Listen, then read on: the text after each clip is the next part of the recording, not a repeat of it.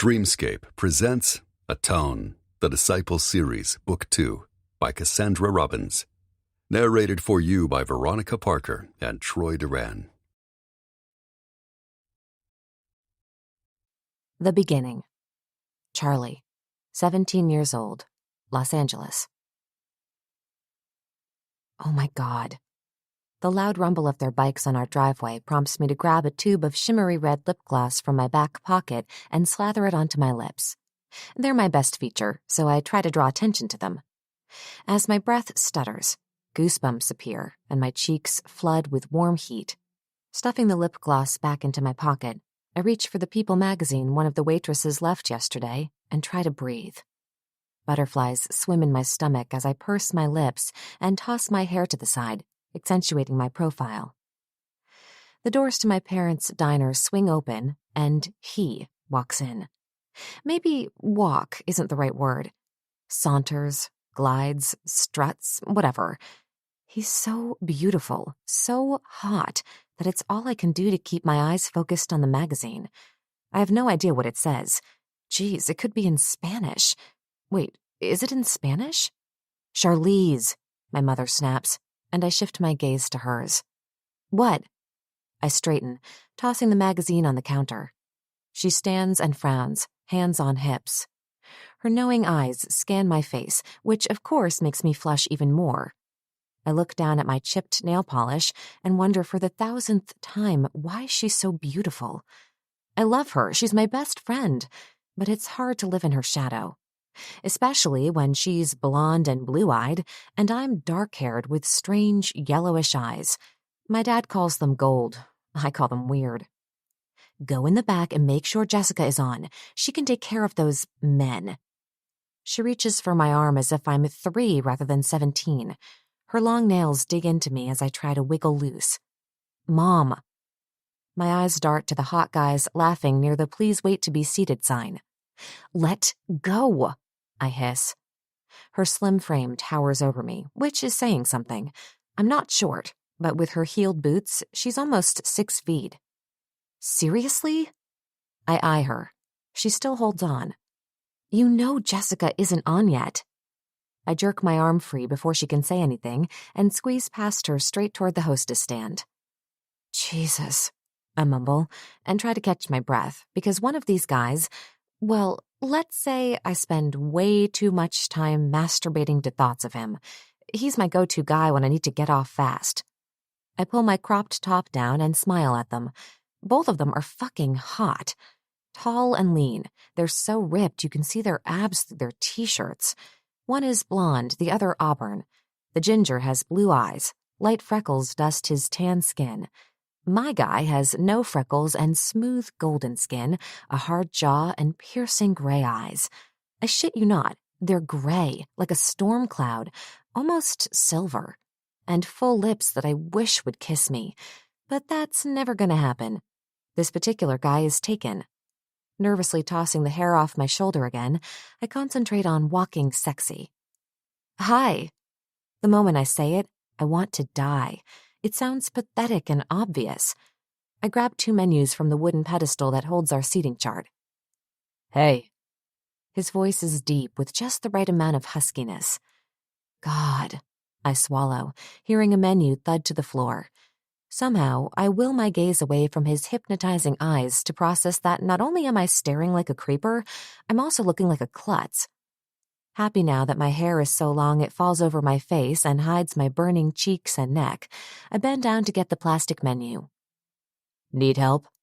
Shit. He is unbelievably perfect. Even his smell is amazing. Smoke and something. Maybe spice? No, thank you. I pull a strand of hair that's stuck to my glossed-up lips behind my ear. You sure?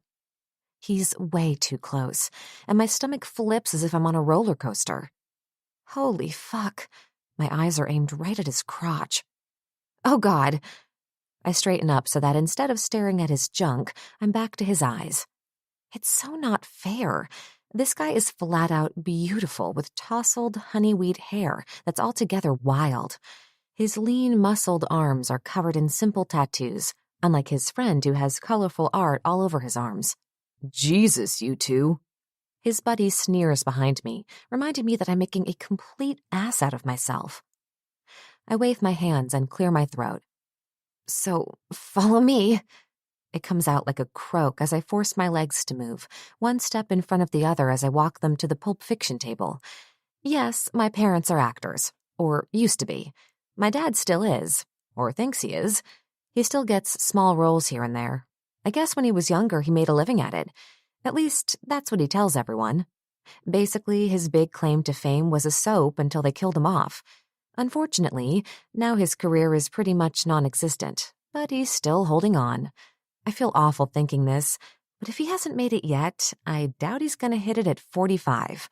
Still, who am I to squash his dreams?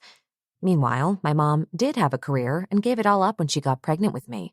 She was on a popular sitcom. It's how my parents bought our diner. But as soon as she got pregnant, my dad made sure she gave up her career, something I have to hear constantly. I mean, I love them both, but wish they had made better decisions when they were younger. Maybe they would both be happier. Pay up, motherfucker. David punches his friend in the arm and nods at the movie poster of Uma Thurman. God, he makes me feel things when he talks. It's so weird, like his voice is growly and I always feel like I need to pee when he's near. The guy with auburn hair snorts. I think his name is Edge. He plops his large body into the red booth. I look from one to the other. What? David grins, and I about die. He has the best smile and a small dimple on his right cheek. It's barely there with his stubble, but I search for it and always seem to find it. We had a bet, gorgeous. And there goes my stomach and the last of the air in my lungs. I had money this was the table you were going to seat us at. He rasps near my ear, causing me to tremble. His body heat soaks right into me. Jeez, he's not even touching me. I slap the menus hard on the table and shut my eyes at how loud it sounds. Unless I'm imagining things, I swear he dips his head to smell me as he slides himself into the booth. Shaking my head, I can't help but smile as I hand them each a menu. They both sit, hands crossed and grins on their faces. Thanks, beautiful. Did his fingers purposely touch mine? I blink at his cocky smirk and those eyes of his. Edge put money on the Reservoir Dogs table, but I knew my girl would be doing Pulp Fiction today. Holy shit, he's full-on flirting today. I wish more than anything I was his girl, but I'm not. Can't be. He's freaking married, I think. Whatever. He's taken, locked up tight with an adorable baby girl with blonde curls and rosy cheeks. I straighten my shoulders and snip. So, water or beer? I mean, it is almost noon. Both of them stop grinning and stare in confusion at my sudden bitchy tone. Someone drops a dish in the back, causing me to jump and look toward the noise, then back straight into his hypnotizing silver eyes. You okay today? It sounds almost intimate, which aggravates me. Yes, just busy. I bite my bottom lip as they move their heads to look around me. And all I want to do is run away because, of course, the diner is almost empty. I never feel like this around other guys. He and his club have been coming in for as long as I can remember. Their dads and moms brought them as soon as my parents opened, and now they bring their wives, girlfriends, kids. God, life isn't fair. I want this guy. Like, I want him, and have for a while. But besides seeing him here, we don't hang out. See, he's a biker. Part of a club called the Disciples. I have no idea what they do, but Jesus, some of the guys are hot. His silver eyes go up and down my body, and not for the first time do I wish I had more curves. I'm skinny like my mom, but she has fake boobs, so that helps her. Mine are real and nothing special. Slowly, I cross one foot over the other. I'll have the club sandwich with extra bacon and fries. Silence fills the table as we stare at each other until a ghost of a smile appears on his face. Edge, you eating or you gonna bitch about Dolly while I eat? Fuck you, like you're one to talk. His eyes signal toward me, and my heart skips a beat. Is Edge insinuating that David talks about me? Give me a bacon cheeseburger cooked bloody and some onion rings. I nod as I frantically make my shaky hands right. Edge is looking at his phone and he doesn't look happy. Seriously, you okay, Charlie? I want so badly to stomp my foot and scream the truth that even though I'm only 17, I love him. Biting down on my bottom lip, I nod. He leans back, crossing his hands behind his neck as he watches me. That incredible grin and those sculpted arms make me dizzy. And we'll have 2 Cokes. We don't drink when we're on our bikes. Okay. I put the pen behind my ear and shove the napkin with their order in my back pocket. As I reach for the menus, a strong tan hand reaches for my wrist. Oh God, this guy does things inside my head and heart that confuse me. When he touches me, it's almost like being singed. Puffing out some air, I turn to look at him. His face is inches from mine, and I breathe in his sweet cinnamon breath. You're acting different today. What is it? His eyes narrow, and I notice they're not really silver. They're light blue. He's not a boy. He's a man, and I'm not thinking right around him. I need to stay away. If he asked me, I'd drop everything, even college, to be with him, which is insane thinking, because he wouldn't. And it would kill my parents. Well, not kill them, but they would freak. They took a loan out on the diner to send me to Notre Dame Catholic High School so I could get into the USC theater program. It worked, and I'll start in 2 months. That means I won't see David again, which makes me want to die. Jesus, man, Debbie is batshit crazy right now. She's upsetting Dolly and we have enough shit going on. Edge leans back and slaps the table as he shoves the screen in David's face. Control your bitch, man. His crude words make me blink, and the fantasy of riding off into the sunset evaporates fast. I'll put your order in. I look down at David, whose scowl shifts from the phone to Edge. Where is she? He takes the phone. Is that Tabitha with her? And that makes me want to throw up. I suck. What is wrong with me? He's fucking married, with a baby. So, anything else? The table tingles with an energy I don't understand, but it's there, alive and burning into me. That's it. David growls, but gentles as he looks up at me. With a nod, I spin and almost break into a run. Why did overhearing that small conversation upset me? These crazy delusions that he likes me or that I will ever be his have to stop. I hate Debbie and I hate that he's taken. Also, anything dealing with his super cute baby girl makes me uncomfortable. Guilty. I'll probably go to hell. Edge, tell Dolly to ignore her. David's voice travels across the diner as I bolt into the kitchen and close my eyes, leaning against the door. I will not cry. I will not cry, I chant in my head. You okay, Charlie? My eyes fly open to stare at Jorge and Manuel, our day cooks. Pushing off the door, I plaster on a fake smile and look up at the vent on the ceiling to stop the tears from falling. The last thing I need is for my mom to see me like this. I'm fine. I sniff and hand them my order. Just bad allergies today. They both scan my face. Manuel takes the napkin and shakes his head, mumbling about how he's happy he's not a teenager. I sigh and wipe under my eyes, making sure my mascara hasn't run. Charlize, in the office. I jump, almost scream at my mom who stands holding the office door open. Straightening my shoulders, I say, in a minute, I need to get their drinks. It sounds so obvious I cringe. Jessica? My mom holds up a finger, not taking her eyes off me as she yells. Yes, Mrs. Armstrong? Jessica swishes over with her phone in one hand and a carrot stick in the other. Her bright pink pixie hair and the way she dresses and talks just screams slut. Today she's wearing a plaid miniskirt with a white tuxedo shirt and knee-high socks. I guess she's going for the porn schoolgirl look. I attend a private school and our uniform is nothing like that. Can you please take care of the disciples' table? I need a word with my daughter. Both our mouths drop. Jessica recovers first and smiles sweetly. No problem. What did they want?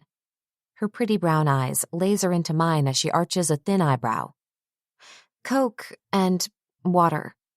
I shake my head at my mom. Don't give me that look. She snaps her finger and motions for me to enter the small office. God, I mumble, and roll my eyes as I pass, holding my breath as I enter. We had a flood in the kitchen that made its way into the office, which had old carpet to begin with.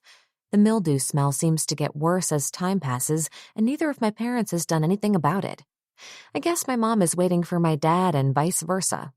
Whatever, it stinks and needs to be replaced. She shuts the door and starts to pace. I take the pen from behind my ear and click it over and over again. If she starts lecturing, it could take a while, so the pen is a subtle hint to hurry up. What's going on with you and that biker? I blink at her. Wow, she's not even trying to sugarcoat it. Sighing, I lower myself into the cheap aluminum chair and cross my legs. Nothing. Her eyes narrow on me, which I hate, so I look over her shoulder at the only thing that hangs in our office, an old calendar of my mom when she was 20. I need you to be honest with me. I lean back and put my elbow on the edge of our desk. In reality, it's a table that wasn't suitable for the restaurant because of a big dent in the middle. And I am. I try to take a breath without gagging. So you're not hanging out with the disciples? I'm about to respond, but she lifts a finger. Because they're bad. So bad you have no idea. Those men do drugs, deal drugs. She paces again. I'm sure they kill people, Charlize. They are not our type of people. I don't want to sound like a snob, but you do. I jump up. Has it occurred to you that they happen to like riding bikes? God, Mom, just because they have tattoos and wear vests with the name Disciples on it doesn't mean they're the Sons of Anarchy. I use air quotes for the Sons of Anarchy. That's gotta be where my mom is getting this shit. She watches that show all the time and actually believes it. You were an actress, That's all for show. It's not real life. That stops her, and her blonde hair falls around one shoulder as she puts her hands together like she's praying. Sweetheart, you're so young and naive. You have your whole life ahead of you. Please, please stay away from David. You think he's exciting and handsome, but, Mom, I roll my eyes. He's got a baby. Yes. She looks me straight in the eyes. He has a baby. He has a wife, girlfriend. Again, I open my mouth, but she stops me. He's not for you. Nothing but bad things will follow that one. My eyes blur with tears. She's right, and I know it. I sink back into the chair. You don't have anything to worry about. I glance down at my tennis shoes. He doesn't even know I exist, I whisper. She snorts and reaches for my chin. Charlize. Her cool hands on my hot face almost make me shiver. Trust me, that man wants you. You need to be with someone who is going to let you shine, not tarnish you. I blink back the tears and nod. Her expression shows no anger, but there's a touch of sadness in her eyes. I said you have nothing to worry about. She wipes my wet cheeks with her hand. I didn't realize I was crying. I'm sorry, Charlize. I know you have a crush on him, but it's my job to protect you. I almost laugh. If what she thinks I have is a crush, then she doesn't have a clue. This guy is it for me. Like, I know it deep inside, but I stay quiet and nod and gently push her hand away. Okay.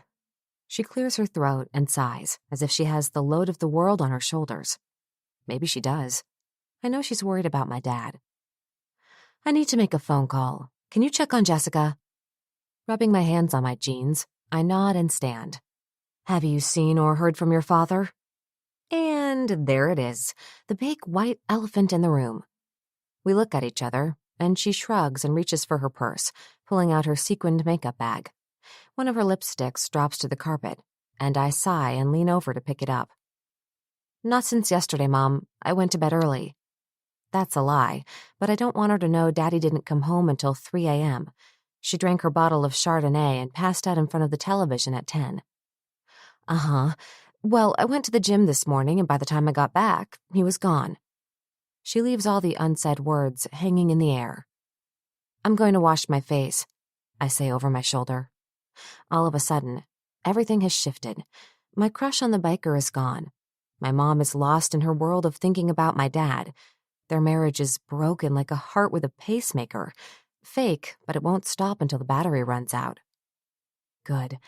Remember what I said, my love. Her voice drifts as she frowns at something on her phone. Shutting the door, I head to the bathroom, hating that she's right.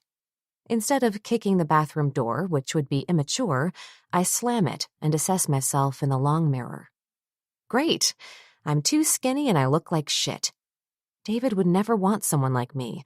I've seen what those guys go for, and it's not me. I look too sweet. Whatever, I mumble, splashing cold water on my hot face and swollen eyes. I don't even bother with a paper towel and use the end of my t-shirt. Taking the rubber band from around my wrist, I pull my thick hair up into a messy bun and slather on my red gloss. I should reapply all my makeup, but why bother? The guy I want's not gonna happen. Swinging open the door, I hear the rumble of their bikes and follow the sound until I'm staring out the window. You're being kind of obvious. Jessica's voice makes me turn and look at her. Excuse me? You're like an annoying puppy, Charlie. Guys don't like clingy girls, especially not one of the disciples. She says disciples like they are some kind of famous rock band or something. If you want to roll around with David, trust me, you need to act like you don't worship the ground he walks on. She reaches down and straightens her sock. What the hell is happening today? First my mom, now skanky Jessica? Thanks, but I don't need advice from girls who sleep with anyone. Guys don't like used trash either. She looks startled, and at first, a pang of guilt hits me, making me want to take it back. An ugly sneer appears on her face as she moves in close, smelling like smoke and cheap, flowery perfume. I want to gag. I fucked him, Charlie. And there goes the guilt. His cock is huge. She gestures with her hands. Trust me when I say he knows how to use it. Before I can process what she said or think of a self-redeeming comeback, she turns and sashays over to another table. What the? This day has gone from average to absolute shit in a matter of 2 hours. The stinging sensation in my chest makes it seem as though my heart's been burned. Fuck this. I run over to the counter where we hold all our stuff, grab my purse, and head for the door. I need to get away and don't even care that it's getting busy. Maybe Jessica will end up swamped. So far in the weeds, she quits. As I breeze past a couple coming in, I grab my sunglasses and fish around for my keys. It's hot outside, and the sun instantly attacks my legs, which are clad in black skinny jeans. I'm going home to throw on my bikini and sunbathe by our pool in the backyard. Might as well try to forget this whole day. I reach for my phone to turn it off. I have no desire to hear my mom call and lecture me. Or even worse, another round of her trust me advice. It's not like she's going to fire me. Charlie. I freeze. Turning slowly, I blink at the sight. He stands in front of me, blocking the sun. Holy shit. My heart thuds so loud you can probably hear it. You okay? You seem upset. Holding his helmet and keys, he stares down at me, his eyes like sparkling diamonds in the blue sky. An uncomfortable laugh escapes my lips. You could say that. We stare at each other, and I wonder if he feels this pull between us. It's there. I may be young, but I know this feeling is special. Looking down at my shoes, I say, my day is not going well. Then straighten my shoulders, trying not to look like an adoring puppy. Where's your bike? I thought you left. My voice sounds breathless, no doubt because I am. He takes a step closer, and I lean back, barely noticing my ass getting hot from the side of my Prius. But I don't care. He smells like smoke, and as I close my eyes, for a split second, I inhale. Welcome to my world, beautiful. He sounds tired, way older than his 21 years. Listen, your mom bitched me out, and I've got personal shit going on. I can't breathe, and I'm not really listening to him. His smell is addictive, like I want to bury my nose in his neck. I wonder what kind of soap he uses. Charlie? He brings my eyes to his, and I realize that, once again, I've been staring at him like a weirdo. He grins. You're leaving soon, right? I nod. 2 months.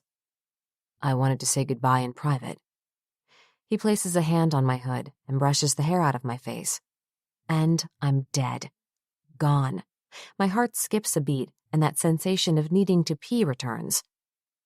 I'm so sorry about my mom. She watches a lot of Sons of Anarchy. Thankfully, his phone rings and stops me from making even more of a disgrace out of myself. God, Jessica might be right. I'm ridiculous around this guy. Fuck, I have to go. His silver eyes caress my face like he wants to memorize it. You 18 yet? He's so close and he's leaving. I don't want him to leave. I might never get this close again. So I do the bravest thing I've ever done in my 17 years. I reach up and touch his soft black vest. In a month. Close enough. Before I can process the fact that I'm standing in the middle of my parents' parking lot with the hot sun melting us, his lips take mine in what I can't fully describe. It's like an electrical charge went through his body and entered mine.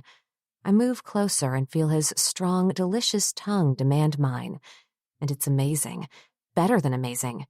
It feels like the universe, God, goddesses, whatever, are shining down, letting us know this is right. I drop my bag and allow my hands to dig into the soft leather of his vest.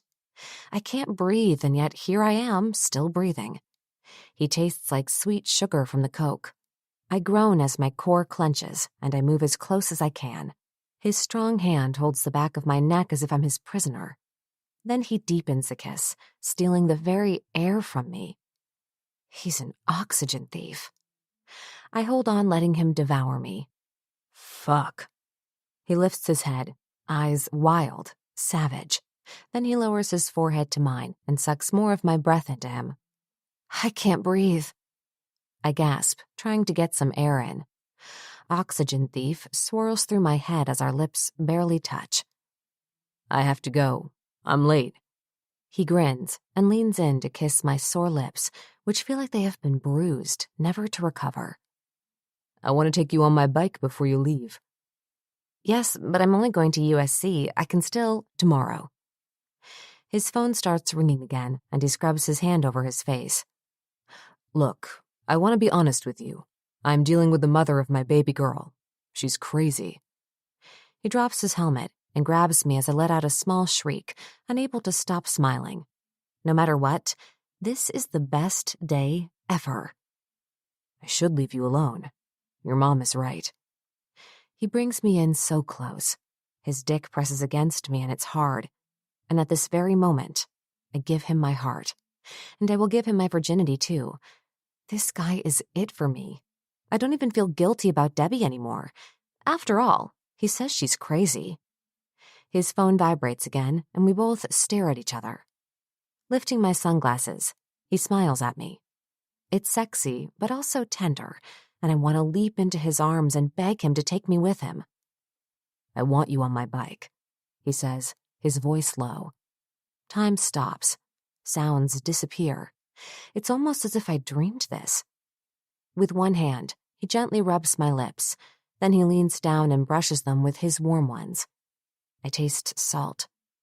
He's sweating, and my core pulses. Is there anything sexier? Tomorrow. He kisses the tip of my nose, picks up his helmet, and leaves me barely breathing as he answers his phone. I think he's yelling at someone, but sounds don't seem to mean things right at this moment. All I know is that he wants me on his bike. I'll never be the same again. 1. David. Present. 9 years. I close my eyes and let the warm sun touch my face as I try to fight the demons that want to rip me open and make me bleed. I never thought to be back in this room. A room so familiar I often dream of it. This whole clubhouse haunts me. The ghosts are still too fresh. I stand facing the large window and the backyard beyond it. If I cared to open my eyes, I'd see a pool. The sound of kids screaming and laughing means the party must have moved around. Fuck, this place holds the answers that now drive me. My arms tingle. The scars left behind by needle marks sting, almost beckoning me to fill my veins up with smack. Let the warm blanket of bliss take over and put all my demons to rest. But not this time. I need those demons to feed me like a fire needs oxygen. I'm here to atone and seek my revenge. I should have taken care of this 9 years ago, but I'm a different man now. I would have failed them back then.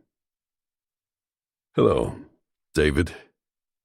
The door to the conference room opens and my cousin, the president of the Disciples, and his enforcer step in. Our eyes meet as his narrow and he crosses his arms. I don't give two shits if he's not happy to see me.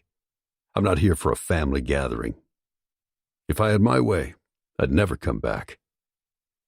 But it's time. I need Blade. I need my club. My family. Mind telling me why you're stinking up our sacred room with your fucking suit? He cocks his head, eyeing me with distrust. I almost snort. I know Blade inside and out, and he doesn't scare me. We're more like brothers than cousins. Seeing as we are the same age, I can't remember a single moment of my childhood without him. He's the president of the Disciples, a 1%er motorcycle club. But to me, he's my cousin. When push comes to shove, we have each other's backs. You look good, man. I walk over to the old conference table and pull out a chair. Fuck you, David. He crosses the room and leans his hands on the table, his green eyes full of torment. That's what I bring to the people I love or even don't love. Torment. I need you and I need the club. I look him in the eyes. He straightens and glances at Ryder, who might have grown larger if that's possible. He's got balls. They both snicker. You always had balls, brother. I'll give you that. I cross one leg and open up my suit jacket. This isn't about balls, Jason. That's president to you, he snarls. My eyes narrow. I don't have the patience for this. I'm back and not leaving until it's done. I stand and walk out of the room, ignoring Blade's loud cussing and Ryder's calm, reassuring voice. I need to get the fuck out of here. My head pounds with my own heartbeat. A baby screams to my right and my chest tightens. I don't look at anybody as I make my way to the front door, even though it's crowded with brothers I haven't seen for years. David, they murmur, but nobody stops me. Inhaling and slowly breathing out, I reach for my cigarettes. But as soon as I step onto the large wooden porch, I light up and drag the calming nicotine all the way down my throat. Blade's kid's birthday party is almost like an out-of-body experience. The bikes are neatly parked in a row on the other side of the driveway to make room for a pony that walks and shits in a circle. Christ, he even has a smiling balloon guy in bright-colored clothing who's creating things these infants don't even know about yet. It would be comical if it wasn't so depressing. I should be happy for Blade. He's made a life and a family, but for the first time in years, I feel that pang of jealousy, a what-if that wants to take me down. This life is something I'll never have. Never. Tearing my gaze away, I head toward the Ferrari I borrowed from Reed's estate earlier today. David, Blade yells from behind me. Church starts tomorrow at 9 a.m. I don't bother looking back. He knows I'll be there. Opening the Ferrari door, I hear snickering and a shuffling of feet on the gravel.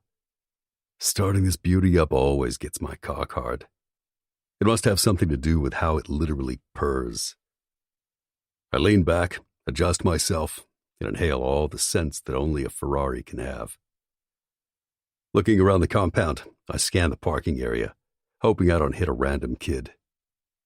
This is crazy. The compound has changed so much, and all I can do is stare. It used to be nothing but bikes and dirt, some small patches of grass in the back. Now there's a wooden swing set with 2 slides and flowers all over. Rubbing my hands up and down my face, I try to shake off the exhaustion. A shower and fresh clothes would help. I'm still in the same suit I wore to Tess and Reed's wedding in New York yesterday. Something snapped when I watched Reed marry his soulmate. Maybe it was his children. Twins who would be almost half the age of my Tabitha had she survived. something made me realize what I must do. Dropping my hands, I grip the steering wheel tight. As I pass a small group of bikers, they stare at me. A blonde with hands on her hips and a frown on her incredibly beautiful face makes me grin. This has to be Blade's old lady. It might as well be stamped across her forehead. I nod at her, but she simply glares as I drive by. I need to get a hotel, order room service, and pass out. So why the fuck am I heading to a place that I should not? A place that holds all my guilt. It's like I'm possessed. And rather than turning right to Malibu, I'm going left toward the diner. She won't be there. The odds are against that. Christ, I'm sure she's married with kids. It's been 9 years after all.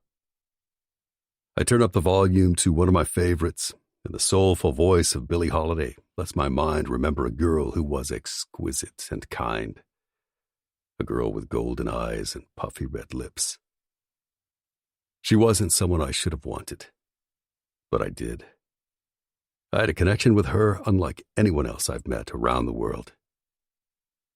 I pull into the almost empty diner parking lot and can't help but grin. It's the same. Maybe they've got a new bench to sit on outside, but other than that, it's the same. The sun is starting her descent, and I sigh, letting the day and all the crap go with my breath. Fuck me. I shut off the engine and rest my head back on the buttery soft leather headrest. Billie croons out her sorrows, as if she's singing them about me and my life, not hers. The monsters that like to play in my head are loud. Meditation can't stop the painful, wrenching past that wants to come out. I shouldn't have come here.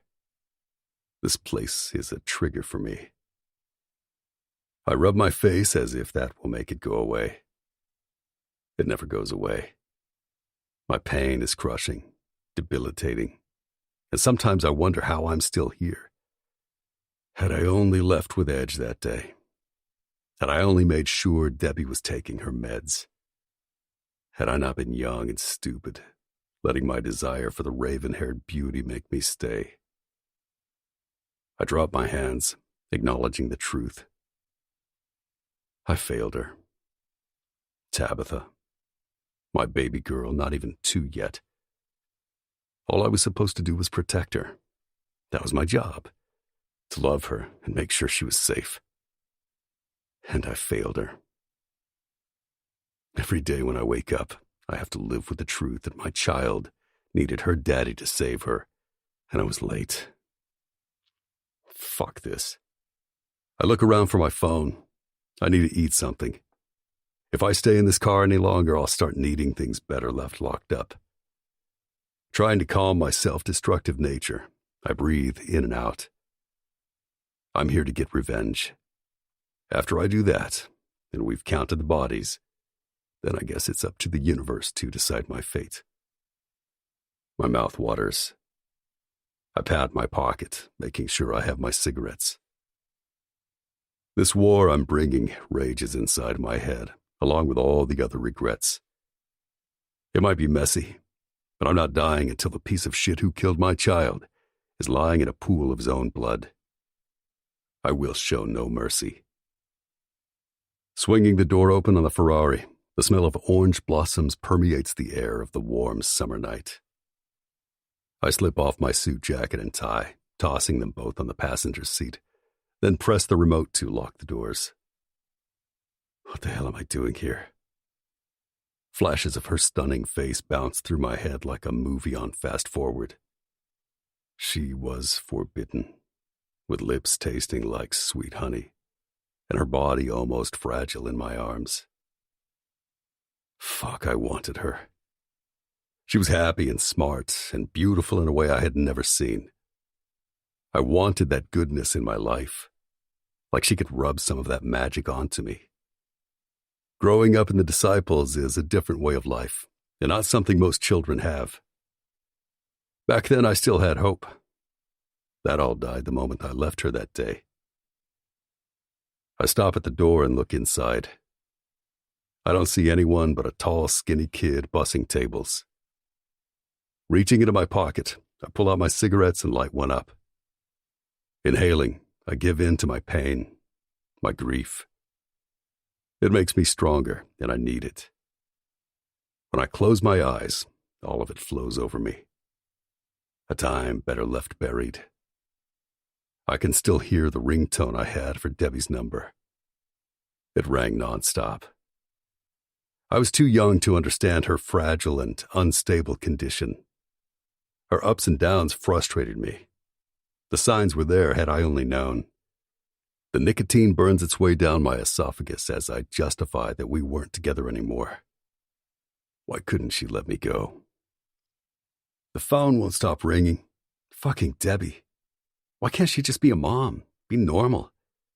I bet Charlie would be a good mom. I stare down at the most innocent and beautiful girl I've ever seen. I'm fucking done with crazy-ass girls. If only I had wrapped my dick up like everyone told me to. Debbie's paranoid behavior has reached an all-time high, and I'm done. I want my daughter. That's it. This girl with inky dark hair and golden eyes is my future. The door to the diner opens, and out walk a couple of teenagers carrying their skateboards, bringing me back to the present. Looking around for a proper place to stub out my cancer stick, a bad feeling comes over me. I shouldn't go in there. I'm wired and my blood is pumping. This is when I tend to do drugs. If I'm not doing drugs, I fuck. And I can fuck for days when I get jacked up like this. I should have stuck around the clubhouse and had one of the club sluts blow me. I'll eat and go back. After all, I might as well move back in. Blade will be pissed having to kick a prospect out of a room, but screw that. I've earned my stripes and then some. Again, the door opens. I reach out to hold it as an older woman with graying hair steps out, then I step in.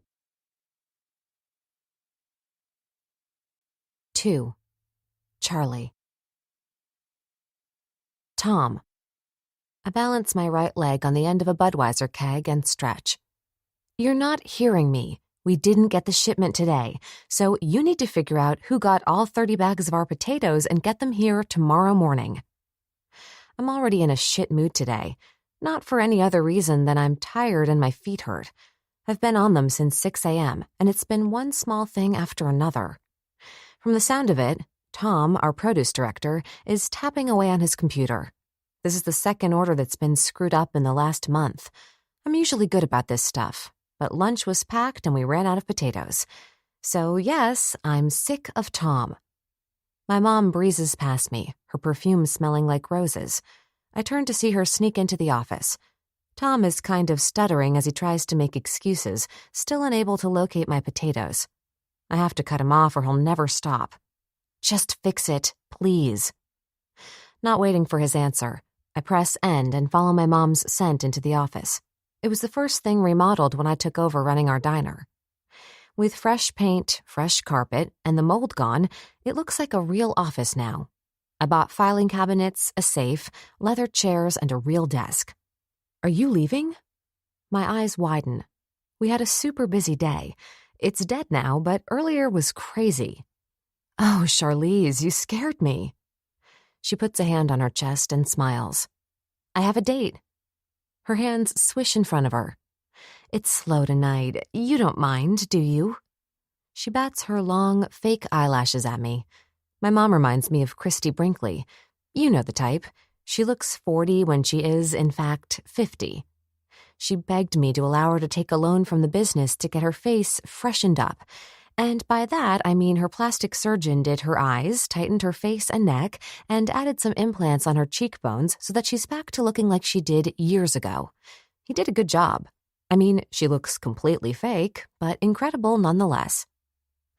Look, Mom, I've been here all day. You're supposed to close tonight.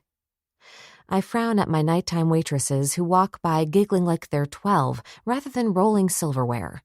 Pulling my rubber band out of my thick hair, I almost sigh as I run my fingers through the long, dark strands. I should have taken it down hours ago. It's giving me a nasty headache. My mom dumping me for a date and leaving me with Joy and Cindy is absolutely not happening. How the fuck does she get more action than me anyway? I massage my head and glare at her as she hums and looks at her phone. Excuse me? No, Mom, I'm not staying. Have your date pick you up later. I rub the back of my neck, hearing it crack when I roll it. She blinks at me as if that is the silliest thing she's heard and taps my nose. You need to have more fun, Charlize. You're only 26. You keep frowning like that, you're going to get wrinkles. I stop massaging my neck and almost laugh at her vanity. A high-pitched squeal makes me glance over at Cindy and Joy. They're both acting absurd and making obnoxious noises. Also, Cindy is starting to bounce. Her large breasts look like they're going to spill out of her low-cut t-shirt. It's the first of the month, and Cindy's shirts get super small around rent time. I glare, and they both stop. Sorry, Charlize. Joy at least tries to stop, despite Cindy's continued squealing. A fucking hot god just sat in my section. Cindy looks at me like that explains it all. Ignoring her, I turn my attention back to my mother, who perks up. Oh, really? My mom peeks her head around me. I'll check him out when I leave. She gives us a wink. My ride is here. In one quick swoop, she has her bag, sunglasses, and phone, and she's on the move. Wait, come on. No way. I almost stomp my foot, but given how immature my waitstaff has been, that's the last thing I should do. Are you kidding me? My mouth falls open as my mom passes me, a smile on her face. Sweetheart, I really like this one, and if the tables were turned, you know I would do it for you. She says all this over her shoulder as I almost run to keep up with her. When I see the guy standing at the front door, I stop. He's tall and dark-haired, with a small amount of gray at the temples. I groan and turn away. Looking at him would be a mistake. I can't, or I might laugh at his stupid, trendy clothes. But what shocks me most is my mother, who nearly throws herself into his arms for a kiss. Wow, you go, Mrs. A, Cindy calls over my shoulder. Again, I frown but hold my snide comments inside. I don't want to be the bitch boss. They already think my mom is way cooler. Not as hot as the god at table 7, but still hot in the silver fox way, she whispers to me. I turn and look at her. Stop. She smiles and winks. Good luck. She wipes down a menu as my mom pulls away enough to giggle and wave me over. I close my eyes and try to breathe in, plastering on a fake smile. Hi, I'm Charlie. I hold out my hand, not even trying to hide that I'm looking for a ring or the mark of one. Ever since my mom divorced my dad, she's had one disaster after another. With the last one, she didn't find out until the wife came home early from a work trip. It was a humiliating mess for all involved. From what I can see, he looks clean, but he could be one of those men who don't wear a band. So nice to meet you, Charlize. He smiles back, and I'm blinded with his ridiculously white teeth. You're even more lovely than your mother said. He gives my mom's ass a slap. Oh, God. I stare, mortified as my mom slaps his chest. It's true, you're her mother. He leans down and rubs his nose on hers. She giggles, and I can't stand him.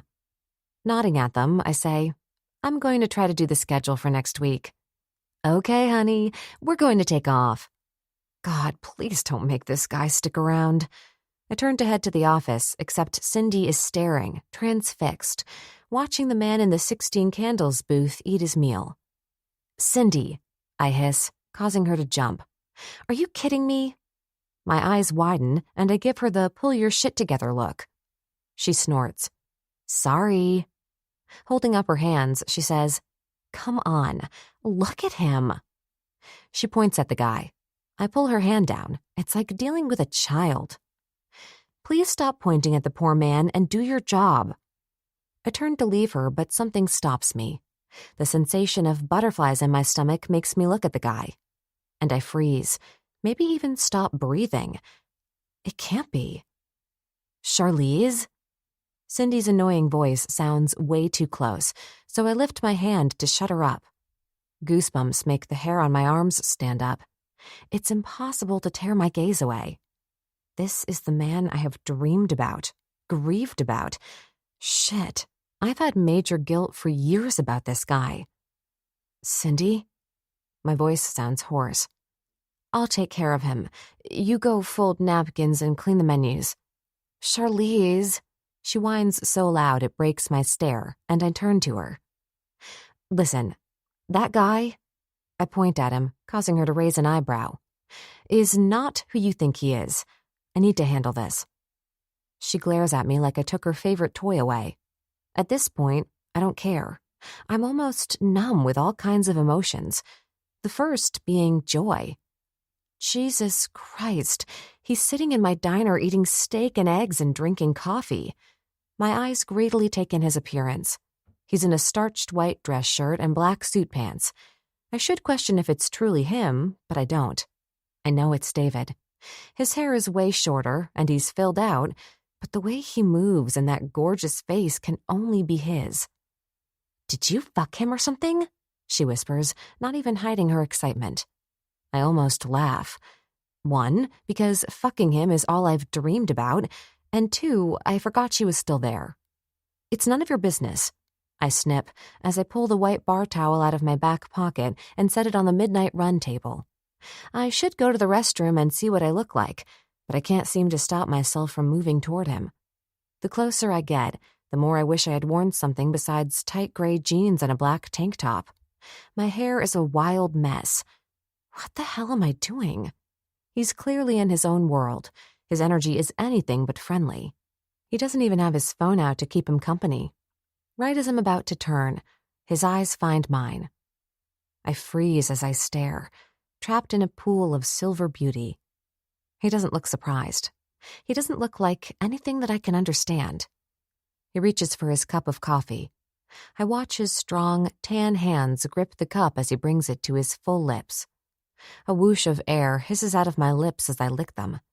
Then he leans back, draping his other arm over the back of the booth as he holds me hostage with his presence. This is ridiculous. I have been waiting for the chance to say I'm sorry for his loss, sorry for all that has happened to him. Just sorry. I force myself to move toward him, my eyes darting around. I'm in luck, and the only people in this section are an older couple, and they're ready to pay. Hey, David. I stop at the end of the table and make sure my shoulders are back. His eyes narrow, and I watch almost trance-like as he swallows. God, the way the muscles in his neck move. He sets down his cup, causing me to blink back to reality as he starts to cut his steak. I look down at his plate, horrified. He's not even going to acknowledge my presence? I take a breath. It's been eating away at me for years, and I need to say this. Not a day has gone by that I haven't thought about him and the tragedy. So, it's been years, but I wanted to tell you I'm sorry. He hesitates, then continues to eat his steak. Again, my stomach flutters. I hate the way my face grows warm. Tempted to turn and leave, I say, I'm so sorry about what happened that day. I feel as though somehow, I don't know, maybe I was to blame. As I lean forward, my fingers touch the end of his table.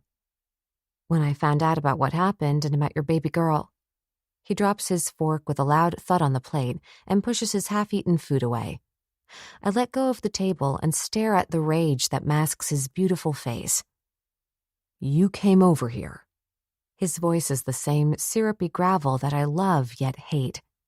While I'm eating, to say you're sorry about my 1-year-old baby and her mother being blown up in an explosion that was meant for me? I take a step back as if he slapped me. Bile rises in my throat and my vision blurs. Not trusting myself to speak, I simply nod. He snorts. I don't need you feeling bad. Your conscience is cleared. He tosses his napkin onto the plate. I swallow as I watch, horrified while he throws 2 20s on the table. As he brushes past me, his eyes are like a fierce, wild storm cloud preparing to unleash a hurricane. What just happened? It's almost as if I'm dreaming. All I wanted to say was I'm so sorry. I turn and watch him throw open the diner door, the darkness outside filling the almost deathly silence of my mind. What the fuck? I look around, and the room has come into color, now almost a vibrant, pulsating rainbow that eventually dulls, forcing my mind to process that he's a selfish ass. Why the hell is he back? I was doing fine. My life isn't perfect, but whose is? I'm still happy. I still get up and treat people the way I want to be treated. This dick walks into my diner, eats my food, and when I try to give him my deepest sympathy and almost tell him if he needs someone to talk to, unbelievable. I march over to Cindy, who looks stunned, making me wonder if I said all this out loud. If you see that entitled piece of shit come in here again, he's 86th. I point at her as I storm out the door. The darkness of the warm night hits me. Going from the air conditioner to the warmth feels nice. I blink, letting my eyes adjust, and make a mental note to call the city. They need to come and install a new light. Cars pass by, and their bright headlights propel me forward as I search for him. His starched white dress shirt makes him easy to find. Jesus, I mumble as the sweat slides down my breasts. He's leaning on the hood of what appears to be an expensive car. I should turn back. It doesn't look like he's anything I should mess with. Fuck that. I'm not a doormat. He may be miserable, but that doesn't mean he has a right to be cruel. Unfortunately, my heart does a painful thud as I admire his profile. He's so perfect and awe-inspiring. Always has been. The one thing I truly wanted. If you know what's good for you. The gravel in his voice vibrates almost as if he's out of breath. Whatever, David. You're not the only one with feelings. He turns his head, and I'm caught, trapped. He's like a beautiful beast. His silver eyes almost glow with his pain. Leave me alone. It travels across the empty parking lot. I walk right up to him, invading his space. All I wanted was to tell you, I'm so sorry. Sorry about that day and your... My voice cracks. Your daughter. I wave my hands at him. If I didn't hear a slight hiss of breath, I think he was bored. He doesn't move, not even a flinch. I nod as tears sting my eyes. Fine, well, you're 86th, David. I turn to get away from him. He's always been nothing but a dream that everyone said was a bad one. I bite my bottom lip, and out of nowhere, his hand digs into mine. Like a viper, he lunges and jerks me toward his hard chest. My breath escapes as his warm body burns into mine. Are you insane? Let go. I hiss into his pretty face, trying to ignore the ripples of excitement fluttering around in my stomach. Shut up, Charlie, he snarls, and before I can scream, his mouth is on mine. I try to move, get away. If I don't right now, this moment, I'm lost. His strong hands trap my face as he deepens a kiss that steals me of speech and all my breath. Holy God. I'm 26 and mortified that this rough kiss has my body on fire and my panties wet. My hands reach up to scratch his face, but he flips me hard on the side of his car. The sound of our bodies rubbing on it makes my core leak. I'm caged. The warm metal on my back and ass are a reminder that I have no idea who or what has happened to David. All I can understand is that I can't breathe, and my lips are tingling and likely bruised. He lets go to wrap his hands on each side of my head as he pulls back. I warned you. He jerks my hair. You should stay away from me, beautiful. I'm beyond fucked up. His eyes are like those of a tortured, wounded animal. His breathing is harsh. Or is it mine? I can't tell what's real since I'm spinning with a hunger that I'm willing to trade for my dignity so that he can make it go away. Jesus, look at you. You like it rough, Charlie? My breath stutters as he tightens his grip on my hair, forcing me to look him straight in the eyes. There's nothing playful in them, and he scans my face as if I'm a project he's deciding on. Good. I like it rough, too. I hate rough. It comes out like a raspy groan. Now a slow smile does appear, and a shiver of unease pebbles my skin. He's trying to scare me. Or maybe not. Maybe he is, in fact, this scary. I blink at him, my breathing shallow. He's magnificent, like a fallen angel, almost as if his physical beauty has cursed him. Liar. He dips his head, and this time, instead of the roughness, his teasing touch makes a small moan escape.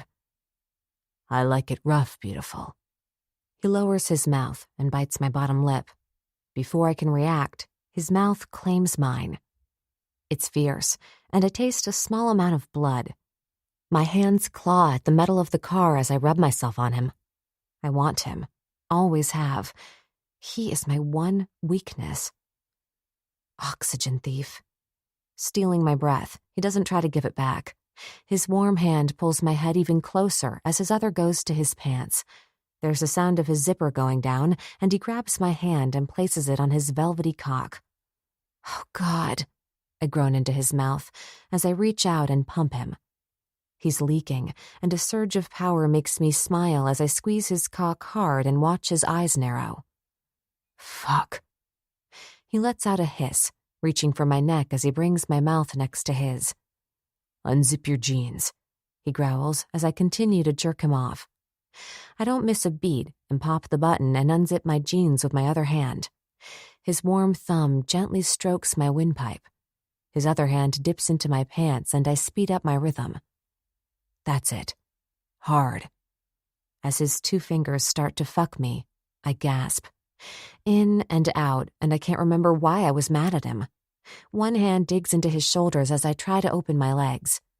He squeezes slightly on my neck, holding me in his tight grip as his rough fingers circle and rub my clit. You want to come? Yes, I whimper, my clit throbbing. That's it, beautiful. This cunt is ready. With 2 fingers, he rubs harder, and I close my eyes as I dig my nails into his shoulder, my other hand holding on to his giant cock as if it can hold me up.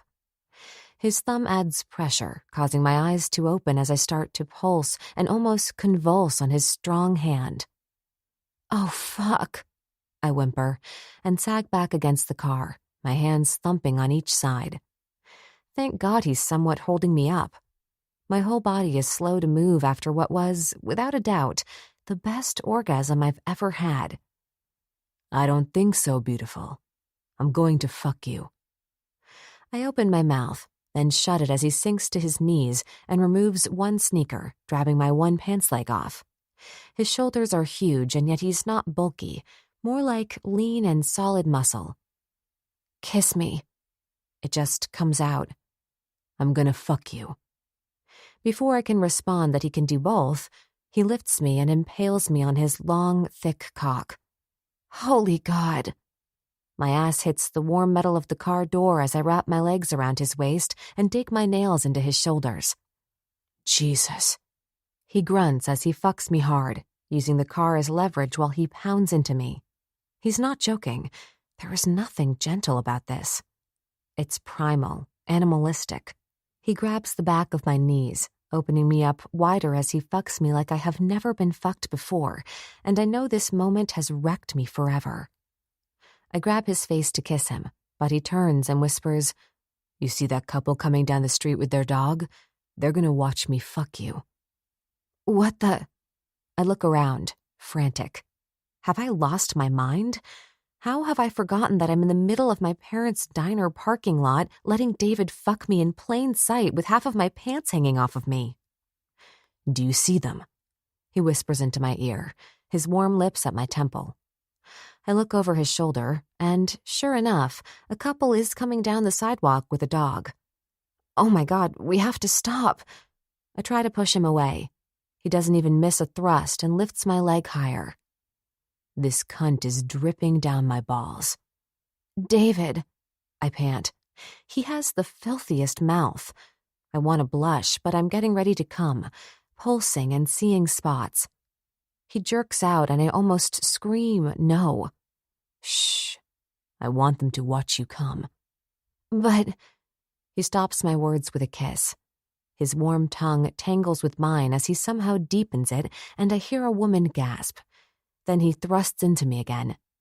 This time I do scream because I'm coming, and it's so unbelievably nasty, yet my body has never experienced anything like it. It's as though I'm convulsing as I hear his fucks and the couple's excited chatter. Yeah, they're watching. They like seeing this exquisite cunt take my cock. He pounds into me as my body continues to quiver and pulse. Fuck. He pulls out. Lifting me, he dumps me on the hood and spreads my legs wide. If I never have sex again, it won't matter. Nothing can come close to this. He pulls me forward, my ass warm from the metal as his mouth goes straight for my clit. Holy shit, I groan, and my eyes look for the couple, and sure enough, they're standing there staring. David is sucking on me, and all I can do is watch this couple watch David eat me. I arch into his mouth as he sucks and licks my clit, and I'm gone. Bright lights flash as I explode into a pulsing, whimpering mess. David looks up as our eyes connect, his lips and chin wet as he jerks himself off. Look at you glow having them watch us. He pulls me down as long strands of white semen jet out. He aims them on my bare pussy and stomach. Scott, stop the camera, come on, I vaguely hear the woman say, followed by their dogs barking. In an instant, the cloud that I've been floating on evaporates. I look at the couple speed walking away, then at David, who is calmly tucking his massive dick back into his pants. I look down. Semen drips down my legs, and the right side of my pants are off along with my shoe. My brain doesn't seem to be working, and I can't move. Surely he's going to help me get cleaned up. After all, it's his jizz dripping down to my ankles. He's going to apologize, maybe get down on his knees and beg for me to give him a shot. Not the hurtful truth that he might be a lunatic and he came here to fuck and humiliate me only to leave. Because as I watch him run his hand through his hair, I'm beginning to think it's the latter. Do you have something I can clean up with? My voice sounds calm, even though I'm about to freak out. This is not how it's supposed to be. He looks at me, his eyes starting at the top of my head, traveling all the way to my shoeless foot. Not uttering a word, he starts unbuttoning his white dress shirt and hands it to me. Thank you. I jerk it out of his hand as I rub all evidence of him off as much as my shaky hands will allow. As I pull my jeans back on, all I hear is traffic and some crickets. He doesn't say a word. I've never been one of those girls who regrets things. What's the point? But as I clean myself up, I stare at the guy who I've had an unrealistic crush on all these years. He's turned his back on me and is lighting up a cigarette. I swallow back the bile crawling up my throat. The truth is ugly and rather pathetic. He came in for one thing only. Actually, that's not true. He seemed to be enjoying his food, so I guess he wanted food and sex. I'm gooey and sticky and sore, and I've never experienced anything like that ever. I suck in my breath and try to calm my racing heart. The first guy I slept with became my boyfriend for 6 years. After that, I had a one-night stand that made me feel shitty. Not as shitty as right now, but I'll have plenty of time to dissect myself later. I pull up my hair into a messy bun as I stare at him. He stands with his head down, his incredible back on display. And when I say incredible, he's perfect. The muscles on his broad back flex as he smokes. This man is nothing short of perfect, and no matter what I feel later, I won't deny that. I've always seen his arm tattoos, but never in my dreams did I think he had the Disciples Club logo splayed across his back. I watch as he inhales, the tip of his cigarette turning bright red as he takes a huge drag. Smoke circles around him and drifts to me as I try one more time to, I don't know what. David? I hate my raspy voice. My ex said it was sexy until I broke up with him. After that, he said it made him want to punch a wall. He flicks a cigarette, his muscles flexing as he stubs it out with his shoe and picks it up. Charlie, I don't ever lose control and fuck without protection. Can this get any more horrible? I feel like putting my hands over his mouth or my ears. Just stop, David. You didn't even come inside me. My voice sounds bitter. His eyes bore into me. You can't be that naive. He looks around the dark parking lot like it can somehow help him rewind time and give us a chance to make better decisions. He opens his mouth to speak, and I can't hear anymore. I'm done. I'm on the pill and clean. What about you? I'm being a total bitch. For a split second, there's a flash of what looks like real pain and regret, and I'm ensnared. He's captured a piece of me that I can never take back. And I hate that. It gives me a sense of helplessness, as though this feeling I have for him is beyond my control. I despise him. My humiliation is complete, and all I want to do is run away. Christ, I probably have the clap. He must see it all play out on my face. Nodding, he opens the car door. "Stay away, beautiful. I'm damaged," he says in a low voice. My face burns with shame for both of us. Then he's gone, and I'm left standing alone in the diner parking lot. 3. David. Wake the fuck up. Before I can react, my black leather vest is in my face. For a second, I leave it there. I've missed its smell. When I left, I did something disrespectful. I turned in my cut. "Who said you can crash here? You haven't been voted in." Blade towers over me with a snarl on his face. I grab the vest and sit up, leaning my elbows on my knees. As I try to get my bearings, a baby giggles and I glance up. Not only is my cousin staring at me, so is the beautiful girl with the legs that don't end. Her big blue eyes assess me with such worldly knowledge I wonder about her past. She shifts her hip, transferring the baby she holds. He grabs her hair. "Come on, no pulling Mommy's hair, James Dean." My breath stutters like someone's gut punched me. Agony that I thought was under control boils over like hot water on a stove. I'm ashamed to admit that I can't stand to look at Blade's blonde-haired boy. He looks so much like my Tabitha. It's as if every time I see him, a knife twists into my heart. "Take it easy, David." My eyes shift over to Blade, who's not glaring yet seems concerned, which makes me close my eyes and pull my shit together. I'm fine. The smell of coffee draws my attention to Amy, who steps into the room carrying a mug. "David," she nods and hands it to me. "Welcome home." Puffing out some air, I focus on her. "Thank you. You look amazing, by the way." I'm not lying. She looks about the same as she did 10 years ago. Leaning forward, I let her hug me. Bikers are starting to wake up and shuffle inside, some drinking coffee, others already drinking from a bottle or a can. She lets go and marches over to Blade's kid. "You want me to take him?" Her whole voice softens. I grind my teeth and drink my coffee, barely tasting it as I hear the baby's mother say, "Would you? Are you kidding? Come to Auntie Amy." She holds out her hands and the miniature Jason lunges for her. "Amy!" His fat, rosy cheeks puff out as he smiles. She positions him on her hip and walks toward the kitchen. I try to ignore him, her, anything that makes me feel. My eyes take in the room. Clearly, the disciples have been doing well. The game room is clean with putty-colored walls, and arcade games are lined up on the side wall. "You going to introduce me to your old lady?" "Oh, for fuck's sake, I'm Eve."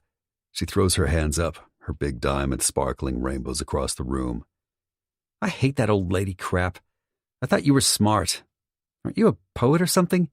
She arches a brow at me. I can't help but grin. Something like that. Nah, he's been sucking Reed Saddington's cock for years. I should say something. He's being a piece of shit. The truth is, I don't give a fuck what he or anyone else thinks about me. The thought of Reed finding out does make me smirk.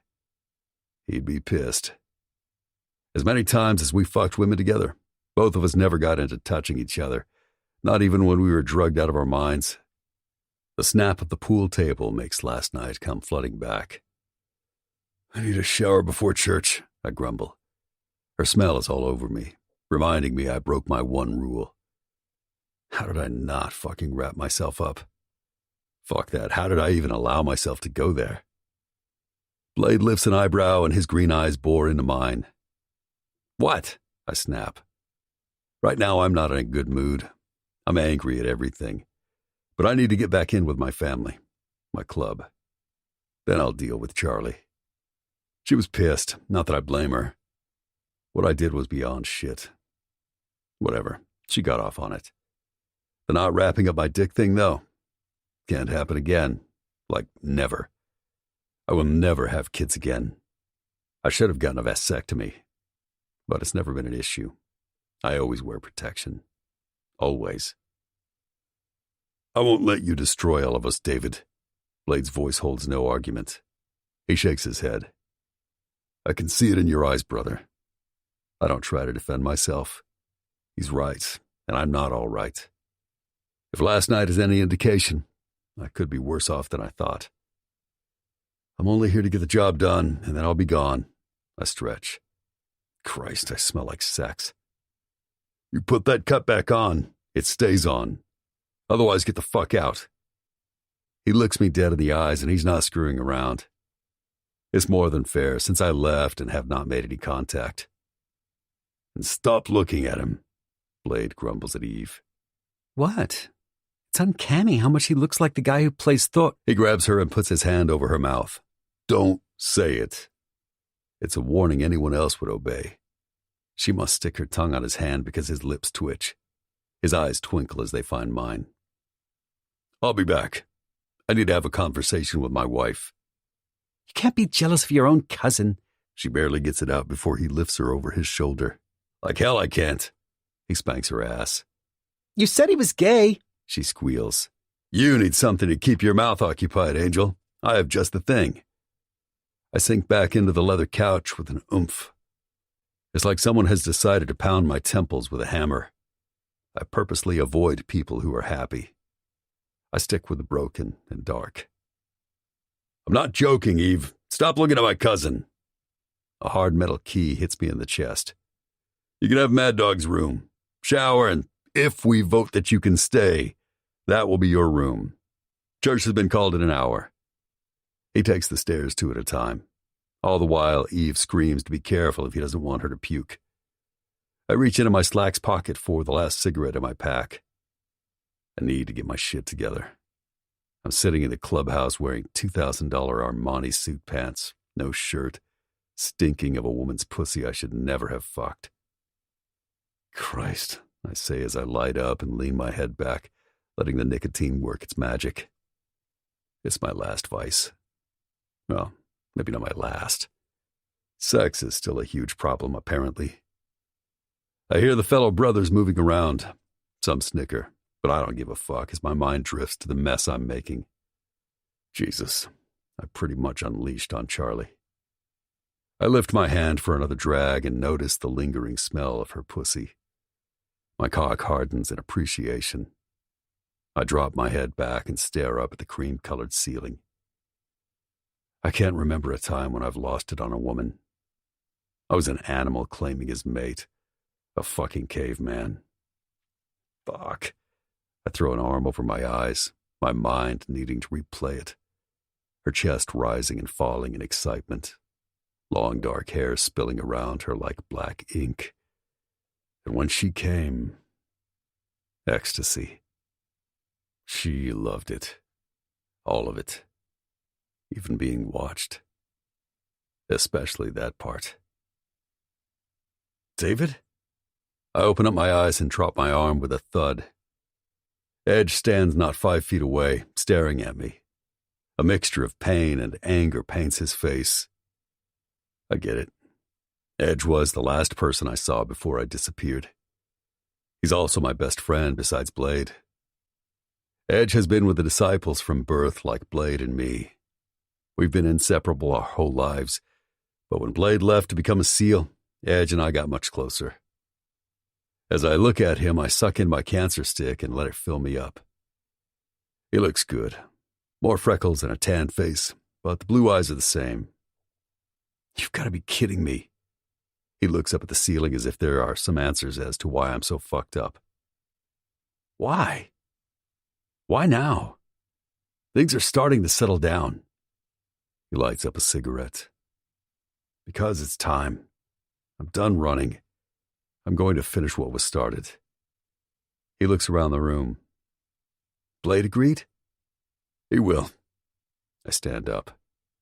Edge doesn't look convinced. We stare at each other. I narrow my eyes as I take one last drag, then stub it out in the ashtray that already needs to be emptied. How's Dolly, man? His face goes from confused to angry. I surmise they aren't good. We're not together. You missed a lot, David, and now you think you can come in and... He runs his hands up and down his face. I don't even know you anymore, man. I nod. Torment. That's what I bring. But it doesn't matter. I was born into this band of brothers, and they'll let me back. Once a disciple, always a disciple. I need a shower, I say. He's right. I'm so far from the 21-year-old kid who drank too much and fucked as much pussy as he wanted. The disciples can make you feel like a god. We're bad boys. Women will leave everything behind with the hope that one day you'll put property of on their back. That was my life. Fucking, drugs, booze, and being the historian. I was the poet, the writer. I documented everything about our club. It was only for us to see and to know. It all went to shit when Debbie got pregnant. She thought she had trapped me. The day my daughter was born was the day I decided that for her, I would be a real dad. For her, I would try with Debbie until I couldn't deal with her crazy shit. Her spying, her paranoid accusations. When all that time, I was being fucking good. Christ, all I wanted was to be with Charlie. She was the one. But she was young, and Debbie was available. So I figured I'd play around until she was of age. When you play, you pay, and Debbie made sure of that. For my daughter, I did try. For my Tabitha, I wanted to give her the world. A woman's moan and loud grunts bring me back to reality. I glance over to see a white, bare-ass brother fucking a blonde on the pool table with 3 other disciples watching. I'm using Mad Dog's room. Which one is it? Edge is rubbing the back of his neck, looking at his feet. Edge? He looks up, his blue eyes lost in his own misery. Yeah, 5th door on the right. I hesitate, wanting to say something, but there's nothing left to say. Taking the stairs, I see Ox out of the corner of my eye talking to Dozer and a couple of prospects. None of them acknowledge me. I don't give a shit. In my head, everyone is a possible rat. Swinging open the door, I'm met with a strong smell of Pine Sol. My eyes water in an instant. It's obvious Amy's been in here. Stripping off my filthy pants, I'm disgusted. Should have asked Edge if I could borrow a pair of his. The bathroom is spotless, with dark tile and fresh towels laid out. I don't need much. This room is perfect. I could stay at Reed's compound in Malibu if I wanted luxury. But this is where I need to be. As I step into the shower, I let my mind drift to the upcoming meeting. Everyone had better get on board. Reaching for some shampoo, I close my eyes and lather up, going over all the possibilities. The FBI is the least of my worries on this one. Why would they blow up the lab? Now, the Russians are a possibility. They always want more. But they typically don't fuck with us. We're as mean as they are, or meaner, so why rock the boat? That leaves rival gangs. Unfortunately, there are a lot on the West Coast. Christ, the Disciples' MC has grown even with the mess that happened last year. The hot water pelts down as I try not to focus on the idea that there might be a rat. I lift my head to the pulsating spray and close my eyes. And there she is. All puffy red lips and golden cat eyes, head thrown back in ecstasy. My cock hardens. God damn it. I use way too much force turning the shower faucet off. Leaning my head against the tile, I inhale, trying to calm my mind. I can't allow myself to have even a single hope with Charlie. There's no future with her. She's not a patch bunny. She's someone who could fuck with my head, and I should have stayed away. But let's be honest, I wanted her. Maybe I tempted fate to see if my fantasy was real. I pull on my slacks, tucking my cock to the side. Of course, I'm rock hard, and all I want to do is sink into her cunt and lose myself again. Maybe after church I'll have someone's old lady blow me. Jesus, I haven't even been back 2 days and I'm falling back into the old life. Folding my towel, I hang it up. Amy has enough to do, and she already cleaned this room. I rip open a new toothbrush that was left on the dark counter and quickly take care of my teeth. I'd like to speak to Blade alone, but until they vote, that won't happen. Reaching for my cut, I rub my hands over my numerous patches. As I trail my fingers over it, so many memories come flooding back. The day I took it off was the day I buried my child. Closing my eyes, I feel the hot sting of tears as I see her, smell her, and for a moment, I'm at peace with death. In fact, I crave it. The pain is still alive, eating away at me every day, so agonizingly familiar that I lean over and grasp the granite counter as I swallow back my rage. They say you never get over the death of a child, and that's a fact. But I'll never forgive myself for not seeing the signs and allowing the nightmare to happen. When Charlie said she felt guilty, she was right. She saved my life, but killed that David forever. Fuck it. I grab my cut and jerk it on. The cold leather almost makes me shiver, but a sense of calm takes over as I turn off the lights and head down to the conference room. It's time for church. 4. David, poet. Making my way downstairs, I see numerous old-timers who don't even bother to hide their stares. That's fine. They've earned their patches and think they can judge my past and my future. They can't. I nod and give them the respect they deserve. Ryder is at the conference room door. His eyes give away nothing as I pass, and he opens the door. The room is full. The captains and a couple of founders sit and smoke. In the club's early days, they rode with Blades and my grandfather. We live a hard, violent life.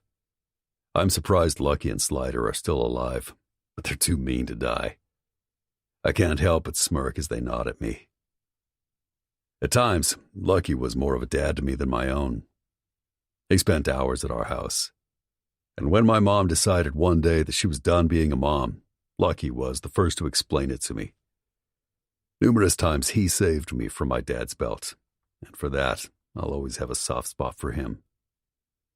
Blade sits at the head of the conference table looking like a king, arms crossed and eyes serious.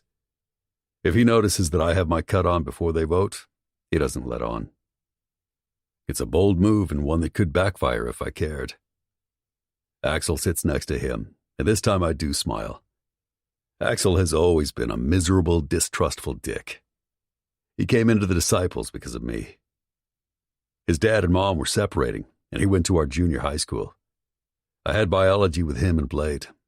He sucked. Blade did not. They became tight friends, and he started hanging out at the clubhouse more and more. His dad was a drunk who liked to beat up on anything that got in his way, which is why Axel hates everyone. Well, besides Blade and the club. You can stand. Blade's voice cuts through the snickering in the crowded room. Pride swells in my chest. He's done it.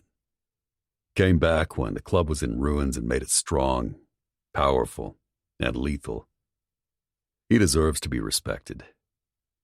This life is not for the weak. It's why I left. It's why I'm back. The brothers stop talking, and besides some coughing, the room grows silent. I scan all the faces, memorizing who is here. A lot has changed in 9 years, and yet a lot hasn't. I reach into my pocket for my smokes and remember I'm out. I'd ask someone for a cigarette, but I can wait. Wanting one makes me feel more focused, giving me the edge I need. I called you brothers here because we need to have a vote. Blade doesn't stand and simply leans back in the chair, his arms still crossed.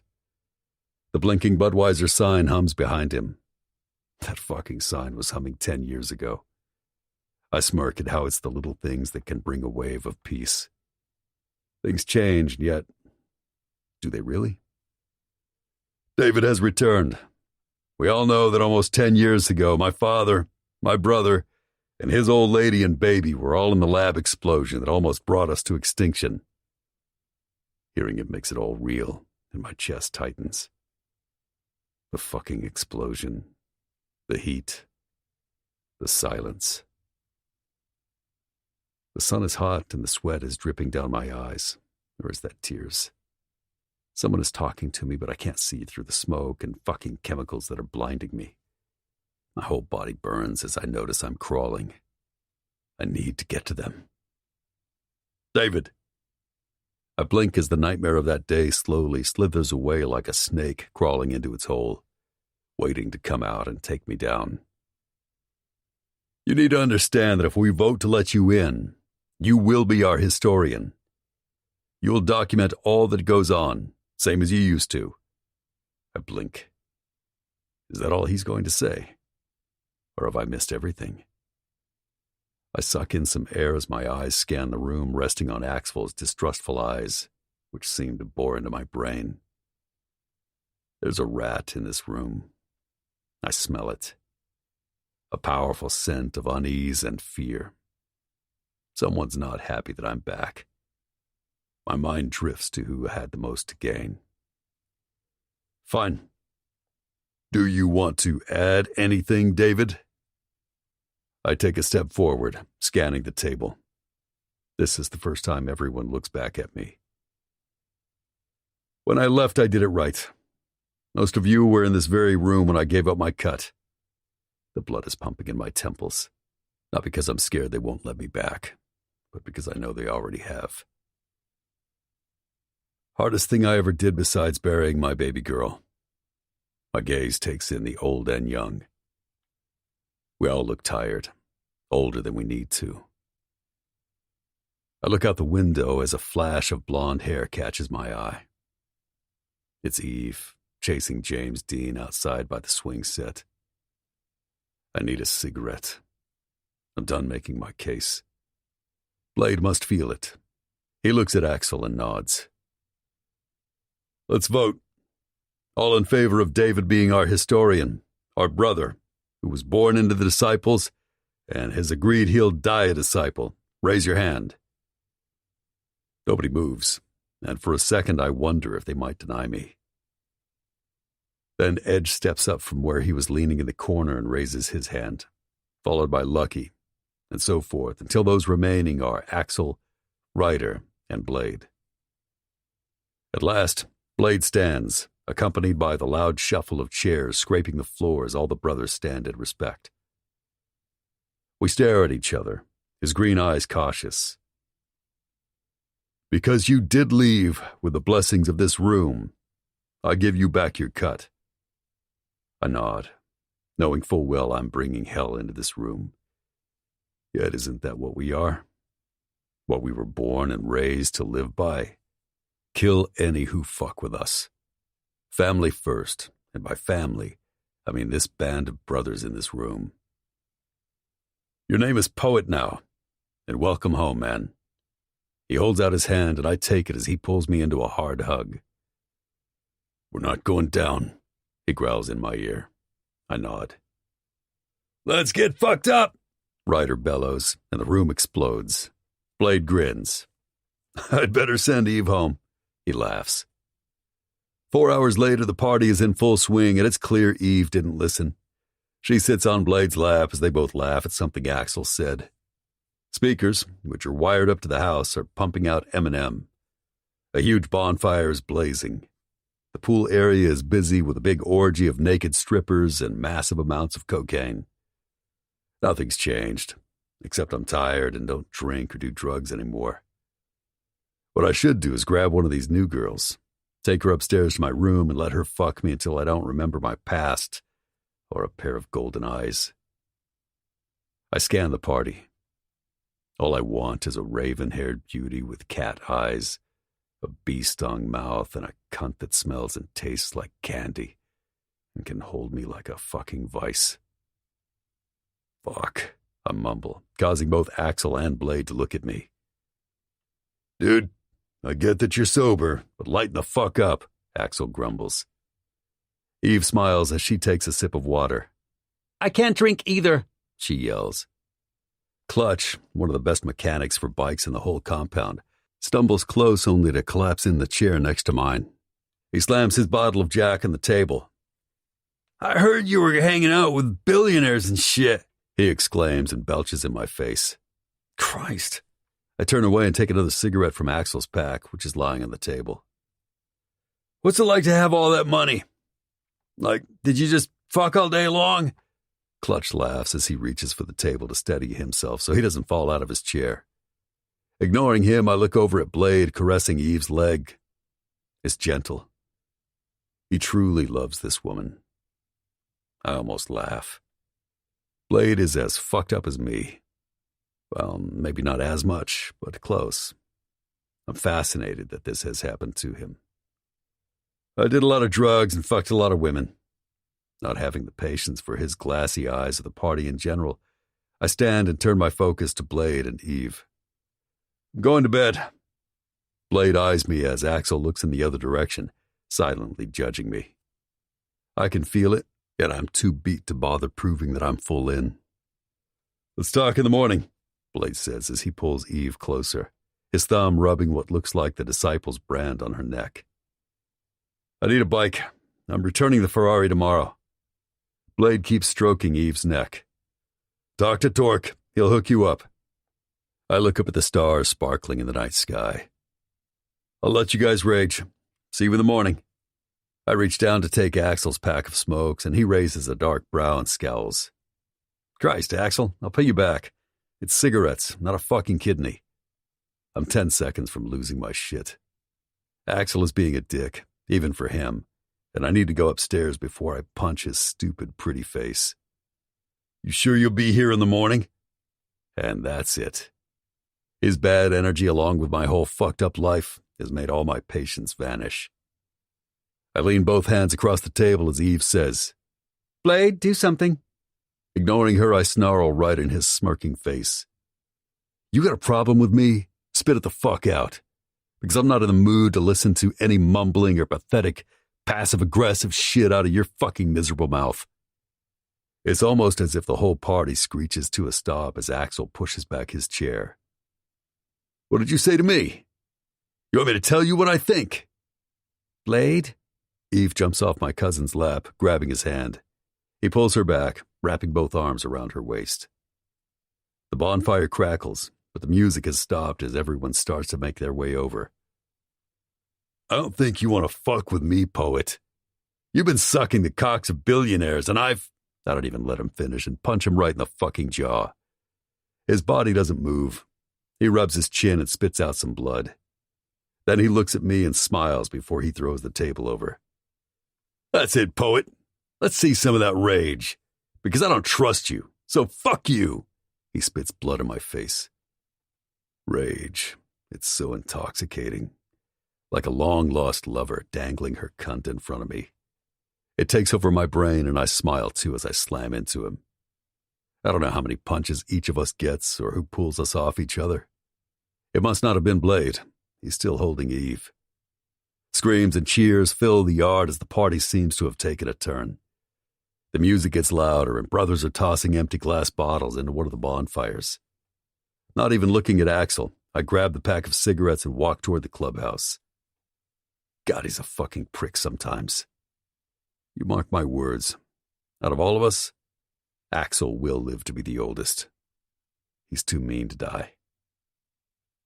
I storm into the house and almost barrel into Amy, who's coming out of the kitchen carrying a cup of tea and a baby monitor.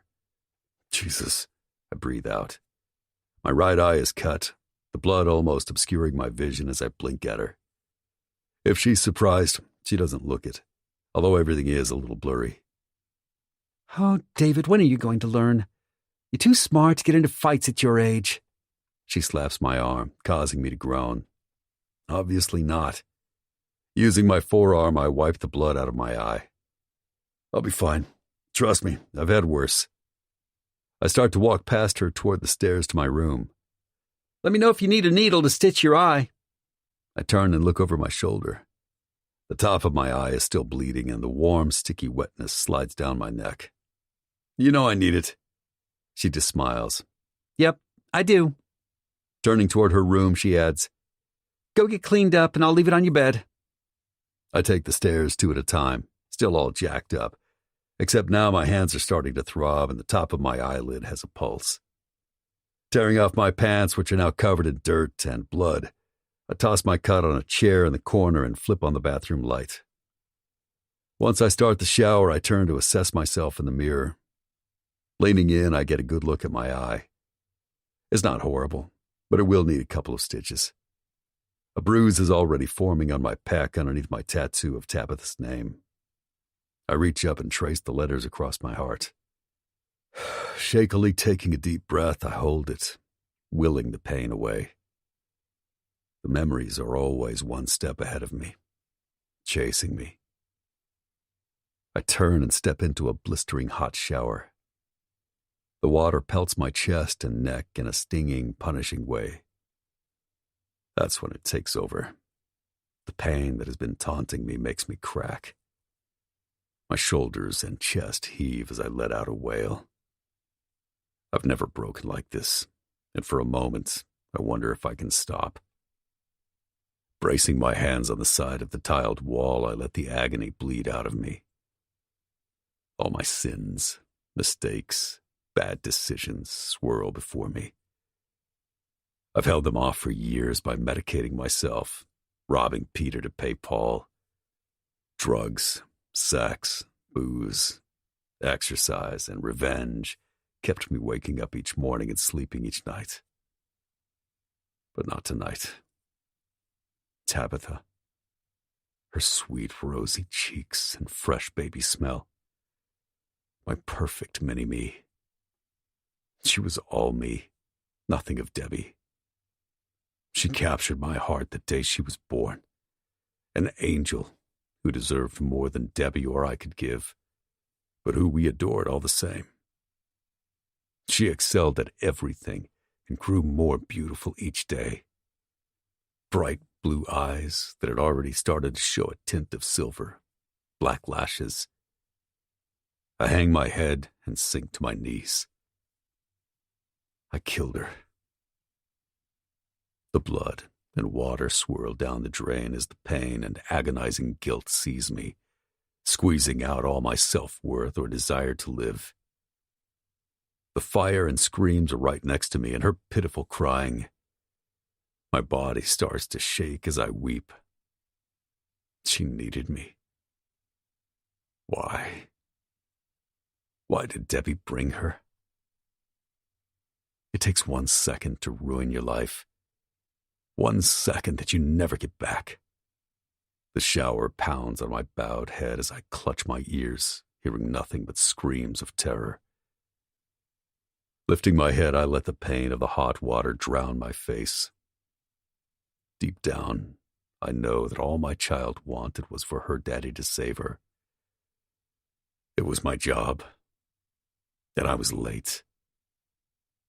1 fucking second that I can never get back. The moment that haunts me and will haunt me until I die. I don't deserve to be alive. I don't deserve to be happy. I deserve nothing. And that's what I am. Nothing. A man who's empty save for monsters and ghosts. Days like today, I can't wait to die, if only to stop the pain and be with her, my angel.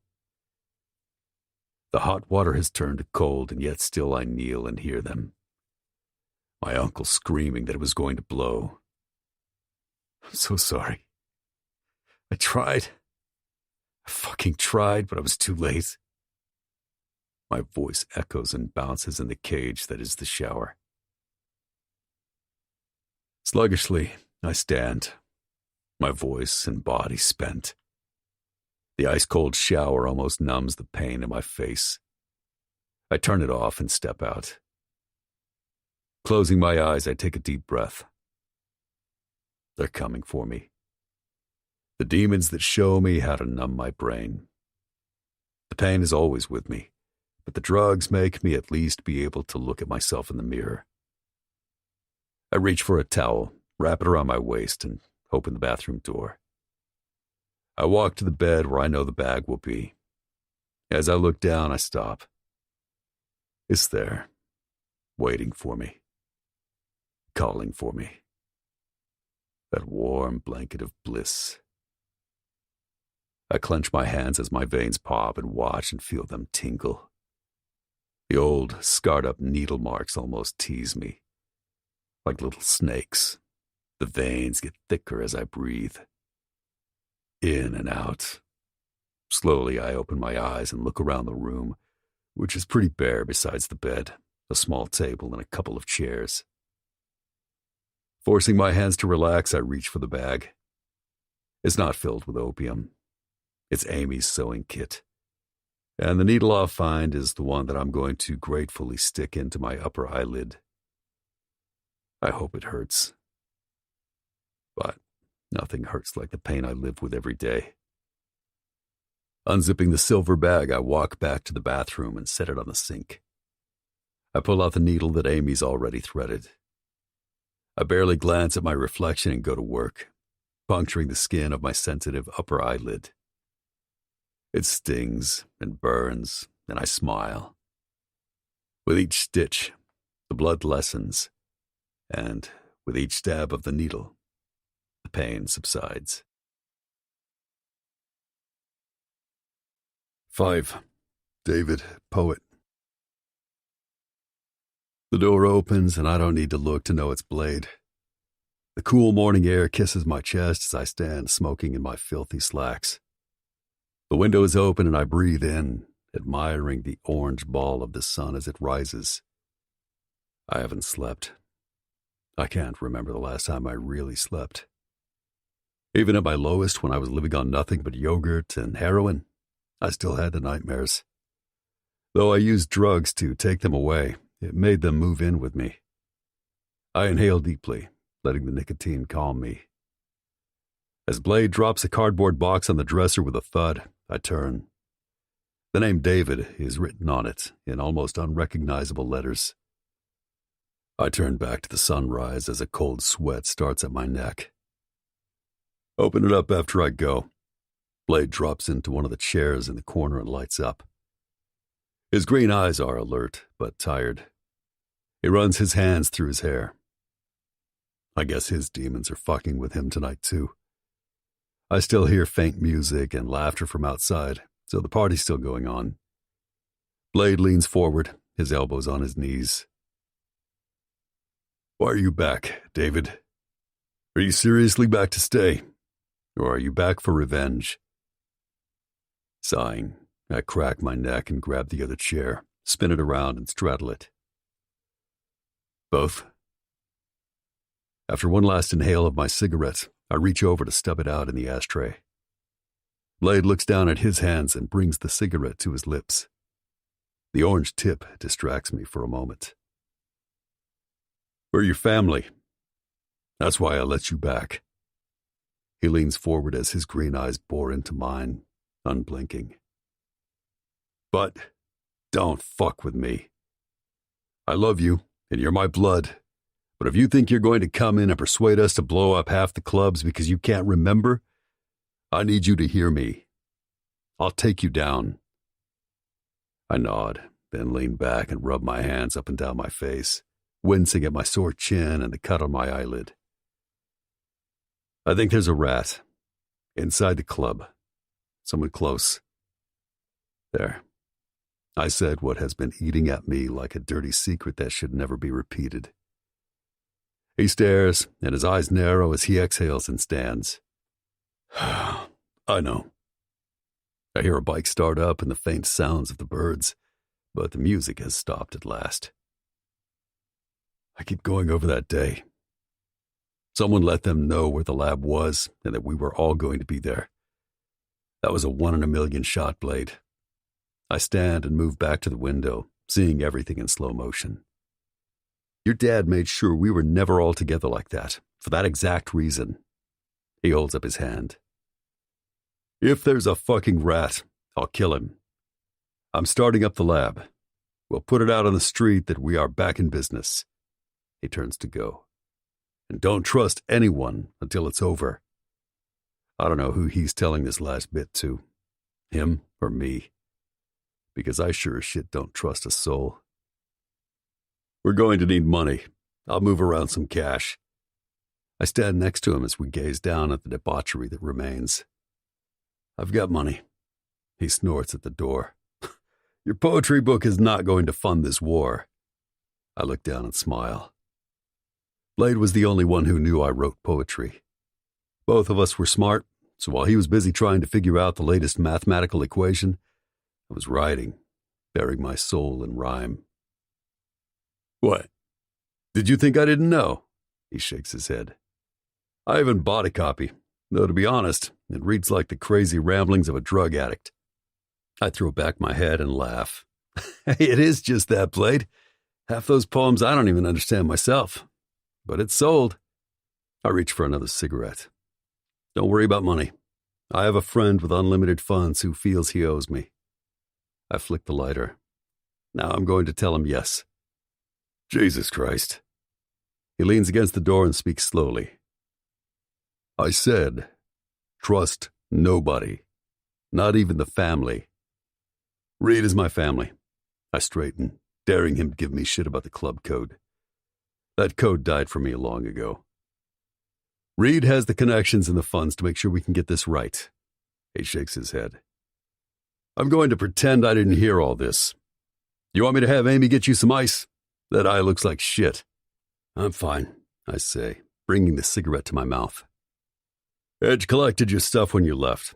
I put some of the things I knew you'd want in here. He points to the cardboard box. My throat tightens and I simply nod. I know what's in it. I left it. I don't deserve to wear it. I'm going to sleep for a few hours. Then I need to take my boy and Angel back to our house. We need to start going over all of this, poet. Calculate everything. All our enemies. My dad's, Chuck's, etc. Blade walks out the door. Hey. He turns halfway down the hall. What? I'm going to destroy who did this. He stares, almost confused, then nods. I missed you, man. I missed you a lot. I watch him quietly open his door and I'm left alone. I enter Mad Dog's room and walk right over to the box. My hands almost caress the old cardboard edges. Fuck it. I open the faded corners. The faint mildew smell makes my resolve even stronger. Flipping the box open, I pull out the old notebooks filled with my early attempts at poetry. Dumping them on the bed, I continue to dig. I pull out an ugly blue ceramic ashtray that Edge and I made in grade school. Our teacher was hysterical, wanting us to change it. I smirk, remembering Edge saying this was the most useful thing we could ever make.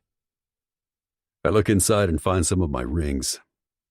They're covered with clear nail polish. That way when you beat someone, the blood doesn't stain them. Moving around another notebook, I pull out a Glock with bullets. My breath stutters as I stare at the bottom of the box. It's there, in a plastic baggie. My hand remains poised above it. At last, I reach for it. A white gold necklace with a charm shaped like a book. Her beautiful face engraved on one side and her initials on the other. I had it made the week she was born. I rip open the bag and grip it tight in my fist. The cool metal is heavy. I will avenge her and all the others who need it. As a father, a cousin, and a man, I'm willing to die. A more than likely outcome given the fucked up plan that runs through my head. But I'll be damn sure I don't go down first. Opening my fist, I reach behind my neck and clasp it on. My good luck charm, I had called it. Tabitha loved to play with it, her chubby hands reaching out to grab it on many occasions. Now it's a reminder of what needs to get done. I look over at the morning light, barely making its way across the yard where the bikes reflect a bit of the sun, and I feel peace. For a moment, my mind rests. No monsters swirl around my head. All I sense are the remnants of the two people who matter most. The cool metal around my neck and a memory of golden cat eyes blinking up at me. 6. Charlie. Do you need anything, Charlize, or am I done? Though I'm right in the middle of counting her register, I look up for a moment, blow a piece of hair out of my face, and keep counting. Are you okay? Cindy bites her lip and takes a step back as I glare at her. Sighing, I set down the wad of cash to look at her. She seems worried. God, I've been a complete bitch the last couple of days. Okay, maybe the last week, but who's counting? I draw in a breath and exhale. Cindy? Yeah? Her voice sounds cautious, and I almost laugh. It's absurd I've allowed David this kind of power over me. Whatever, I'm human. I have to acknowledge that fucking David in the parking lot was needed and move on. Time to stop being grumpy because I was naive enough to think he would call or stop by. Something. Anything. I'm sorry. I look down and straighten the piles of 20s. I genuinely like Cindy. She's sweet, smart, and always shows up. Not to mention the customers love her. She's like a walking Barbie doll. Long blonde hair, big blue eyes, small waist, huge boobs, and a happy personality. I smirk. Cindy is everything my mother hoped I would be, and I'm the polar opposite. I guess I've been a little curt lately. She plops herself in the chair so that we face each other. Oh my God, you've been a raging bitch. I cringe. Hearing it sounds so much worse. Well, I'm going through some personal, it's that fucking hot god in the suit, right? I mean, I know it is. Only someone like that could make you... She gestures with her hand. Turn into that. She points at me. I look down and sigh again. She's right. I look like shit. I don't think I even put on makeup today. You know what you need, Charlize? I want to stop her, but she jumps up, her boobs jiggling in her tight t-shirt, and I have to fight back a grin. You need a girls' night. She turns and puts her hands on her hips. I snort. No, that's the last thing I need. But thank you, Cindy. I reach down and start to count a pile of ones. I'm serious. I think you're younger than me. She eyes me as if I'm sorely lacking. How old are you? I eye her back. 27. Really? I sound shocked because I am. Jesus, I'm turning into a mean old maid. I knew it. You are younger than me. You know I was talking with Mrs. A the other day about... I hold up my hands. Please, God, no. I don't need to hear about my mother and what she thinks. I look over at the clock and blink. Is it seriously midnight? No, you need me. It's funny, I always have these feelings. She paces while moving her hands as if she's strumming a guitar.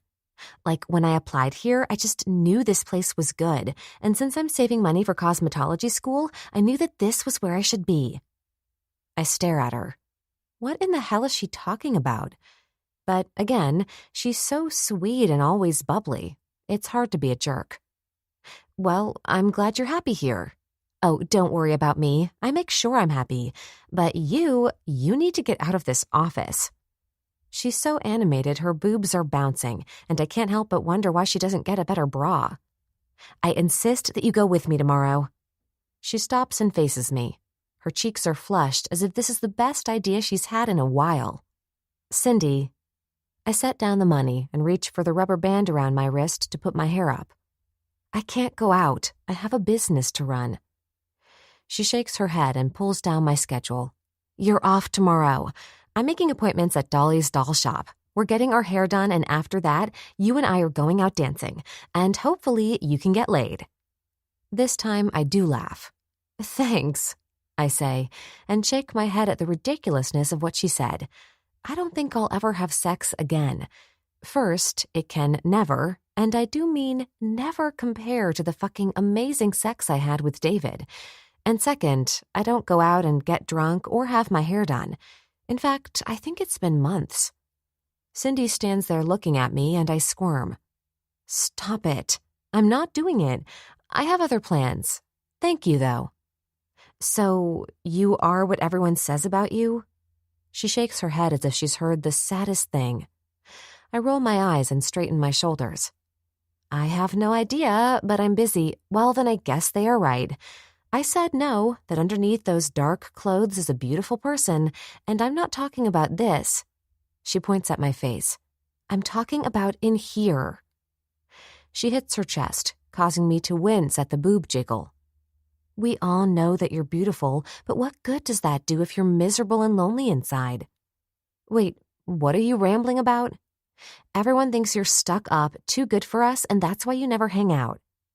That's absurd. My cheeks get hot. Perfect. I'll stop by your apartment and pick you up. Trust me, you are going to love getting your hair cut. Maybe they'll have time to do your makeup. She looks at my face and hair. I stand up. Look, Cindy, okay, see you around 11. She picks up her backpack and swings the door open. Great. I lower myself into the chair. I can't go. But then again, I do need my hair cut and styled. Picking up the ones again, I start to count. I'll decide in the morning. 7. Charlie. God, I groan. My eyes flutter open for a moment, then close as I reach around for the phone. The gritty sensation beneath my lids feels like someone tossed sand at me. I got home at 2:30 in the morning, had a couple of glasses of wine, and tossed and turned the rest of the time. It's as though I closed my eyes only seconds ago. What is that horrible banging and buzzing? Hello? My voice cracks, but I don't care. It's my day off. I swear to God, if it's my mom calling, "Hey you, let me in." Cindy's cheerful voice makes me turn from my stomach to my back. What? I say, willing my brain to work. I'm outside your apartment. Cute neighborhood. I sit up. Wait, what time is it? I look around my dark bedroom. I have blackout curtains. When you work in the restaurant business, it's a must. She giggles and I frown at the phone in the darkness. I have no idea why you're laughing. What time is it? I flop back and pull down the comforter over my naked body. I love the way the sheets kind of caress my bare skin. I kick a leg out since it's slightly muggy. Time to have the landlord check my air conditioner. The air isn't as cool as it used to be. It's 11:30. Open the door, girlfriend. We've got a hair appointment in half an hour. I groan into the cell. Cindy. I rub my forehead. My head aches, and she's way too much for me this morning. Or afternoon. Look, I'm sorry. I'll have to take a rain check. When I'm about to hang up, she starts laughing and bangs harder on my door. What the hell? I sit up. Are you kicking my door? Yup. She snorts and giggles as the banging continues. A shut the fuck up comes from my upstairs neighbor. He's an ass, but I'm not in the mood to get into it this morning. Reluctantly, I grab a pair of sweatpants and a t-shirt from the clean hamper. I haven't had time to fold and put the clothes away. Unlatching the lock, I swing the front door open and almost cringe at the blinding sunlight from outside. Jesus. I blink and shade my eyes. Are you insane? Get in here. I grab her arm and drag her in. Careful. She pulls away. I've got hot coffee and some scones. I peek outside and see my neighbor Sheila watering her 2 pots of geraniums. She's 80 and has been living in this apartment building for years. Her husband died a while ago, so I kind of check up on her. Sorry, Sheila. I hope my friend... I roll my eyes at the idea of Cindy being a friend. Didn't wake you. She gifts me with her happy smile. which I love because, again, the guy upstairs is a dick. "It's 11:30, my dear. I'm just happy to see you have a friend." She claps her hands and goes back to watering. "Well, she actually works for—" Waving a hand, I say, "Never mind. I didn't want her disturbing you." "She didn't." She smiles almost as if she's lost in thought. "Okay, bye." I frown as I shut the door and lock it. What the hell? Does everyone think I don't have any friends? Because I do. They happen to live in other areas. In truth, I've been here almost 4 years and I've maybe had 3 or 4 people over to my apartment. My mom, my dad, and my stupid ex-boyfriend. Wow, not much of a morning person, huh? Cindy brings me back to the present and the fact that she's way too bubbly to be a friend. No one can be in this good of a mood this early. I didn't get to sleep until almost 4, so I'm fucking tired. I kind of yell it and kind of mumble it while I breeze past her to the bathroom. I need to use the toilet and take a shower. She's obviously not taking no for an answer. The hot water perks me up as I try to decide if I can stand to hang out with Cindy all day. Again, she's so happy it's kind of annoying, but that's awful. When did I turn into a Debbie Downer? About a week ago, to be exact. Asshole David. On an exhale, I get that excited surge of energy thinking about how nasty he is. Oh, God, I groan, chastising myself. I'm fucking 26, way too old to have butterflies in my stomach. But I can't stop thinking about him. He's a sex god with a giant penis. I'm kind of sad I'm not going to be able to measure it because it's like porn star big. I smile as I shower in a hurry and hop out dripping wet to gaze at myself in the mirror. My smile disappears. I look like an idiot. What is wrong with me? David is nothing more than a crush who's taken up residence in my mind. Now that we fucked, I should feel done with him. He's clearly not into me. But deep down, it's there. Maybe buried, but it's there. That secret want, need, that I know we're meant to be together. Even when the universe keeps saying we're not. Slathering on some vanilla bean lotion, I brush my teeth and move to the walk-in closet. Well, I call it a walk-in. In reality, it's a tiny closet, but at least I can step into it. I love my apartment. It's a large one-bedroom in Studio City, walking distance from Ventura Boulevard, which makes it handy.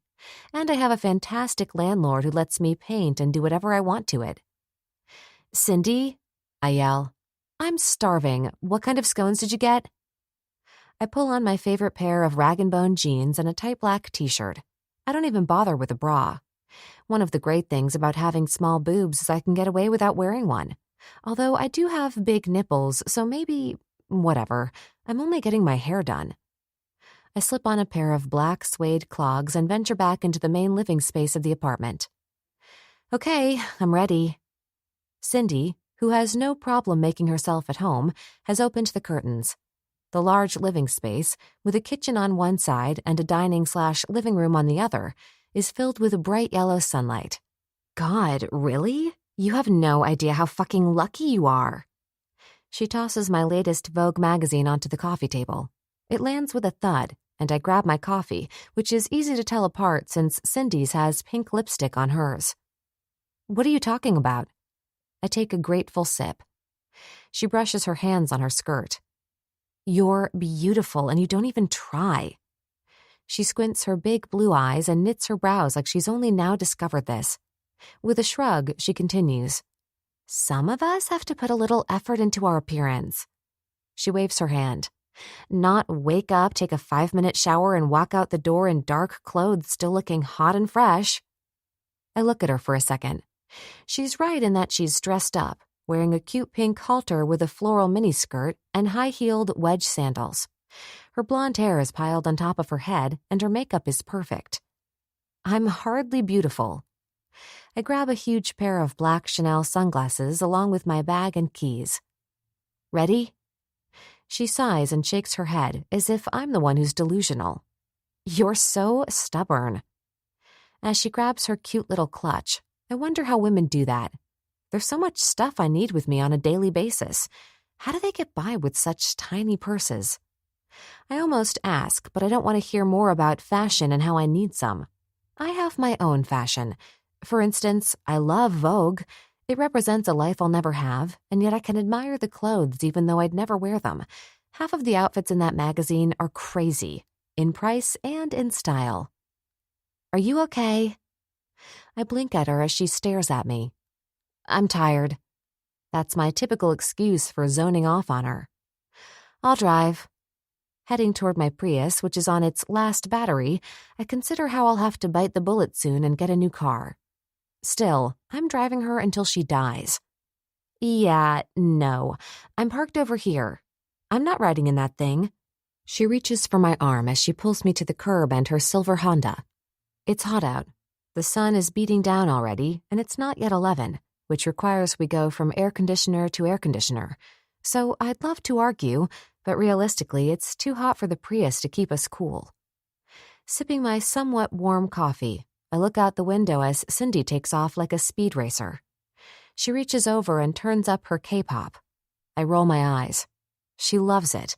Whenever we're together, she's always blasting it. Her bright pink, long nails tap the steering wheel, and she starts to sing. It's loud and not in a good way. Stifling a laugh, I turn and look out the window. She's ridiculous. At least she's enjoying herself and not trying to make idle chit-chat. After another sip of the bitter coffee, I wish we could stop and get a fresh one. Swallowing, I lean my head back. She takes the streets rather than the freeway. I would have gotten on the freeway since traffic on Ventura can be a bitch, but I'm not driving, so who cares? And Dolly's doll shop is not far. So, Charlize? I raise an eyebrow as she briefly glances at me and returns her eyes to the road. After we get our hair done, we need to go out. I give her the "you're starting to bug me" stare and say, "Did you bring the scones?" She turns into the back parking lot of the hair salon. I think I left them on your kitchen island. I watch fascinated as she slams the car in park and grabs her purse all at the same time. Seriously? Yes, listen, we're going out. We exit and I pretend I didn't hear her. At least to get something to eat. We could play pool. She kind of sings the last part. She knows I love to play pool, and I'm fantastic at it. I grew up with a pool table in the house. I'm so good I kind of hustled in college when I didn't want to ask my parents for money. Let's just get our hair done. The back door opens, and a tall, thin, disarmingly attractive guy with a cigarette in his mouth holds the door open. He's dressed all in black with tattoos on both arms that crawl up his neck. Hey. He nods as we enter. Hey, Doug. Cindy winks at him. He grins as we pass. The salon is beyond adorable, all whites, pinks, and turquoise, and smelling of citrus and flowers. A big white couch is at the front with a huge window facing the street. Hey, girl. A stunning, petite, dark-haired girl with pale skin and big red lips air kisses Cindy as she continues to blow-dry the woman in her chair. She's super tiny, and her body makes me want to cry. Small waist, perfect boobs. Geez, I need to eat more. I'm too skinny, and no one ever seems to notice what little curves I have. I've always had this problem, and hoped as I got older I'd fill out, but I guess I'm like my mom. Sinking onto the couch, I pick up People magazine as Cindy chit-chats with the dark-haired girl and, I guess, her assistant with purple hair. I look down at my nails. Being around pretty girls doesn't often bother me. After all, growing up with my mom has pretty much made me immune. But my period's starting soon, and today I notice everything. I should have taken some time to at least put on a little makeup. God, I didn't even wear a bra. So, who's this beauty? The sexy guy who held the door for us is back smelling of smoke. Doug, this is my friend Charlize. Cindy points at me, and I almost sink farther back into the uncomfortable couch. This is absurd. I straighten. I'm not that girl. Actually, I'm her boss. Never mind. I wave my hand. His brown eyes land on me as he says to Dolly, I'll take her. You're almost ready for Cindy, right? He says all this, not breaking his stare. Yep. Jenny? The purple-haired girl looks over. Minute. She seems to be changing the music on her phone. When we first came in, the radio is on. Now some French woman is singing. Can you get Cindy's color on? She nods, and my eyes go back to Doug's. He's still staring as if I'm some sort of science project. I cock my head at him, which makes him grin. Let's get you shampooed. I have a great idea about what I'm doing with you. He hums the last part. An hour and a half later, I stare at myself. Doug decided that I need layers, and since my hair is ridiculously thick, I allowed him to put some oil treatment on it. Holy shit. I lean forward, running my hands through it. I look like I should be in a Pantene commercial, I say, flashing him pouty lips. I told you. He smirks as he runs his hands through my long, dark locks. I'd dye my hair to get this color. Fabulous. He backs up to look at me in the mirror. My work is done. As I stand and remove my smock, I smile at him and glance over at Cindy, who is still in the chair, typing away on her phone. Dolly is in the corner on the phone, pacing. Reaching for my purse, I dig out a makeup bag. Might as well get fixed up while I wait, considering I look 1,000,000 times better. Listen to me. Dolly spins to look at Cindy's hair. I don't give 2 shits that David has returned. He was bound to one day, she hisses into her phone as she looks at herself in the mirror at an empty station. I drop the lipstick. It can't be the same David. Bending down, I grab the tube. No, Edge, I don't care, she snips. Holy shit, she is talking about my David. I take a breath and look in the mirror. Doug is standing a foot away, head cocked and a knowing grin on his face as he studies me. What? I narrow my eyes on him through the mirror and flip my hair, wishing he'd go away. You got a thing for bikers?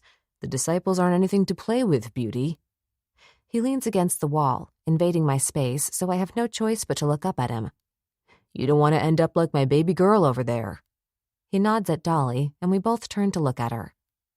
No, you listen. She huffs, looking up at the ceiling and wiping at her eyes. Look, I can't keep doing this. I'm at work.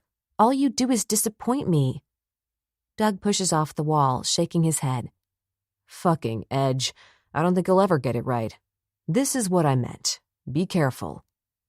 Who the fuck is the poet?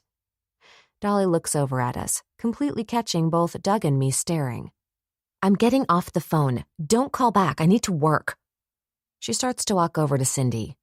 Fuck you, Edge. I'm not calling David poet. I don't have to, remember? I'm not part of that sick cult anymore. It sounds like a weird killer or something. Whatever, I have a client. I have to go. She pockets the phone and turns to Cindy. Who's poet? I whisper, grabbing at Doug before he can head to the front of the salon. Fuck if I know. They all have stupid names. He rolls his eyes and smiles at a woman who is entering. Sorry, I'm in the middle of some personal stuff. Dolly tries to smile, although it looks more like her mouth has a tic. Stay away from the bad boys, you two. She grabs a blowdryer. Oh, you don't have to worry about us. I've been there, done that. Cindy nods as she sips the champagne she accepted. I opted for a coffee. You okay, doll?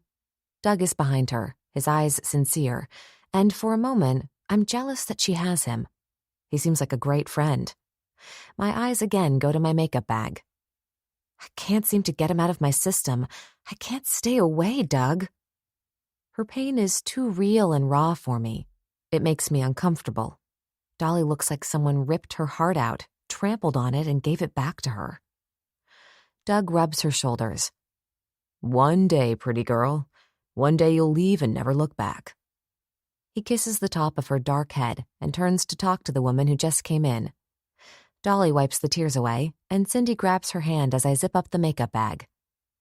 I'm going to pay, I yell over the blowdryer, causing them both to look at me as if they forgot I was there. Wow. She turns off the dryer and sniffs. You look fantastic. Any plans? She wipes under her eyes again. No. Yes, Cindy interrupts. We're going to get some lunch and play pool. She raises an eyebrow at me. Dolly starts the dryer again. Fun. I love pool. Her eyes fill with tears again. I clear my throat, step over to the white couch, and sit, fishing around in my bag for a credit card. As that familiar feeling of not fitting in comes over me, I bite my bottom lip. Cindy, Dolly, even Doug all seem to have shared something I haven't. My mind instantly sees a pair of silver eyes filled with passion and agony. Is that what I'm missing? Could it be I haven't suffered enough? Beauty? My eyes jerk over to an amused-looking Doug. It's Charlie, or Charlize. You ready to pay? Yes. I stand and hand him my card. You okay? You looked pretty intense a minute ago. I cock my head and run my fingers through my silky hair. You know what, Doug? I'll pay for Cindy's too. Please add it all together and put a tip on for you and Dolly. While he runs the credit card, I tap my finger and look out the large window. A couple of women stare at their phones, causing a guy on an electric scooter called a Bird to swerve around them. They seem around my age and look like they're on their way to have fun. I glance back at Cindy. We look fantastic. Why not? I haven't been out in forever. Cindy?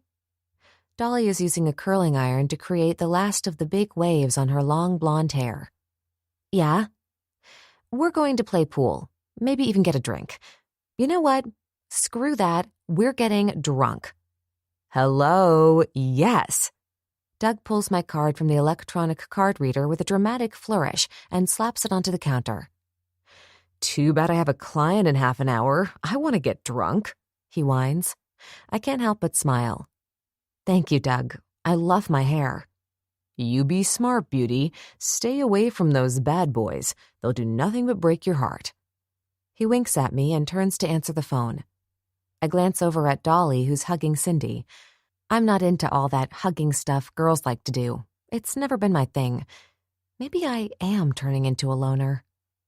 Sighing, I sit down to wait on the couch by the window and fish around for my phone. As I pull it out, I have to breathe. Every time I look at it, there's a little flutter, a little adrenaline rush that I'm going to see a message from him. It's irrational on so many levels, the first being he doesn't even have my number.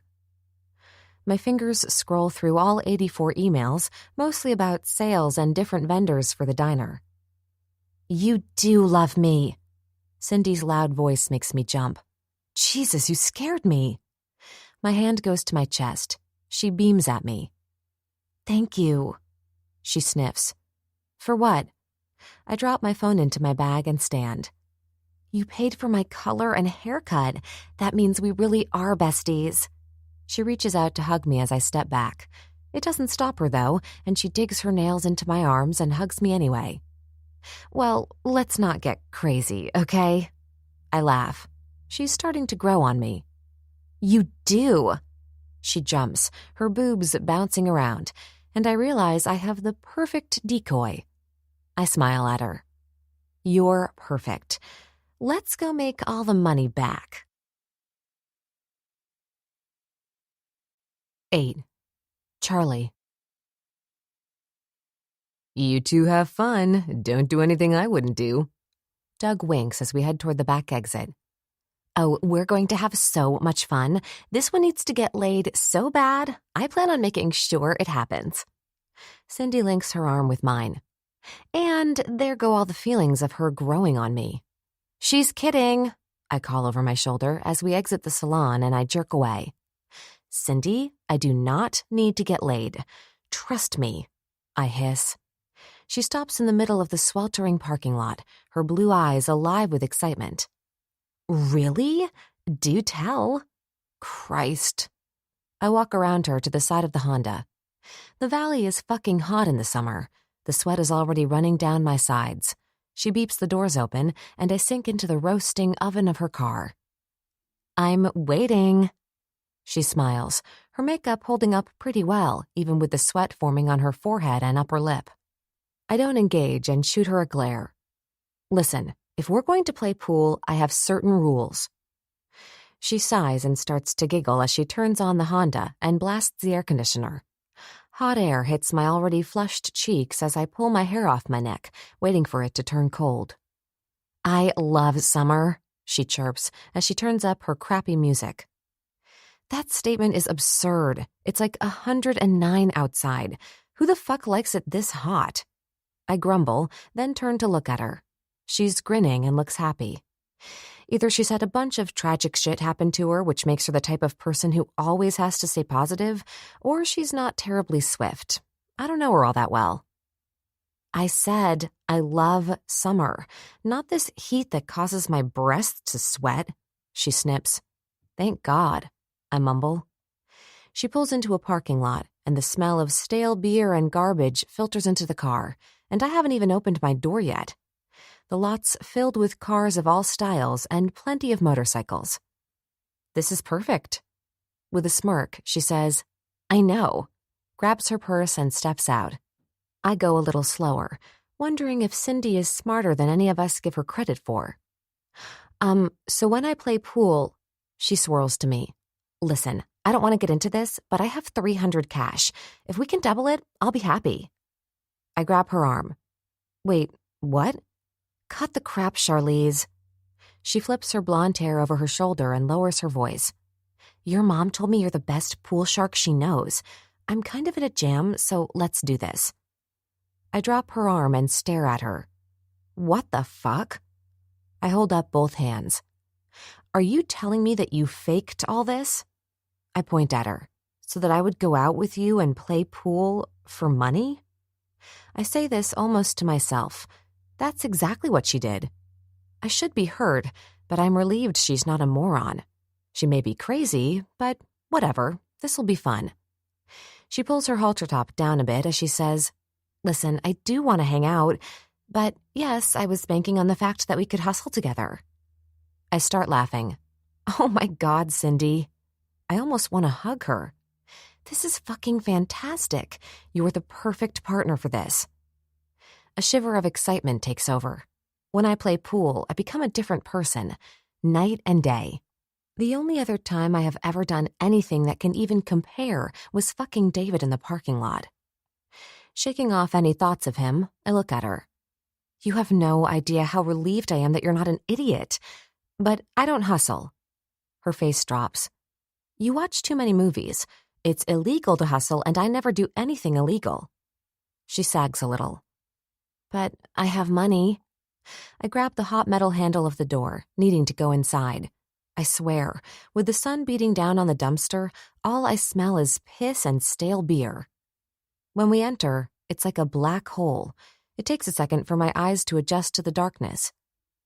You be you, and I'll do my best.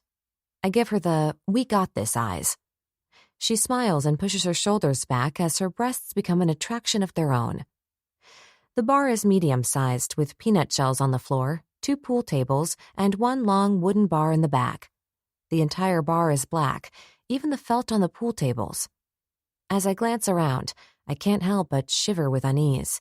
It's pretty full, and most of the people are men, and most of the men look to be bikers and are wearing the same vest David used to wear. We walk up to the bartender, a tough-looking girl with tattoos on both arms and biceps bigger than some of the guys. What can I get you? Cindy starts twirling her hair, causing the bartender to focus on her tits along with half the men sitting at the bar. We'll have 2 Bombay Sapphire martinis, please. I order for her. The bartender breaks away from Cindy to look at me. And can we run a tab? I hand her my credit card as I eye the tables. Bikers are playing one-on-one, and the other has what looks like college guys. Before I can pick, Cindy starts to swish over to the college boys. Hey. The bartender sets our martinis down. This might not be the place for you two. Her pretty brown eyes are filled with concern. The bar is like a full-on dive bar. Heavy metal 80s music is blasting, and Motley Crue's Girls, Girls, Girls is almost making me bob my head. I can't help but smirk. There's nothing better than a good, seedy bar. Sometimes I think I should sell the diner and buy one. Picking up our drinks, I say, Thanks, but don't worry about us. We're stronger than we look. She doesn't seem reassured. Instead, she shakes her bleached blonde hair and goes to the end of the bar. I hate the people always think because I'm tall and thin that I'm like some sort of prissy girl. Okay, I do like makeup and stuff, but I was raised with a dad who made sure I knew how to protect myself. I smile at a couple of bikers with their arms around some mean-looking girls. One of the dark-haired girls wears a vest that says, "Property of Dragon." I can't help but stare for a second. The only visible body part not covered in colorful tattoos is her face. I take a quick sip of liquid courage and almost dare anyone to fuck with us. God, maybe I do need to get laid again. The mere thought of hustling makes me wet. "Here you go, Bobby."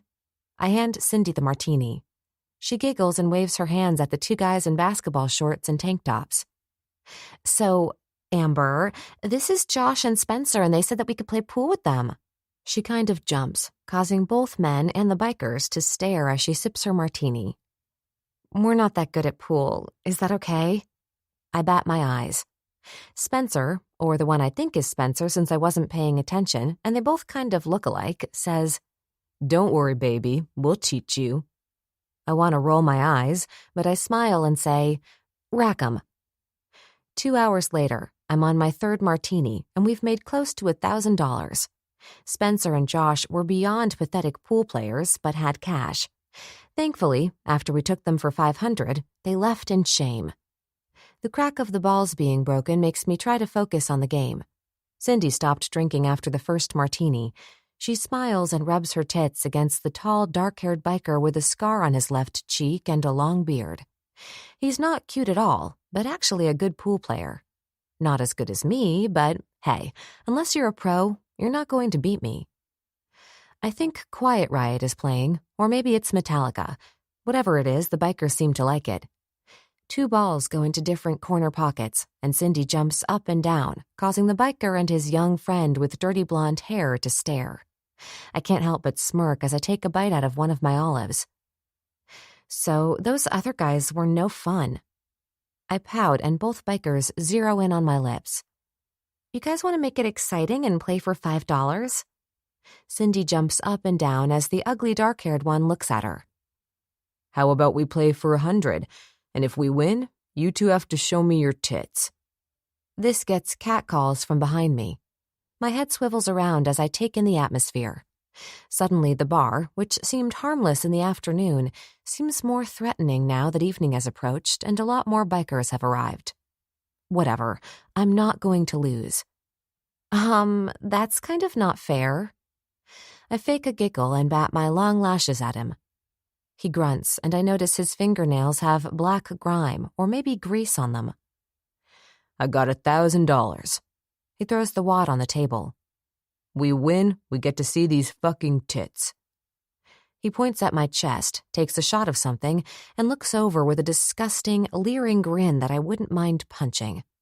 "And both of us get to suck on them." He motions between him and his buddy. I purse my lips as if thinking. The noise level increases. A lot of big bikers are laughing and whistling. For the first time all day, Cindy looks worried. "That's kind of, well, rack 'em," I say. She pales and squeezes past the leering biker to stand in front of me, eyes wide. "What's up?" I fish around for another olive. She gently takes my martini glass from me and smiles at everyone. "We'll be right back."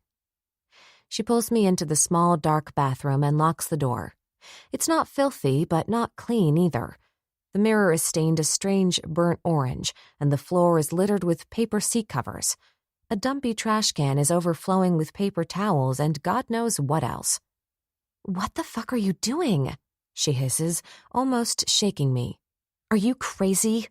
I sway as I jerk my arm free and steady myself on the wall. "Okay." She rubs her temples like she has a headache. "We need to get the fuck out of here. We made $1,000, which is fantastic. You're drunk and it's late." "I have to pee." I grab a seat cover and sink to the toilet as I close my eyes in bliss. Looking up as I wipe, Cindy is staring at me like I'm an alien or something. "What?" I snap as I button my jeans and flush. There is no way I'm going to lose to these guys. Trust me. They're good, but not that good. I try to look over her shoulder at my reflection in the crappy mirror. Giving up, I turn to her. "Come on, don't you want that $1,000? She frowns and turns to look at herself in the mirror. "I need the money, Charlize. but I'm starting to get a bad feeling, and I told you about my feelings. All of a sudden, someone bangs on the door. Hurry up, bitches. Some of us need to pee too. I start to laugh at poor Cindy's face. These bikers and their skanky girlfriends don't scare me. Be right out, I yell and grab Cindy.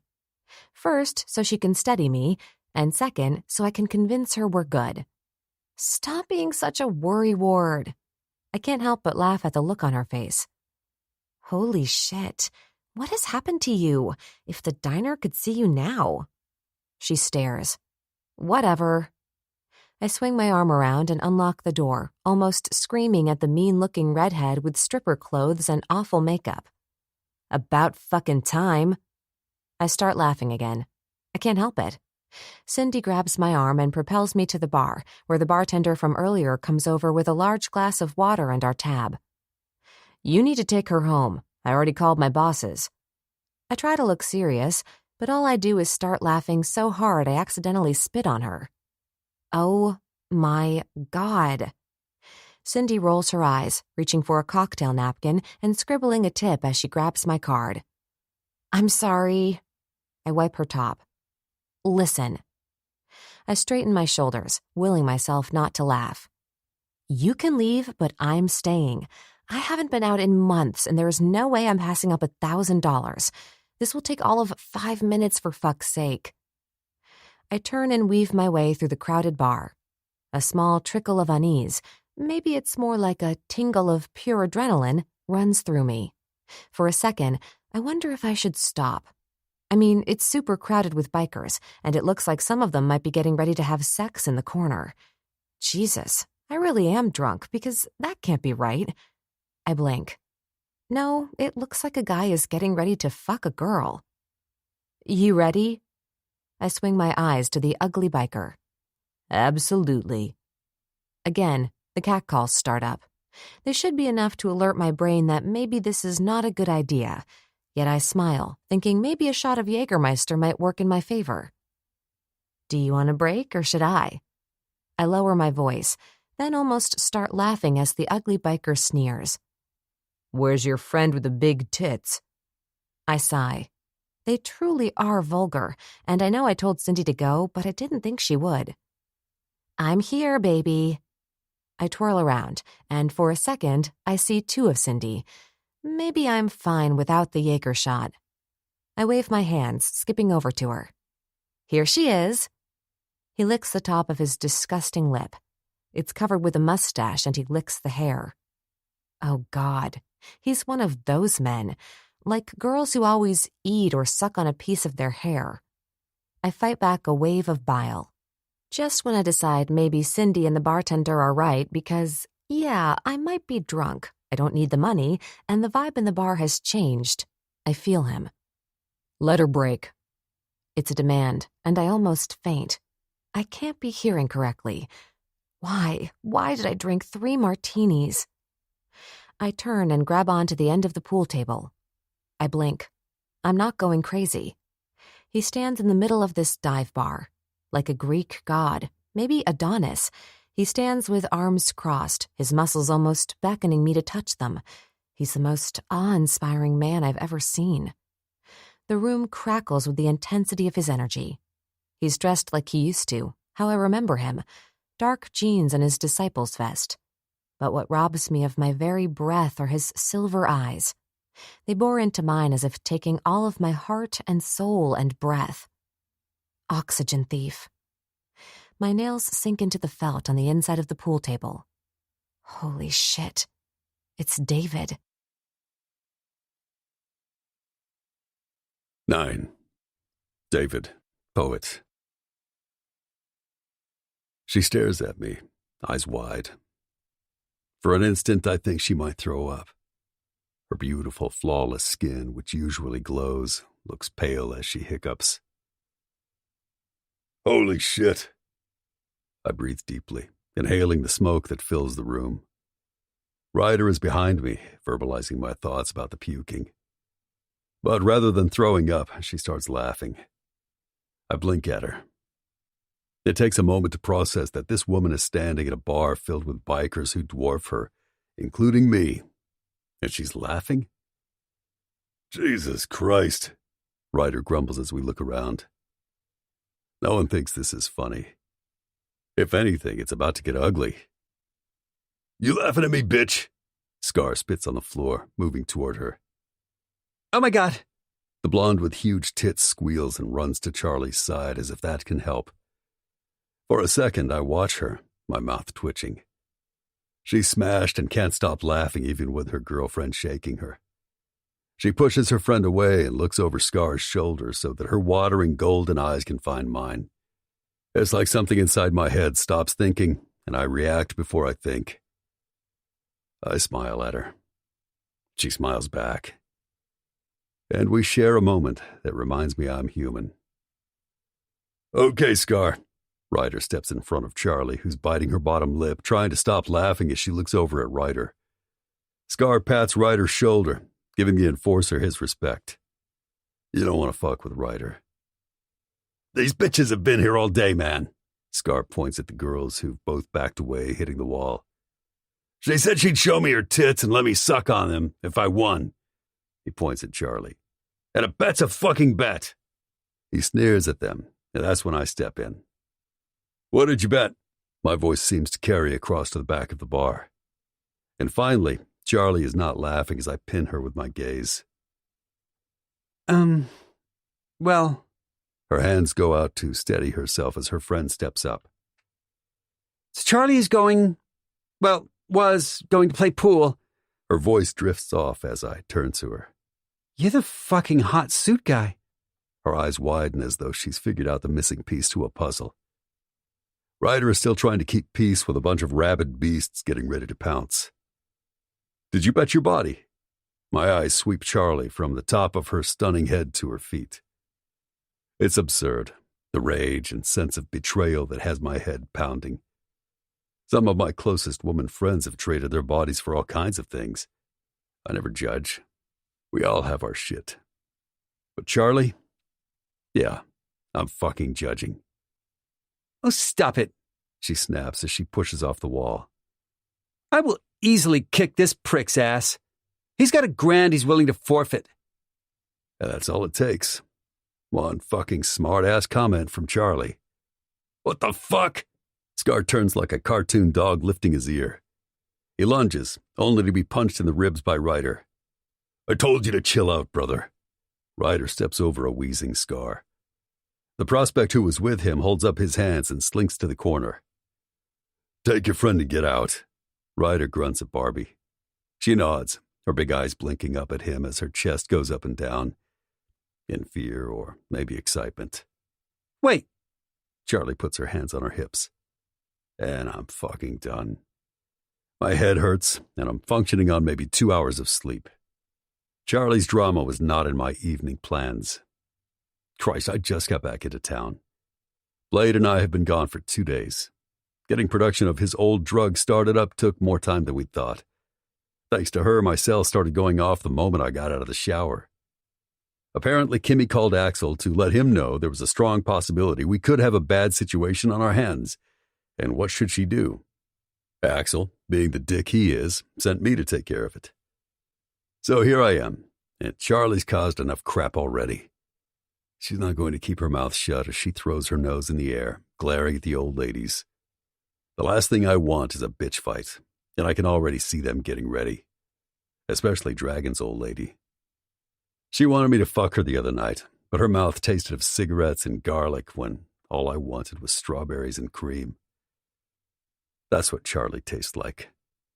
Her mouth and her cunt are like eating fucking dessert. Let's go. I grab her arm as I start to usher her out.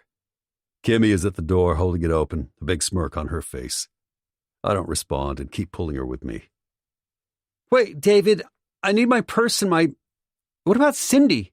She jerks her arm. She doesn't get free, which must confuse her as she looks at my hand.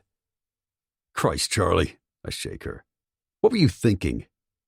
Her head goes back and I'm trapped in the most beautiful golden eyes. The outer area encircled by a ring of dark green. Her dark, long lashes flutter as she tries to wiggle free. Hey, hot suit. Biker guy? We both turn to Barbie, or I guess Cindy, who stands with Ryder frowning at her back. She holds out her hand. A large brown leather bag dangles from it. Charlie goes to take it, but I have a death grip on her arm, so she's pretty much chained to my side. David! She jerks again and rolls her eyes at me. Please let go. If I hadn't been stuck in a pit for the last 2 days creating a drug that should never be back on the street, I might be in a better mood. As it is right now, I'm disgusted that I thought she was a good girl. I almost drop her arm. Why am I taking her home? She has Barbie, and they should go back the same way they came. I don't need any of this shit. I won't have it. My goal is never changing, no matter how hard my dick gets around her. David, you don't understand. I had this handled. Now I do drop her arm, and Kimmy snorts and shuts the door, going back around to the bar. Come on, please. I would never. She turns to her friend. Cindy, tell him how I had it handled. That I don't lose. Cindy's eyes get bigger, if that's possible, darting from me to Ryder and back. I'm 90% sure she was going to pull it off. She has been drinking, though. Are you insane? Charlie snaps. Are you both insane? I yell over the clash. Do you have any idea what you're dealing with? You two could have been raped.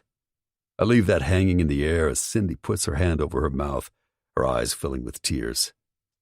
We only wanted to have some fun, and I needed money, she gasps. I look over at Charlie, thinking she'll respond the same way as Barbie. Instead, she looks me straight in the eyes. Her fucking puffy lips break into a small smile, and she bursts out laughing. Jesus Christ, I growl as I turn to Ryder, who stares, his mouth gaping open. Holy shit. He looks at me as he rubs his crew cut. She's fucking fearless. I'm not scared of any of you guys. As a matter of fact, I'll prove it. She puts her hand on her hips and laughs again. Oh my God. Cindy shakes her head. She's going to be horrified in the morning. Listen, I'll take her home. She grabs Charlie's arm. No, I cross my arms. No? They both say together. Except Charlie has to bite her top lip not to laugh. I'll take her. I reach for her and am surprised when Barbie holds on. Sorry, but you could be a rapist too. So as her best friend, I have to... Best friend? Charlie looks at her, then at me, and again my patience is done. In one jerk, her sweet-smelling vanilla body collides into mine as I propel her out the door. Charlize, should I call the police? Barbie follows and yells after us. Sweetheart, if you want to live another day, you'll get in your car, go home, and pray you never see me again. Ryder's aggravated voice carries across the parking lot. I drag Charlie to my new bike. I had a brother custom make it. He asked what color, and golden eyes flashed in my head. I hesitate for a moment. What the fuck am I doing? This woman is drunk, clearly drama, maybe a slut. So, all the things I had thought she was are probably not true.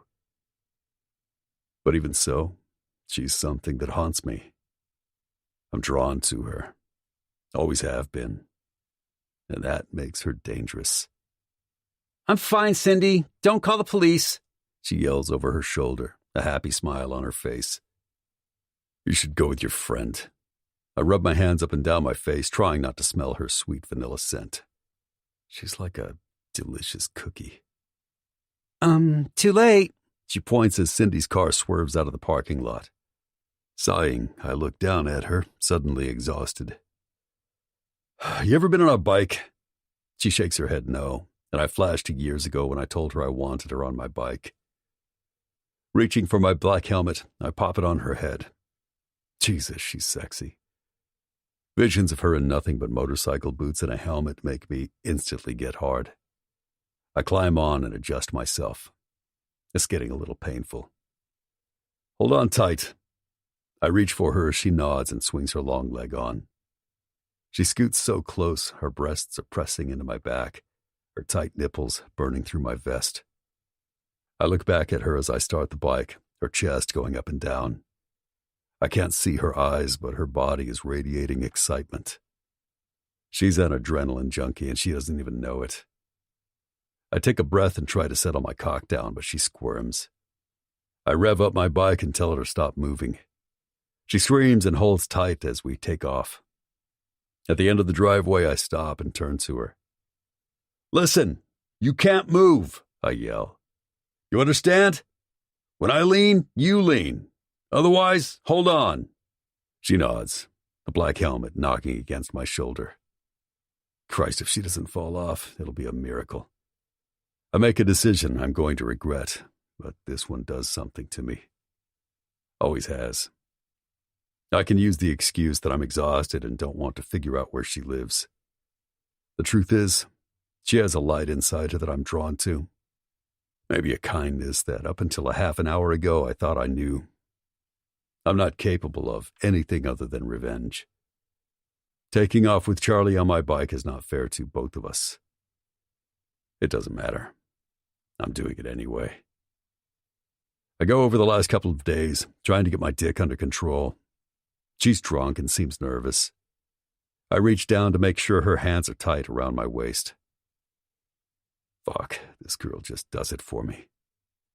Her hands are slightly cold. I hold them longer than necessary while making sure they're tight around me. A spike of pure energy pulses through me.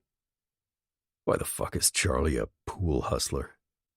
And worse, why is she always in the back of my mind? Even when I was lying on the beaches of Mexico, drinking mezcal with my best friend Reed and shooting smack up my veins, I always sensed I was missing something good and pure. Something that wasn't finished.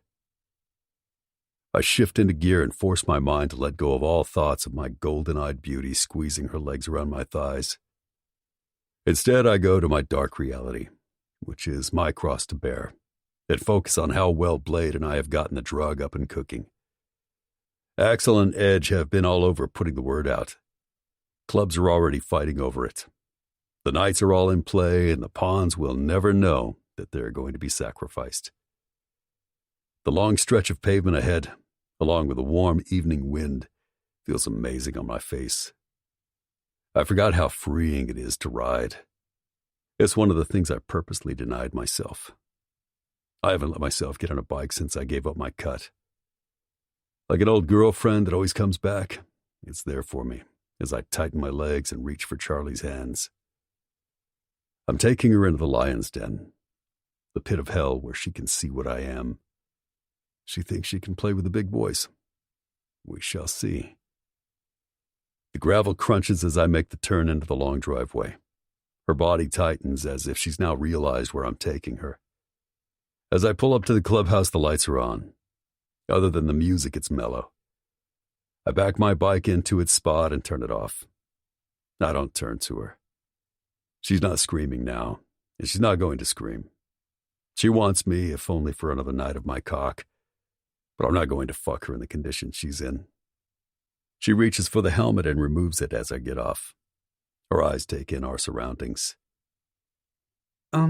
Should I be scared? She claws her nails into my forearm. I'm tired, Charlie. I take her hand to steady her. Let's go. For a second, she hesitates. Then she tightens her hand on mine, allowing me to walk her up the stairs of the porch as it swings open and reveals Axel, who is smoking a bong. Typical of Axel, he says nothing, but his eyes narrow on Charlie. Not now, man. This is your fault. I guide her past him and into the clubhouse. I don't stop to talk with anyone and pull her up the stairs. The downstairs is always busy with brothers drinking and playing pool and shit, unless Eve and James are here. The upstairs is quiet, and no one's around. Not that I care if anyone sees her, but I'm not in the mood to talk. I glance down at Charlie. Her long black hair cascades down her back, and her golden eyes look tired as she bites her red lips. She's everything I find desirable. I guess that's why she stands at the door of my room, slightly nervous. Rather than opening it, I lean on the door. Why are you putting yourself in dangerous situations? She frowns and huffs as she bangs her back against the wall. All I was doing was playing pool. I never go out. She turns and looks me straight in the eyes. Never. I work almost every day. She shrugs. So I got my hair done. Cindy wanted to go out. Turns out she needs money. She knew I played pool and that I was good. She throws her hands out. That was it. I had some drinks and made some money. I stare at her. She's telling the truth. It's all in the eyes. I open the door to my room, flip on the light, then gently guide her inside. Her brows pull together in confusion as she stands at the entrance, hands behind her back. Here, I reach for a bottle of water. I have 2 24 bundled bottles stacked in the corner that I got at Costco. Bathroom's there. I point and guzzle a bottle of water as I pull off my shirt. Wait, what? I'm seeing double. Are you getting undressed? She sounds shocked, and I can't help but grin as I toss my cut and t-shirt on a cardboard box. Turn off the light when you're done. I unbutton my pants and kick off my boots as she stands, mouth open, clutching her bottle of water to her chest. You want me to sleep with you here? Her voice cracks, and this time I do smile as I walk over to her. She backs into the wall with a small thud. I'm tired. I'll take you home in the morning. It's not particularly nice, and her disappointment that I'm going to bed reads all over her face. A long time ago, I would have loved her looking at me like that, as if I was worthy, maybe even special. Now it makes me uncomfortable. There is nothing but self-loathing and pain in this body. The fact that I even brought her here is a testament that she's dangerous, but only to herself. Even though I want her, I will walk away. Go, I groan as my cock hardens and her eyes dart down to it. It's not quite at full length, but it's on its way. I watch her face as she stares, her puffy lips sucking in air, and I harden even more. Her face turns pink in seconds, and her breath, which comes in short hisses, smells like liquor. Her eyes lock with mine, and it's all there for me. Her light. It spills out of her, and for a second, I let it penetrate me. But she doesn't need my shit. I shouldn't have brought her here. It's not fair to either one of us. I step back and turn toward my bed. David? Her voice is soft, almost pleading. Don't forget to turn off the light. 10. Charlie. My eyes pop open. I'm warm and peaceful. And for a moment, I almost panic. Where the fuck am I? Then it all comes back to me, much the way it feels when a snowball hits you smack in the face. Yep, that's how I feel. I groan in horror. Why do I ever drink? Snippets of last night make me groan again. His large, tan hand tightens around my ass, and I inhale through my nose, absorbing his scent. The room is dark, and a small amount of light peeks under the curtain. For a second, I allow myself the fantasy that this is how I wake up every morning. My body feels hot, almost burning, as I wiggle closer to him. I'm dressed, and he pulls me closer, throwing a naked, muscled leg over me. Jesus, I whisper, fighting back the temptation to touch his pure perfection. I breathe in and out. I can't get distracted by all that is David. I need to stay focused and remember that I'm lying in bed with a man who has been missing for close to 9 years.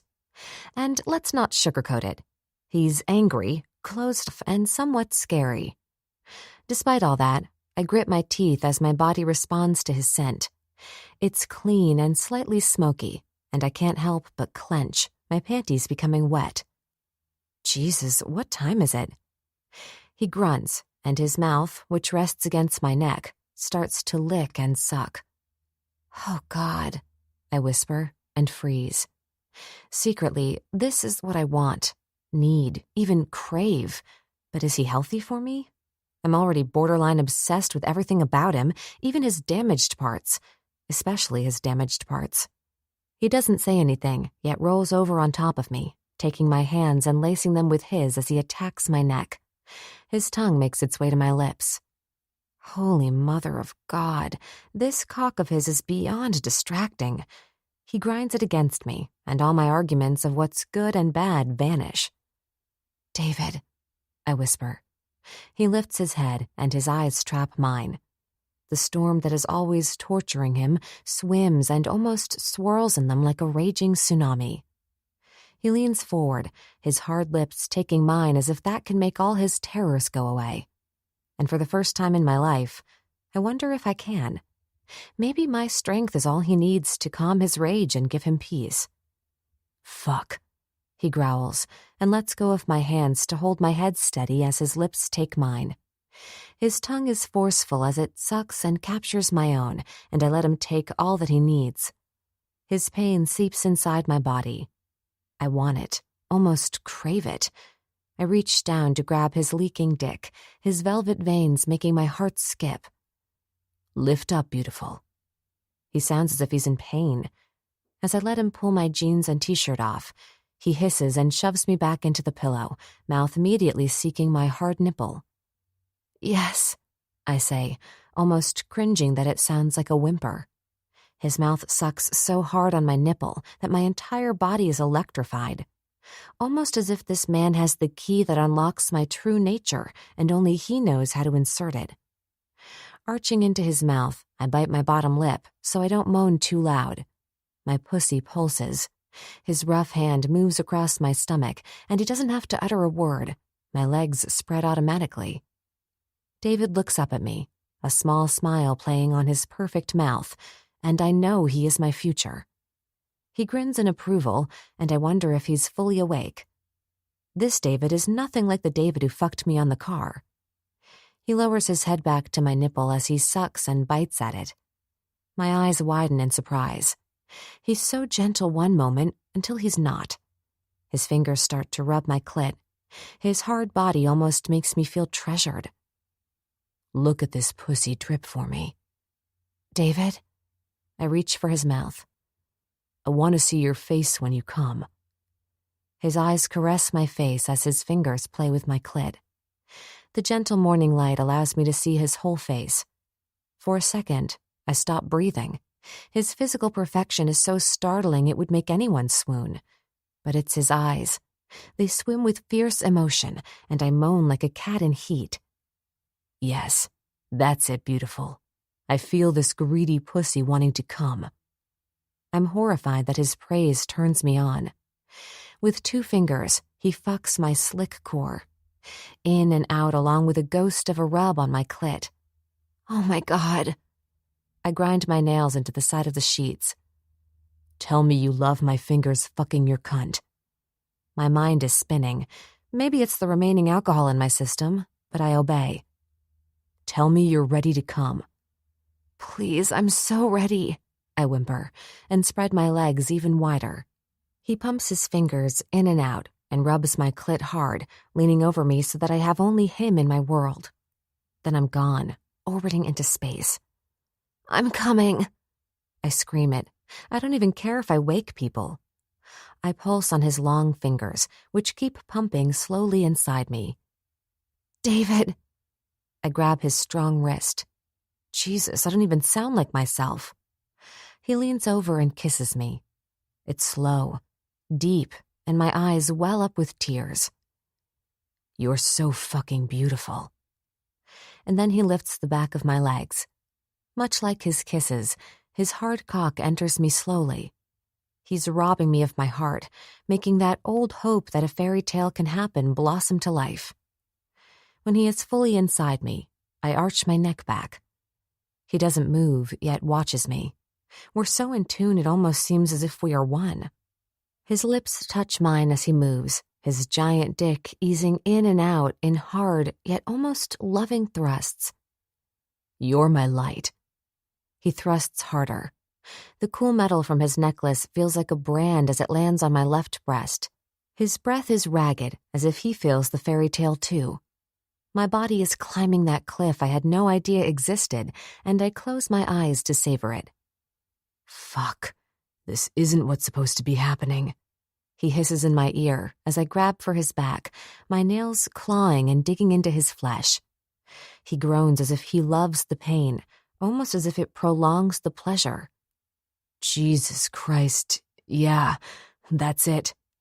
He grabs a bedpost above my head as he fucks me so hard the bed shakes, or maybe it's just me as I explode into a million wonderful pieces.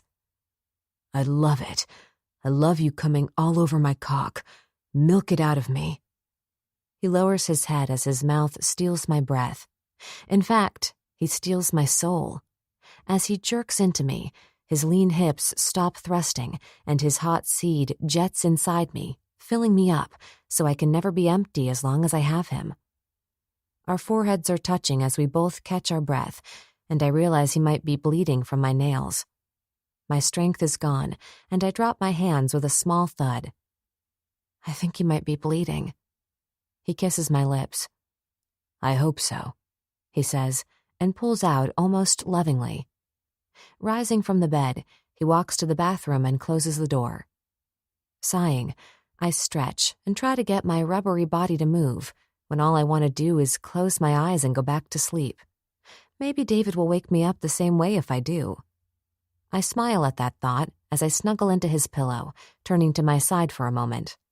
His pillow has his scent, and I inhale. Clean, fresh spice with a touch of smoke, my new favorite thing. I think I might have dozed off because I feel his warm lips kiss my forehead as he pulls me into his arms. Rest, beautiful. It's early. Sighing, I use his chest as my pillow. His heartbeat is strong, and the last thing I remember is how secure he makes me feel, something I never thought I'd need, yet can't imagine doing without. 11. David, poet. I'm dreaming. Yes, the same one I always have. I need to wake up. I want to wake up. But the counting starts and I have to get to them before it gets to 100. If the voice from above gets to 100, then we all blow up. Tabitha is crawling, then running, and I'm trying to catch her. I need her to stop running because the voice won't stop counting. The streets are brick, a red brick, and I hear her crying. I hate this counting, and it's already in the 90s. I turn toward the building I despise. The voice gets to 99. I explode. I bolt up. My breathing is labored as I run my hands through my hair, which is slightly damp at the temples. Jesus, I hate that fucking nightmare. I wipe the sweat off my forehead. The toilet flushes and my eyes dart around to the plain beige room as I try to catch my breath and calm my heart rate. The curtains have been opened slightly. Sunlight spills in, blinding me as it bounces off the cardboard boxes. I seem to keep tossing more of them in the corner rather than unpacking them. Slumping back, I reach for my chain. My charm needs to bring me back. I need a fucking cigarette, too. As I reach for my smokes, my mind replays this morning. My dick is standing erect, wanting more of her light. I'm so disgusted with myself. This shit has to stop. It's why I had the counting dream, a reminder of what's important. Lighting up, I inhale deeply. I'm out of control and she isn't helping. All I want is to lock the doors and sink my cock into this woman for days, maybe years.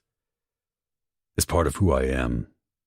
I'll substitute one addiction for another. Right now I could easily fall down the pussy rabbit hole. Fuck. I rub my hair trying to wake up. This particular recurring dream always haunts me for days. Not once have I ever woken up before that fucking voice gets to 100.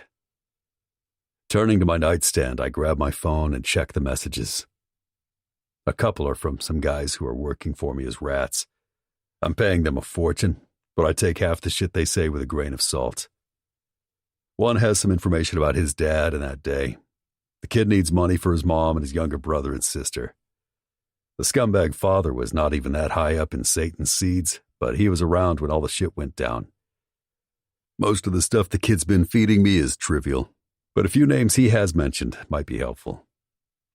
Charlie walks out of the bathroom, breaking my train of thought. She's almost glowing. My eyes narrow as I inhale deeply. "You okay?" She looks at me, concerned. I stand and stroke my cock. It aches only for her, apparently. Her eyes zero in on the area between my legs, and I stop before I'll do something I'll regret. "I'm fine." Grabbing my jeans off the floor, I watch her eyes caress my body as she licks her lips. "You hungry?" It comes out harsh, but fuck, I'm a man. And if she keeps licking her lips... Yes, but I should get home. I have to work later." Her eyes stay fixated on my cock and abs while she twists her hair on top of her head with a rubber band. "I'd like to take you to breakfast." This gets her attention. Her eyes find mine.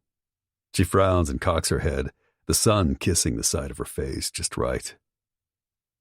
"You're stunning." I reach for her. I need to shut the fuck up. After all, I need to cut her loose at breakfast. She must be my ultimate punishment. I might as well torture myself with her, saturate myself. A small smile plays on her lips, and I smell peppermint. She must have brushed her teeth. Fuck, we're going to be each other's downfall. I lean down to capture her lips in a kiss that was supposed to satisfy, not make me crave more. I'm about to pull away when her hand reaches for my cock, and I know I'm entirely fucked. I try to pull back, but she moves her delicious body closer, and all my good intentions not to fuck her are fading. "I want to suck your cock." She almost crawls up to my ear as her excited breath makes me groan. Wrapping my hands in her hair, I pull out the rubber band. "Can't say that kind of thing. If you want breakfast." She slithers her tits all the way down my chest and drops to her knees as she rubs me through my pants. And I'm done trying to tamp down what little fight I had left. "Take me out," I say, my voice gruff. She smiles and pops my pants button open as she pulls my jeans down, my cock already leaking. "Oh, God." She inhales, and I can't help but grin. No man doesn't like a woman kneeling, admiring his cock. "I'm obsessed with your dick, David."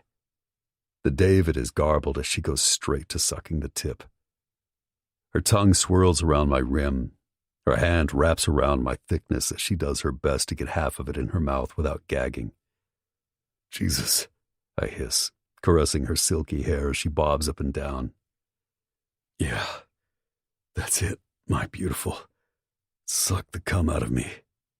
She pulls back, flashes me a smile, and opens her mouth wide as she hits the back of her throat with my tip. Fuck, I'm not going to last long if you keep doing that. I breathe through my nose. My toes curl as my stomach muscles tighten. She keeps sucking hard as her other hand jacks me off. "That's it. You ready?" She looks up at me, her golden eyes watering as she sucks me hard. My balls tighten and a surge of need takes over. It's like I'm a dying man and my last desperate wish is to come down her throat. I'm chasing the pleasure so fast that my hand wraps tightly in her hair and I guide her back and forth, breathing deeply. "Yeah, fuck me, baby." My body starts to pulse. "Don't forget to swallow," I hiss. My cock keeps jetting off in her warm mouth. My eyes narrow as I watch her try to swallow fast enough. "Jesus Christ," I grunt, my mind peaceful and at rest. All my demons are gone as I relax for the first time in years. It'll last a few seconds at most, maybe a minute, but I'll take it. Reaching down, I lift her to my mouth as I attack hers. She tastes like bean sprouts and candy, and I don't give a shit. I need her. She's dangerous, but so am I. "Let's get some breakfast," I groan into her mouth. "I'm gonna get cleaned up." I walk past her somewhat shocked face to enter the bathroom. I need a shower. I'm covered in our scent of vanilla, spice, and fucking. I'll go crazy if I carry that with me all day. Starting up the shower, I rinse off in cold water. I do this when I need to get my head on straight.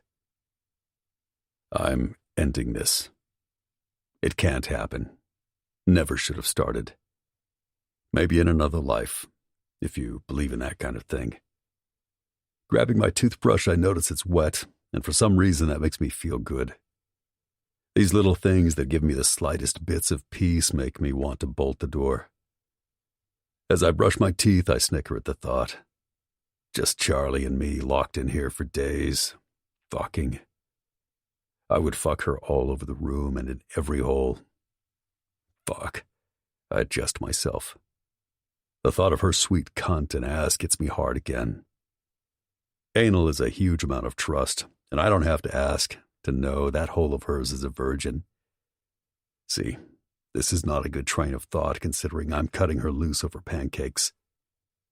Spitting out the toothpaste, I run my fingers through my hair and pull on my jeans. Charlie is sitting on my bed, typing away on her phone. She glances up and gives me a shy smile, which makes me feel like shit. I pull on a navy blue t-shirt, my cut, and motorcycle boots. I hold out my hand and she takes it immediately. Lacing our fingers together, we quietly descend the stairs. David? She pulls back.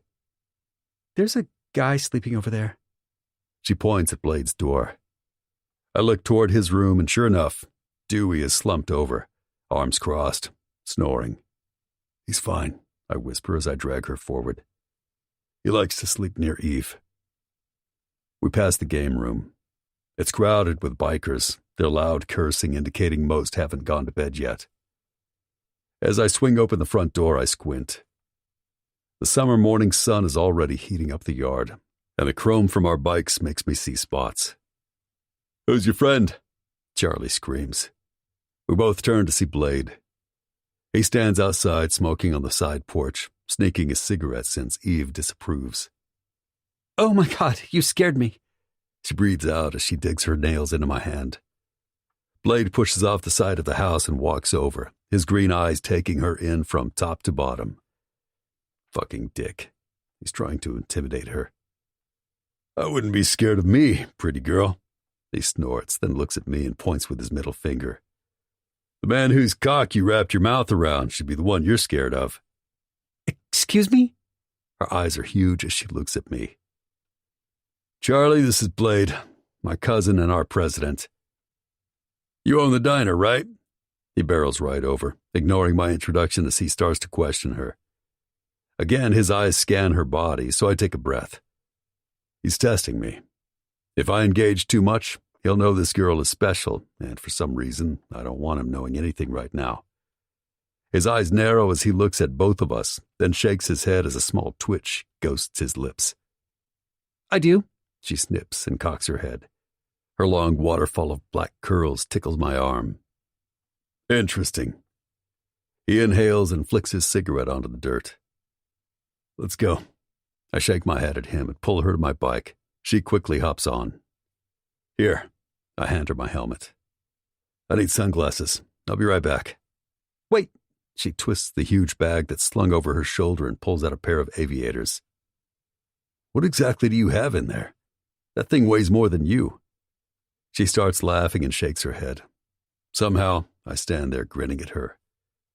She's adorably sexy. Everything about her is perfect. The screen door slams and she jumps and looks over to where Blade used to be. The game has begun, and he has the most to lose. I don't blame him for being curious about Charlie. After all, we trust no one. Not even ourselves. Is he always that much of an ass? She pushes the bag toward her back and pulls her incredible hair into a low bun. I don't remember him acting like that. She nods at where Blade was standing as she puts the helmet on. Ignoring her comment, I ask, "Where do you want to go for breakfast?" I push aside her hands as I strap on the helmet. Anywhere that is not my place. She smiles, and I wonder how it's possible for someone to be that happy. It's not like I'm all that nice or even pleasant to be around. Hell, I wouldn't like me if the tables were reversed. I flip the visor down. "Hold on tight and move with me," I say over my shoulder as I adjust myself, since my dick seems to stay somewhat hard around her. The sun is hot as shit already, and my leather cut is not helping. Charlie wiggles closer, and it feels right. A lifetime ago, all I wanted was to have her on my bike. I was a boy who liked a girl and thought he could have it all. I was wrong. I make a right turn and pull into Norm's. It's old and retro, but has great hangover food, and something tells me Charlie could use it. I park us next to a crappy red Jeep and help her off the bike. She did much better this time. Granted, we were on the bike for no more than 5 minutes, but she held on and moved with me. Reaching for my helmet, I help her take it off. I watch as she runs her fingers through her dark tresses. It shines in the sunlight, and my heart tightens from looking at her. Reaching down, I lace our fingers as we walk. I'm not going to ignore what happened this morning. I hold the door open for her, and she happily walks in, and I can't help but admire her. She's tall and thin and so fucking gorgeous it almost hurts to look at her. I need to tell her I can't do this. I'm attracted to her, but I'm not ever going to be what she needs. 12. David, poet. Hi, welcome to Norm's.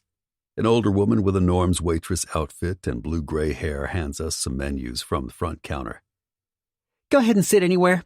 She gestures as she turns to pour a customer some coffee. Thank you. Charlie takes them and slides into a booth by the window facing the street. She bites her lip. When she frowns, she gets the cutest line between her eyebrows. What's wrong, beautiful? I grab one of the menus from her. She leans forward, and I almost reach for her neck to kiss her. What the fuck is wrong with me? So, I love running my parents' diner. I'm proud of it. Her long nails tap the table. But my biggest fear is that is going to be me. She whispers the last part as she looks over her shoulder at the older woman. I have a good feeling that's not going to happen. I can't help but grin and reach for her hand while she continues to tap the table. No, I'm already showing signs of being like an old maid. Like my mom is way hipper than me. Her eyes are huge as she nods like I should absolutely get this. And that tightening in my chest makes me rub my necklace, almost as if I need it to protect me from her. I pull my hand away and wish I could smoke in here. I need one. Looking at the menu, I say, how do you know that woman is not doing exactly what she wants? That she enjoys getting out and being with people? I mean, look at her. We both peek over at the woman laughing at something someone at the counter said to her. That's absurd, she whispers, but her mouth twitches and her frown is gone. She leans back.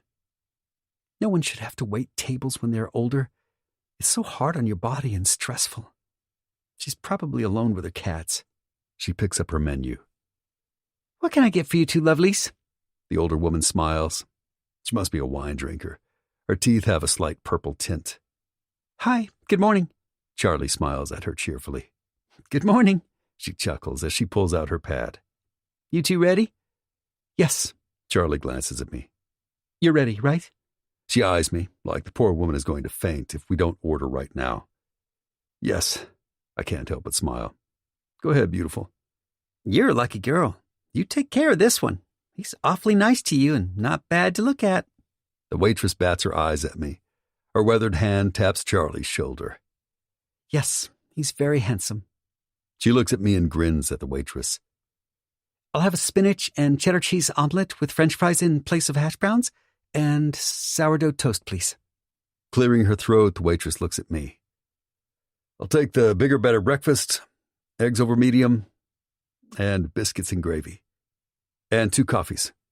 I slam the menu shut and take Charlie's, handing them to the waitress. Thank you. Betty, oh Lord, she winks at me. If I was 35 years younger, I'd scoop you up. Of course I would have given you back, seeing how I still can't decide if I like men or women. She laughs at Charlie, who can't hide her shock or the fact that her cheeks are a deep pink. I'll be back with your coffees. She chuckles all the way to the kitchen. Charlie sits with her big, red, puffy lips pursed, reminding me that not more than an hour ago, they were wrapped around my cock. I lean back and smirk at her. See? Old Betty seems fine. I have no words. She shakes her head, a smile peeking out. As she puts her napkin on her lap, she thanks the busboy for the water. I need a cigarette. I nod at Betty, who waddles up with the coffee. Me too, she grumbles as she pours and sets the plastic carafe on the table. Thank you, Charlie calls after her and waves a hand. Turning back around, we look at each other and I take a sip of the hot, bitter mud they call coffee. I want to know what you were doing last night. She reaches for her cup and straightens her shoulders. I already told you. Playing pool. Did you know that bar is a disciples' bar? She shakes her head. Had Kimmy not called, you and Barbie probably would have been raped. I say this to scare her because she's not looking at all like she has any remorse. She sets down her coffee cup with a clank. Okay, David, I'm not helpless. Trust me, there's no way I'd let that happen. She raises a brow at me, which pisses me off. Why are you hustling? Do you need money? Her face gets pinker and she looks down at her purse. I need to use the restroom. I grab her wrist, causing her to gasp and try to jerk away. We're having this conversation, whether you like it or not. No, I don't need money. I do need to use the toilet, though. Is that all right, boss? She scoots out of the booth and grabs her purse, heading toward the restroom. Perfect. I toss my napkin on the table and reach for my phone. Of course, there are a ton of texts, most from Axel and Blade giving me shit about Charlie. Here you go, handsome. Betty sets down a plate filled with ham, bacon, sausage, and 2 eggs, and another with Charlie's spinach and cheese omelet, fries, and toast. The biscuits and gravy are on a separate plate. Thank you. I put my phone back into my pocket as Charlie slides back into the booth. Her face looks fresh and her hair is up. She shoots me a saucy stare as I shake my head. This is ridiculous. Listen, I'm sorry I was... She picks up her napkin. Rude? It's not me being rude, it's me stating the truth. I start to eat, breaking open my egg yolk so I can dip my sausage in it. I rarely eat this kind of food. Since getting sober, I try to eat organic. I've destroyed my body enough.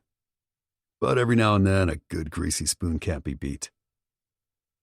All right, but here is the truth, David. You've been gone, and somehow I have managed to live. She takes a sip of water. I guess I'm not communicating correctly. I do what I want, and I do it because I want it, not because you or anyone else thinks it's right.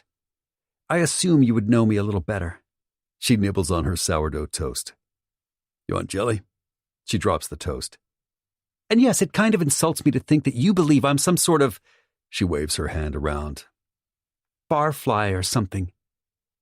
Taking a sip of my coffee, I say, I have no clue, Charlie. All I know is what I fucking observed. She glares at me. Christ, I look away. The smile I'm fighting is completely unwarranted. I have money if you need it. From what I saw, both of you girls were getting in a bad spot all because you were desperate.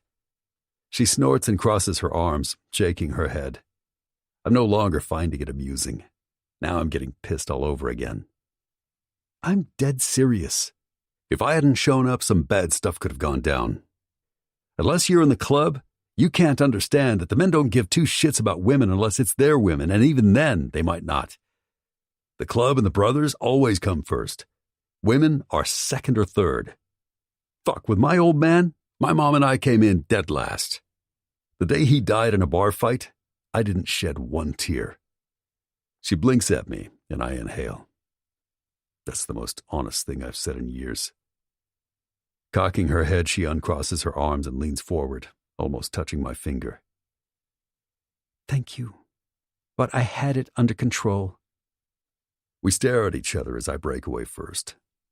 Somehow she's not caving, not letting me get my way, and I fucking hate it. I don't need money. Cindy does. All I wanted to do was get out, have a drink, and play pool. Her eyes swim with tears, making them look like big nuggets of gold. I wanted to forget that you fucked me on a car and didn't even want to stop by and see me again. Fine. I can't have her bursting into tears already when I haven't even gotten to the part where I tell her that I'm not available. Christ. I scrub my hands up and down my face. She grabs her fork and starts eating. I'm almost done, so I drink some more coffee. We need to talk about this morning. Her head pops up. Oh, God. She sets down her fork. Her eyes still look a little watery, but her tears evaporate instantly. I'm not going to lie to you. I search her face, trying to judge if this is the right tactic. Okay. She reaches for her coffee and frowns as she tastes it. Is yours cold too? Yes, but it's fine.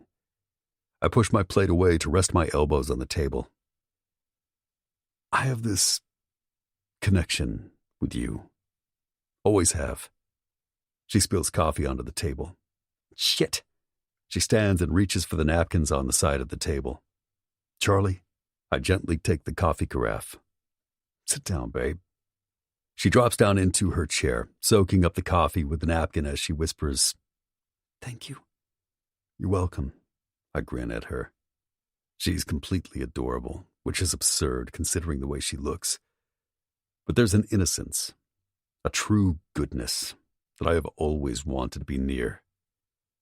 I frown at where my thoughts are traveling. Charlie? Yes. Time stops. I want this woman. She makes me feel good. So saying what I'm about to is fucking with my mind.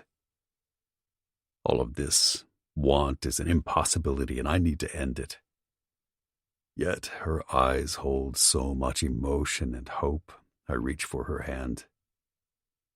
What do you want? And I'll let you know what I'm capable of. She sits back and looks at me as we connect. You. I want you. I've always wanted you. Fuck me, she did it. I bring her pretty fingers to my lips as I tell her the truth. I can't be with you or anyone else ever. I'm fucked up. She tries to pull away, but I hold her hand tight. Her lips open as she takes a breath. Listen to me. I can't do this. My reality is not yours. I'm here for one thing, and that is what drives me. She shakes her head. I don't believe that. Beautiful. By the end of this year, there's a good chance I'll be dead or in jail. No matter which way it goes, that makes me unavailable. This time she does pull her hand away and gazes out the window, her eyes shiny with tears. It's because you feel responsible, right? It's more than that. My voice sounds dry, almost bored. This is going in a bad direction. I can't give you anything but sex.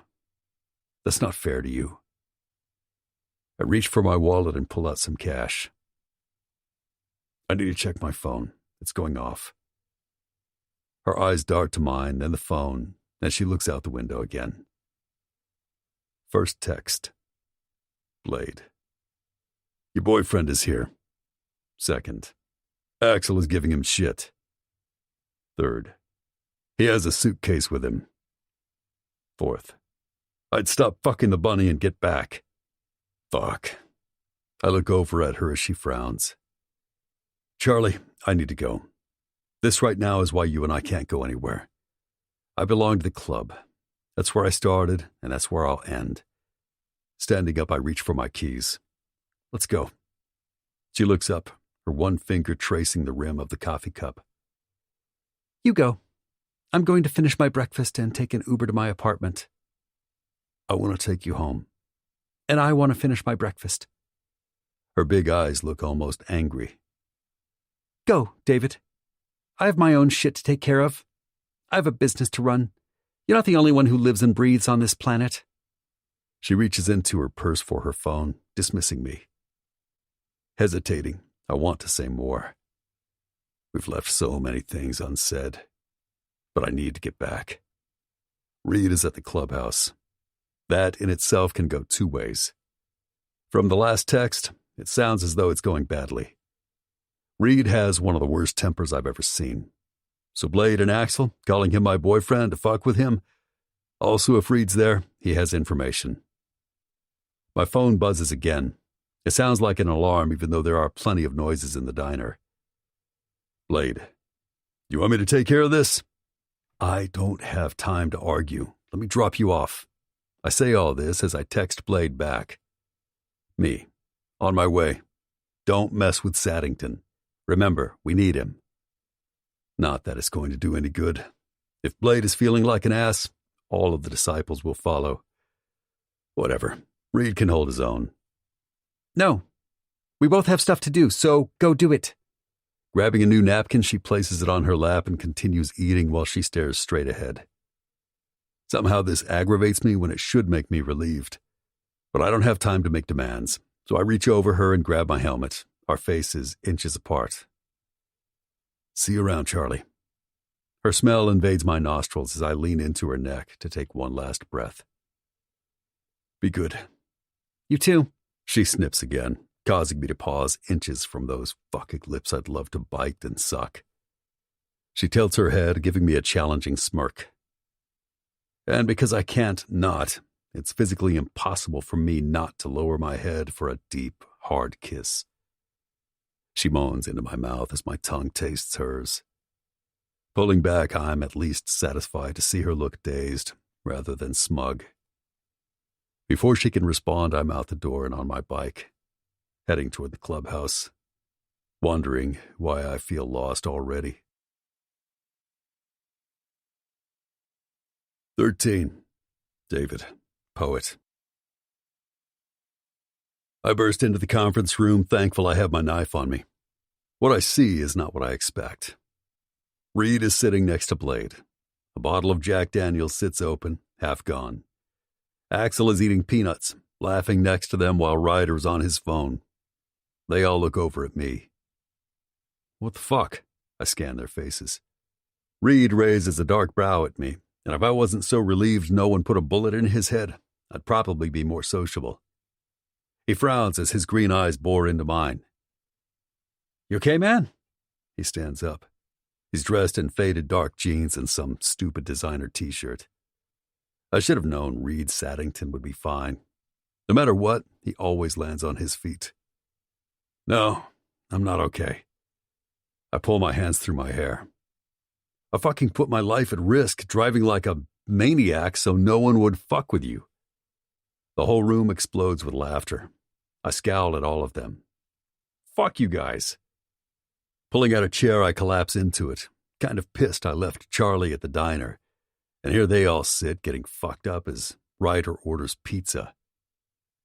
Poet, we had no idea Saddington was like this. We really thought you sucked his cock. Blade looks at me deadpan, then hits the table with his palm. The fuck? Reed turns to Blade and throws his head back to laugh. It's no big deal. Have another shot. I look around and the disciples are milling around thinking that we are having church, but with Reed here, that can't happen. No church today, brothers. Officers' meeting only. Blade stands up and pulls out his knife and stabs it into the wooden conference table. There's a murmur of grumbles as the old-timers get up. The younger brothers all shuffle out. Prez? We turn to stare at Lucky, a huge frown on his face. Lucky gets a lot of respect, seeing as he stepped up and made sure the club didn't go down when we got blown up. He stands tall and strong even though he's got to be pushing mid-60s. Permission to speak? Blade pours himself another shot, not looking at him or the guy standing behind him. Speak, Lucky. He pushes the shot to Reed and takes a long swig from the bottle. Lucky's eyes dart around all of us, landing on me, then Reed. I don't like this. We're supposed to have church. Now you have some kind of secret meeting with officers only. What kind of shit is that? The other disciples stand behind him, murmuring. You hiding something, Prez? Because last I checked, we're a fucking family. And now we got this pretty boy in our sacred room. He motions at Reed, who leans back in his chair and crosses his arms. The room is silent, besides the hum of the Budweiser sign. Blade looks over at Reed, then at me, and smiles. Motioning with his hand, he says, "Lucky, out of respect to you, if you want to stay, you can." He points with the Jack Daniels bottle for the rest to leave. All others out. Lucky pulls out a seat, lights up a cigarette, and glares at Reed. "Why the fuck is he here? See this shit?" He points at all of us with his weathered hand, his fingers stained yellow. "This shit is wrong. We don't have secrets, and this looks like secrets." Ryder leans his large hands on the table and sort of growls out, "You want to step outside, Lucky? I'll go easy on you, since you're already halfway into your grave." Lucky inhales his cancer stick and shakes his head. The wrinkles in his face are like deep craters. "You'd like that, wouldn't you?" "Nah, I'm gonna sit here and figure out what's going on." "Lucky, you're here out of respect. You're no longer part of my old man's officers, so shut the fuck up or I'll throw your ass out." Blade stands up and reaches for the briefcase. It makes a loud scratching noise as it's dragged across the wooden table. I look over at Reed, who leans forward, his elbows resting on the table, eyes focused on his shot glass like it's the most interesting thing alive. He's done, and Blade's right. Lucky needs to shut the fuck up or Ryder will enforce. Blade puts the briefcase in front of Reed, who uses his thumbprint to open it, revealing a file and enormous amounts of cash. "I have the means and the ability with my family connections to get most anything. I had one of my father's guys get a hold of this file from the FBI. He tosses it to me. "I hope you find your answers, brother." His green eyes look sincere. "Any other information I gain will be passed on. The cash," he dumps it all out on the table, and bundles of stacks of hundreds tumble to the floor. "This is a gift. David saved my life, gave me the shirt off his back. I will help him in any way I can. Those pieces of shit who wronged this club and killed your loved ones? Buy what you need and take them down." He looks at the room, and I swear to God, give Reed 10 more years and he'll be running for president. "Jesus, that's a lot of money." Edge picks up one pile and fans through it. "This is crazy." Lucky's eyes look wild. "You're not seriously thinking about putting us into a war, are you?" He stands up and flicks his cigarette on the money. "I may be old, but I was there when this went down," he says. "It was bloody. Fuck, we barely made it. And now the club is thriving." He looks at Blade. "You should be proud, son. You made this club what your father and brother never understood. But you start chasing ghosts and God fucking help you." Turning, he grabs his sunglasses as he slams open the door. "Reed," Blade stands. "I know we gave you shit, but this," he picks up a wad of cash. "This can get us what we need. You're always welcome." Reed looks at all my brothers and nods. "There's more if you need it." Ryder whistles as he drops to his seat. Reaching for his laptop, he starts organizing the wads of cash. Edge just sits and drinks from the bottle. Axel is leaning on the table quietly, looking through the beige folder. "Reed, before you go, man, are you sure this is correct?" He lifts up the file, his blue eyes aimed at both of us. A slither of dread goes down my spine, causing the hair on my arms to stand up. "That's straight from the FBI," Reed nods. Axel tosses it to Edge. "I was in Afghanistan with Blade. You need to go through this and figure out who's the rat, because someone set us up." The room is still, almost like the traitor might come in and start gunning us down as we look around at one another. Here's the truth. As much as we want to believe it, someone in our family betrayed, sold, or gave away our secrets, then tried to take all the main people out. "Let me see the goddamn folder," Blade grits out. "And Ryder, fucking turn up the air." He rips the file out of Axel's hand. Not that I blame him. All of this falls on his shoulders. "Easy, Prez. There's a lot of shit in here." They look at each other, and for a moment I feel like the outsider. I'm still the kid who's always eating lunch alone. I came back to my club, family, to get revenge, and maybe justice. Yet right now, I'm someone who can't even remember that day straight. My head pounds as the mental pictures flash through my mind. Mostly I recall thick, pungent smoke, the kind that burns down your lungs in a second and you know that black soot will never leave. Sweating, I reach for my charm to calm me. The cool metal makes me breathe and forces my mind to function. David, walk me out, man. Poet, tell Amy to get us some coffee. The pizza should be here any moment. Blade barks at me as I turn to leave, which is a joke unless I happen to run into her. I'm not his bitch. You look a little shaken. My eyes dart to Reed's as I stop to rub my neck. It cracks with tension. My insides are turning inside out. It's revenge, so close I can almost taste it. My arms tingle as adrenaline pumps through my bloodstream. What's in that file? I ask. Everything but the actual rat. There's a name of a kid whose dad was high up in Satan's seeds. I think he drove his bike off a cliff. Anyway, he's been feeding the FBI information for about 6 months. He needs money. Start with him. He heads for the porch stairs.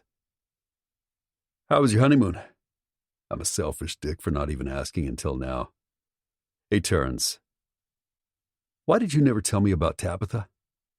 With all the shit I unloaded on you, you never once mentioned her. If you wanted to gut punch me, I think I would have liked it better.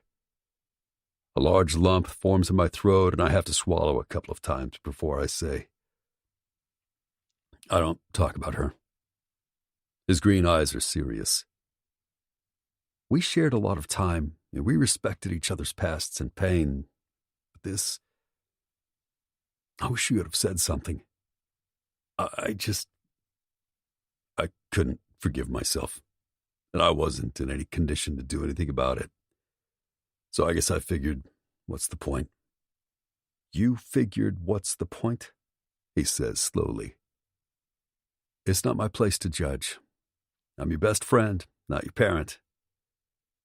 Take a long look at that file. Use the money and make everyone suffer.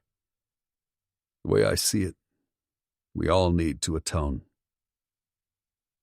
Atone. I look at Reed. He looks back. Leave it to you to just get it. I'll take care of it, I say. The rat dies. And if you need me, call. You're looking a little ready to go off. There's a lot of shit going on, but I'm fine. We stop at his filthy Ferrari. It's covered in dust from lack of use and all our bikes kicking up dirt. He looks from me to his $500,000 vehicle. Really? He shakes his head at me. The sun is beating down on us. Christ, man, I'm sorry. I meant to bring it back way earlier. Let me get the keys. I don't need them. He touches the door handle and it snaps to life. Reed slides inside. Sometimes we need to remember that we do have people who care.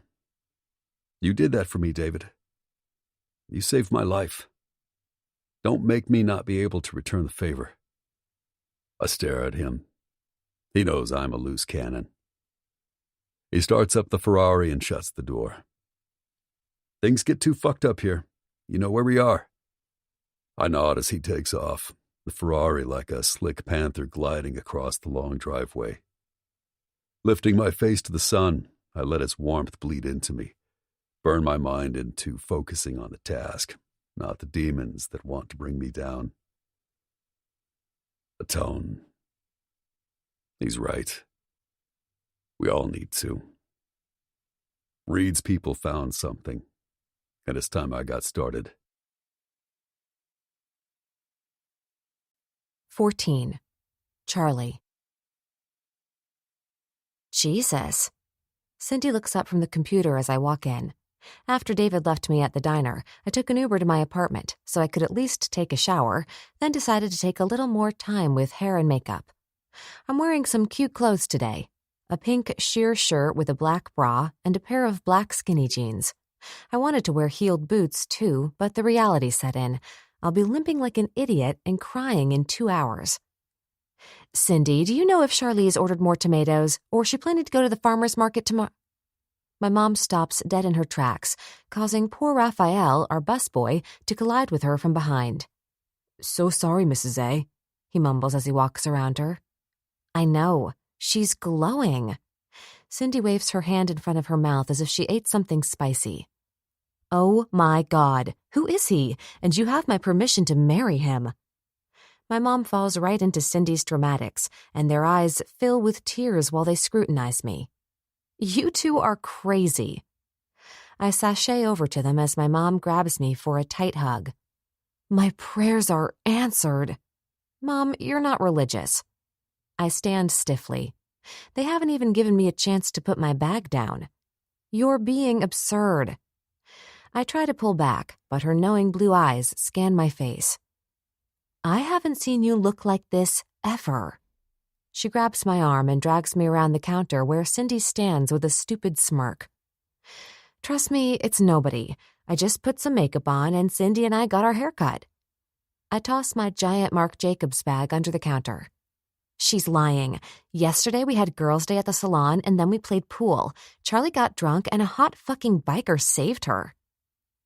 My mom's eyes were going back and forth between Cindy and me, a huge smile on her glossed-up lips, until Cindy said that magic word. Wait, a biker? She holds up her hands as if that can freeze time. That's a joke, right? I need to go to the ladies' room. Cindy literally runs away. I almost grab her arm because if I have to hear it, so should she. After all, she started it. Sighing, I look my mom right in the eye and raise a brow. I dare her to say anything. I'm fucking 26, and her choices in men are so bad she can't possibly think to lecture. I lean down to put my keys and sunglasses into my purse. What part about us getting our hair done or me playing pool and having a couple of cocktails is making you think it's a joke? Please, God. Mom slaps the counter. Please tell me this is not what I think. She looks around the restaurant as if she's paranoid about being heard and starts whispering. I heard he was back in town, but I thought to myself, there is no way. She's becoming animated, and customers sitting at the counter turn to look at us. Calm down. I have no idea what you're even talking about. My voice is low and calm, but she's far from it, and her whole chest flushes as she breathes rapidly. Cindy dragged me out last night to play pool. It turned out to be a little rougher place than we're used to, so a nice man helped us leave. I have to turn away and pretend that I'm engrossed in the pile of mail sitting in the corner. If I look at her, she'll know I'm lying. It's hard not to smirk at my nice man comment, and I have to bite my bottom lip hard. Holy God. She massages her temples. How can this be happening? I warned you years ago he was bad. My God, how can this be possible? He just got into town. Her hands drop dramatically. Mom, I'm a grown woman, I remind her, even though the things she's upset about with David are 99% true. And he's my mistake to make. I look at her. Yes, he's damaged and unavailable, but that makes me want him more. Deep down, he needs me. I put my hand on my heart as she looks like she needs a glass of water, or maybe wine. You are so wrong. He'll break your heart and leave. Her bitterness over my dad doing that very thing taints her. Look, after he left, I was honest with myself. We can't help who we are attracted to or who we need to be with. It's like breathing air. I have to have it. And now that I have had a taste of this man, I want him. It's not that difficult, Mom. I always have. She opens her mouth to say something, and by her look, I can tell she wants to give me the mom lecture, so I stop her before she starts. Please, Mom. I hold up a hand and smile. You can't seriously be thinking about giving me a lecture. You're the worst judge of men, and even if you are right and he does break my heart, it's my heart, not yours. No, you're my daughter, and I'm telling you nothing good can come from him. Thankfully, a bunch of college kids enter the diner. I don't want to fight. Frankly, I have no idea if I'm ever going to see him again. But you need to wrap your mind around the fact that I like how I feel when I'm with him. Other than that, her eyes narrow on mine. Don't do this, Charlize. Anyone but him. He was bad before. I can't imagine he's gotten better. He hasn't, I call over my shoulder, grabbing a stack of menus. But trust me, he needs me. She stares at me like I'm some sort of unusual species and grabs her phone. I'm sure she's calling my dad, which is hilarious because he's in Romania filming a low-budget movie. What she thinks he can do is anyone's guess. For whatever reason, we have a busy early dinner crowd, so I don't get a chance to talk to her again, and I feel a little guilty as she touches my arm on her way out. I only want you to be happy. I know. I reach for a stack of pancakes and a club sandwich. But I'm not stupid. Give me a little credit. She nods, though her eyes look sad. It's obvious she still thinks I'm doomed. Okay, I'll be nothing but supportive. She smiles as I turn toward the door, preparing to kick it open since my hands are loaded with plates. Until that asshole breaks your heart, then I'll make sure he goes to jail. Mom. I stop and roll my eyes at her as she laughs and holds the door open for me. It's true. She sings it as I pass her. The guy she's dating with ridiculous white teeth is waiting for her at the door as usual. She cuddles up to him as I try not to roll my eyes again. She has to accept my choices the same as I have to accept hers, and I don't trust that guy. Besides the unnaturally white teeth, with those clothes, it looks like he raids his hip son's closet. 4 hours later, my feet are tired, and I'm locking the front door and happily turning on the pink neon closed sign. Clad in a short skirt and high-heeled boots, Cindy stands with her hands on her hips, blocking the way to the office. I swear I don't know how she does it. She and my mom can go all day and night in the most uncomfortable outfits using the excuse that beauty is painful. We need to talk. Ignoring her, I look around the half-dark diner. It smells of bleach and the disinfectant the cleaning staff uses to clean the kitchen. I nod and wave at Manuel, Rafael, and Jorge as they exit out back. Thanks, guys. See you tomorrow. They wave back as the heavy emergency exit door slams shut. I head to the register to get the rest of the cash, which I'll slip into the safe, and prepare to head home myself. Charlize, your mom is gone. My vagina is on fire, but I'm sticking around because I want details. She follows me and leans over the counter. Did you just say your vagina is on fire? I slam the registers shut and power off the computers. She waves her hand. Long story. First, you.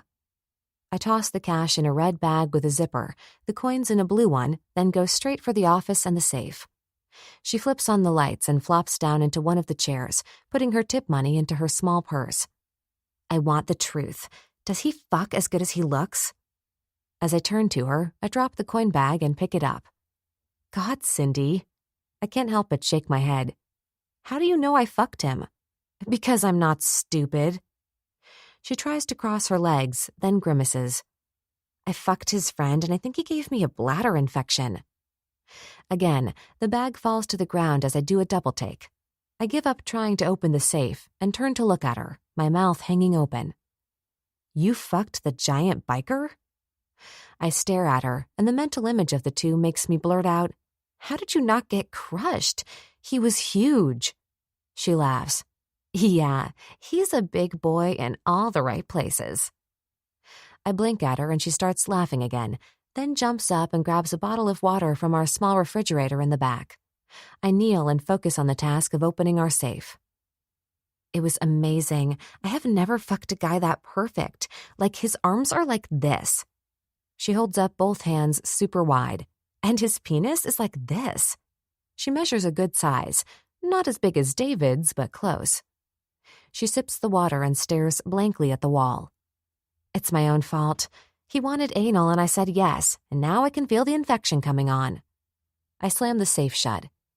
Wait, you had anal with the biker? I whisper. Yes, she whispers back, then giggles and groans. It hurts. You need to see your gyno. Tomorrow. Looking around the office to make sure everything is done, I grab my purse. It was so worth it. Ryder rocked my world. I came more in one night than I have in years. She opens a bottle of water and starts to guzzle it. But I hate the infection part. She points the water bottle at me as she swallows. Now get into details. I didn't do anal. You ever try anal? She takes another sip of water. No, I would never. I wouldn't. Among the few boyfriends I've had, none of them mentioned it, so it was a non-issue. If I wasn't in pain, I would laugh at your face. It's so good if the guy knows what he's doing. She finishes the water and tosses it into the trash can. I think I'm good. I hate infections, so— Oh, stop it. I should have taken a shower afterward, but he's like a fuck machine. So we stayed up all night doing the nasty, and that man is nasty. Next time, I'll clean up before we carry on. She says all this as if we are talking about makeup or our favorite color. With a nod, I turn off the light. That hot biker guy should be your first. I bet he's good at it, she whispers as she passes so that I can lock the office door. Cindy, I'm not going to have anal ever. Look at you. I point at her crotch. She shrugs. It's not that big of a deal. I'll go home, drink some wine, and pass out, and get some medicine in the morning. She looks down at her phone, then at me.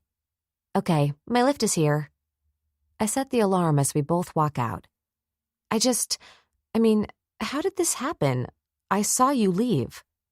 She waves a hand as she walks up to the lift driver. Long story, and I'm in pain. I need liquor. Ryder dropped me off on his bike this morning. The evening is warm, but less than it has been. Maybe it's starting to cool off a bit. See you tomorrow, she says as she gets into the car.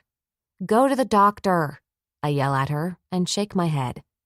The car peels out of the empty driveway. It's pitch black.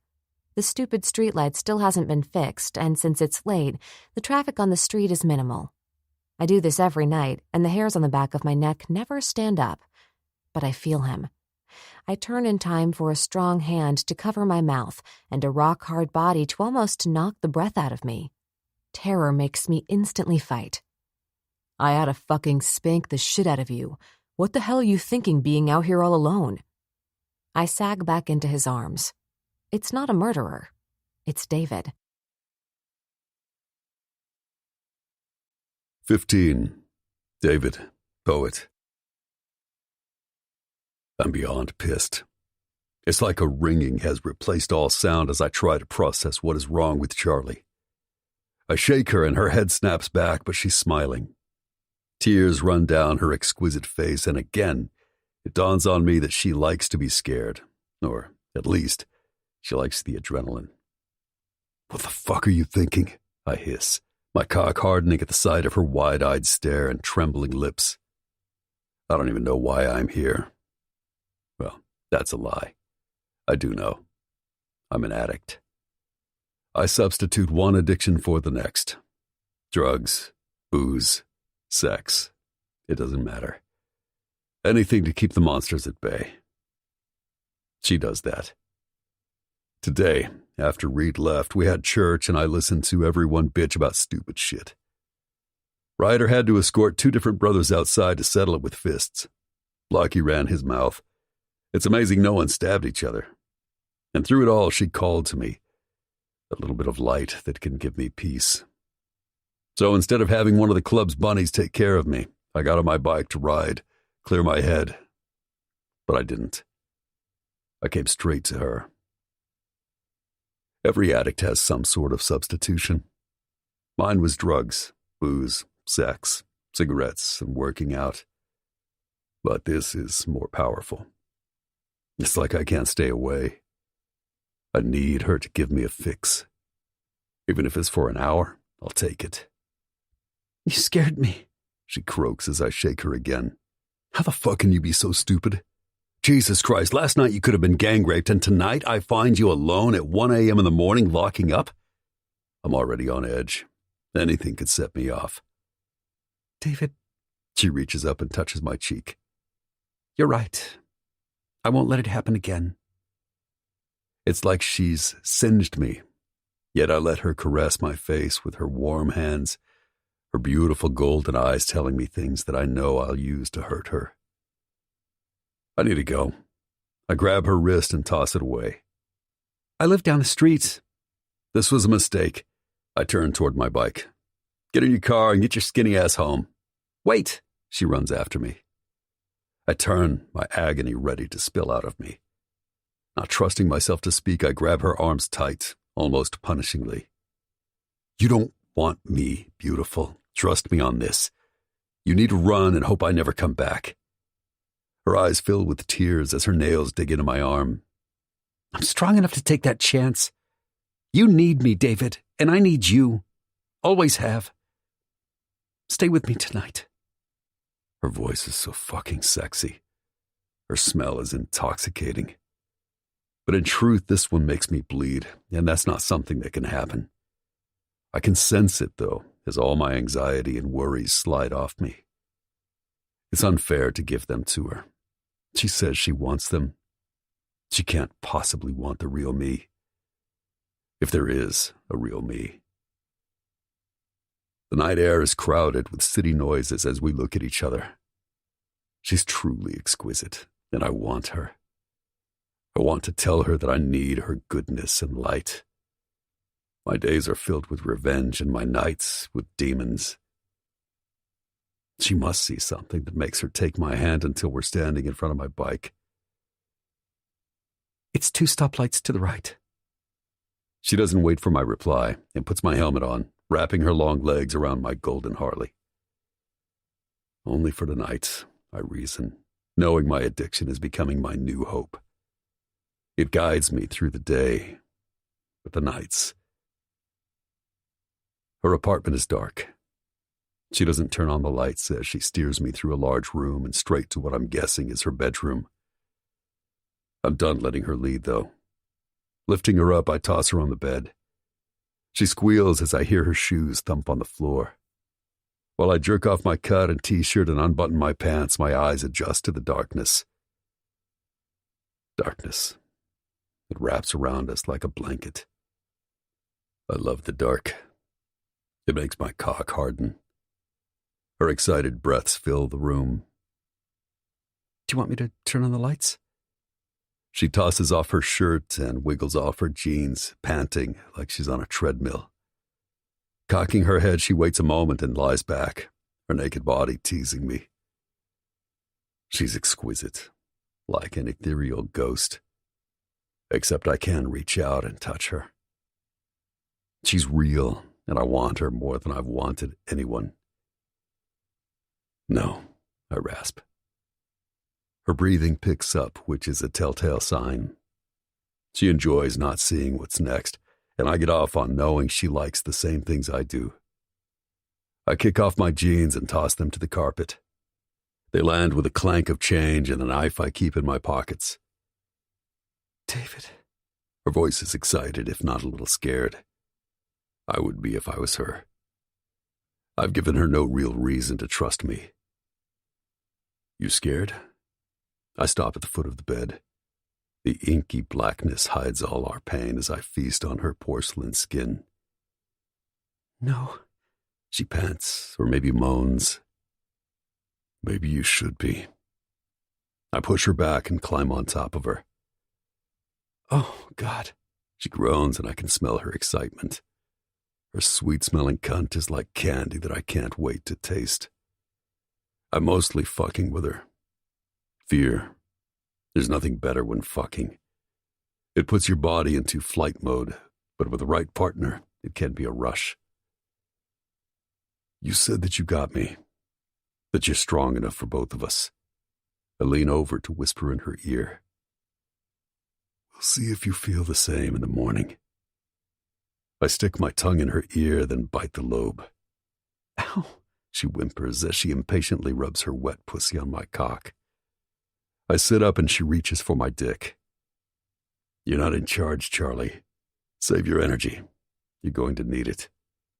I say all this as I flip her around, slapping that incredible ass of hers. Oh my God, she whispers as goosebumps pepple her skin. Yeah, that's it. I rub her ass.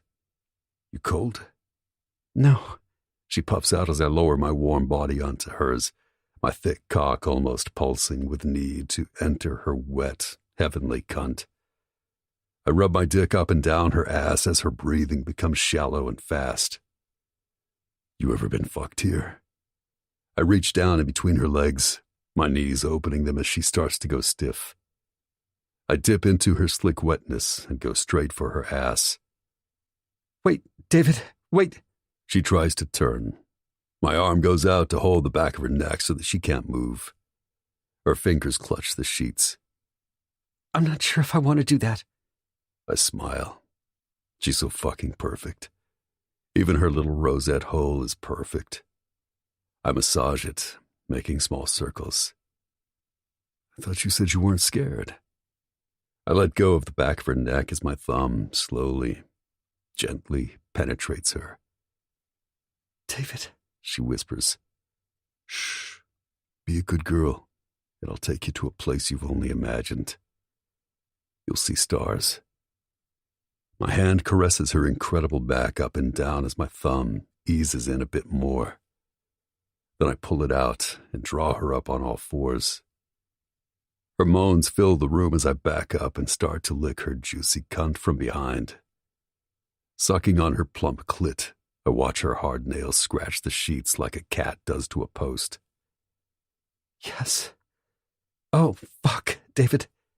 She spreads her knees open wider as she backs into my mouth, lowering her head to her hands. You like me eating this pussy, don't you? Don't stop, she pants, her body almost trembling with a pent-up need to come. I'm not going to stop. I'm going to fuck this tight hole tonight.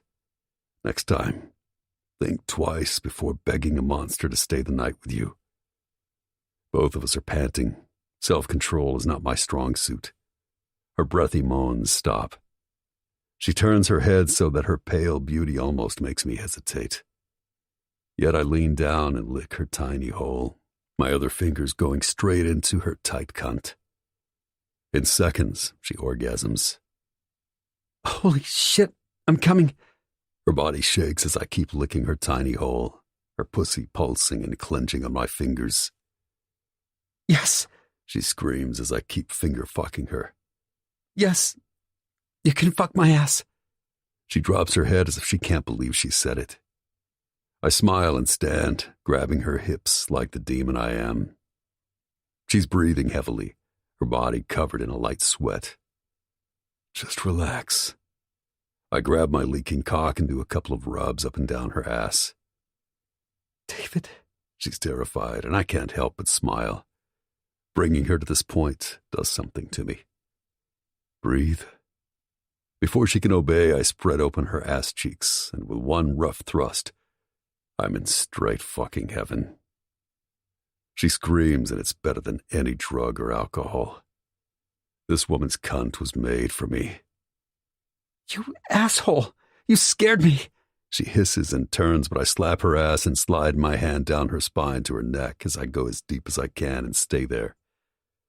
Cocooned in sweet bliss, a wave of contentment and connection makes me close my eyes. I shouldn't want her this much, but her complete faith and trust in me is something I've never had. I must need it desperately if my lack of ability to stay away from her is any indication. Come on, beautiful, I say. You didn't think I was going to fuck your ass, did you? I pump myself inside her. It's hard and deep. Tonight? Oh, God. Yeah, you'd like it, though. I grunt as I let her take all my pain away. It's only us, our smell, our sounds, our bodies slapping against each other. She moans and I want to jet off inside her, but the thought of this pleasure being over makes me breathe through my nose. Fuck. I need this. I pull out and flip her on her back as I spread her legs wide, entering her in one deep thrust. Her moans are loud, feral. She reaches for my chest. Long nails sink into me, and the sting makes my balls tighten and my cock grow bigger. I'm so fucking close. I lean over and claim her stunning lips at last. She opens and our tongues seem as frantic as our thrusting bodies. I'm going to come. She arches her body up and freezes for a second, her pussy latching onto my dick. Her body tightens as she screams my name. It's the most intense orgasm I've ever been a part of. Her clenched fists pound my chest as she lets go. Yeah, beautiful. You just keep coming. Her pussy sucks the cum right out of my cock and I jerk, feeling my release down to my toes. I lay my forehead on the pillow and kiss her neck, trying to steady my breath. I don't want to move. I want to stay inside her, let my cock harden again and fuck her all night. That thought makes me pull out. What the fuck am I doing? Have I completely lost my mind? The fact that I told her this morning I can only give her sex, and she begs me to stay the night and will let me do anything to her. It's wrong. I'm beyond redeemable. For Christ's sakes, I fucked my best friend's wife while we both went down the rabbit hole on heroin and any other drug we could get our hands on. Her sweet candy breath blows lightly on the side of my shoulder, almost as if she's some sort of mind reader and is letting me purge my demons before she speaks. Don't trust me, Charlie, I say, turning my head to see her. You shouldn't bring strangers home. What the fuck were you thinking? I could have hurt you. You don't just agree to have anal sex. I throw my arm over my eyes, rubbing my cock with my other hand. It's slick with her juices and getting hard, which pisses me off. She's silent, but I sense her laser-like stare. I lift my arm to look at her face. The room is dark, yet I can see every fucking emotion. Her long hair spills across the pillow. I trust you, and you're not a stranger. I know you. Her raspy voice is strong. Christ, I turn toward her. You believe that, don't you?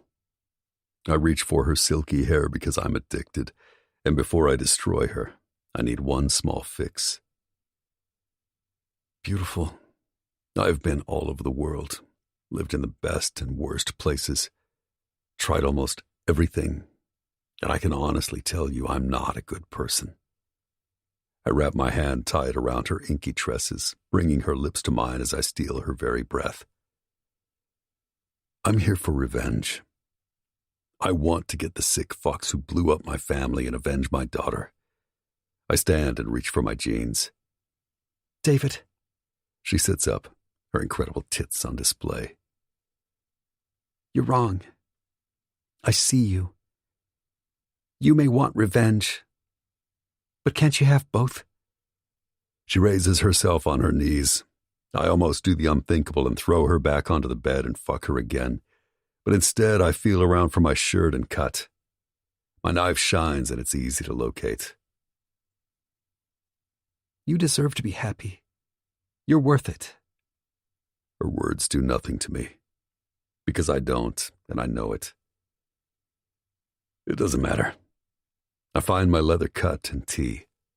Slipping them on, I turn. I told you to run. You refused. So I'll do the right thing and remove myself from this situation. I run my hands through my hair. I'm not scared. She lies back down in the bed.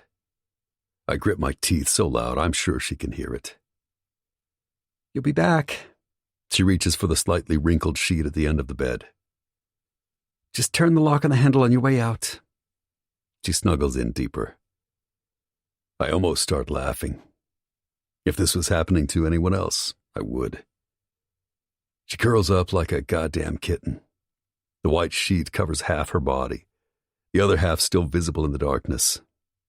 I'm tempted to switch on the lights to see what she'll do. Scrubbing my hands up and down my face, I fight the urge to crawl back into bed with her, lock the doors, and never leave. Instead, I turn and don't look back. 16. Charlie. I blink my eyes open and close them. Sighing into the soft pillow, I can still smell him, a combination of spice and smoke. Even knowing he's gone, I still feel around for him. Dragging myself to a sitting position, I assess my life. As I reach toward the nightstand for the phone, I realize it's in my purse and the battery's probably dead. My face heats up as I think about what we did last night. I was scared and turned on at the same time. Oh my God. Horrified, I cover my face. He brought me to the brink. I actually said yes, and it was all just to scare me, I think. Dropping my hands, I pull my hair up into a messy bun. I should be pissed, right? Who does that? Apparently David, and what's worse is I love it. God, I'm a freak, I groan, wanting to lie back and hide under the covers. I stretch my sore muscles, which I'm not used to using. I need to start doing yoga again. David's cock is giant-sized, and my poor vagina has a pulse and my legs are shaky this morning. Again, my mind drifts to last night and his huge cock. Looking around the dark room, I wonder what time it is. My hand drifts below as I consider masturbating, but I'm throbbing already and it's probably a bad idea. Tossing off the sheets, I make my way to the kitchen and start a pot of coffee. I grab my purse from the counter and plug in the phone. After opening the curtains, I fluff a couple of throw pillows on the couch and head to the bathroom. I'm kind of a neat freak and maybe a little OCD, meaning I like things a certain way. Flipping on the light, I lean over the sink to take a good look at myself in the mirror. My lips are swollen and red. My eyes are bright.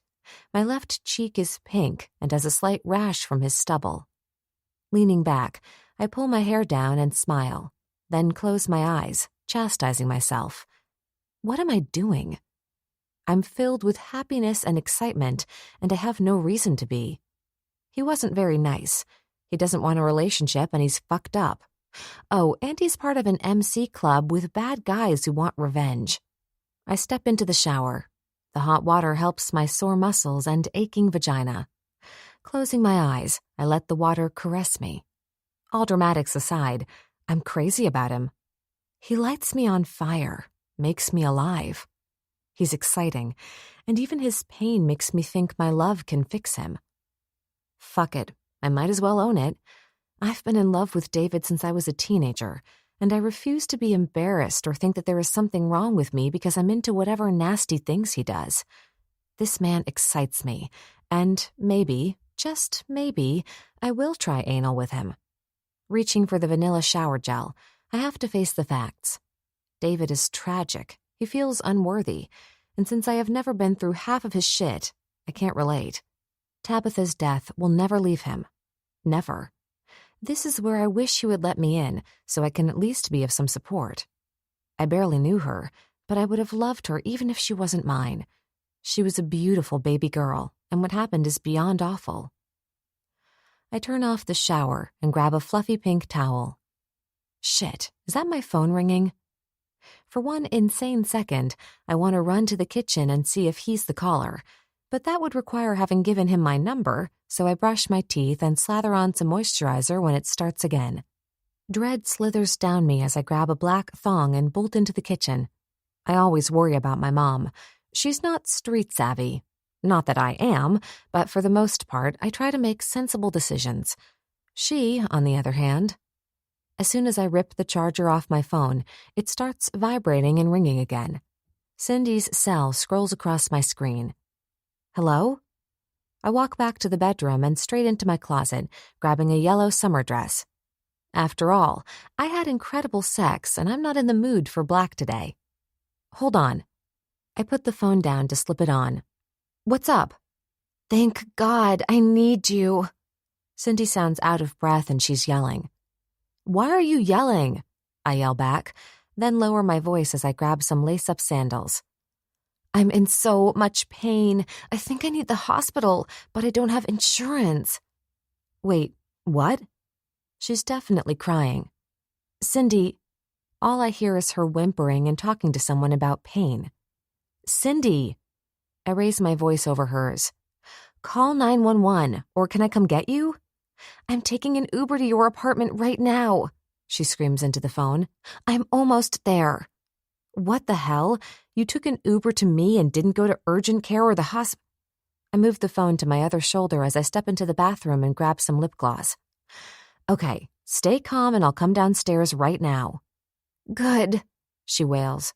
I'm in really bad pain. I've had this before and I need the hospital. Just getting my bag and I'll take you. I sound like I'm talking to a child. I'm hanging up. See you in a minute. What the fuck? How do I get myself into these situations? And why am I her new best friend? Racing around like an idiot, I grab a banana and glance at my coffee pot steaming with liquid goodness. Good thing I'm in heels. I open the top cabinet and grab an old to-go cup, fill it up, and reach for my bag and sunglasses. I hate drinking out of to-go cups. For some reason, it always tastes different, but it's better than nothing.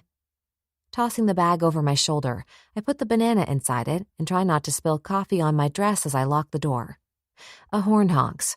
I glare at the idiot, then feel bad because it's the Uber driver. He's obviously nervous and waves his arms frantically as though I can't see him.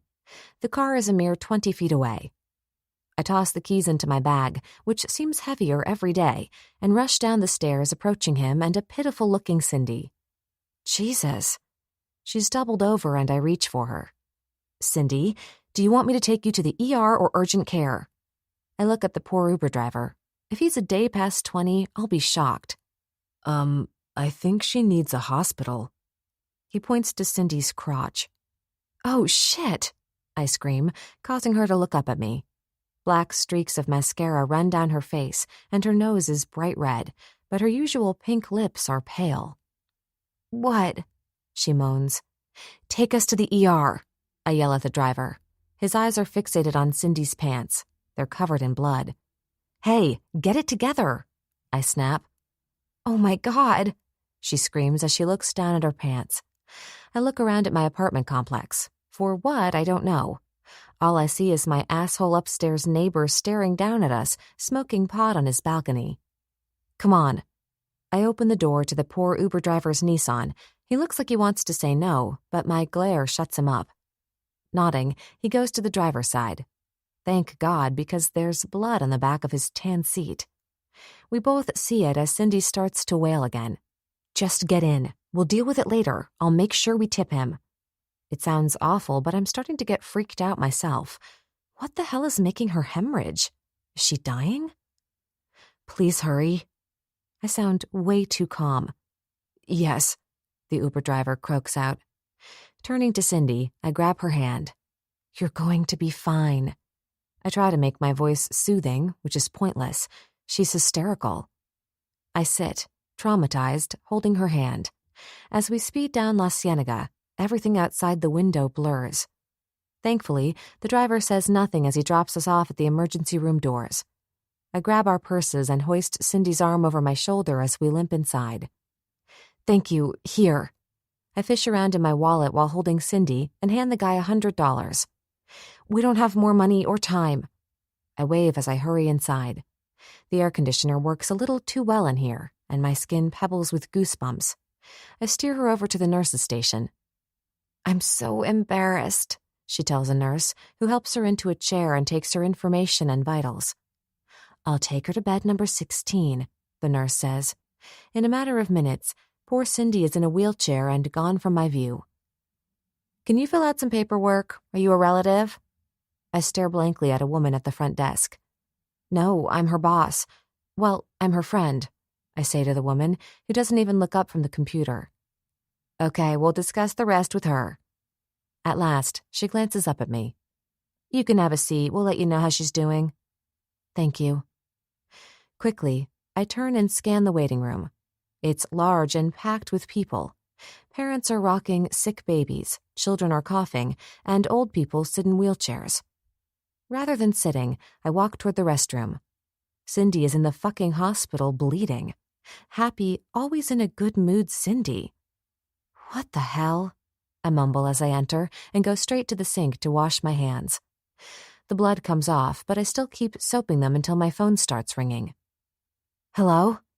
I'm out of breath and no doubt sound crazy. What has happened? My mom screams. Did that man hurt you? I got some weird message from Cindy. I couldn't understand her. Mom. I cut her off. Stop worrying about David. Something awful has happened. As I walk out of the bathroom, I tell her about Cindy in a whisper and find an open seat in between a man who is sleeping and a petite woman who is crying. Suddenly, another phone rings, and it dawns on me that I'm holding Cindy's purse. I'll keep you posted, Mom, but I have Cindy's phone and it's ringing. Wait, do you want me to come? And I don't know if it's because I'm sitting in a crowded emergency room or what, but I love my mom and I love that she's offered. I look around for a clock, but all I see is a large flat-screen TV. No one seems to be watching it besides one guy who is either on drugs or has a terrible eye infection. No, Mom, stay at the diner. I'll keep you posted. It's amazing how calm I sound. I'm anything but. My hands shake as I reach for Cindy's phone. Jesus. Hello? I need to fuck you again. I know we said one and done, baby, but my cock is drip. Whoever this is, I need to stop you. This is not Cindy. The line is silent, and I almost hang up. Where's Cindy? It's gruff, and I know it's that biker. Who is this? Again, I look around the depressing white walls for something to drink. I see a soda machine with water. I stand and get my wallet out for a bottle. This is Ryder. Who is this? He almost snarls. I'm Charlize. I switch the phone to the other ear so that I can use my right hand. Or Charlie. Your poet's girl. He grunts into the phone. Who? Put Cindy on. I clear my voice. Do I tell him she's in the hospital? So, Ryder, I had to take her to the emergency room. She was bleeding. That came out so bad. I'm sure she's going to be fine, though. The line is dead quiet. What hospital? Cedars. Is there a Charlize out here? A woman doctor stands with a laptop looking out at the waiting room. I have to go. They're calling me. I hang up on him. Whatever. I don't even know if I should have said anything. Me, that's me. I run over to the doctor. Hi, yes, that's me, I say, flipping my hair over my shoulder. I'm Dr. Sullivan. I nod and look around at all the people in the waiting area. Your friend is fine. She turns to go. Excuse me? I walk next to her. She stops and looks at me, almost as if she's annoyed. Yes? She was screaming in pain and bleeding. I motion to my crotch. Her phone rings. Excuse me.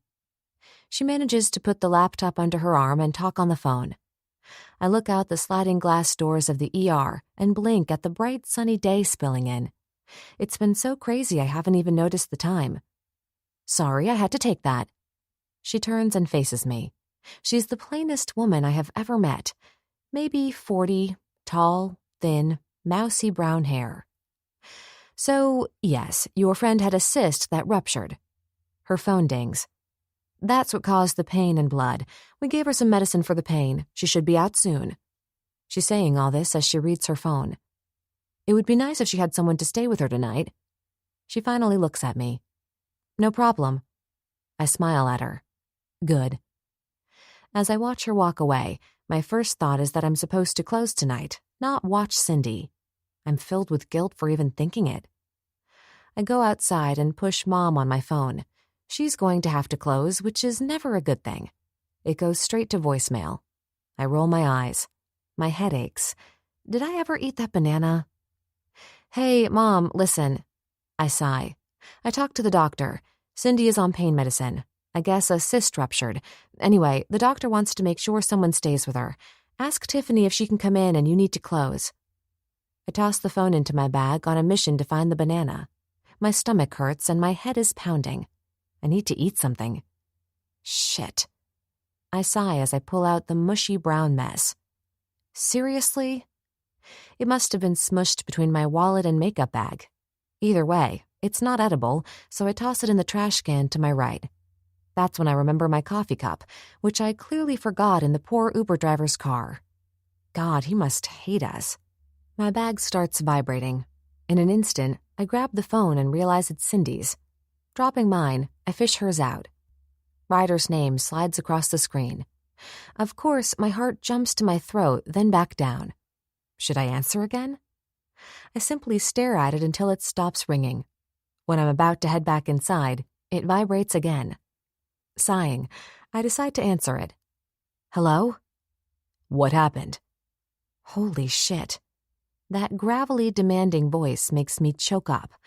Ryder's not on the line, but David is. 17. David, poet. I sit in the booth of one of our strip clubs waiting. Ryder and Edge have already started drinking. The music is way too loud for this early crowd, or maybe it's me. My chest is vibrating from the volume. I look around and grit my teeth. I'm not happy. As a matter of fact, I'm in a fucking foul mood. And this pit of a strip club has my name on the deed along with Edge's. We're waiting for a kid named Brody. This is the one I got from Reed's FBI documents. I have to go get the DJ to turn down this fucking music. Edge shakes his head like I'm crazy or something and keeps drinking. Jesus, Poet, chill the fuck out. I'm sure he's jacked up from working all night. We had a private party.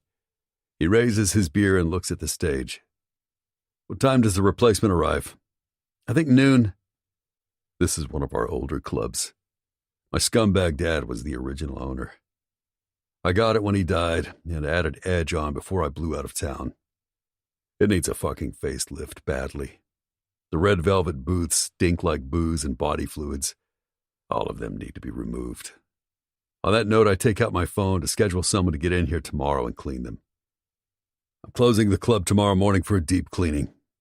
I don't look up as I state this, but I can sense them both staring at me. This place is a gold mine. Don't mess with its mojo, Edge grunts into his beer bottle. Now I do look up. It's a fucking sty, and quite frankly, I'm amazed the health department hasn't shut your ass down. He snorts and leans his head back, his red hair standing straight up on the velvet couch. I pay a lot of money so that doesn't happen. I scowl at him, then at Ryder, who seems preoccupied with his phone. When I get like this, I either need to fuck or fight. Since I have sworn off Charlie, I wish Axel was here so I could kick his ass. I look at the door. It's close to meeting time. The kid says he has his dad's old cell phone. Stupid, yes. Helpful, we'll see. Go get your cock sucked by destiny. You need it. Ryder looks up from his phone and grins. And no, I'm not going to step out and let you beat up on me because you're hung up on a woman and won't admit it. Edge raises his head and looks at us. The fuck? Who is it? I should be insulted at his shocked expression. Jesus Christ. I scoot out of the booth.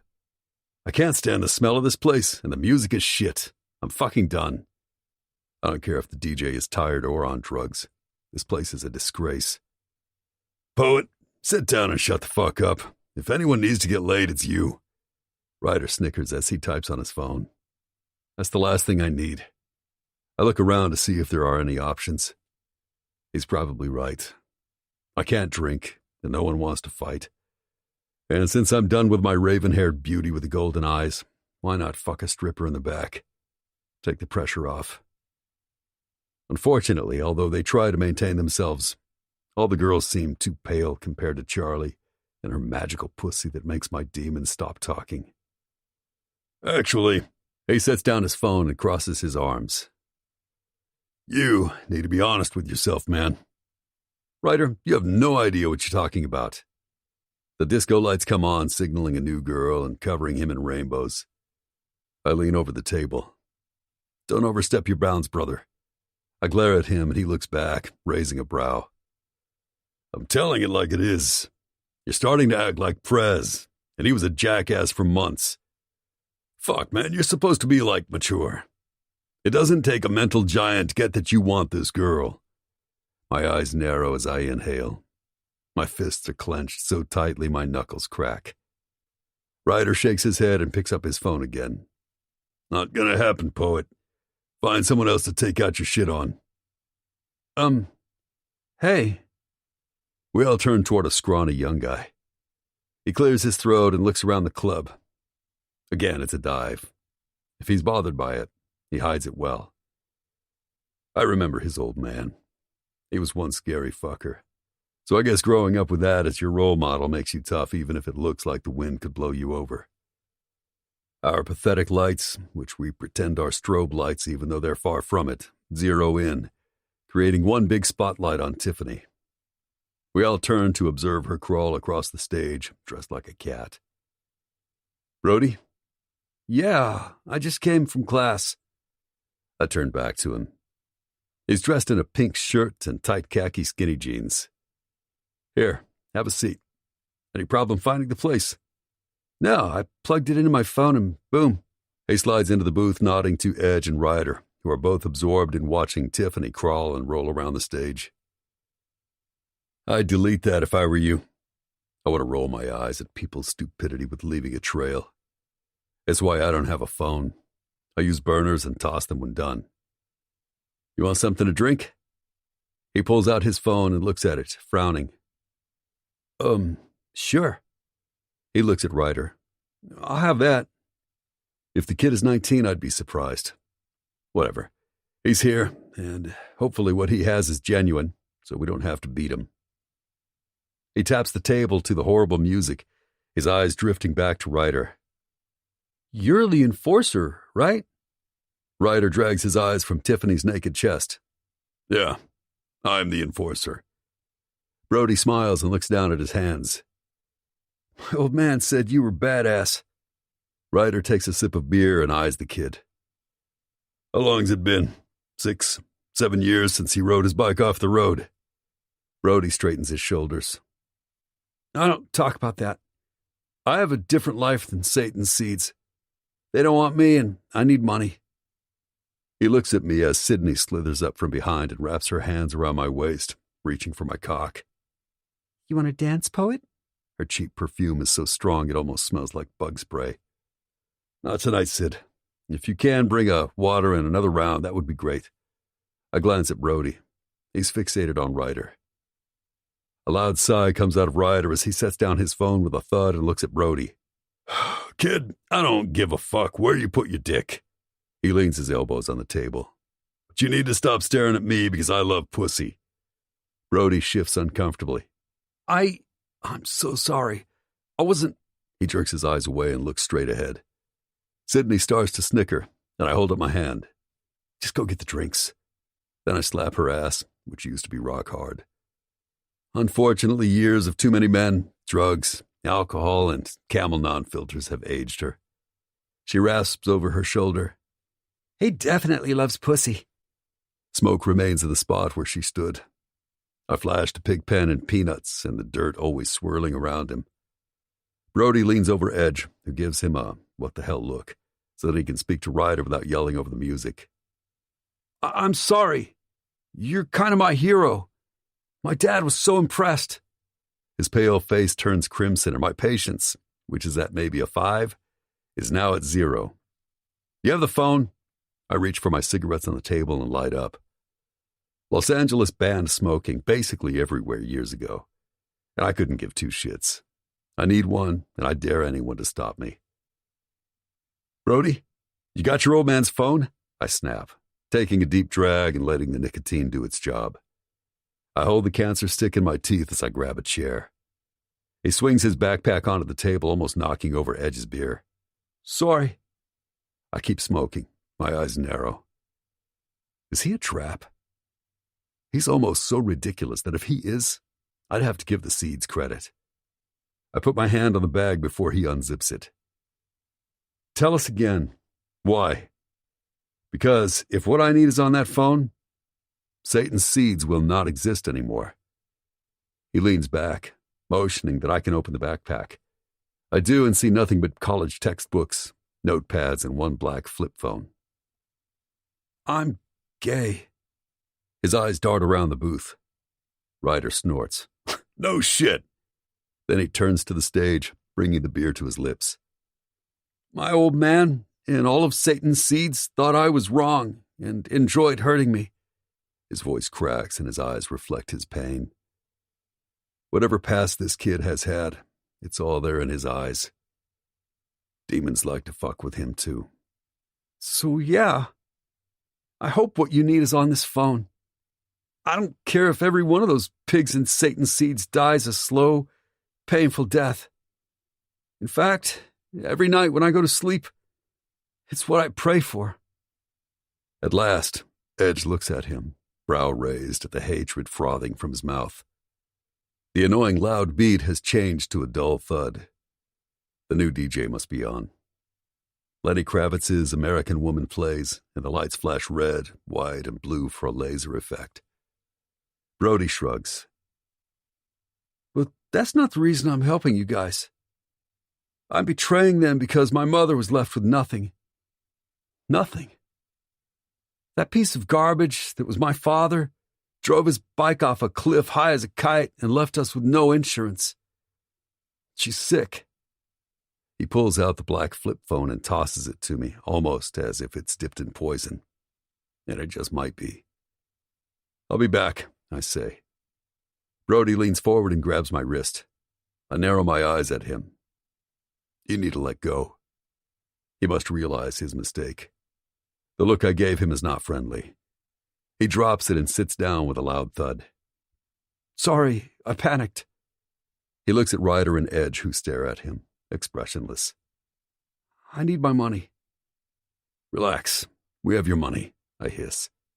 There's no way in hell I'm letting you go anywhere or giving you a dime until I check that this is really his phone. He looks like a boy who lost his puppy. My mother. I need this money. He looks around the table. No one says anything. The music and dimmed lights are all that keep us company. I guess you'll have to trust us. I stand with the phone. And Brody? I stare down at him. He clutches his backpack to his chest as if that can't protect him. I hope this is his phone, or when I come back, I'm going to put a bullet in your head. Then where will your mother be? Jesus, poet. Ryder starts laughing, making Brody look as though he might throw up. Don't sugarcoat it for the kid. You have nothing to worry about. That's my dad's phone. Good, I say, nodding to Sydney as I pass. She winks. Her tray is loaded up with the beers and my water, which I snag. Poet, she scolds. I could have dropped the whole tray. But you didn't, I call over my shoulder as I head straight for the office. After I punch in the code, the door opens to our expensive monitoring equipment. Frosty sits at the main chair and watches the 4 flat screens. Our cameras pick up everything, even conversations. Let's see it, poet. Frosty swivels around. He's the best hacker I know. I trust him. Well, as much as I trust anyone. He's another brother who has been in the club since birth. I hope this is what the kid says it is. I hand him the phone, looking at a camera that's on Brody. Ryder seems to be on his phone while Edge drinks. I don't want to have to kill him. Frosty starts chuckling as he sips a can of Coke. Let's take a look. He plugs it into his side monitor and starts downloading all the information. Numbers, which I'm positive are all gone by now, spin by like those on a slot machine. Hold on. He reaches for his bag and pulls out a private keyboard. A couple of clicks and we hear a voice. Fuck. I rub my hands up and down my face. Suddenly, I'm tired, and we just began. Does it match? I growl, my pulse pounding in my temples. The dark room glows with the lights of the screens. Yeah, man, listen. This is Roach's voice. He starts tapping on his computer. Listen, this is him speaking at a funeral for one of the Satan seeds. The voice fills the dark room and I exhale. I want a copy now, and this does not leave this room. He looks up at me like I'm crazy. Of course. I can download all the texts. He pulls another wire out of a bag and plugs it in. As far as all the deleted stuff, like deleted voice messages, emails, and texts, you need to give me a day or so. His fingers remind me of a concert pianist as they glide over the keys. It all depends on how old this phone is. Just load up what you can for me now. He nods. I got you, man. For a second, he stops to stare at the one TV that has a couple of drunk men fighting. The bouncers are Disciples prospects. Let me see your phone. I pull the burner out of my back pocket and hand it over as he plugs it into his computer. Everything that is on that phone is now in a file on your phone. Just call when everything is ready. He swivels around to face me. Poet? His voice stops me. Yeah? This is it, man. We're going to get these pieces of shit. I have a good feeling about this. His usual calm, even slightly bored gaze comes alive as he stares at the numerous codes that come up as he types. Thanks, brother. Shutting the door behind me, I head back. I know in my gut that Satan's Seeds is the club that blew up our lab. But they needed to have a rat. This is who needs to die. This is someone who had the location, the time. This person knew that all the head officers were going to be there. As soon as I get to the table, I know something is wrong, and it has nothing to do with pale-faced Brody who is nervously tapping his thumb on the table. "Pay him," I tell Edge. "And Brody?" He grabs the money wrapped in aluminum foil and barely glances at it as he tosses it into his backpack. "Yeah?" The color is returning to his face. "Be careful, kid. Don't trust anyone. I don't need to tell you what they would do to you and your mother if they find out that you're talking to me." He takes a deep breath and nods. "I'm at school. It's my mom." He rubs his hand up and down his jeans, almost as if he has a nervous tic.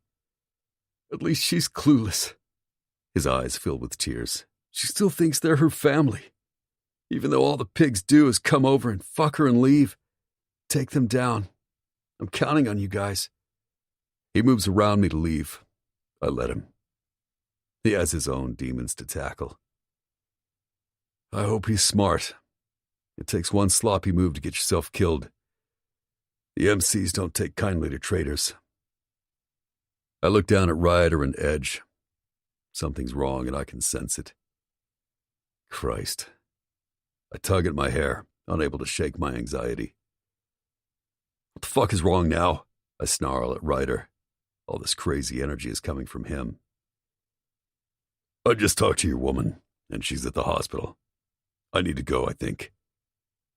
He looks confused, and my heart skips a beat, then starts racing. My hand goes to my necklace. "Poet, you okay?" Edge reaches for my shoulder. I shrug it off as my brain starts to work. He can't possibly mean Charlie. I left her last night in a satisfied ball, snuggled, naked in her white comforter. Repeat? I don't know, man. I stare at him, getting pissed. For the amount of shit he's done and seen, it makes no sense for him to sit looking paralyzed. Turning to Edge, I ask, "What the fuck is going on?" "I think someone he's sleeping with is at the hospital bleeding." One of the best things about Edge is he never loses his cool. The relief that it has nothing to do with Charlie almost makes me sit down, which makes me grit my teeth. I'm not acting much better than Ryder. "Give me the phone. Let's get out of here." Reluctantly, he hands me his phone. Jesus, how many text messages do you two have? What are you, 12? He doesn't respond. That in itself is alarming. For Ryder to stay quiet, it must mean he's upset. Kicking open the metal door, I feel like a vampire as the bright sunlight makes black dots dance in front of my eyes. The smell of stale beer and rotten garbage from the dumpster getting baked in the hot sun doesn't help. Pushing on Cindy's number, I glance over at Ryder, who's pacing around the parking lot like a caged bear that's been locked up. "Hello?" Charlie's raspy voice makes me pause as my mind tries to catch up to the strange tightening in my chest. "What happened?" "David?" "You okay, beautiful?" I ignore Edge's curious stare as he lights up a cigarette. "No. I mean, yes." She blows out air. "This has been a stressful day." Her voice catches. "Babe, I need you to breathe and tell me which hospital you're at." I hear her sniffle and say, "We're at Cedars." "Okay, I'm on my way. Stay in the lobby and wait for me." "But they're discharging Cindy. I'm supposed to take her to my place. She can't stay by herself." I hear ambulances. She must be outside. "Did you drive?" "No, we took an Uber." "Is Cindy with you?" "I'm going in right now." I straddle my bike. "We're on our way. Get Cindy and I'll be there in 10 minutes. I hang up without saying goodbye and turn to Ryder. "Let's go. They're at Cedars." "She's okay, right?" I stare at him. I've never seen him like this. "Yes." "Fuck." He runs his hand over his buzz cut. "I've no idea why this has freaked me out. I barely know this girl. We hooked up once." Edge walks by us to his bike. "Both of you are fucked in the head. I don't have time for this shit. I'll tell Prez that you're both busy." He starts his bike, shaking his head in disgust as he flicks his cancer stick at us and backs his bike out with his boots on the hot asphalt. Fuck, he's getting worse. Edge is nothing but negativity. Maybe that's why I've been spending the most time with him. Charlie said Cindy's going to need someone to stay with her. She'll stay with me. He climbs on his bike. We don't say anything after that and let the heat of the pavement and exhaust of our bikes guide us down Coldwater Canyon toward Beverly Boulevard. 18. Charlie. I hang up with David and look around. God, I'm losing it. How am I only noticing my surroundings now? I'm in a small courtyard with ornate cement benches that would burn your ass if you sat on them. A couple of nurses stand in the shade, smoking and laughing about something. I'm starving, but the nervousness has taken over, pushing my lack of food to the side. David is coming. Lifting the sweaty hair off my neck, I fasten it on top of my head with a rubber band. Next, I head back to the ER while trying to slather on some lip gloss. As I enter, the blast of cool air is like heaven. The waiting area is packed now. Clearly more shit happens in the afternoon than in the morning. When a kid starts coughing on me, I move to the other side. Holy shit, there you are. I swirl around to see Cindy. She's in a wheelchair but looks a million times better. Wow, that was quick. All I did was make a couple phone calls. She eyes me up and down and I look at my dress. Are you okay? Yes, why? She says. You look... whatever. She waves a hand. Let's get out of here. I'm discharged and waiting for my paperwork and credit card. She slips the last part in ever so casually. Cindy, you're okay, right? Yep. I love Vicodin and I have no insurance, so believe me, as soon as the bleeding stopped, they were like, bye. Mrs. Curtis. A nurse stands behind me, causing me to jump. Cindy frowns at me, but smiles at the nurse, who goes over her discharge instructions and hands her an American Express black card and some prescriptions. I blink. What the hell? Ready? She drops the card back into her bag like it's chump change and glances at me. How do you have that? I whisper. Technically, it's not mine. She waves her hand again as if that explains everything and stands to get out of the wheelchair, revealing her blood-soaked jeans. What? Please tell me you didn't steal it, I whisper. My face must show how horrified I am. She sighs and rolls her blue eyes and starts giggling. It's my dad's. Well, it has my name on it, but it's all Daddy's. She snaps her fingers. Great, she's high as a kite. I almost want to beg her for a Vicodin. My head feels like someone is tapping both temples with a hammer. So, you're rich? No. She reaches for my arm, giving me no choice but to let her. I don't want to be bitchy, but since we're kind of becoming besties, you should know it's nothing personal, but I don't talk about my past. I opened my mouth, then shut it. Why bother to tell her that doesn't even make sense? Hello, fucking hot god alert. She motions her head. My heart leaps to my throat, and the butterflies return, stealing my breath for a second. It's ridiculous to behave this way about a man, but it's not fair. She's right. He's a fucking hot god, all right. He's like the human Thor. In fact, that's what he looks like, if he had the hammer. What is wrong with me? My blood pressure is likely low. I swear I feel as though I might faint. Oxygen thief. It rings in the back of my mind. He's not even that close and he's stealing my breath. His silver eyes travel from my face to my breasts all the way down and back to my eyes. Oh my God. Cindy mutters the truth out loud. He's beyond fucking hot and he's so into you. She pulls her low-cut shirt down and I almost burst out laughing. Before I can say he's not, or maybe he is, we both stare, fixated on his silver eyes. Are you all right to leave? He glances at Cindy, who smiles. In true Cindy fashion, she starts talking a mile a minute. Yep, by the time we got here, the worst was over. My cyst had already ruptured, so they monitored me. I got great drugs, and they kicked me out the door as soon as the bleeding stopped. His eyes search her face and travel down her body. Ryder's getting a car so that you'll be comfortable. My face warms. Did he just check her out? I mean, I know he checked her out, but does he want Cindy? I look down at my full but small breasts and Cindy's enormous ones, and a wave of jealousy slaps me in the face. He's here? Her whole face lights up. In an instant, her hand goes to her hair as she looks at mine. Really? I snap and try to straighten my own hair, which seems to be curling all over the place, though it's piled on top of my head. Ryder comes walking through the sliding glass doors.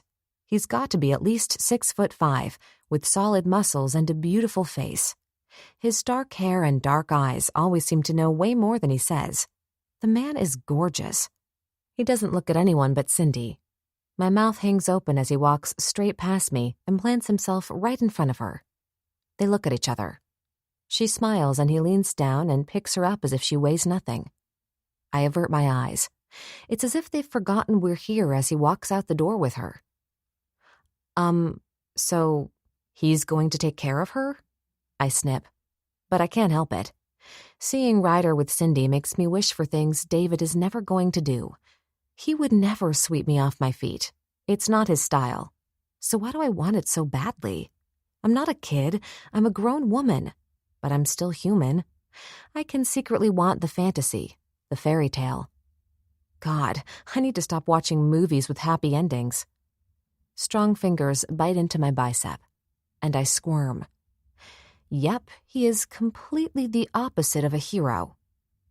Trust me, for Ryder to come and get her, it means she'll be treated like a queen, he grumbles. Let go of my arm, David. For a moment, his silver eyes pierce me. Then he ignores me and walks us out. Again, I'm hit with the bright sun, making me squint. I jerk my arm free to get my sunglasses. Jesus, Charlie. He sighs and scrubs his face with his hand as if I'm a chore. Why are you here, David? He ignores me and pulls me along again. I'm tempted to kick him. My head is killing me and I'm sick of his shit. I'm not joking. I'm sick of it. He shows up and fucks me and leaves with the excuse that he's damaged. I'm in way over my head. This guy is going to hurt me. If I'm not careful, he'll do me in. Charlize? I look over his shoulder to see Cindy and Ryder getting into the back of a huge black SUV. Cindy waves. Love you, call you tomorrow. She throws me a kiss as they zip past. Again, that pang of jealousy pricks me as I watch the SUV disappear. I'm angry at David for being so unwilling to give me anything. Honestly, though, I'm angry at myself for falling in love with someone who is this fucked up. My mom was right. He's going to do nothing but break my heart. Yet acknowledging all this doesn't make it go away. The truth is, I love almost everything about him, and no matter what, being with him is number one. What? I snip, rubbing my temples and trying to at least look at him. Otherwise, I'll lose all my righteous anger. Come on, beautiful. Let's go eat. You can tell me off as I feed you. You look like you're ready to pass out. No. Christ. He looks up at the sky, then back at me. Tell me why you're here. Last night you said you were done. And you said you were strong enough for both of us. I guess we're both liars. He fires right back, and it's the first real emotion besides passion that I've seen in him since he came back. Holy shit, my heart is so fucked, because that was a good one. We both glare at each other as the cars and ambulances rush past us. For fuck's sake, come on. He grabs my hand and laces our fingers together, leading me toward the parking lot. What do you feel like? Italian? Seafood? He pulls me around a car that's in the process of backing out, seemingly unconcerned that they might hit us. French? I hate you right now. Why would I go out to dinner with you? It's like I can't help but fuck with him. I want so badly for him to admit that I'm the one, that he wants only me. He spins me around, wrapping me in his strong arms. Let's not do this. His eyes caress my face and I almost scream. Either that or I'll burst into tears. You need to eat, I need to eat, so I intend to feed you. Were you checking out, Cindy? He frowns and cocks his head at me like he's seeing me in a new light. No. As he starts walking again, I wish I hadn't asked that. The moment it left my mouth, I knew it shouldn't have. I'm not that girl. I'm never like this, except with David. He stops and looks at me, then shakes his head and keeps walking. We get to his bike. He takes his helmet, and I wonder if he's going to get on his bike and leave me. What? It's an honest question, David. I saw you looking at Cindy and it bothered me. The parking garage shakes with the rumble of the cars and the loud noises of cedars.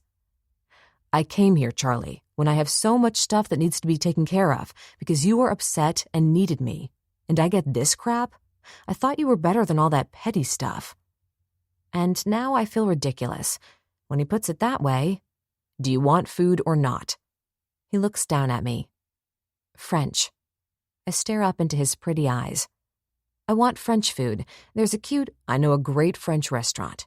He grumbles and puts his helmet on my head, his hands sliding down my bare arms.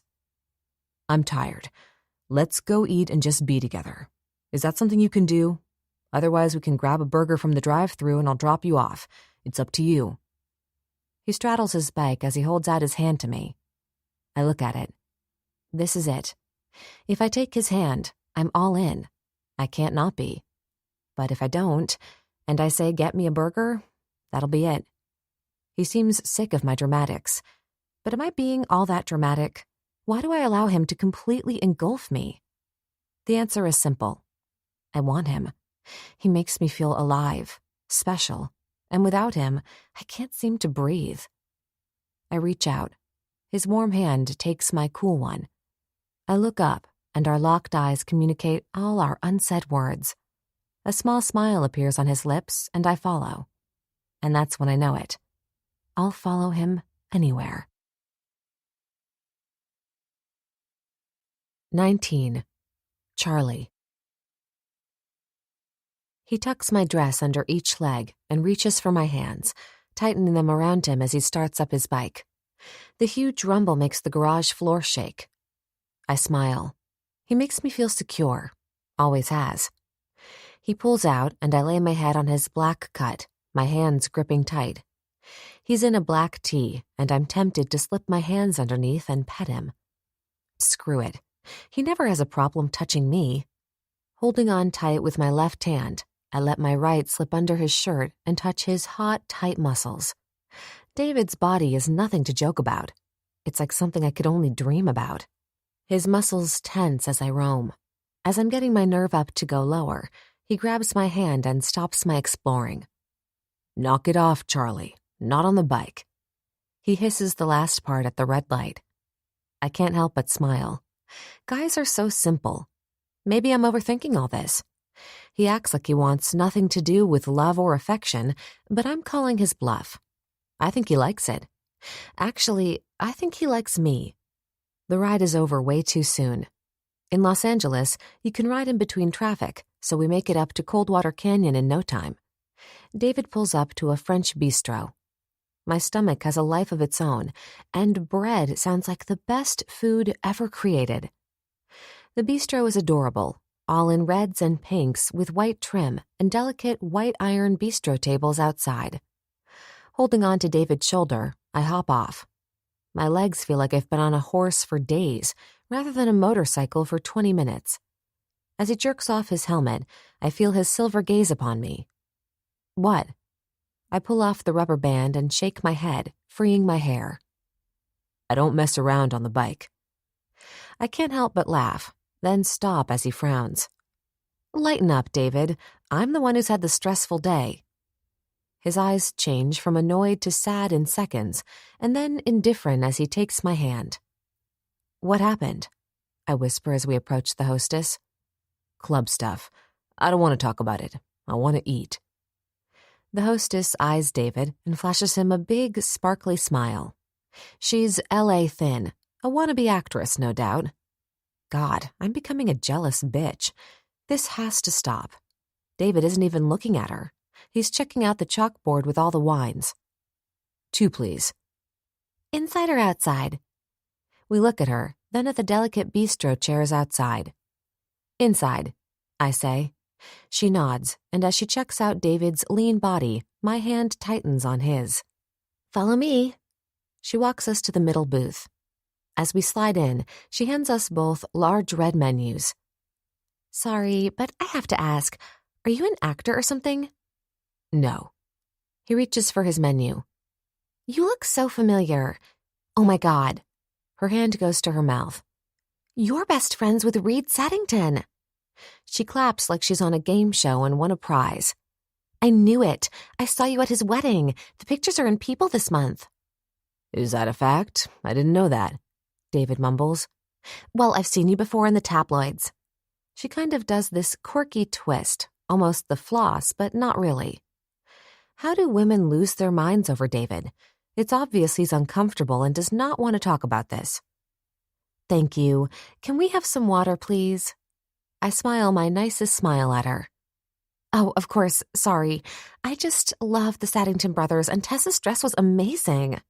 David sets down his menu. It was a gorgeous wedding, and Tess is one of the most beautiful women I have ever met. That being said, she can't hold a candle to this one. He scoots close to me and wraps his arm around me. I'll get your drinks. She's clearly disappointed that that's all she's going to get. Why don't you bring my girl a glass of the Pinot Noir Clos de Bez 2016? She looks shocked. Yes, I'll get the manager and your waiter. David turns to me and smiles broadly. There go the butterflies that I gave up trying to curb. I'm fully in that I love everything about him stage, and since this is only going to happen to me once, I'm rolling with it. A smile from David is so precious, you need to let the warmth fill you and hold on for the ride. Do you like wine? He pushes my hair off my shoulder. My head is spinning. Was it not an hour ago he was scowling, saying we're both liars? Yet here we sit acting like we're on a date, and he's smiling and ordering me wine. I do, although that sounded fancy. I have to be honest, I'm used to Merlot. I think Malbec is the most exotic type I've ever tried. He grins. The waiter will be here any minute saying they sell it by the bottle and not by the glass, but it's an incredible wine, and you've had a stressful day. He caresses my neck, and the skin pebbles on my arms. Sure enough, not 2 seconds later, the waiter and manager show up. David assures them that it's fine to bring the bottle, not a glass, and then orders our dinner in French. Bread arrives with 2 cute rosebuds of butter along with the bottle of wine. David smells it and hands it to me, waving away his glass. He picks up his glass of water. To you, beautiful. I raise my wine glass and click to toast him. No, just to you. He shakes his head, then sips his water, and I'm trapped. No, I'm ensnared by a pair of silver eyes that seem to hold me prisoner as I take a sip of the wine. Oh, God. I look at him and sip again. I can't even... This is so... I wave my hand. Rich? He laughs. Do you taste the berries and oak? Ideally, this wine should wait another 7 years before drinking. I stare at him and search his face. Who are you? He sits in a restaurant speaking flawless French. He's best friends with a bad boy billionaire who finally married his childhood sweetheart, and yet David is all biker. I'm nobody. His eyes aren't sad. They're clear and gorgeous, yet I tear my gaze away and take another sip, already feeling the wonderful warm buzz that red wine brings. I lean in closer and trace the 5 black bands tattooed on his left forearm. Why do you have these? Like all your tattoos, I get, but these... He sips his water and sets it down. Taking my finger, he lightly rubs it on the first band. This band is for my uncle. This one is for my cousin. He moves my finger as he goes. This is for Debbie. I want to pull away to stop what's next. This one is Tabitha. It's the thickest one, and he holds my hand on it. And this. He eyes the last one that is half black. This is me. I look up. What? I croak. He leans forward and dunks his thumb in the blood-red wine. You heard me. His gravelly voice makes my breath stutter as he brings his dripping thumb to my lips. He rubs the wine on them, causing the red liquid to drip down my chin. His attention remains fixated on me as he leans forward to lick the wine off. His tongue starts at my chin, then moves to my lips as he claims my feverish mouth. I groan. It's so sensual, like nothing I've ever experienced. I'm lost. Let's take a moment to pause from the story and enjoy a few peaceful minutes of music. just for your relaxation. This free audiobook is our gift to you. Thank you for being here.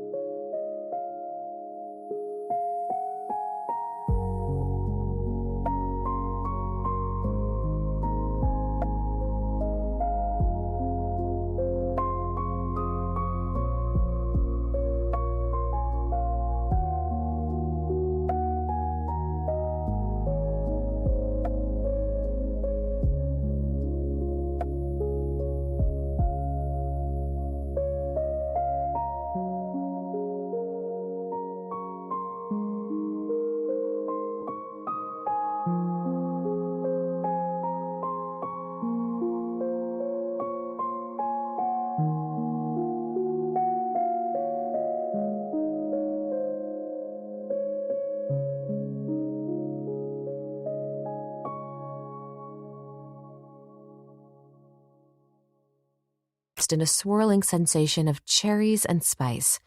My nails grind into his forearm as my head goes back onto his other arm so that he can deepen the kiss. I'm spinning, trying to focus on the fact that we're in a restaurant. But it doesn't matter. This day has taken me down a path I'll never come back from. It will be forever in my mind as this kiss. It's sensual and brutal, taking all of me and making me his. Our tongues tangle greedily as he deepens it, and it's done. I know that I'll never forget this moment. This kiss could very well destroy me. A clearing of a voice, or maybe it's more a choking, makes us pull back. My face is on fire as well as my lips. Holy God, what is happening to me? David looks intense. That means I'm not the only one who feels this way, which makes me feel a little better. Your food. The waiter sets down a sandwich with melted cheese and an egg on top, along with a salad and a big bowl of fries. David gets some sort of salad with salmon and a crepe loaded with berries and cream. I'm so glad you brought me here. This is amazing. He reaches for a fry. After I left, I thought about you. I drop my fork. You did? He grins. All the time. He looks down at his plate as he cuts into his salmon. I always hoped that you went to college and finished. Did you? I did. I got my degree in business and inherited the diner. Taking a bite of my incredible egg and cheese sandwich, I lean back. He nods. That's good. You deserve the best, beautiful. My heart skips as I have to stop myself from putting a hand over his mouth. Please, don't tell me you're crap and unavailable. I look at him. He bursts out laughing and moves in as close as possible. I was about to. Thank you for stopping me. I grin as he picks up the bottle and pours me another. The restaurant is starting to get busy with the dinner crowd, and a busboy comes by to light the candle on our table. How's your dinner? Delicious. I lick my lips. He holds out a bite of salmon with salad on it for me. Want to try mine? His eyes darken as I nod and open my mouth. Is it good? He says, his voice low. Mm-hmm. I nod again and bring the glass of wine to my lips. The loud chatter and laughter seem to fade. I'm definitely buzzed. My whole body tingles, and I smile at him as he chuckles. I take it the wine is delicious also? He looks down, his dimple showing as he takes the last bite on his plate. I love it, I say, licking my lips. I take another sip and scoot over to him. His eyes twinkle with amusement as he watches me. He stretches out both arms on the back of the booth, and I admire his beauty. His honey blonde hair and his incredible eyes are all I've wanted. What are you thinking about, beautiful? His lips twitch. He scoops up some berries and cream, bringing it to my mouth. I like this, I blurt out, and I'm about to declare my love when he leans forward. I do too. His eyes remain locked with mine, his thumb rubbing my neck where it pulses. Oh, God, I whisper as his lips bend to mine. I smell the berries, and yet this time he doesn't kiss me and simply breathes me in.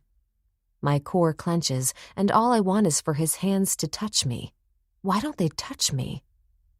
I take a quick peek around the crowded place, and no one is watching. Smiling, I slither my hand up his jeaned leg and straight for his cock. If I thought I was going to surprise him, I should be disappointed. All he does is cock an eyebrow. His dick is huge, even when not fully hard, and I trace it with my fingers, smiling as it hardens in seconds. I look up, satisfied. His stoic expression tells me he's unimpressed. Unzip me. He said that like he was ordering from a menu. He didn't even whisper. I blink at him and pull my hand away. What? I hiss and look around. The older couple to our right are the only ones who even glance up from their conversation. I reach for my wine, take another good sip, and move closer.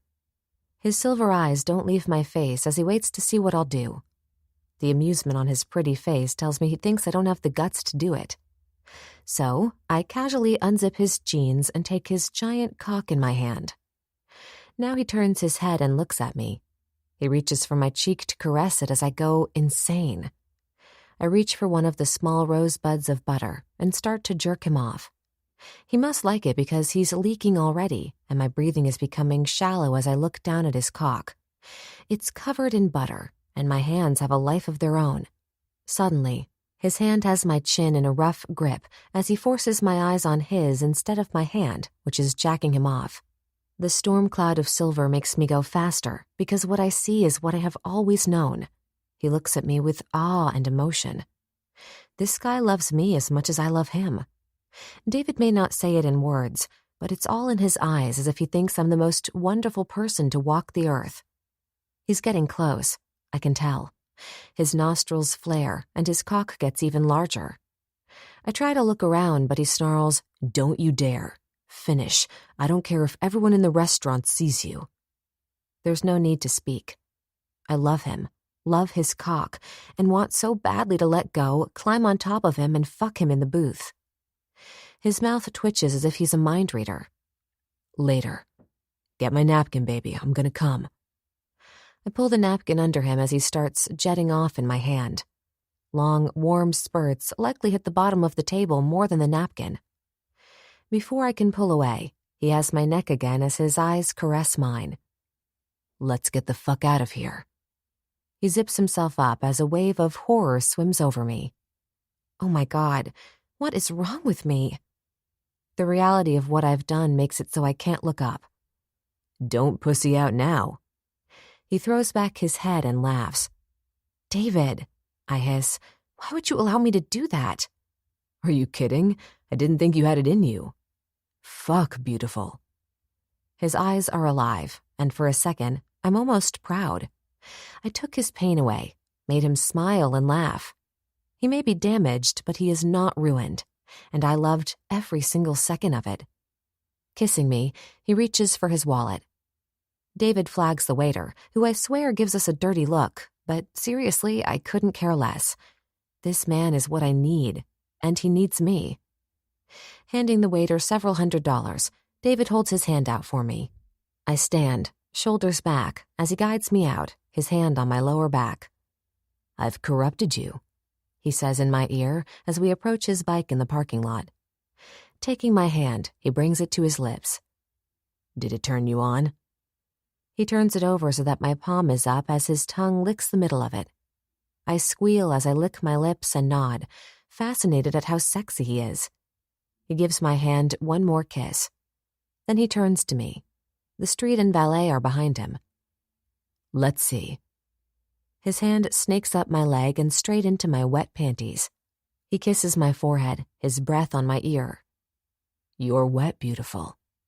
His index finger glides over my throbbing clit. This turns me on. He pulls his hand out, and I hiss out something that I don't even understand. Every single cell in my body wants to come, needs to come. He grabs my chin, forcing my ragged breathing to halt as I look into his eyes. Your place or mine? His voice is pure gravel. I take a breath. Mine. 20. David, poet. What the hell does that mean? Blade paces back and forth. We're in the office of Edge's new club, the Dolly. Half of the walls are pink, the other half black. I'm sure Dolly is not thrilled with his choice of names, but he seems to get off on fucking with her. Blade transfers the track phone to his other hand. How fucking bad, Ryder? He looks over at me. I stand and go over to the bar and grab the bottle of Jack Daniels, crack the seal, and hand it to him. We're all wired. Shit has started, and it's not only Satan's seeds we're dealing with. Someone always gets greedy, and unfortunately for them, they tend to be stupid. Keep me posted, and yeah, if you have to take care of it, do it. He doesn't even turn the phone off and throws it against one of the freshly painted walls. Unfortunately, he hits a black one instead of the hot pink. Now there's a big white plaster hole that looks like a bullseye in the room. I reach for my water and he brings the Jack to his lips and guzzles down a quarter of it. We knew this would happen. The door beeps, alerting us to check the camera and let whoever is behind it in. It's Edge, Axel, and Frosty, all dressed in clothes that signal they're going to hit it hard tonight. Blade buzzes them in, walks over to me, and throws himself into a black leather rolling chair. I hope to fuck you got good stuff, Frosty. Shit is starting to heat up. Blade rotates toward me. Fucking Dagger was seen hanging out with Mr. E's daughter and got his throat slit. He motions for me to hand him a cigarette. He'd all but stopped, so for Blade to be lighting up means he's upset. And Ryder had to take care of some Satan's seeds who got caught trying to get into our warehouse. He's dealing with that right now. Do I need to go? I stand. He holds up his hand as he lights up. Nah, these are just punks trying to steal. Trust me, Ryder's got it handled. The nightclub is getting crowded, and the faint sounds of monitors and the music's rumbling bass make their way up here. Axel slinks into the chair next to me, silent as usual. Things have not gotten better these last few weeks between us. It's all over his face. He thinks I'm a loose cannon, and I know he's a dick. He leans his head back as if he's meditating. My cock is getting hard. Must be getting ready to get bloody. Axel says all this with his eyes closed. I swear sometimes he just asks to get the shit kicked out of him. Except he likes it. Sick fuck. Frosty, talk to me. What you got for us? We all look at Frosty, who's enthralled with Edge's control panel and security cameras. Edge, man, this place is amazing. You went all out. I think it's going to do well. Frosty's eyes are alive as he looks around the room.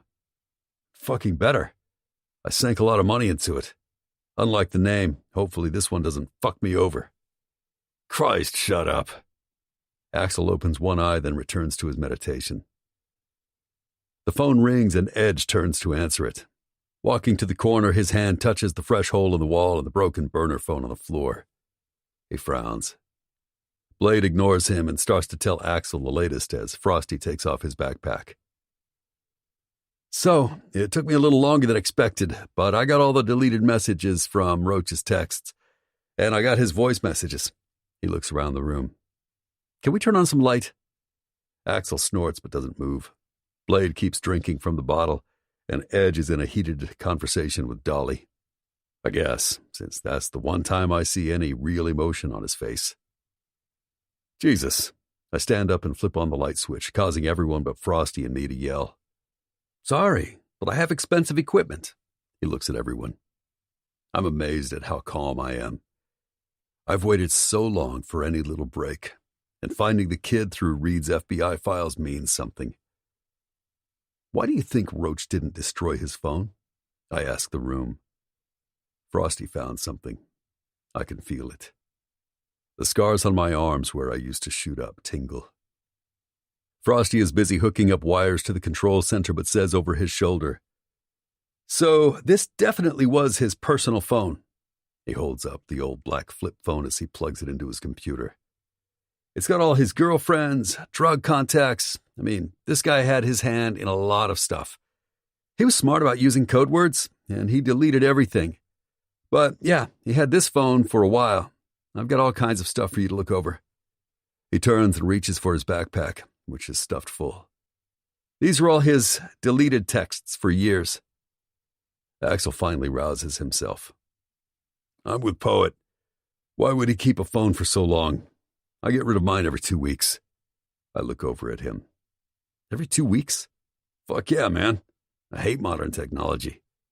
He reaches into his pants pocket and brings out a purple glass pipe he uses to smoke that crazy weed he grows himself.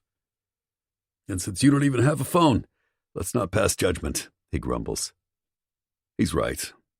Other than the occasional burner, I don't always have a phone for numerous reasons. There are times when I don't want anyone to be able to get a hold of me that way. If you need me, you can eventually find me. Are you going to be able to handle all this? Axel brings me back to the now, and I want to punch his pretty boy face. Fuck, with as many fights as he's been in, you'd think he'd look much more fucked up. Well, this was 13 years ago. We didn't exactly have such easy access to burner phones back then. Also, I think he figured if he was careful and deleted everything, he was fine. Blade slams the bottle on the table. Easy, man. That's new, Edge says as he rubs his hand under Blade's bottle, checking for marks on the table.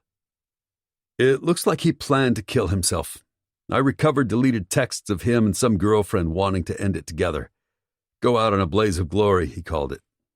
He was addicted to your drug, Blade. Frosty nods at all of us. The last text he got was from the girlfriend saying she decided against it because her 3-year-old son got sick with the flu. Jesus, Blade stands. Crazy shit, right? He hands Axel a big folder, then hands one to me, and I hand one to Blade, who is rubbing the back of his neck. He motions for me to leave it. What the fuck is wrong with people? Axel looks at me. I mean, why have kids if you want to kill yourself? Why are you looking at me? I'll never have kids again. I snarl as Tabitha's sweet face appears and disappears when I blink. What you got for us, man? Blade sits again, flipping the folder open. He looks tired. I know putting his drug back on the street is a huge risk since the FBI has been stopping by, letting us know they're watching. Along with the supply and demand situation, he sleeps about 4 hours a night. He also has a family and a baby on the way. I want to play his deleted messages. 2 are interesting, I'm still working on trying to get them cleaner. 3 hours later, 4 pizzas and 2 bottles of Jack are spread out on Edge's new table. Fucking Satan seeds. I always thought it was them, but since we weren't that close in territory, I didn't think they would try to take over L.A. Blade leans back in his chair. I want us to get their big warehouse. I want it blown up, gone. With that big of a hit, the money will make them weak. Half the guys will bail, and Victor is such a stupid fuck. I'll put a bullet in his head while he sleeps. Blade says all this as he stands. I want church tomorrow. There's a rat in our family. Satan's seeds were stupid enough to follow whoever betrayed us. He's the one who gave them the time, location, and who was going to be at the lab that day. My heart is pumping so fast I can sense my mind trying to fight my demons. As I listen, I have to fight back the bile. There's the voice that told the seeds our location and to make sure they got all of us. Except they didn't factor in Debbie and Tabitha showing up, looking for me. There's more on the recording, and it tells me all the things I've known and my gut to be right. I want blood. I need that voice identified, Frosty. I hiss at him. Blade puts his hand on my shoulder. We're close, David. Don't do this to yourself. Stay focused, brother. I can feel your energy. I sit as my mind replays the voice that can't be identified. The voice that tells the address and names of all of us. The people he wants blown up. I was named, but another McCormick took my spot because I was late, and I live in hell every day for it. Rage, pain, and guilt are my worst enemies as my fists clench and unclench. I get to kill the rat. Do what you want with Satan's seeds. I stand and push the buzzer for the steel door to let me out. Edge's voice is saying to let me go and cool off. But I'm not ever going to cool off. Blade's right. This is the first time in a while the monsters have come back to play. The witches are loud as they swirl around my mind, fucking with my will to deal with reality. I don't know what or how exactly I find myself in front of Sergei's table. I saw him when we came in and didn't bat an eye. Or did I? All these years I've been living only for the truth. Now that I have it, I need to shut the demons up. A small taste, maybe even a snort in each nostril. I need the drug to help me recover from the fact that my child was sacrificed. A brother in my family killed her along with my uncle, cousin, and baby mama, and I can taste my revenge. I'll stop tomorrow. Even though some rat in the disciples ordered it, it's still my fault they're dead. Yeah. Tonight I need to let the darkness take me down, like the dark night waters of the ocean, and let myself float to a peaceful sleep. 21. David, poet. I head downstairs and straight to the man who can make all my pain vanish. The music is crap that I don't recognize, but the beat is making my chest vibrate. Weaving my way through the bodies, I stop at the table in the corner. Some disciples sit on one side and his bodyguards sit behind him. Ah, poet, you come to me to solve all your problems. Cut the shit, Sergei. He smiles and his front teeth, which are gold, shine in the dim light. The smell of weed and other shit being smoked in the corner to my right almost prompts me to turn and ask to join. But this final betrayal to myself needs to be private. Sergei holds up his hands as if I have a gun on him. What can I help you with, my friend? It's been a long time. I'm surprised you're not in jail. I look around at the packed club and now understand why Edge has it loaded with high-tech security everywhere. He's controlling what and how much comes in and out. Edge has always been smart at numbers. I'm sure he's making a killing. I need just a taste. When he smiles again, the thought that some people should be put down flashes through my mind. He's one of them in this velvet cream-colored sweatsuit and his gaudy gold chains. He's part of the Russian Mafia and has done quite well considering he's nothing but a thug. Reaching into his fanny pack, he pulls out a small baggie with the white powder that can make all my agony go away. I won't have the dreams that make me too scared to close my eyes and sleep tonight. I won't sleep with this magic. I can stay awake and the monsters won't have a voice anymore. David? I reach for the bag, tossing Sergei a 50, and see Axel. Out of everybody, Axel's the one who thinks he can save me. That's a laugh. I walk away from him and move past the sweaty bodies gyrating on the colorful dance floor. The night air is somewhat humid. I need to breathe, but it's like a cobra has slithered its way up my neck, slowly cutting off my air supply as my eyes dart around for a corner. I can't let you do this, brother. You kidding me, right? I yell at Axel, though he remains calm. The parking lot is well lit as I turn and walk to my bike.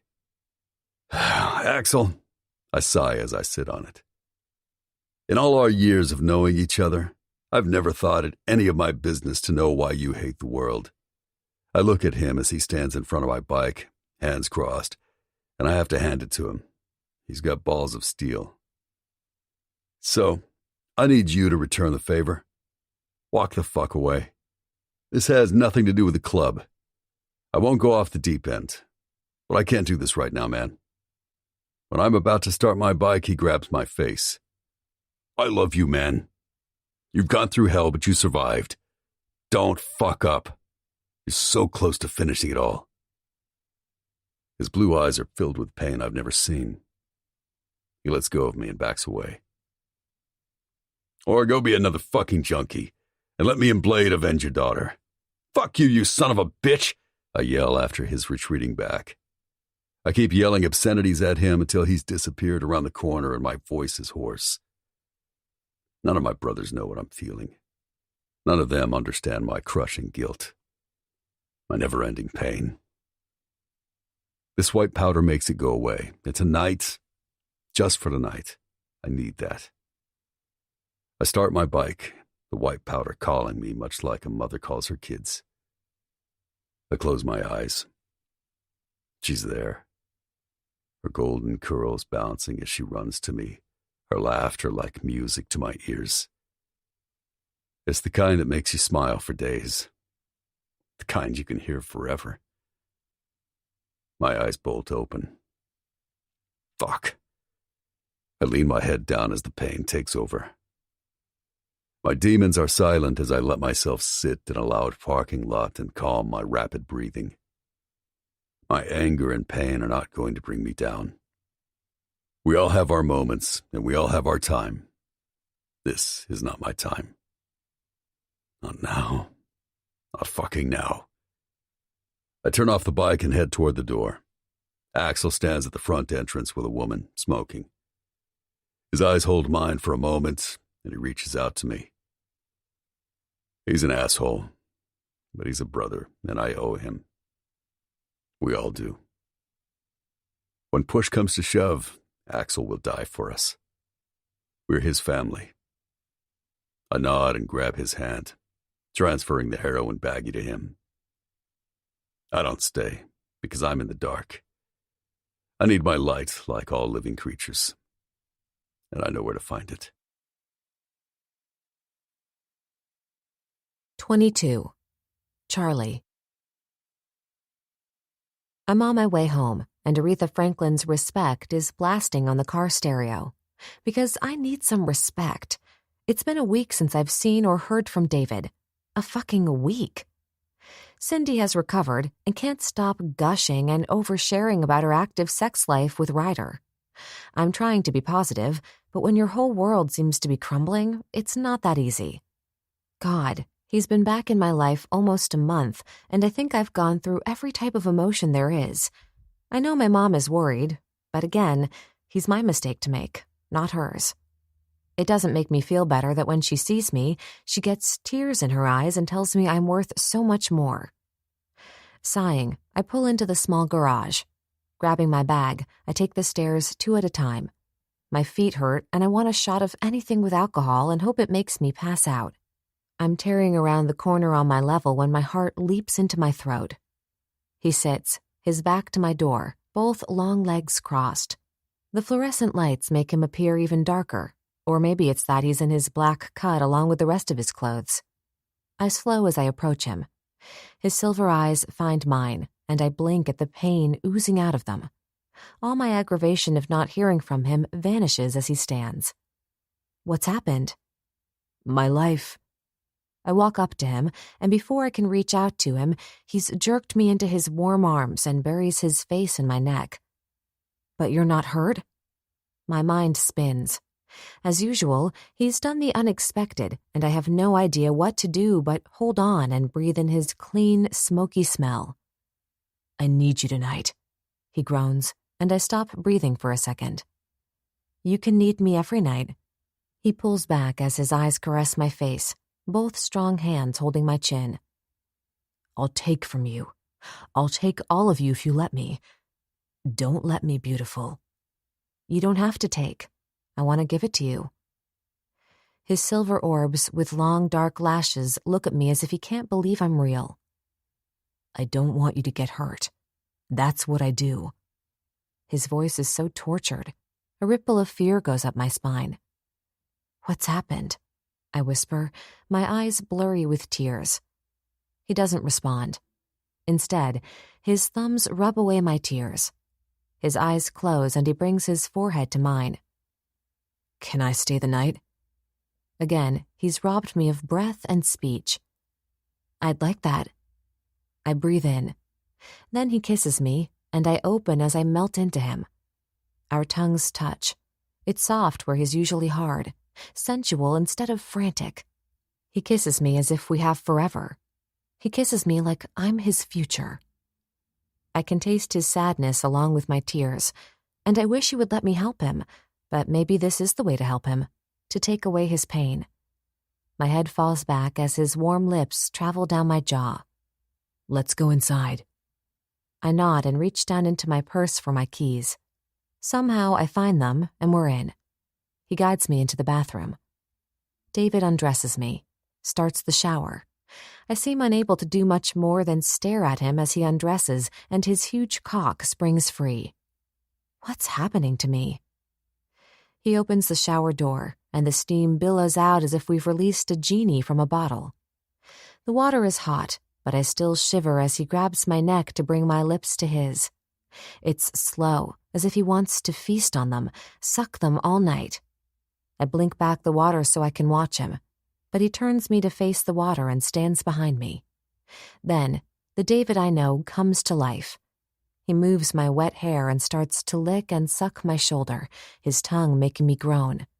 As he takes his time on my neck, his strong hands reach around for my swollen breasts, and I reach out to steady myself. He's rough with his caresses, and I'm getting wetter with each kiss. I turn my neck, allowing him to take my lips. I might pass out. He's taking all of me, like he threatened to do, except I want to give it. David, I moan as it echoes around us. Yeah, baby, what do you want? He moves back to my neck, his mouth and tongue sucking and licking. I need you too. He turns me around and lifts me so that my back presses against the cool tiles. This is all I can offer. Our eyes lock. The water pelts his back as he shows me everything. I nod, knowing that he's likely telling the truth, but it doesn't matter. He has my heart, and I need him to breathe. As though almost in pain, he groans and drops to his knees. Taking my right leg, he positions it over his shoulder as he eats my pussy. His teeth find my clit, and I pant as his tongue licks and sucks, and he rubs his face up and down. My head falls back, and I reach out to steady myself. I'm going to come. The pulsing waves of pleasure are building at an alarming rate. I reach for his head either to pull him off or pull him closer. David, I'm coming hard, I scream as I orgasm right in his mouth. Wetness seeps out as my body pulses. Oh, God.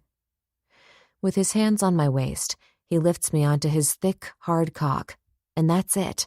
I'm gone, orbiting. As I claw his back, he pulls out, and I gasp as his cock thrusts into me again. His lips are at my neck, and all I can do is hold on. Wrap those long legs tight around me. I'm going to fuck you so hard you won't be able to walk without thinking about me. In and out, he pounds into me. His breathing is harsh, almost as if he's possessed. His hands hold the back of my knees wide open. I'm addicted to your cunt. I want it all day and night. He grunts into my mouth. Fuck, you feel so good. You're my light, beautiful. I can barely comprehend what he's telling me as the water rains down on his back and my face. The pleasure is so strong that my core clenches and my nails claw his back as he thrusts harder. His cock hits that spot that makes me scream, and then I'm gone, floating as wave after wave of pleasure makes me shake. That's it. Look at you, baby. His eyes are dark storm clouds as he watches me come again, this time on his cock. Eyes open, beautiful. He thrusts even harder. Watch me. Then his body jerks, and his eyes, which were tortured half an hour ago, are clear as pure bliss comes over him. That's what you do to me. His lips take mine as his cock fills me up. I don't know how long we stay like this, our breathing harsh, the water raining on us. Slowly, he lowers my legs. His eyes are calm, peaceful. Mine fill with tears. He's so heartbroken, his pain so raw. I reach for his lips, my arms still wrapped around his neck. He doesn't pull back or hold back. The truth is, I think he needs this affection more than I do. When he smiles, my heart skips and starts to race, and I almost tell him I love him. But as soon as he gives me that smile, it's gone. He turns and grabs the soap, quickly running his hands over my body, then doing the same to himself. Turning me, he rinses off the soap. I'm like a rag doll, letting him do everything. He turns off the shower, grabs a towel, and wraps me in it.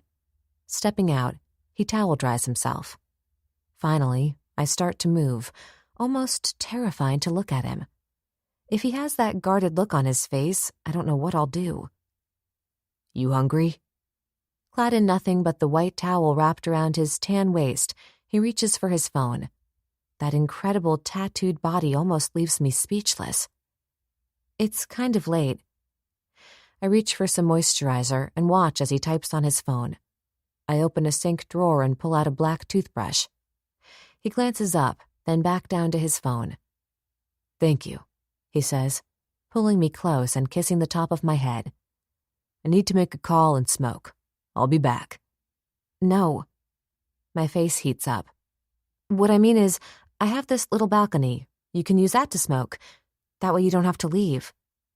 He cocks his head. I'm not leaving. As he drops the towel, he bends to pull on his jeans, not bothering to button them, and walks out into the bedroom and turns on the light. 23. David, poet. She stands in her bathroom doorway, a white towel loosely wrapped around her.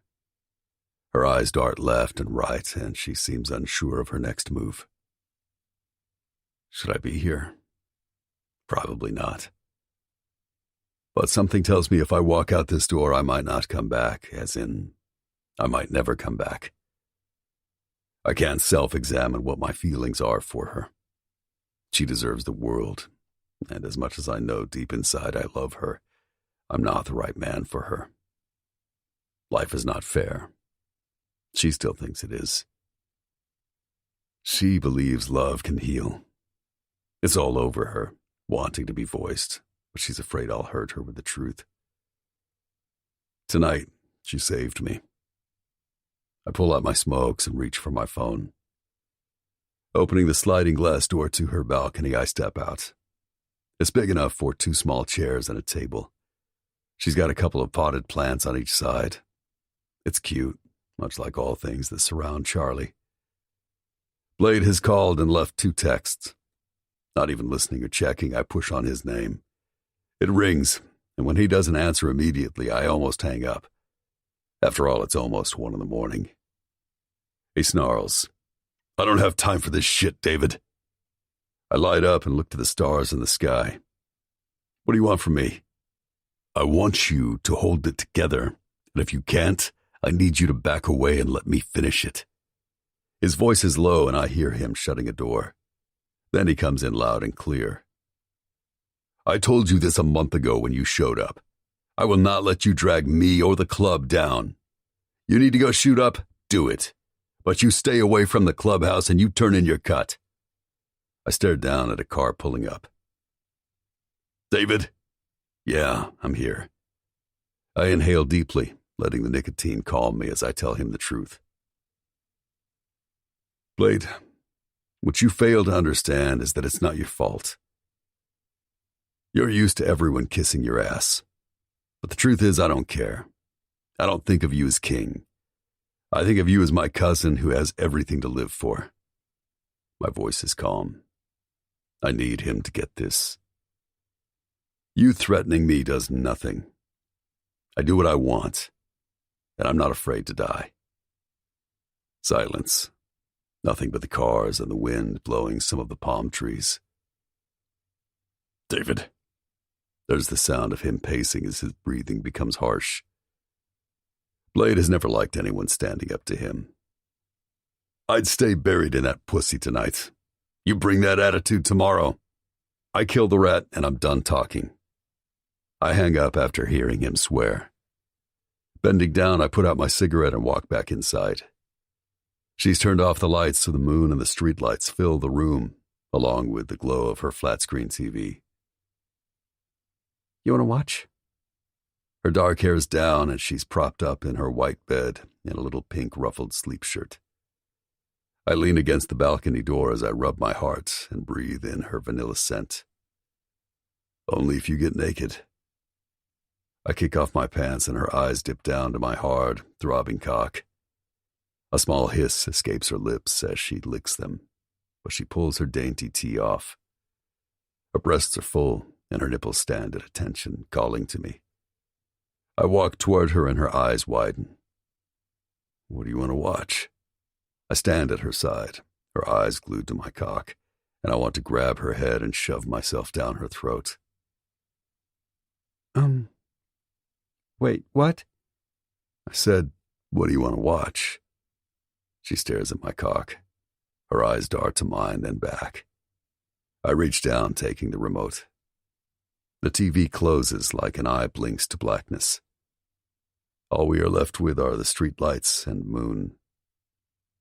No TV tonight. I toss the remote. I want to suck on your pussy. I want you to suck on my cock. And I want to fuck until we both pass out from exhaustion. She throws the covers off and gets on her knees. Wrapping her hands around my neck, she says, I want that too. You're so fucking beautiful.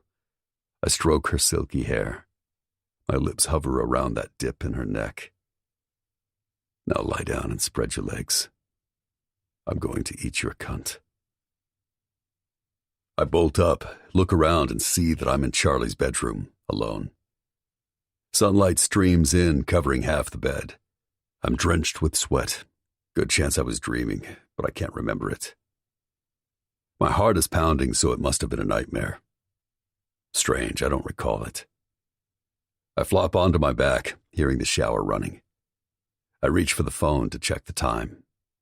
Christ, I mutter, sitting up. There are 12 messages. It's almost noon, so I missed church. Unless Frosty found out anything, I honestly don't give two fucks. Getting up, I stretch. I smell like sex and vanilla. After I pull on my jeans, I take my cigarettes along with the phone out to the balcony. The smell of coffee wafts from inside. Maybe before I deal with all this mess, I'll grab a cup. Heading to the kitchen, I grin at how much I like her place.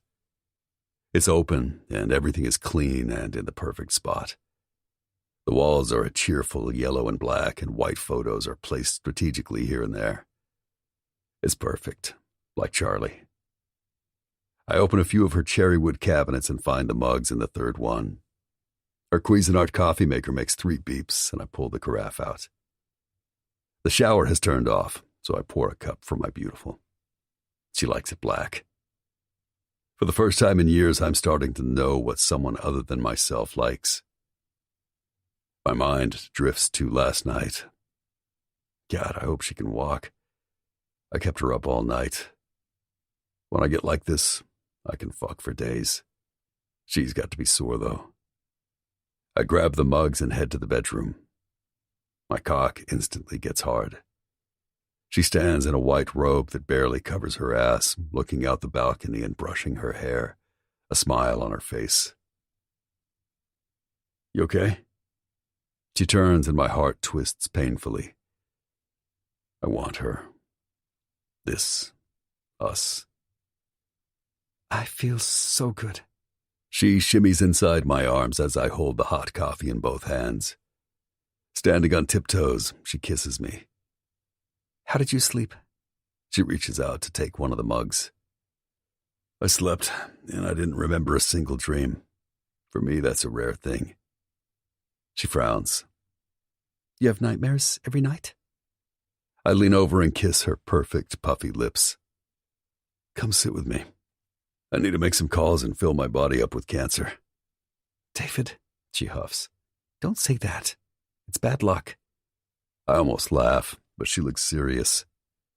Beautiful. I've abused this body so much. At this point, the cigarettes are nothing. Her eyes travel up and down me as she opens the glass door to her balcony. It's hot already, but the balcony's in the shade. I drop into one of her chairs. You look in pretty good shape to me. Her eyebrows are raised. She leans her ass against the railing and faces me. Now, how am I going to concentrate with you in this robe? She smiles, then loosens the robe, letting it dip, and I hold up my hands. I have to take these calls, babe. They might be important. Okay. I should check my stuff too. She leans over, and as if we do this every day, she kisses me, smiles, and sachets inside, quietly sliding the glass door closed. My eyes follow her as she moves around the room. I'll let myself have this, knowing it can't last, but needing it more than I ever imagined. She disappears into the other room, allowing me to focus on my phone.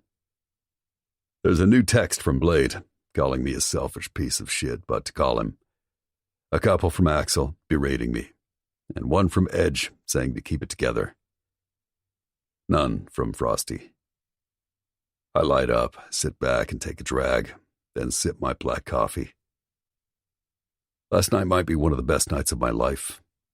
I didn't go easy on her, and she loved it. When people say you find your soulmate and you think it's a myth, I know it's not. Needing to be near her, I get up. When I find her, she's on her laptop, drinking coffee and looking at charts. I wrap my arms around her, bury my nose in her hair, and inhale all that I need in one breath. Everything okay? She cups my cheek. I missed you, I mumble as I kiss her neck. I guess you need to stay over more often. I pull her hair off her shoulders, loosening her robe. I want that, I whisper into her ear, nipping it. Really? She turns so that she can see me. I do. Though I try to pull away, her nails are latched into my forearms. Oh, no, you don't. Speak. Talk to me. Charlie, you can't think I'm something I'm not. I can be honest and tell you that I'm crazy about you. That last night was the best thing to happen to me, ever. But it's empty if I can't be the man you need. She gazes at me with such hope. I love you, David. She reaches for my lips.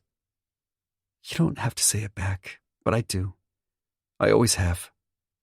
I cup her face and look at her beauty, not only on the outside, but the true light that comes from within her. You shouldn't love me. No matter what I feel toward you, it can't end well for us. But why? Her forehead hits my chest. Why can't you try? You did amazing last night. You can be happy, David. We deserve a chance. She looks up and I can't stand it. She doesn't get it. Never will. I don't deserve anything, I hiss as my phone goes off. You do, though. I want you. Confusion clouds her stunning face. To her, it should be easy. And I know you want me. We stare at each other. The annoying sound of my phone vibrating breaks the energy. For a moment, she almost had me believing I might have a chance to love her the way she deserves. Maybe when this nightmare is over, my demons will evaporate and my mind can be clear and open to loving. My phone starts vibrating again. Fuck. I look down at it. 4 missed calls from Blade. I need to take care of this. She nods and turns back to her computer. Go. I'm not stopping you. Charlie. Her eyes snap to mine and I almost take a step back. Go. Do what you need to do. But know that I'm not giving up on you. I don't speak. What's left to say? She's brave and I'm fucked up. End of story. My phone starts again and she rolls her eyes as she dumps out her coffee and pours herself a fresh cup. What? I almost yell as I walk to her bedroom. You missed church. No shit, Blade. My wife has decided to have Dolly, your girl, and your girl's friend Cindy over for a pool day. What? Don't do it, poet. Not today. All the brothers are in the compound partying because we had church and we are united. The one person who wasn't there was you. Now, I don't give a fuck what you do later, but my wife is 5 months pregnant and she wants to have some girl time. Bring your old lady. Now. Charlie doesn't even know Eve, and I don't want her around that. Silence. Fine, I'm on my way. The line goes dead. Fuck. I rub my face. All of this is too much. Charlie loving me, finding the rat, waiting for Frosty. I'm on edge, and I can sense it. Something's getting ready to happen. Pushing on Frosty's number, I hear it ring twice. Yellow. Anything? Poet? Jesus Christ, Frosty, yes, it's me. Prez says nothing gets told to you until he hears it first. I hear his fingers typing. Taking a deep breath because I need Frosty, and it's not his fault Blade is being a dick. I walk back into the main room where Charlie sits on the couch. Her long legs are tucked under her as she eats some pineapple while looking at her phone. I crack my neck, staying silent as I hear him sigh and then say, Fine, I'll say this. I have a contact. He's the best money can buy, expensive as fuck, but he thinks he can fix the sound quality and match the voice. I breathe out and sink onto the couch with Charlie. And, Poet, what? If you want anything again, you'll let no one know that I told you that. I snort. Don't worry, it's safe. You've told me nothing. I toss the burner phone on her coffee table and look over at her. I reach for her leg. It's so soft. She's truly perfection. My perfect woman. Get dressed. My cousin's wife wants to have a girls' day by the pool. Apparently your friend Cindy is invited and you're required. Yeah, I just talked to her. She's been there for an hour. I guess you're late. She bites the bottom of her lip. I cock my head, my hand moving to her hair. I love it. It's like silk and smells like coconuts. It's going to be a real biker's party. You ready for that? I'm not sure I'm ready. Do I want to share her? She's mine, my only light. We can lay low. I pull away and reach for my phone, which is going off again. I don't even look at it and switch it off. Quite frankly, unless it's Frosty, they all can wait. No, let's go. Unless you aren't ready for me to be there. She looks down for a moment. Grabbing her, I pull her onto my lap, my nose and lips going straight for her neck. Fuck. I need all of her. If I could tuck us away on an island, I would. My lips trail to her ear as her arms pebble with excitement. Charlie has sensitive ears. But that's not realistic. Lifting her off me, I swat her ass. Go get changed. I need a shower. She squeals and twirls so that she's facing me with her hands on her ass. My eyes travel up and down her as I stalk her like she's my prey. Fuck it, I say, exhaling. I lunge for her and her long legs kick out as she twists. David, oh my God! We had sex like 10 times last night. We need to... I toss her on the bed and stand over her. She's excited. A flush creeps up her neck to her cheeks. Open your robe. My voice is harsh. I have no control anymore. My body craves her. She's better than any drug. One more fix and I'll let us out into the big bad world. Slowly she unties the belt and lies back like the good girl she is. Then she spreads her legs and I know that she's going to be my salvation, if only for this moment. That's it. I unbutton my jeans and let them fall to the floor. Her chest is rising and falling as if she can't get enough oxygen. Her beautiful pussy is pink and glistening. I grab her long legs and drag her to the edge of the mattress. Are you going to scare me? She groans at my touch. I look at her, ripe and willing to do anything, but I don't want her scared. I need her light. I'm desperate for it. No. I kneel down and gently rub her swollen nub with my rough thumb. She's beautiful, but her clit is slightly red. She's got to be sore. I didn't let up until the morning light, and now I need her again. I'm trying to stay one step ahead of my demons. No, baby, I don't want to scare you. If you're not scared already, you will be. Before she can respond, I lick her clit.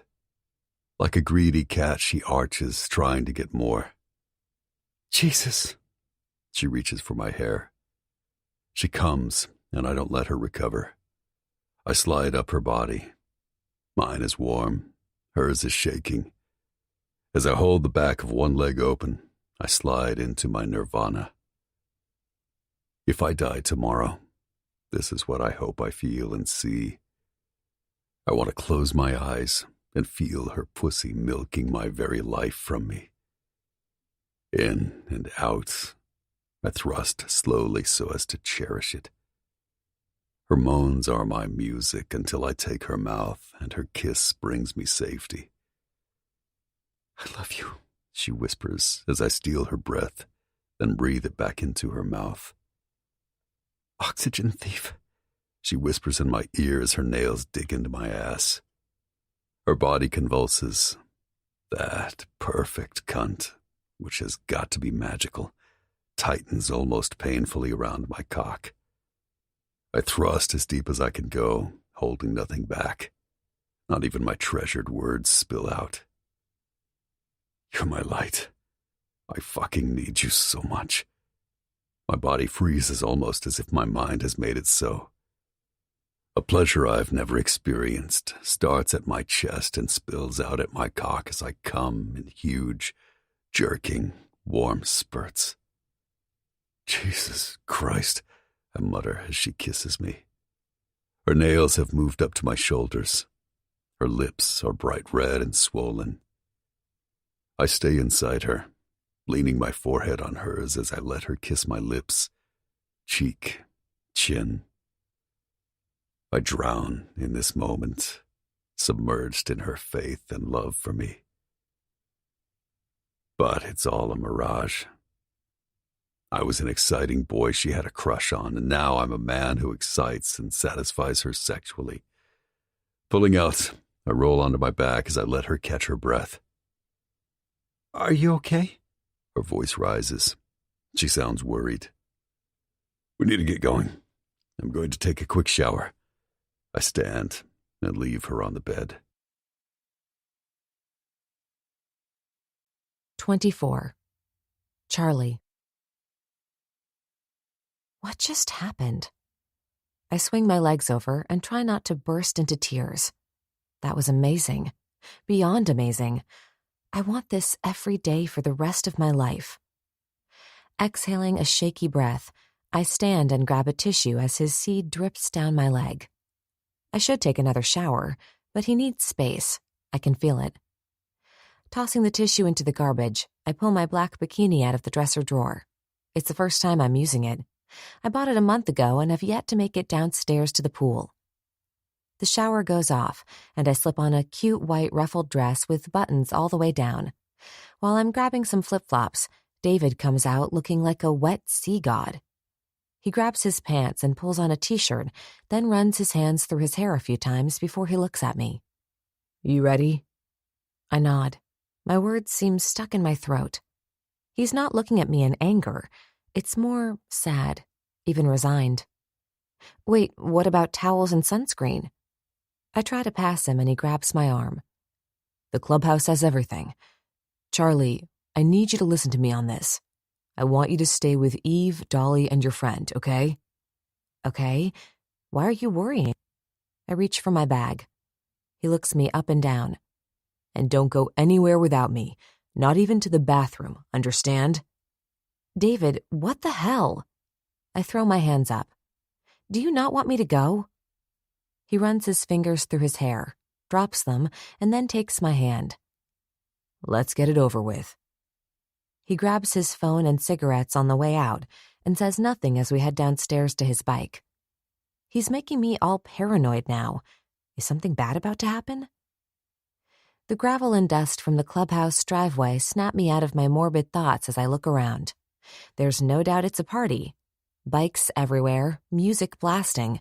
We pass a bunch of mean-looking women, I'm guessing strippers, smoking over by a bonfire. Holy shit, this is not what I expected. Jimi Hendrix is belting out a tune, something about if 6 turned out to be 9. David grabs my hand and holds it tight. It's only a touch, but as with everything David does, it always means more. The place is definitely wild. People of all sizes walk by, drinking, smoking, and laughing. Most of the women are in black with high heels. The men look scary, but nobody says a word as we pass. David weaves us through the porch and into the air-conditioned house where lots of bikers are drinking and playing pool. "Poet, Prez wants to see you in the conference room," Edge says as we pass. "I'll be right there. Let me make sure Charlie's all right." He doesn't even look at him, and again, my heart beats faster. Something is wrong.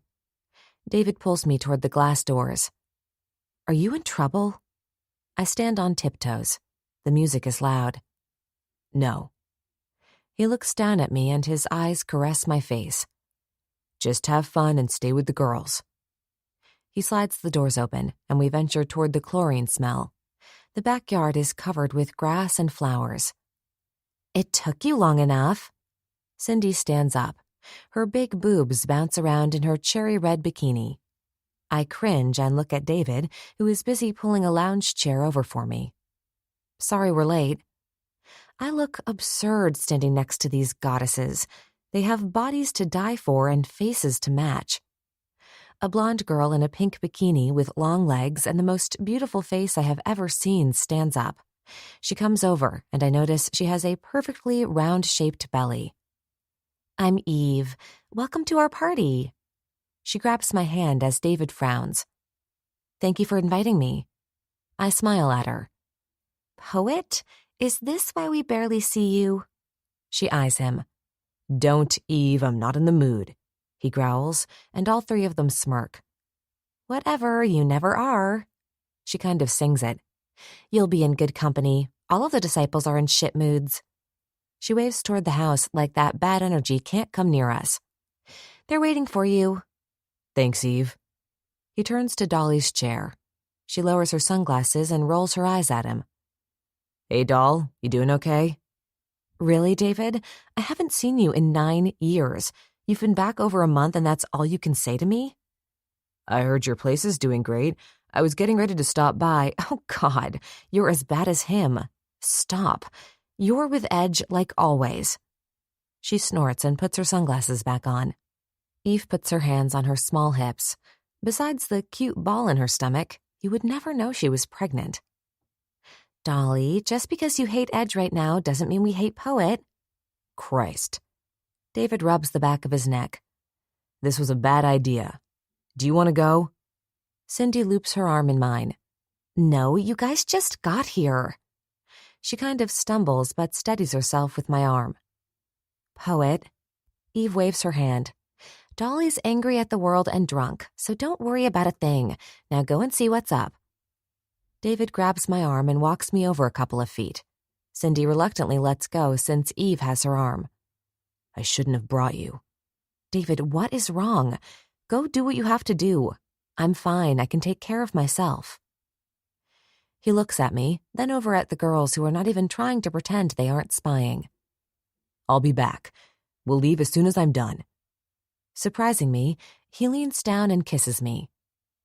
God, he's fucking hot, Cindy mumbles as he walks away. Yes, David is. Interesting. Eve claps her hands. So, Charlie, cocktail? She doesn't give me time to answer.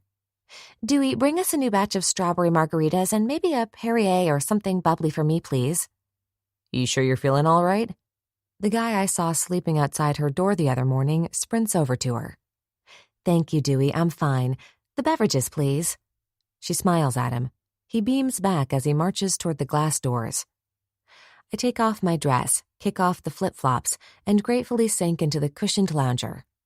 I've had more sex in the last 24 hours than I have in 2 years.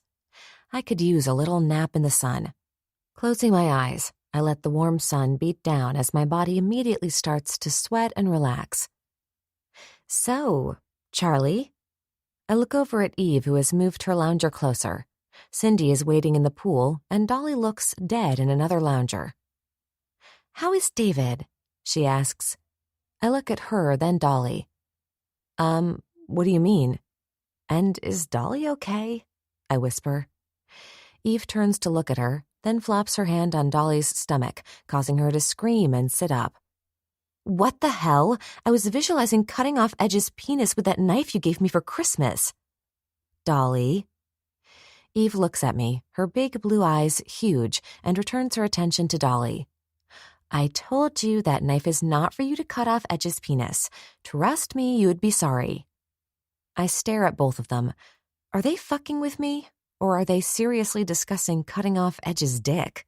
Why? I think it would be a service to all women.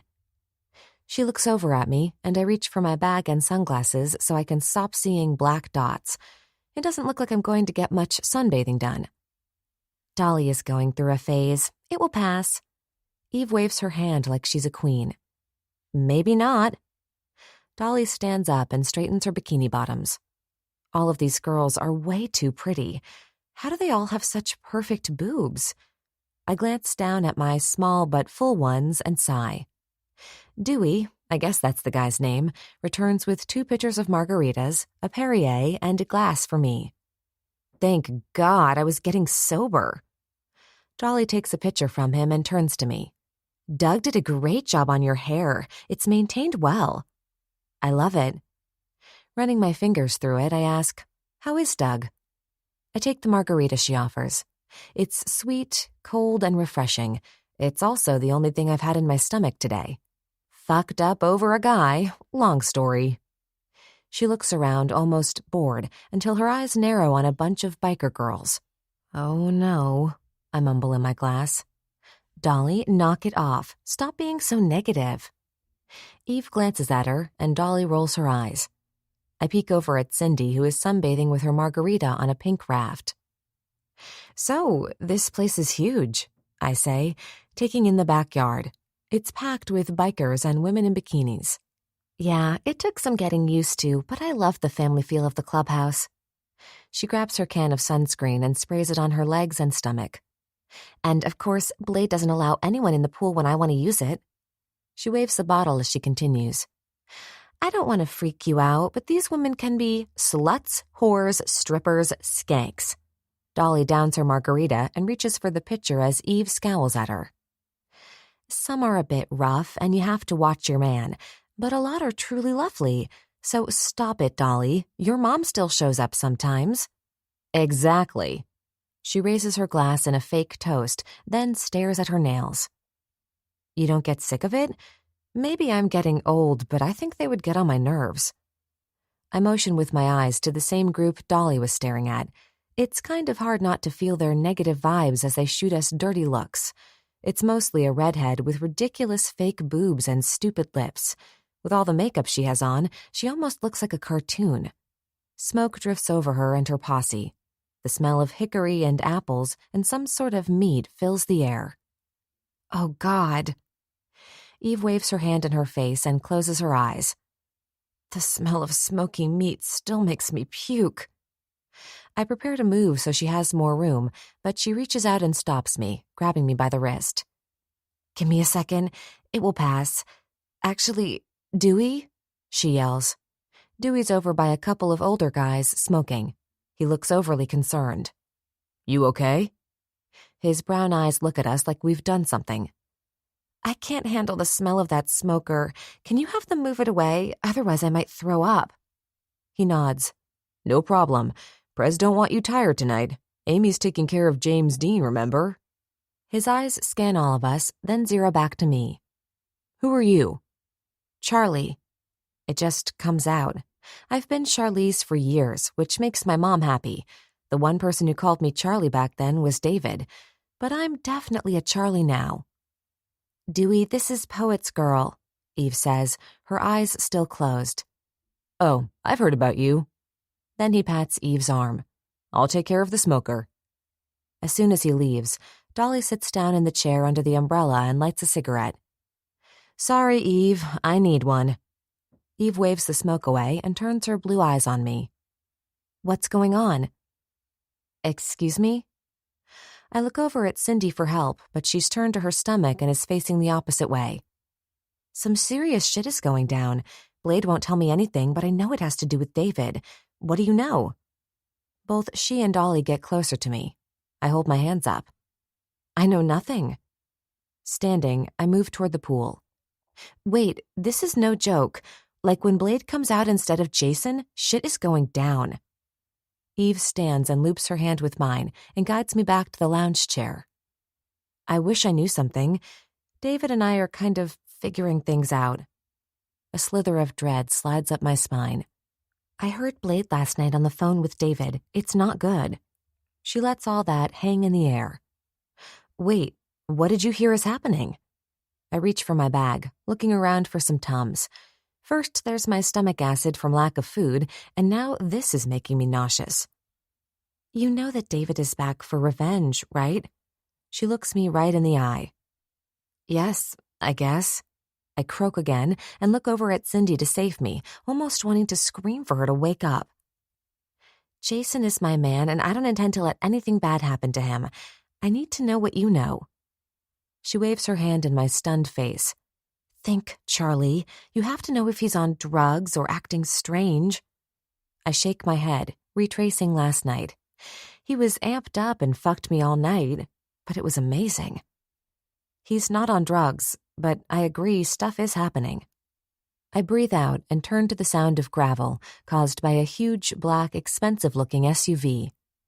A driver in a black suit opens the door, and we all simply stare as both Dolly and Eve grab my hand. Holy motherfucker, is that? Dolly whispers. Oh my God, it's Reed Saddington. I finish for her. I look down at my hands. Both girls are squeezing me hard. I told you. Eve looks around me and over at Dolly. Shit is going down. That's why Jason has gone all Blade lately, like even at home. She whispers the last part as we all three watch Reed walk by us and into the house. He's tall and fucking beautiful. I wish he wasn't married. I'd fuck him. Dolly says all this with her nails now grinding into my hand and sipping her margarita. Charlie. I jump even though I'm sandwiched in between them. Do you think David and Reed ever did anything? I mean, they are best friends and lived with each other forever. I blink at Eve. What the hell? I can safely say David is not gay. She shakes her head and thankfully drops my hand. I don't like this. Whatever is happening, Jason does not want me to know. She points her finger at me. You were my hope, Charlie. God. I rub my hands. You would do better getting it out of Blade than me. David never says anything, only that I'm his light. I grab for my margarita as they both perk up and look at me. He says you're his light? Dolly's eyebrow goes up. A door slams, and a scream that sounds as if someone has captured a wild beast spills through the air. What is that? I stand up and look around. It's gotten pretty deserted. Other than us, some strippers are hanging around the barbecue area smoking. Ignore it. Welcome to your first disciples party. Continue. That's all I've got, besides the fact that he says he can't be with me because he is damaged. I drink some more, wondering if I shouldn't be saying all this. Eve snorts and scoots the lounge chair closer to mine.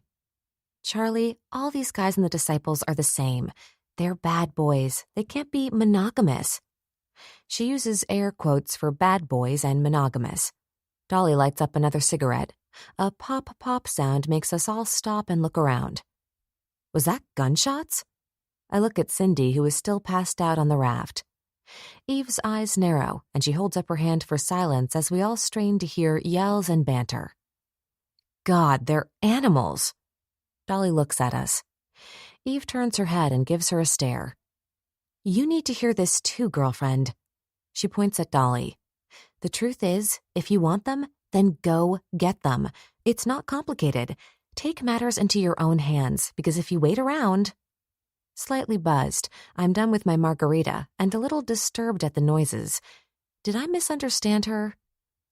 Are you saying I should get pregnant and trap him? Again, loud screams are coming from the other area. A couple of the bikers' girls run toward the side of the compound. Dolly snorts and blows smoke up into the cloudless sky as if all the commotion is normal. Eve thinks that getting knocked up seals the deal. I turn to Eve, who is sitting, legs crossed at the ankles, looking at both of us. Yeah, and? Wait. I stand up. You think I should trap David? I whisper the trap part. Of course. That is, if you absolutely want him. Make sure, because after you're pregnant, it's a whole nother ballgame. Dolly starts laughing at my horrified face, I guess. You didn't know our little Eve was so calculating, huh? Oh, stop being dramatic, Eve snaps and turns her eyes on me. It's common sense. You want David, he's tortured.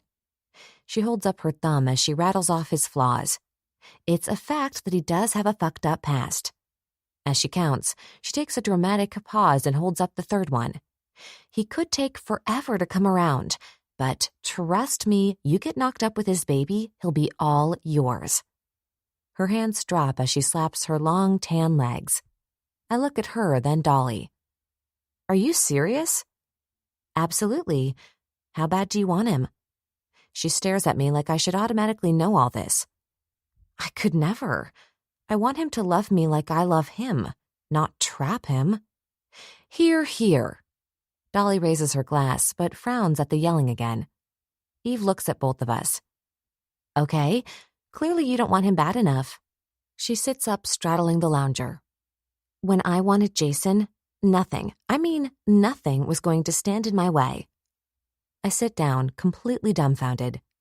First, I have never been around anyone so blunt and unapologetic about it. Second, who is this woman? Seriously, that is a horrible thing to do. Yet she says it with such calm and passion, I'm starting to wonder if I'm being ridiculous. If I was pregnant, and knowing how he loved Tabitha, she's right. I have to believe David would have a hard time thinking he wouldn't be with me. Or you can wait around and hope he fights his demons enough to get it together to be with you. She stands and walks over to the pool, sitting on the edge and letting her legs dangle in. Charlie, don't even. Dolly lights another cigarette and leans close to me. That shit worked for Eve because, well, she's Eve and Blade was dying in love with her. There's a reason Eve is his queen. They're perfect for each other. Dolly takes a deep inhale and looks at the pool as if she's lost. And not all disciples are good, and most can't be monogamous. Eve's young and she hit the lottery with Blade. You and me? Her pretty brown eyes find mine. Let's just say, I'd be careful. David can hurt you and not look back. She leans back as Dewey comes running up. Eve, Dolly, we need to go. He looks scared, and I freeze, terrified. Eve nods and stands. He takes her arm as she grabs her purse and Dolly's arm. Christ, I suppose I'm not allowed to leave Eve's house? Dolly looks more aggravated than scared, which does nothing for me. What's happening? Cindy is swimming over, her big blue eyes, I'm sure, mirroring mine in terror. Charlie? I stand and swing around to a face that must stop traffic. I stare up at green eyes that look like a forest. Holy shit. My hand goes to my heart as if that can protect it. I'm Reed. David, where's David? I need to take you and your friend home now. He looks over at his expensive vehicle, and the man in the suit steps out holding the back door open. I can't seem to form words, but Cindy, who is dripping wet, grabs a towel and says, "Is everything okay?" Let's go, ladies. The man in the suit, who must be Reed's bodyguard, snaps us into action. I search for Dolly and Eve, but Dewey is shutting the door to their SUV. Edge comes out the front door with an older woman holding a baby as Eve opens the door for her. He says something to them, slams the door as Dewey takes off, and walks back inside the house, not even looking at us. I start to shake and my teeth ache. Maybe I've been shaking since Reed showed up. Cindy is climbing into the black SUV. I reach out to Reed. David? The look he gives me almost makes me throw up. I can't leave without him, I croak. He told me to take you, Charlie. That's it? That's all he said? My eyes swim in a blurry mix of colors as I climb in and reach for Cindy's cold hands. 25. David, poet. I stand outside the conference room door and take a breath. I never should have brought Charlie. This is a completely different world. She's not used to any of it, and quite frankly, I like her like that. My stomach rumbles and I rub my aching head. I need to eat something, but I'm already late and I have a feeling this is it. My veins are tingling. The door opens and Amy steps out carrying James Dean. He smiles that cute, toothy smile, his rosy cheeks like big red apples as he chews on his finger. For whatever reason, maybe I need the reminder. But this time I don't look away. I smile back. Hey, buddy. I reach out to ruffle his soft as silk curls. David? Amy nods at me and brings me spiraling back to my present. They're waiting. This is what you came back for. Her hand reaches for mine, giving it a squeeze. As they head to the kitchen, Amy talks animatedly to James Dean. Christ, she probably knows more than anyone, including Blade. I rap on the door and wait until Ryder opens it and looks at me from top to bottom. This is getting old already. I move around him as I enter the large room. Blade sits with his boots on the table as he listens to Frosty. Edge, Axel, and Ox are eating chips and guacamole, which Amy must have dropped off. Beer bottles litter the beat-up conference table. Their conversation stops as soon as I enter. I don't even bother saying anything. Instead, I go right to the box of donuts. Picking out a jelly one, I lean against the wall, daring anyone to say shit. Blade gets up and walks over to me. I'm in mid-bite, but it's like we're back to being 12. Before I can protect myself, he punches me right in the gut. Fuck! I spit the powdered donut on the floor and can't help but sag to my knees. You may be my blood, but you ever talk to me or don't give me the respect I deserve, I'll personally put you out of your misery. I can't get enough of a breath to try to defend myself. He's pissed, and he's right. If we weren't cousins, I'd be dead. The door raps again. Ryder doesn't even spare me a glance as he opens it. Blade walks by and I try to stand but fall back on my knees, wheezing. Jesus Christ, he's not using, is he? My eyes dart over to the door as Reed enters. He's white-knuckling it. Axel walks over to greet Reed. Christ, David! Reed snaps and closes his eyes as if he's trying to get some patience. Which is a fucking joke. I essentially saved him years ago. And if I could get a breath in, I'd remind him. I have what you want. He opens his eyes and lets his words sink in. Are you in any condition to handle this? Or do you need me to step in? My face floods with adrenaline and shame. Don't you dare. You owe me this, I hiss.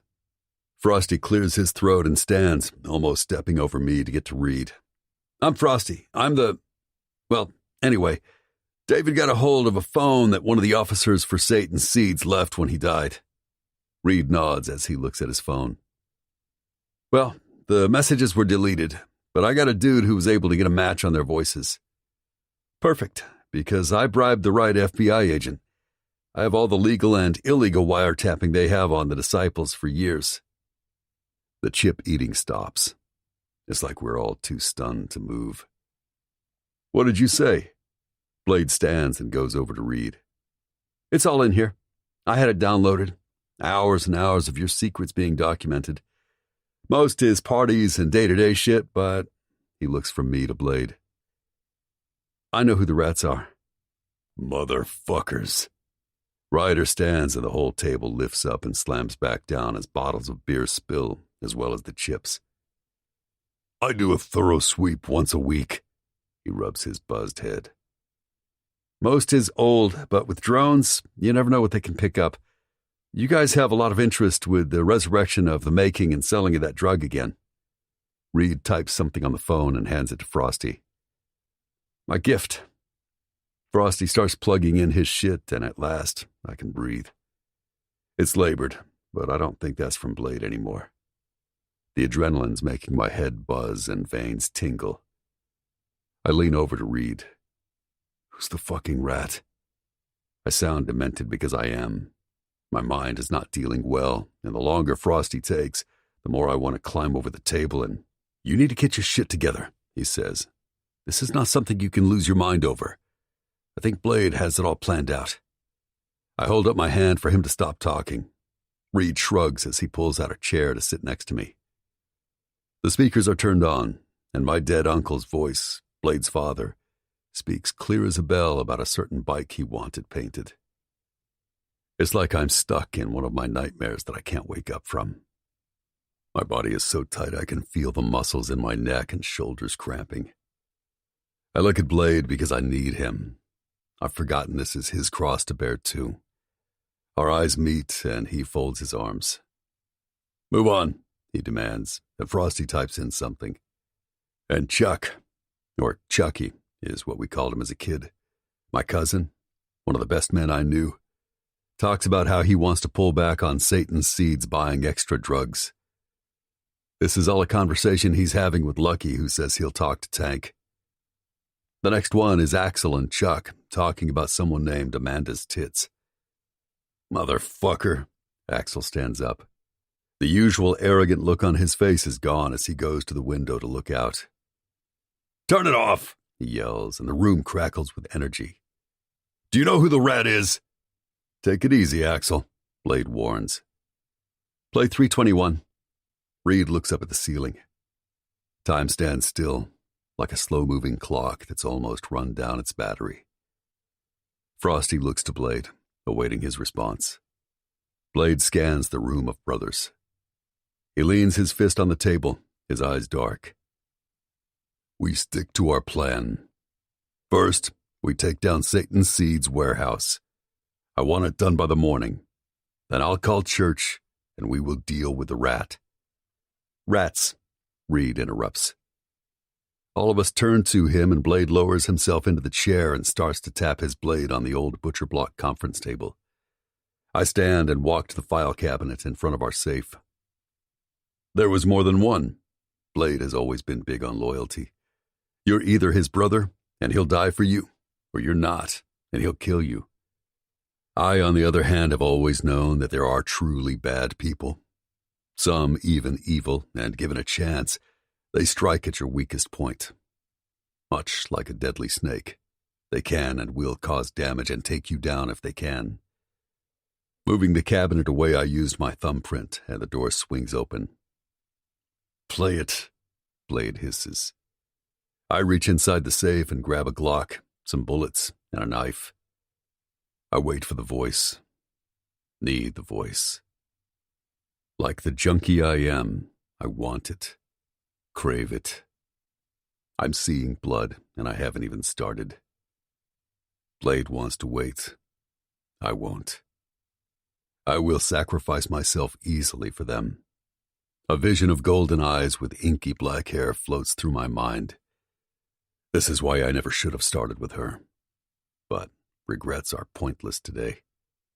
Frosty types on his laptop and I slam the safe shut as all eyes look at me, then back to Frosty. Static fills the quiet room. Then I hear a man.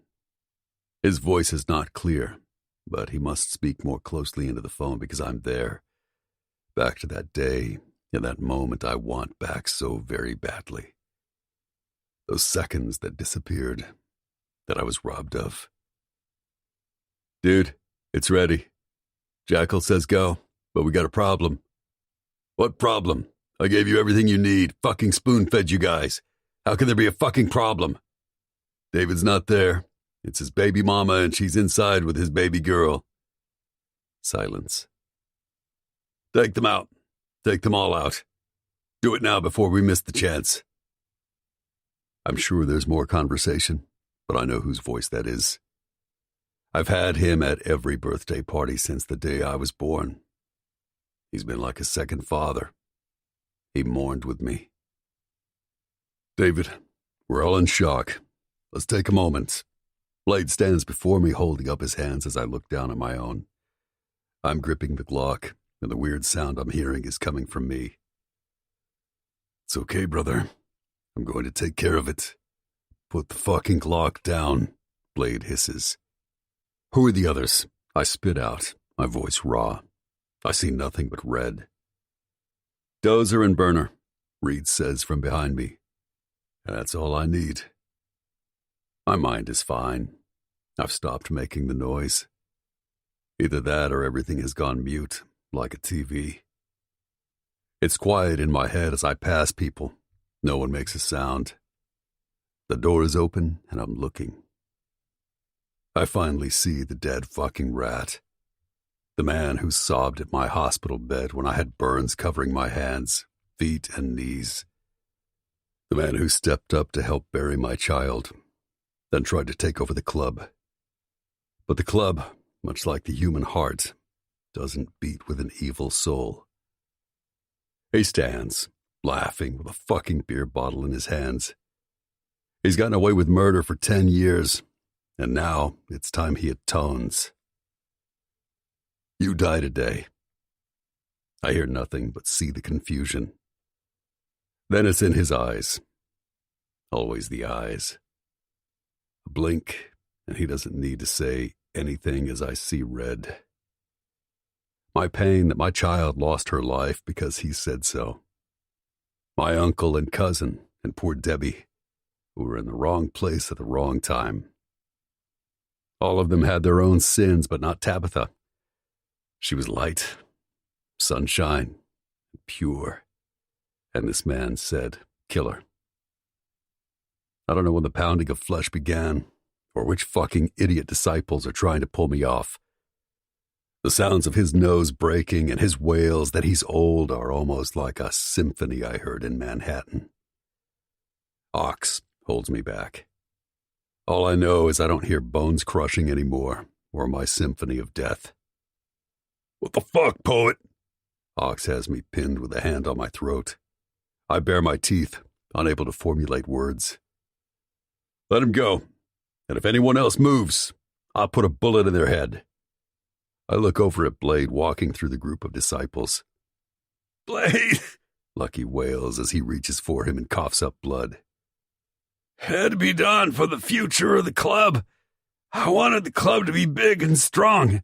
He wheezes as he searches for sympathy. Like it is today. Chuck was too into pussy to do what needed to be done. But you, I did it for you. He vomits up blood.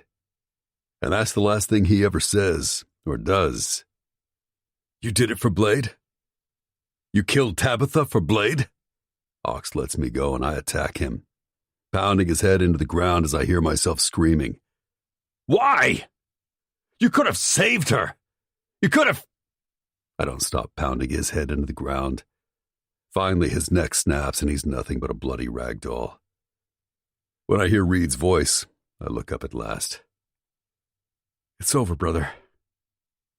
Sweat runs down my forehead and into my eyes as I let go of the piece of shit and stand up. Everyone backs away as if they are scared of me. I smile as women scream. I take my Glock out and point the gun at Lucky's dead body. And to be absolutely sure, I shoot him in the face and turn the gun on Dozer and Burner. Not these motherfuckers. They're all mine. Blade brings his gun out. In one swift, graceful move, he puts a bullet into Dozer's and Burner's heads. They crumple to the ground, sliding to the side as women scream and disciples quiet them. Ryder, take care of it, Blade snarls. More screams, disciples saying, "Oh shit!" And Blade drops the gun on Lucky's chest and walks toward the house. Axel and Ox follow. Reed stands at my side. As I look into his green eyes, they swim with the turmoil of a storm that is projected into mine.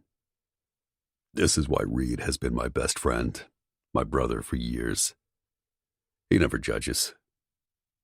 He feels the need to repay my kindness when all I did was see a fellow damaged soul who was as wild and as fucked up as me.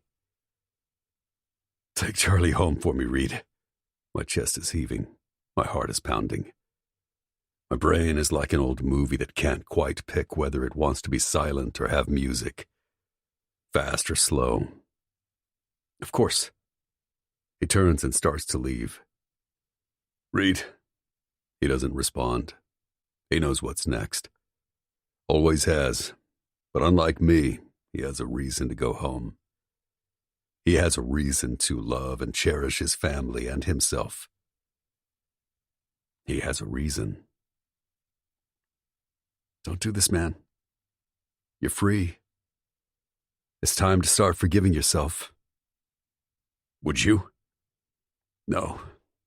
No, I would not. He turns. This time I don't call him back. This is my journey. Mine to nurture like a festering wound.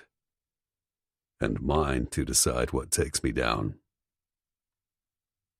I look around at the dead men, including one I sometimes called Uncle, the fucking piece of filth who got way too much time on this earth. I kneel and take his cigarettes, his money, and his patch that says he was a founding member. No way will he take this to his grave. Ryder talks on his phone, discussing the best way to get rid of the bodies. Hold on a second. He turns his sharp gaze on me. You okay, poet? I don't answer. He has other things that need to happen. God damn it, David, he yells at me. Stop for 1 fucking second and look at yourself. That makes me look down at my bloody hands, and I turn to face him. I don't need to look at myself to know what's going to happen. You help Blade take those fuckers down. I'm going to take a walk. I'll be back later with my head on straight. What about Charlie? Charlie. I look up at the sky that has graced us with an incredible orange and red sunset. Charlie. Charlie. Charlie. She's got a piece of me. Unfortunately, the rest is not anything that works. I look at him. One day. Maybe in another life, brother. Dude. Terrier, let me call you back. Ryder snarls into his burner phone.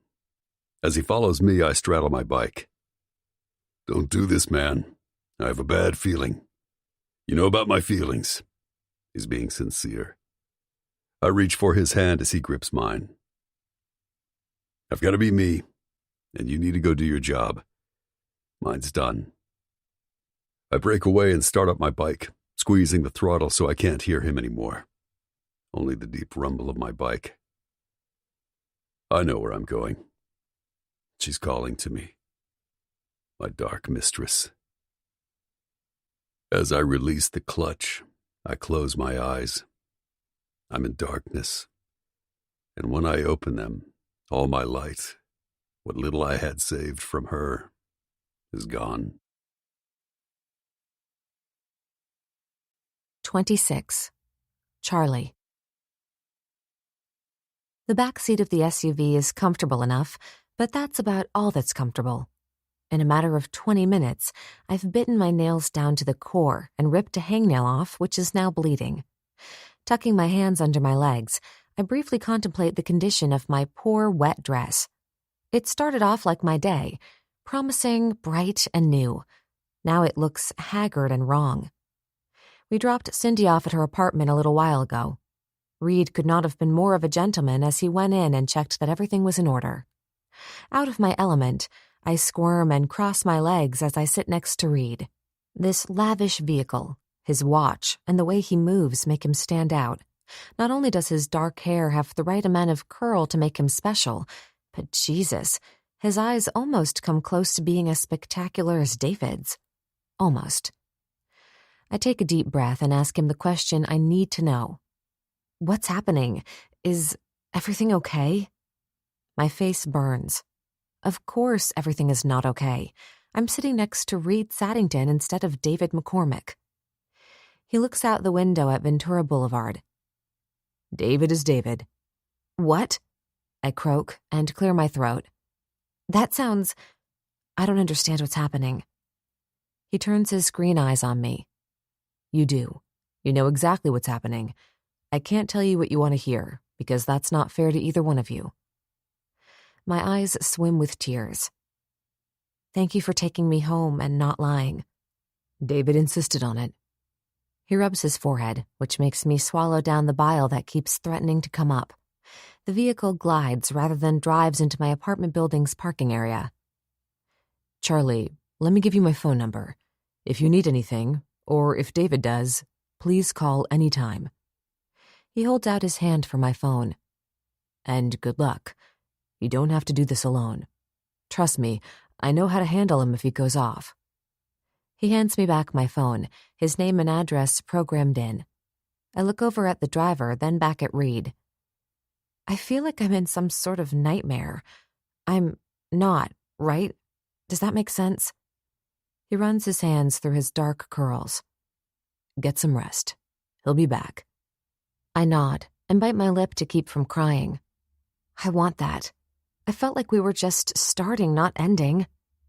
This time my voice croaks, and I hop out before I completely humiliate myself in front of Reed Saddington. When the dust settles, you and David need to come over to our house in Malibu. Something tells me you and Tess will be great friends. She needs a girlfriend, too. The last part is dry, as if I should understand. Don't forget to call if you need anything. My eyes meet his as I nod and walk up the stairs. Each step feels like I have lead in my shoes despite wearing flip-flops. What the hell happened out there? I look down at my hands, not realizing right away that they grasp my phone. Maybe I'm in shock. I think I was just involved in some crazy shit. Never in my 26 years have I ever felt this old. I'm not even sure I understand all the emotions I'm having. Charlie, sweetheart, are you okay? I scream and grab my chest as I turn and see my neighbor Sheila.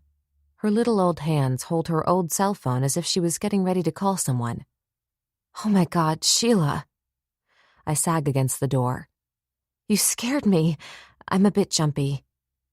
I breathe out as I scan the area.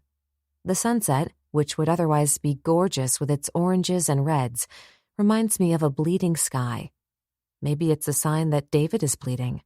I mean, that loud pop was not from firecrackers. It could have been gunshots. Holy shit. I'm such a fucking naive idiot. No wonder Eve and Dolly knew what to do right away. They didn't even argue, simply got into the SUV with Eve's baby and left. I rub my temples and dig inside my bag for the keys. A couple of men came by looking for you, she whispers. Her cold, wrinkled hand touches mine. What? I screech as I look around. Yes. She pulls me into her apartment, which is identical to mine but looks like an old lady, and her cats live here. The cat litter needs to be changed. I usually try to do it for her once a week. It's clear I forgot last week because it's awful. I hate the smell of cat piss. Here, I tried to take a picture with my phone. They were pounding on your door. I told them I was going to call the cops and they left. She hands me her phone, which should have been upgraded 10 years ago. My hands shake as I look at the tiny screen. But instead of bikers, they look like my upstairs neighbor's stupid friends, wet and in board shorts. Oh, God. I sink onto her uncomfortable couch. The crocheted throw blanket is slightly scratchy. Sheila, I think this is Jordan and Sean's drunk friends. She frowns and looks down at the phone. Are you sure? They had a couple tattoos. She whispers that last word as she points to one. On her crappy phone, it looks like melanoma rather than a tattoo. Trust me, those are Sean's friends. I put a hand over my eyes as I lean my head back. Can I get you anything, honey? You look pale. Oh, Sheila. I can't seem to stop. The tears flow down my cheeks as I lean over and sob. Charlize, no man who makes you cry like this is worth it. I shake my head. He is. I stutter and keep on crying. He's had awful things happen, and right this moment, I have no idea if I'll ever see him again. I grab my chest and purge my soul to my sweet next-door neighbor, a little old lady whose late husband worked as a house painter until he got too old. He worshipped her. I know you think he wasn't like your Jacob, and maybe he isn't, but, oh God, what if he's dead? Sheila looks horrified, and I stand. She doesn't need to hear all my shit. She thought my dickhead neighbor's friends were bikers. I need to go. I head for the door. Charlize, I've never seen you like this. Do I need to call your mother? She stands too, her small frame leaning into the couch. A tiny bubble of laughter starts to come up. Although I'm sobbing, the thought that poor Sheila wants to call my mother like I'm 12 is so absurd, yet perfect for this day. The last thing I need is my mother. I'm fine. I think I had too much sun, and I'll call my mom later anyway. Thank you for watching out for me. Charlize? Her strict voice makes me turn right as I open the door. Don't do something foolish or something you will regret. I'm startled by the passion. It's as though she's done the same and nothing good came of it. You have nothing to worry about. I would never. I shut the door, hoping that's true. 27. David, poet. I drop my bike with the valet at the dolly and look around. It's early. The disciples bouncer nods at me as I pass. The smell of booze hits me and I stop, close my eyes and breathe. I love booze, but that's not my dark mistress. Booze makes me sloppy. My eyes scan the dark club. It must have opened a little while ago if the one couple at the bar is any indication. I walk in and look where Sergei sat last time, the adrenaline still fucking with my head. I'm covered in blood, and yet when I spot the scum of the earth, he smiles and motions for me to come to him. His gold tooth looks pathetic in the dim light. The voices in my head tell me to go forward. A pair of golden eyes make me hesitate for a moment. Sergei takes a shot from a girl who can't be more than 18. I almost pull out my Glock to put a bullet in his shaved head, but what good does that do me? I need his magic. I might kill him later if I find out he's fucking with kids. He spreads his hands. Welcome, my friend. You look like you had a day. The girl who's with him stares, her eyes huge. She moves behind him as though I'm the devil. It's all right, Tabitha. He can't hurt you. He pats her hands. What did you call her? I hiss. I'm going to kill him. I can feel it as my palm starts to itch. Tabitha, he frowns at me. That's her name. Are you all right, my friend? He stands as I lower myself into the red booth. I'm not your friend, I grunt out. Tabitha. It echoes in my head like that high-pitched ring they use to test your hearing. I look at them and close my eyes, trying to breathe.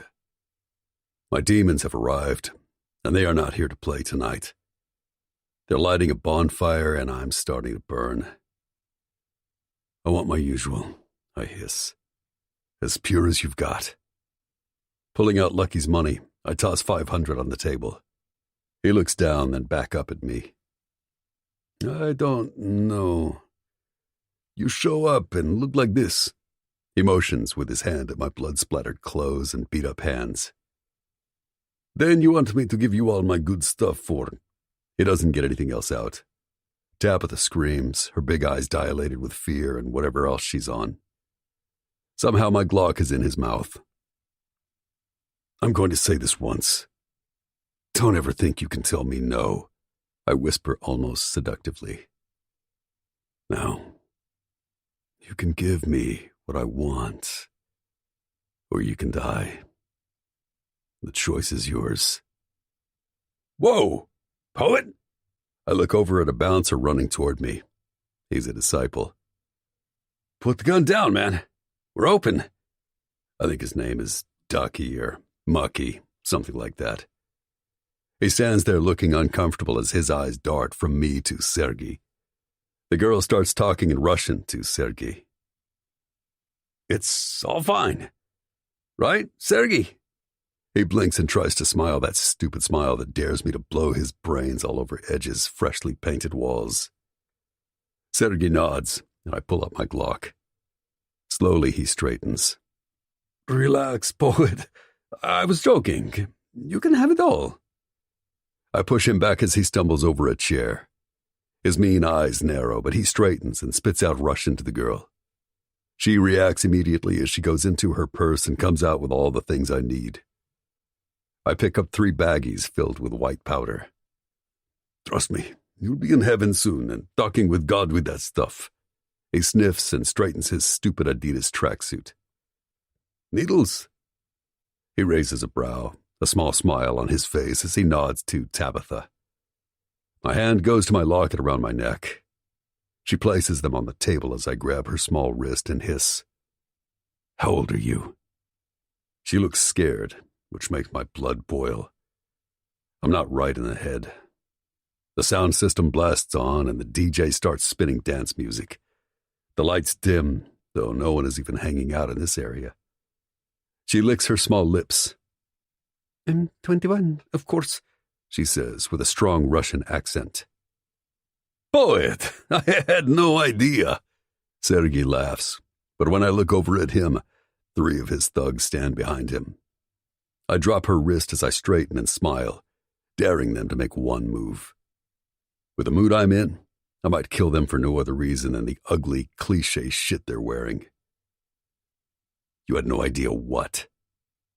If you want Tabitha, by all means. He waves her toward me.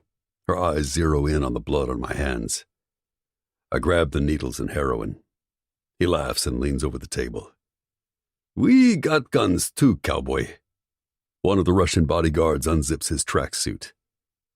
Jesus Christ, shut up. I need to leave before I do something that could hurt our chances of taking down Satan's seeds. I do not need to be thrown in jail. I'm done. Tucking my gun in the back of my pants, I don't even bother to look back. Sweet Neverland and its fairies are calling to me. I take the steps 2 at a time to the office door. I'll deal with Sergei later, if there is a later. Pounding on the door, I wait. It buzzes open to Fish buttoning his pants while on the phone.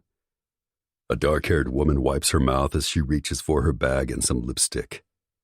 Not that I give a shit that Fish gets blown in the office, but I do need space, so the girl needs to go.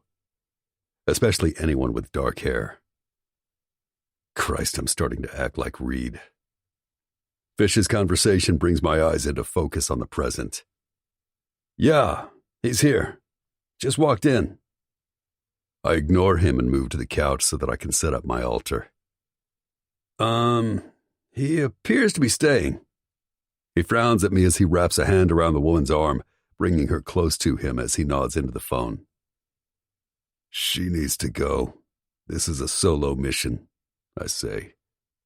Truthfully, I'm not in the mood to share. With my arm, I sweep all the contents off the coffee table and onto the floor. Fish and his bullshit tattling on me to my cousin means nothing. In fact, I'm fucking done. I stand up and take off my cut and toss it in front of him. Tell Blade I did the right thing. It's on the floor, so he has nothing to worry about. Fuck. Fish stares at my cut, his mouth open. I'll call back, Prez. I snicker as I sit on the couch. I want peace and quiet. Want the witches to stop talking to me. My baby to stop crying. And the smell of death to be out of my nasal passages forever. My bloody hands drop my supply onto the shiny black wood of the table. Ripping off my belt, I wrap it around my arm. This is my sacred time. Some call it a ritual. I call it my church. My veins, which have never failed me, pump up proudly, almost as if they know I'm ready. Some junkies have to move around to find a good vein, or they want to hide their shame. Not me. I own my shit. Opening the bag of white powder, I'm ready. 6 seconds of incredible adrenaline. That's how addictive it is. 6 seconds for the drug to enter your bloodstream and change the chemicals in your brain forever. I look around for something to cook with. I need a spoon, aluminum, something to cook with. I look up at the waitress or whatever she is. She's still here, so she might as well be useful. She licks her lips and nods, and swirls around to the area that holds the coffee machine. Here. Another Russian? I'm Russian. I can tie real good. Let me help you. I already have the belt around my arm, and I'm getting ready to tighten it with my mouth. Get out. I need to be alone. But out! I bellow, and she backs away. I'm sure I look insane as I fill the spoon and start to cook. This, the preparation to get to the place I've longed for all these years. The smell of it. The bubbling. The high of watching it turn to my very own mistress of death. Breathing out, I'm disturbed by Fish, who stares at me like he has no idea what to do. I help him out. Either do your job or get the fuck out. He nods and pockets his phone. Going over to his chair, he sits and starts to light a pipe filled with whatever poison he needs. I turn back to my altar and tighten my belt. The needle glistens, the tip like a leaking cock. I smile at the slight burn as the seductive poison enters my vein and lean back, counting down. 5, 4, 3, 2, 1. The taste of it in my mouth and the cool heaven in my bloodstream. Snap. I'm home. The place where all is quiet and my muscles relax, like a soft, warm cashmere blanket, or even better, Charlie's warm cunt wrapping me like a warm hot dog bun. I smile and wonder why I was ever worried. Everything always works out. Leaning my head back, I close my eyes. I won't sleep, not really, but I see her. My beautiful. Her golden eyes are happy as she kisses me with warm lips, and I think to myself, Louis Armstrong was right. What a wonderful world. 28. David, poet. David, someone is kicking me with what feels like a boot. Poet, wake the fuck up. This time I'm sure it was a kick in my rib cage. I blink my eyes open to see Axel standing over me. Christ, Axel, watch the boots. I sit up, looking around. I need a piss. Reaching for a needle left over from last night, I help myself to my breakfast. Jesus, Poet. He watches, smoking his cigarette as if he can't believe what he's seeing, which is fucking stupid. He's seen a lot. I don't even bother with a belt and insert the needle into one of my thicker veins. I stand up, move to the trash can and piss in it, then sit back on the couch and smile at him. Did you just piss in the garbage can? What time is it? I look around, a little hungry. It's got to be close to my burrito time. I've been having a burrito a day at Taco Bell. This is beyond fucked up, man. Even for you. What the hell? He stares at me, takes a huge inhale, and stubs it out on some of the aluminum that I cook with. Watch it, I sneer, propping my feet on the table. 2 days, man. You've been in here pissing and scaring people for 2 days. Blade is ready to put a bullet in your head. He shakes his head in disgust as he answers his phone. It's been ringing nonstop. Prez, he plops down next to me on the couch, his blue eyes narrowing on me, which I can't imagine is good. Yeah, he's gone, Blade. I agree. I'll take care of it. He ends the call and stretches both arms out on the back of the couch, crossing his booted feet in front. So, here's how this is going to play out, man. He looks up at the ceiling, then over at me. You can take that needle and fill it up and go to sleep, or you can get your shit and get the fuck out of here. His eyes are dead serious. I wipe my nose, the blood from days ago causing a red line on my hand. I'll get my shit. I stand and look around, and the truth that I have nothing, not even my wallet, makes me look over at him as he gazes at his phone, frowning. Where's my stuff? He ignores me and stands. I'll drop you wherever. Shit's going on in the club. In case you don't remember, we're in the middle of a war. His phone vibrates, causing him to sigh and look down at it. Trust me when I speak for all of us, brothers. We're happy that you feel, at peace that you avenged your daughter. He leans forward, both hands on the table. I think you're nothing but a phony. A junkie who can't man the fuck up and deal with the horrible tragedy you suffered. It makes me sick to see you throw away a future. He spits out the last part. I grab for my necklace. The usual demons that come when I think about her are silent. It's Axel and me and the smell of BO and piss. Where's my Glock? He laughs. We had that removed along with all your weapons. They're property of the disciples. As soon as you took off your cut, I blink at him as the anger that I don't ever have, especially right after I shoot up, worms into my fuzzy brain. I took my cut off out of respect, I yell. Respect? He's so loud my whole chest vibrates. You respect nothing, but you're fucking insane and high if you think for 1 second I'll let you bring the club down. He tosses a burner phone at me. You're covered in Lucky's blood. If a cop raided the place and found you, we'd be fucked. His phone rings again, and he frowns at the number. Looks at me, then the phone. God damn it. Hello. He turns and walks over to the security panel. Listen, Charlie, calm down. He's alive and... Is that my beautiful? Axel turns to me and wrinkles his nose. I give him the come hither motion with my hand. Fuck. Whatever. Maybe she's what you need. He hands me the phone. Hey. David? She's sobbing. I lean back against the couch and close my eyes. I always see her when I close my eyes. Shh, beautiful. Don't cry, baby. What's wrong? Silence. Either that or I drifted off for a second because now she's screaming in my ear. I thought you were dead. I had to get Blade's number from Reed. You never have a real phone and... Oh, God, what's happened? I laugh. Nothing's happened. What does Axel mean you're taking time for yourself? Axel's an ass. Are you coming back? To my place? Do you want to see me again? Her voice trembles, and I tell her the truth. I want that more than you know. You're with me always.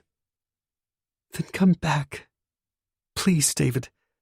I know stuff is happening in the club. I see the news. But please come back to me. Okay, beautiful. Go enjoy the world. See a flower and look at its colors. And then write it down for me, okay? What? For fuck's sake. Axel rips the phone from my hand and gets in my face again. Get your filthy, shit-smelling ass out of here. He grabs my t-shirt as he jerks me up. I knock his hand away as I reach for one of my needles. I do what I want, Axel. Great, do it away from here. He waits for me to grab my cigarettes and the last of my supplies as I check my pockets. Where's my money? I hiss. No clue. Probably in your veins. You want me to drop you anywhere? I blink at the sunny day and decide, fuck it. Can I borrow your sunglasses? He looks at me and smiles. Brother, you can have them. He takes off his black Oakley shades and tosses them to me, then turns and leaves. Dick. Entering the parking lot, I make my way over to the valet spot, which is closed, although two girls do whisper loudly, wondering if I'm homeless. I ignore them and look at my options. I need to find some shelter and rest while I figure out my next move. That's when I start walking to the one place I want to be but can't. He smells and we need to move, Mama. I'm jolted awake at the sound of a woman and her mother trying to move away from me. I look out the window. I'm on a bus. Yes, I remember that. Fuck, I hope I didn't pass my stop. My eyes scan the street signs and I realize I did. As I stand and head down the aisle, people all look away. I'm starting to get hungry.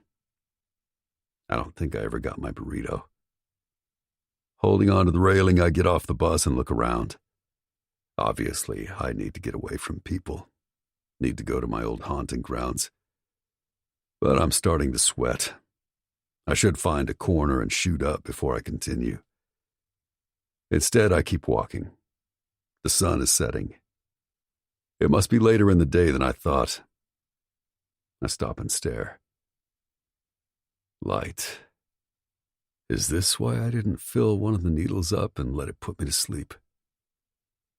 Golden eyes swim in front of me. She's my weakness, but right now, I think she might be my redemption. I turn around and start walking in the other direction. This time I know exactly where I'm going. I blink at the darkness. I must have nodded off on Charlie's welcome mat while waiting for her. It's been hours since I shot up, and my body is letting me know it's not happy. Two pretty feet in flip-flops with bright pink toes caused me to lift myself up on my elbow.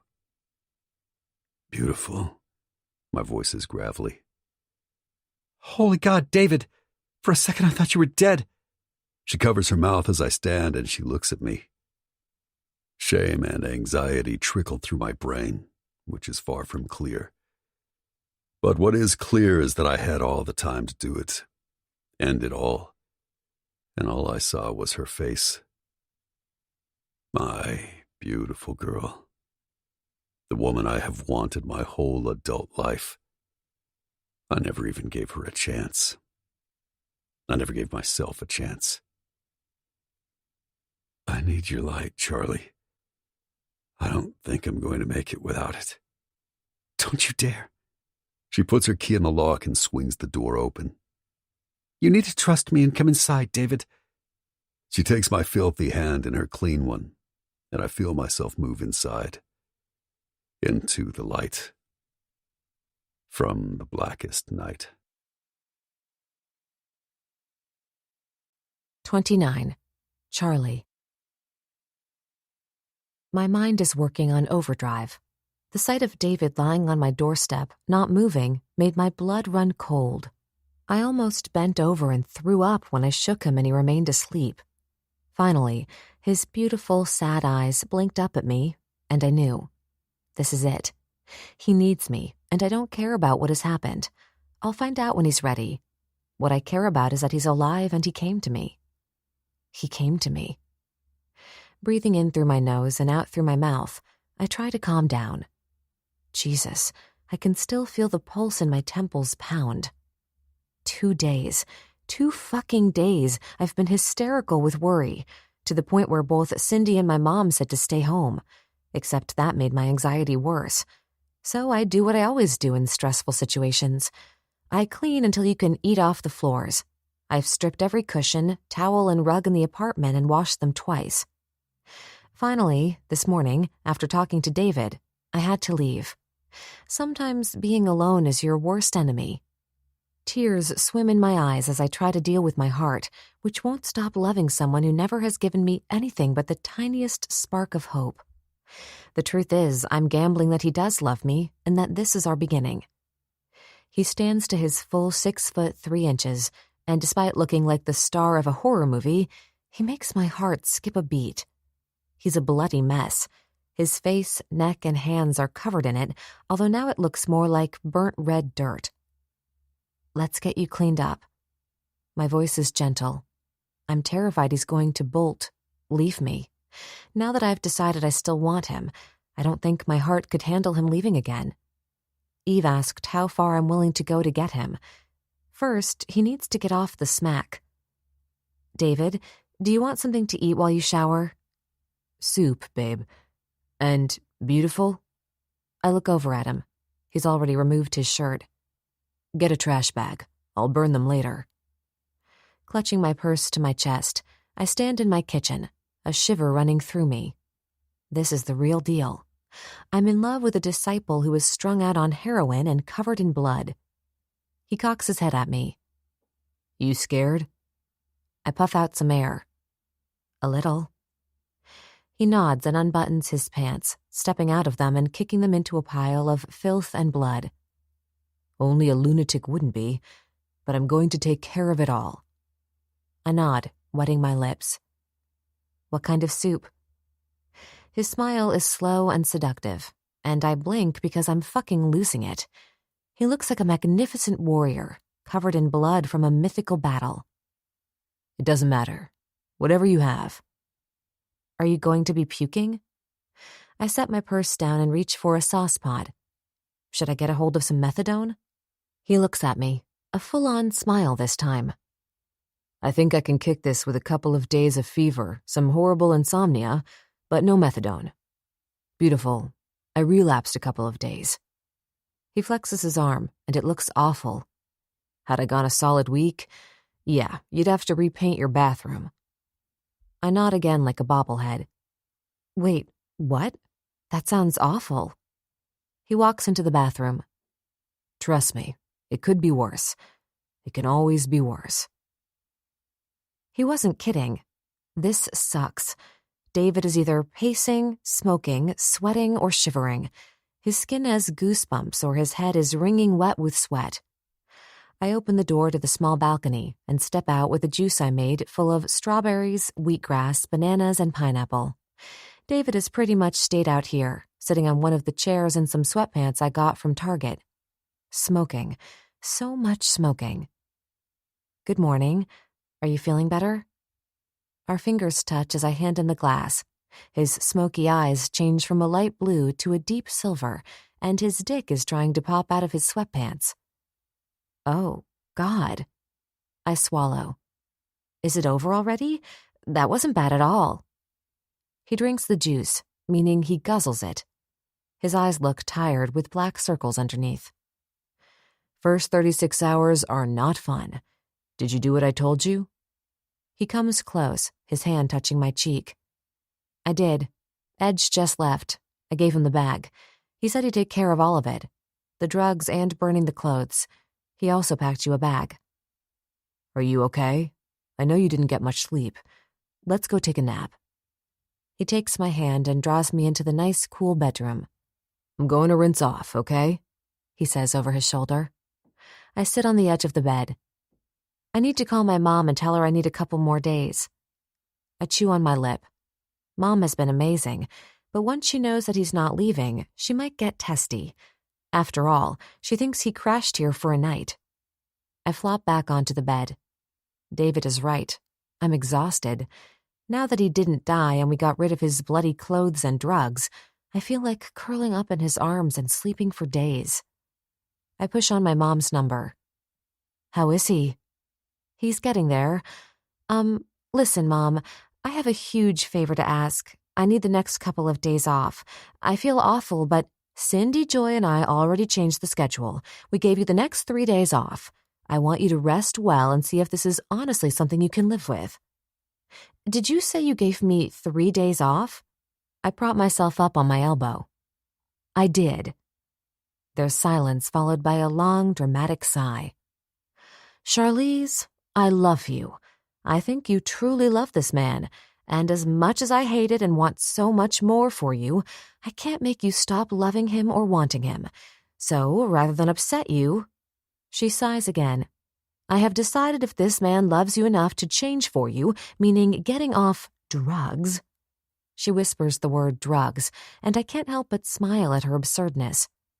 "Then I have no choice but to support your decision." My eyes swell with tears. "Thanks, Mom. I know." I look up at the ceiling. "I know you don't understand, but he's it for me. I love him and he loves me." "He told you that he loves you and that he's willing to be what you deserve and need?"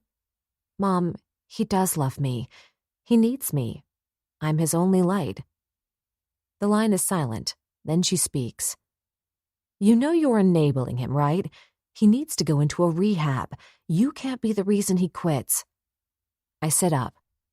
This is where I disagree. Is loving someone enabling them? Is helping someone who is good and kind but has had a lot of tragedies enabling? God, Mom, I thought you would have more compassion. I'm starting to get pissed. I know she's worried, but this is absurd. We love each other and we're doing this together.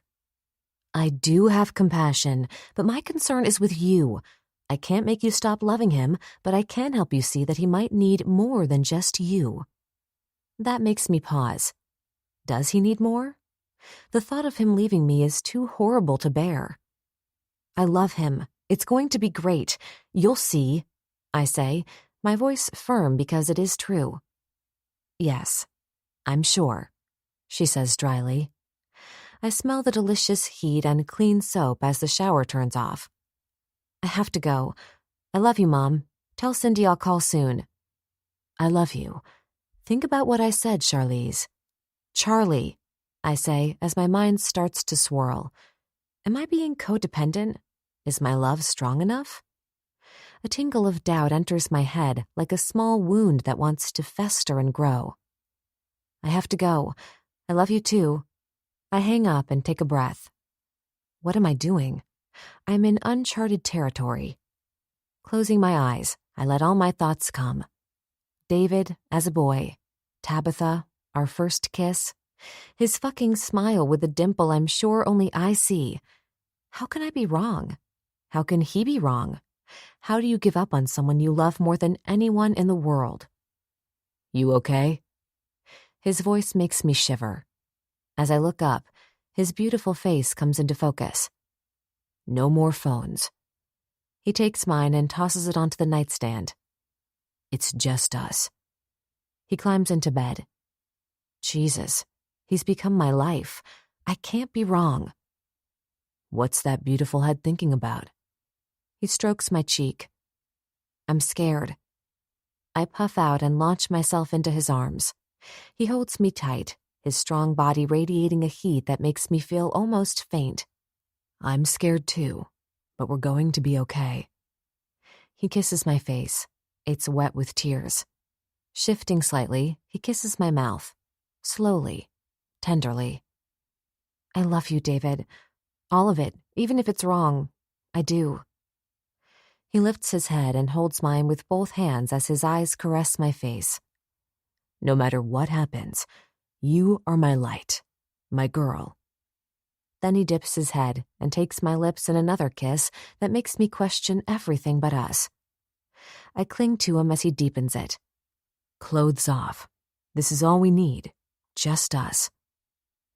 His mouth trails down my throat, and all my worries, fears that maybe everything is not okay, vanish as I lose myself in him. I nod and take off my shirt as he unbuttons my shorts and tosses them in the corner. My panties are pretty much a strip of cotton and he rips those off. He's fast, almost frantic in his movements. I need to be inside you. Fuck, I might have to stay inside you for days. I moan as his mouth attacks mine. His tongue is strong and he tastes like minty toothpaste. As he moves down to my chin, I throw caution to the wind. David? I moan as he latches on to my right nipple, almost painful in his sucking. He lifts his eyes, and we stare at each other as I open my legs.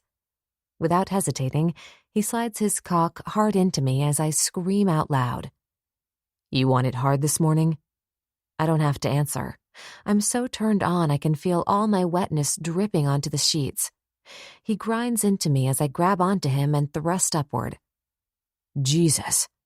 He pounds the bed as he ruts into me. I want all of you. You can have everything. I pant into his mouth.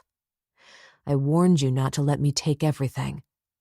He leans down to kiss me, but instead, he bites the bottom of my lip. David. I throw my head back. My pussy is almost ready to convulse. The orgasm building is so intense that along with David sucking on my bottom lip, he lifts his head right as I come. His pretty eyes narrow as he watches my every move. The noises I'm making are animalistic as my body pulses. He keeps fucking me, and I want to scream, stop, but it feels so good. I'm like a tight wire getting ready to snap again. Yeah, kiss me, baby. Give me your soul. I need it. I need all of you. I do, and I go over in pulsing, exquisite pleasure. Say it, he demands. I scream his name. I might have said I love him. His body jerks, almost convulses as he comes hard, so much so that it's dripping out and onto my ass. Jesus, I love him and everything about him, even the tragic parts, especially the tragic parts. He's my everything. I'm scared I want more than he's able to give. David looks down at me as I avert my eyes to his full mouth. He doesn't need to know all my secrets. He kisses my forehead, then my eyes and onto my mouth. He whispers something in French as he pulls out and rolls to his back, pulling me on top of him. Go to sleep, beautiful. I've got you. I reach up to his neck and snuggle in closer. No, David, I've got you. Inhaling through my nose, I breathe in my favorite scent as I drift off into a deep sleep. 30. David, poet. I can't sleep. It's all part of getting off smack. For nights on end, you never fully get a deep sleep. I'm calm now. All my demons have remained silent.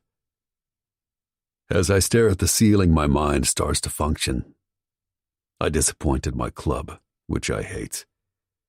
I needed to hold it together, and I can't even pinpoint what made me break. Was it that I did what I set out to do? I found the rats and killed the piece of shit, and I was done? Charlie stirs and snuggles closer. Her scent calms me, which is a good thing. My mind doesn't need to go to that place. I turn my head into her neck, and my whole body is nothing but a mass of sensitive nerves. Like I want to wake her and fuck her again. But she went to sleep a little while ago. I could get up and jerk off. I move her over to get up, but she grabs for me and mumbles, "No." Fuck. I'm an ass. I'm putting myself in a place where I'm making her do everything, and that's not fair. Charlie can't keep me sober. She can't make the nightmares stop, and she can't possibly love me. It has to be infatuation. Although what she finds attractive about me, I don't know. Aside from my looks, I'm a shitty boyfriend. Lover. Christ, I don't even know what we are. This time I do untangle myself. I need to smoke. Dragging on my jeans, I reach for my cigarettes and slip out the balcony door. The streaks of an amazing sunset are starting to color the sky. I light up, and the nicotine helps, starting from my brain down to my still achy body. A couple of kids, and by kids I mean teenagers on skateboards, are twisting and scratching the cement with the boards in their feet. I glance back at her cheerful, celery green walls, and I despise that I want more. But I do. Somehow she's become not only my light, but much more. Being with her feels like home. Inhaling deeply, I lean my head back against the wall as I acknowledge the truth. She is my soul, and I'm fucking in love with her. Unfortunately, knowing this just makes it harder. I'm in no condition for love or commitment. None. I don't want marriage or, God forbid, kids. I love her, but much like my club, if I'm not careful, I'll hurt us both. The sliding glass door opens, and I exhale the smoke and hold out my hand. Her cool one touches my warm palm, and I smile as I bring her close. Hey, she smiles up at me. I reach down and kiss her nose. Hey yourself. Did you get some sleep? She nods and yawns, which makes my cock harden. A small smile ghosts her lips. Did you sleep? I take one more drag and reach around her to stub it out in the small ashtray. I dozed. When you come off heroin, sleep is hard. It's the brain still wanting it. She bites her lower lip. Do you want to talk about it? The warm breeze takes one of her locks and blows it in front of her exquisite face. Brushing it away, I say, "You're so fucking beautiful." Her golden eyes narrow. You might be biased. I smile and shake my head no. My thumb rubs her lips as I bend down and taste her candy sweetness. It's slow, and I groan into her as she reaches her hands into my hair. Our tongues are slow as they taste and twist, and if this could be the moment I remember forever, I'd be happy. Slowly I raise my head. My eyes caress her face. As she tries to tackle my pain, the tears dampening her face tell me she doesn't know how to start. I killed the man who decided to blow up my child, uncle, cousin, and Debbie. She doesn't look shocked and reaches up. Her soft fingers trace my lips as if she's trying to coax all my secrets from me. He was like an uncle to Jason, Chucky, and me. One of the old-timers, and he betrayed our family because he thought he knew best. My hand tightens on her back as I bring her as close as she can come. Our lips touch as I slay her with my pain, which she doesn't need, but I can't seem to stop from confessing. It was supposed to be me that day, but I was late because I was with you. Her eyes spill with tears as a small sob escapes her lips. I never blamed you. It's not your fault that I have been in love with you from the moment I laid eyes on you. David? Her voice cracks. Her lips are red and swollen from her grief and tears. I wanted to be with you. And while I was doing that, Debbie was off trying to punish me, so she showed up at the lab. And instead of me blowing up, it was her and Tabitha. I lean down and capture her tears with my tongue, tracing them to her mouth. We all have demons. We all have sins. Some people have less than others. I have enough for 3 lifetimes. You must blame me. That day, you wanted to go, and I made you kiss me. Shh. No one makes me do anything I don't want to do. No one. That's why there is no use for you to feel guilty. Your compassion and grief are wanted. But you did nothing wrong except fall for a bad boy who turned into a bad man. I hate when you say that. Sadness pours out of her like smoke from my cigarette, wrapping itself all around us. The crash and laughter of a kid on a skateboard reminds me where we are, and I pull us inside. The coolness in the room, along with the fading sunlight, has me tossing her onto the bed. My breathing is harsh as the demons swirl around us, cocooning the bed with everything that could be us. Strip. She sucks on her puffy bottom lip, tears still streaming down her stunning skin. She tosses off her t-shirt and I growl at her fucking unbelievable tits. They're so sexy. Not big, not fake, just the right handful with large, bucking, beautiful nipples. I unbutton my pants and kick them aside as I walk toward my savior. Are you going to scare me? She says, panting. I cock my head. Always. Her ruby lips are parted as she takes small, excited breaths. What are you going to do? What scares you most? I reply, and she moans. It's tortured and sexy as fuck. My hand goes to her nipples and I pinch them hard. You leaving scares me most.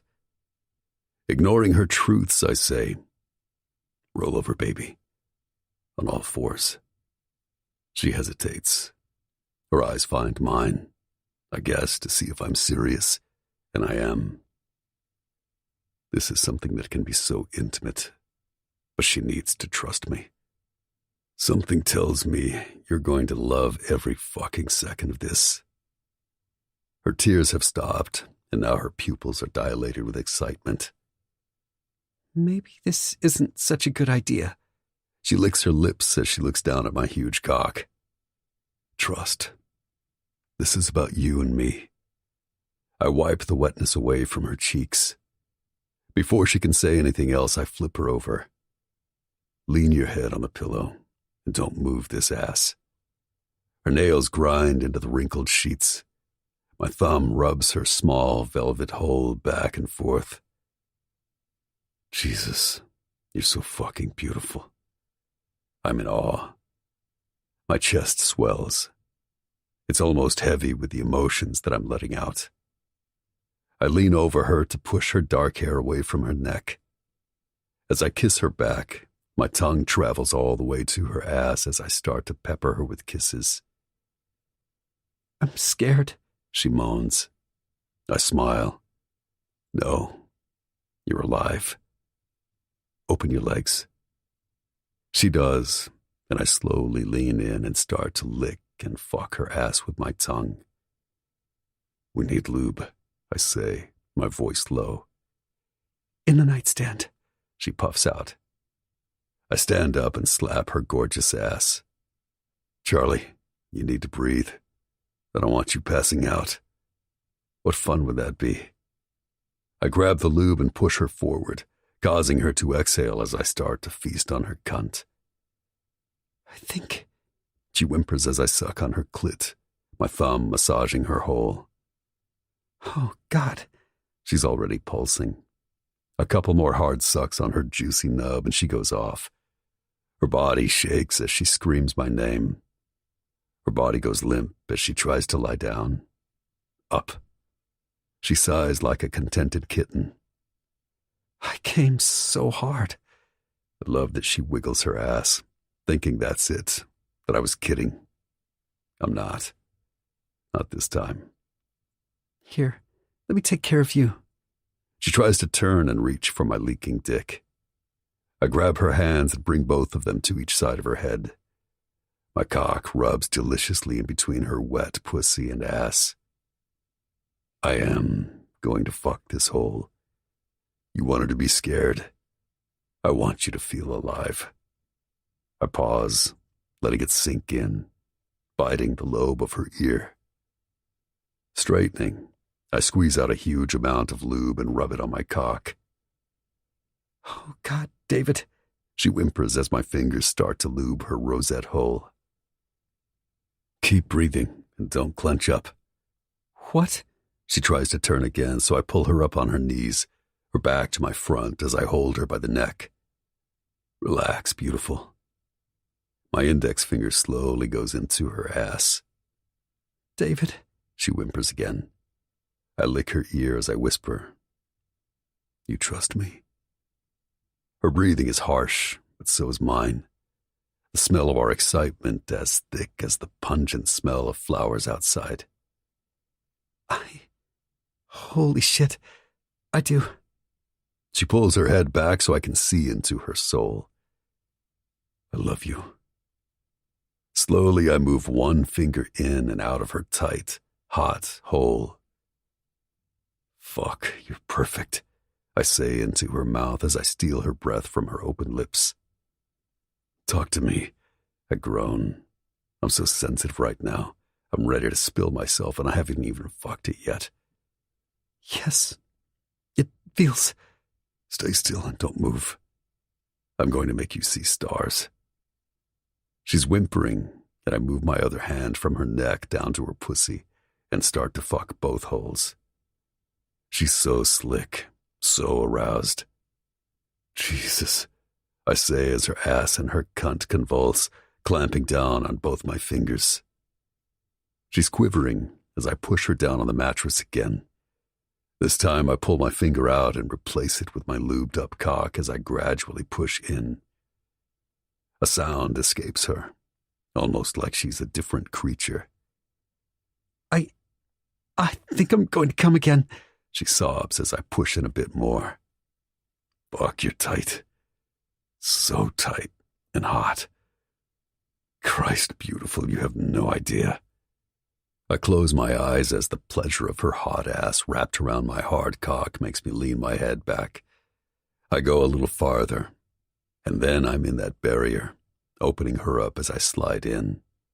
David, she screams, and I hold still and let her adjust. Oh, my God. She turns her head. A strand of her hair sticks to her cheek. Breathe, beautiful. Lean into me. She does, and I move in a little more as she tightens up. I'm almost there. Breathe and relax. You feel so good. She takes a breath and I pull back a little and gently thrust again. I need you. You have no idea. The pleasure is so intense I can barely make my words come out. All I want to do is freeze time and never have to come out of this ecstasy. You feel alive now? She's panting. I feel... It's so different. But I think I love it, David. Yeah, that's it. You're mine. This ass is mine. I'm not all the way in, and I'm not going to pound into her tonight. I'm in enough. So hot. I love it. I move a little faster as she grabs more tightly to the sheet, panting. David, I'm so sensitive, she moans loudly. Touch your cunt, baby. Rub that juicy nub and come. I can feel you close. She turns her head to the other side and moves one hand to her pussy as I control my thrusts. Oh, God. Her sounds of surprise make me smile. I'm breathing through my nose, trying not to fucking jet off in her ass. Yes, she whimpers, and that's all she needs as she jerks and her ass squeezes my cock so hard I let go and release what feels like 10 years of anguish. I'm floating as I leisurely pull out. In an instant, her hole contracts and I drop next to her. She turns to her side to look at me, her eyes wide and shiny with tears. That was... I reach for her neck. I love you. You need to know that whatever happens, I love you. I grab her hand and place it on my heart. I always have. I call you my light because without it, my heart will cease to beat. She nods as a tear slides down her chin and onto my elbow. I love when you speak like a poet, she smiles. I've never felt like this with anyone. This moment is pure, and no one can take it from me. She has given me everything. The chances of us making it and having a normal relationship are slim, but that's for later. I trace her shoulder. Thank you. Her eyes lock on mine. For what? Letting you in my ass? She whispers ass. I can't help but grin. That, yes. But the thank you is for loving me, for having faith in me. Because God knows I don't. I knew you were the one years ago. She smiles back. Let's go soak in the shower. I wish you had a tub. Are you sore? Kind of, but not like I thought. I lean over and kiss her, then pull her up and into the bathroom.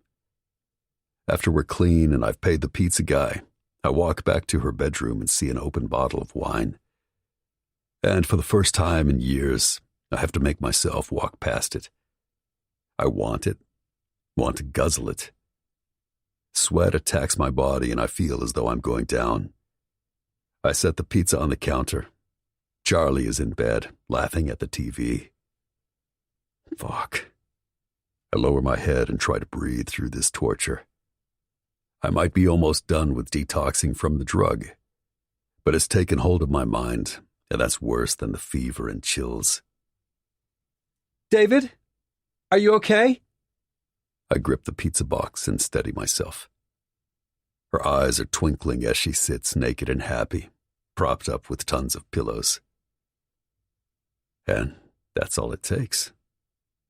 She is my light, and suddenly I have oxygen. What's wrong? She stands and comes to me. Her cool hands caress my wet hair. I'm fine. Just sweating out the chemicals. I look over at her flat-screen TV. She's put it on pause, waiting for me. Okay, she whispers, and I pull her into my arms. Her body is all mine. She's giving me everything, and still, I want more. It's okay. Everything is fine. She holds my head as I fight the urge to throw her on the bed and fuck her some more. I pull back and toss the pizza box on the nightstand and strip out of my sweats. We both snuggle as I hand her a slice. Are you ready? I look at her and she's got a mischievous smile on her face. Press play. I take a bite of the spicy sausage and pepperoni pizza. The cheese is still hot, and I almost choke on the tattoos coming to life with the credits. You can't be serious. Oh, I am.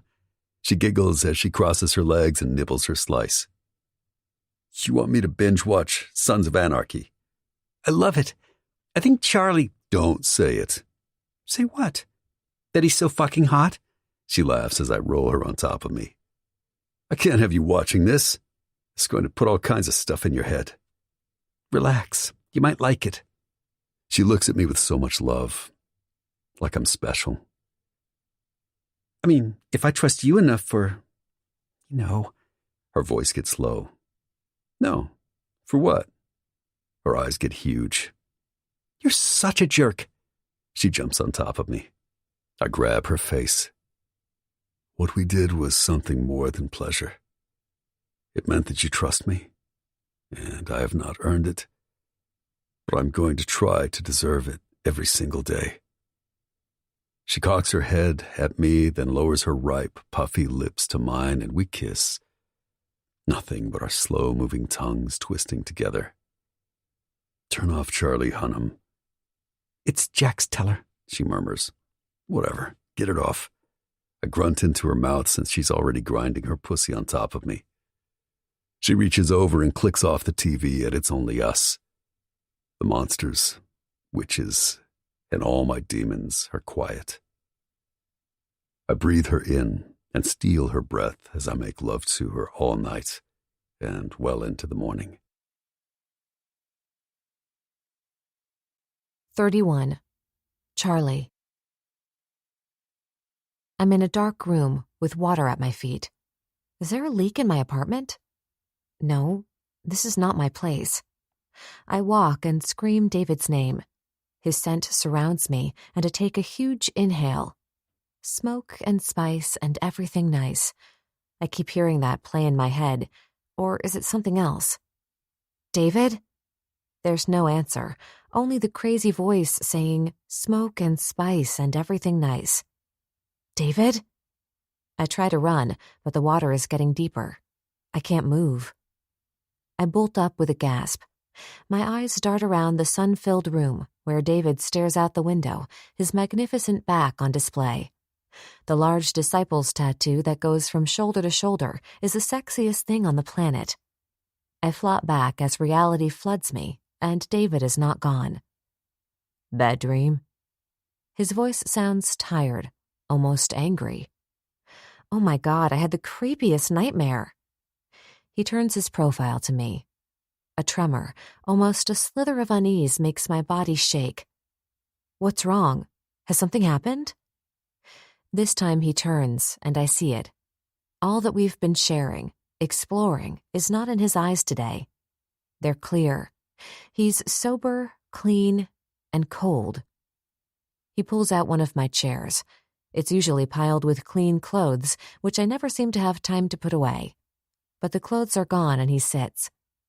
What? I almost scream, and yet it comes out not more than a whisper. He leans forward, resting both elbows on his knees. So beautiful, so goddamn perfect, and yet I think what he's about to tell me might make him a monster. I need a cigarette, he announces. Smoke in here, I don't care. What's wrong? As I scramble back, the cool metal of my antique iron rod bed sends a shudder through me. Pulling the sheet to cover me, I briefly notice it's stupid. He has been inside every part of me, but for some reason, I pull it up anyway. He takes a cigarette, and all I can do is watch, almost as if he's some sort of magician. He places it in his mouth, his abs ripple, and in one flick, he lights it. His eyes narrow on mine, and I think I might have stopped breathing. Little black dots appear as I take a quick breath. I woke up this morning, covered in sweat from one of my nightmares. He inhales deeply and exhales it out. So, I had one too. It happens. I sound defensive, and I have no reason to be yet. He takes a cigarette from between his teeth as he leans up to toss his phone on the bed. This morning, my brothers, the only family I have, took down the scum that did the actual blowing up of the laboratory, and I was not there. The words hang in the air like the smoke circling his face. I guess that's good and bad. My mind scrambles to catch up. He's so closed off, which angers me. It's not my fault he went down the rabbit hole. If anything, he should be thanking me. It's all over the news. They did exactly as planned. It went off without a hitch. No one knows anything. And do you know why that happened, Charlie? Stop talking to me like I'm a stranger. One of my hands is going numb, and I have to unclench them. Why? He doesn't even raise his voice, but it vibrates down to the marrow of my bones. No, I shout as I throw off the sheet and stand. Whatever happened, we can tackle together. If it's bothering you, you need to express it with words. Don't just... I invade his space, smelling him. Smoke and spice. Don't shut me out. We love each other. We're a team. I reach out to touch his cheek and he grabs my hand. Don't. Don't? Don't what? Tell you I love you? Tell you I will be there for you every day? Don't. He pulls me close and, gasping, I slap his chest. I'm not the one for you, Charlie. He gives me a hard shake. Stop looking at me like that. I told you from the beginning not to give me too much, that I would just take and take. Don't you dare. I jerk away, rubbing my wrist. Don't you dare try to pull this bullshit. Something happened. Tell me. I swear to fucking God, David, if you love me at all. His face is a blur through my tears. I hate that I'm crying, but I hate him more at this moment. I look around the room. I love my room. Nothing but sunshine, fresh flowers, and good things happen in this room. This can't be happening. I refuse to let it. I wipe my eyes and glare at him. You see, this is what I bring. There's no joy in this, is there? I don't want your love, beautiful. I don't want anyone's. He doesn't yell. Doesn't need to. David is so fucking powerful, so manipulative, so fucking selfish that it's a good thing there's nothing I can hit him with at arm's length. At the moment, I swear to God, I'm not responsible for what might happen. Shut up. I push his rock of a chest. He doesn't move, of course. I never will be what you want. I don't want kids. Fuck, I can't even look at Blade's kid without having a panic attack. I don't want marriage. As his words hit me, I back away. Maybe that will make him stop.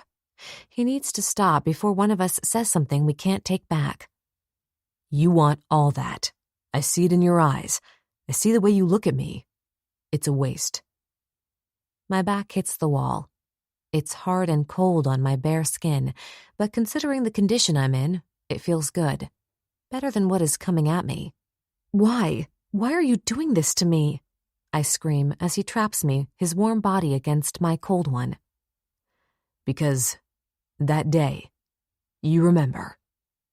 His voice gets gravelly, and I want to scream at him to stop. But it's like I'm caught in some sort of nightmare, and rather than the dark water, it's his voice, his secret truths that are going to drown me. That day, you and I stole a forbidden kiss. That day, I should have died. All I hear and see when I close my eyes are bikes leaving, my baby crying, and my fucking baby mama pleading to get them or at least save Tabitha. His fist hits the wall right next to my head, and there's a sickening sound of either bones or maybe plaster breaking. I told everyone I didn't remember Charlie, because when I woke up in the hospital with burns and a fractured skull, that was true. But when I close my eyes, I see it.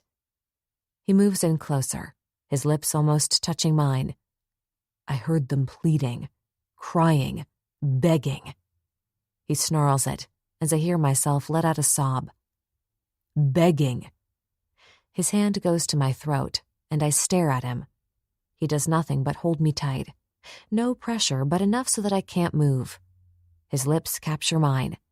They're salty, filled with an agony that can only come from him. I love you. His eyes, those silver orbs, now teary, look almost startled at my declaration. Don't. He lets go of my neck and starts to turn, but I sink my nails into his bicep, causing a sound I've never heard before. Pain. It vibrates under my skin, and for 1 second, I wonder if I should have let him go. Before I can even understand, even compute what's happening, he's got me pinned, my legs wrapped around his waist as if they have a life of their own. Vaguely, I process that he is leaning back enough to unbutton his pants. Then he's inside me. Jesus Christ, he says as he fucks me. In and out he thrusts. My head hits the wall as I reach for what I need. This is no longer about us. It's pain, pure and primal, which only mating can heal. Fuck, your cunt is dripping down my balls. David, I scream as I come. It shakes my whole body. I'm raw, almost unhinged as I start to pulse. I might be losing it as I claw my nails down his back and tighten my legs. His cock pulses as he comes, and I can't let go, can't let my love go, can't let this end. It's done. The storm has erupted. In a wild fury, it's over, and all I'm left with is his breath taking mine as I try to get some back. Oxygen thief. He's been my crush, my wish, my need, and my soul. If he leaves me, I don't know how I will survive. Through it all, he's never been my deserter. Hold on to me, beautiful. He carries me, still locked around his strong arms, still nestled on his semi-hard cock. As we both fall to the bed, he pulls out. Are you okay? He wipes my tears, which can't seem to stop. I push his hand away as I sit up to look at him. Are you? He laughs, almost bitter, and sits up, reaching for his cigarettes. Beautiful, I'm so far from okay you have no idea. He lights up. Well, then I guess I'm not okay either. When he turns, our eyes lock, and I smile, trying to lighten everything. He's having a rough day. He's trying to deal with the past and the present. I get all this. He cocks his head, leans down, and kisses my lips. I'm no good. Not for you, not for my club. Anything I love goes bad or dies. Do you honestly think I'd let myself ruin your light? He turns and unzips the bag Edge brought, and I bolt up and grab the first thing I see. It's the t-shirt David was wearing yesterday. No, no, no. I run after him as he carries the bag and slips on a dark tee. David, please. I love you. I've always loved you. Give us a chance. One chance. My hands reach out to him, even though his back is to me. I know he hears me, feels me. He looks up at the ceiling, then turns. His silver eyes are filled with a pain that has hit him way more than it's hit me. How can I even try to compete with the ghosts that dance in his eyes? No, I scream and run to the door, blocking him. No. The tears that seem unable to stop make me stutter.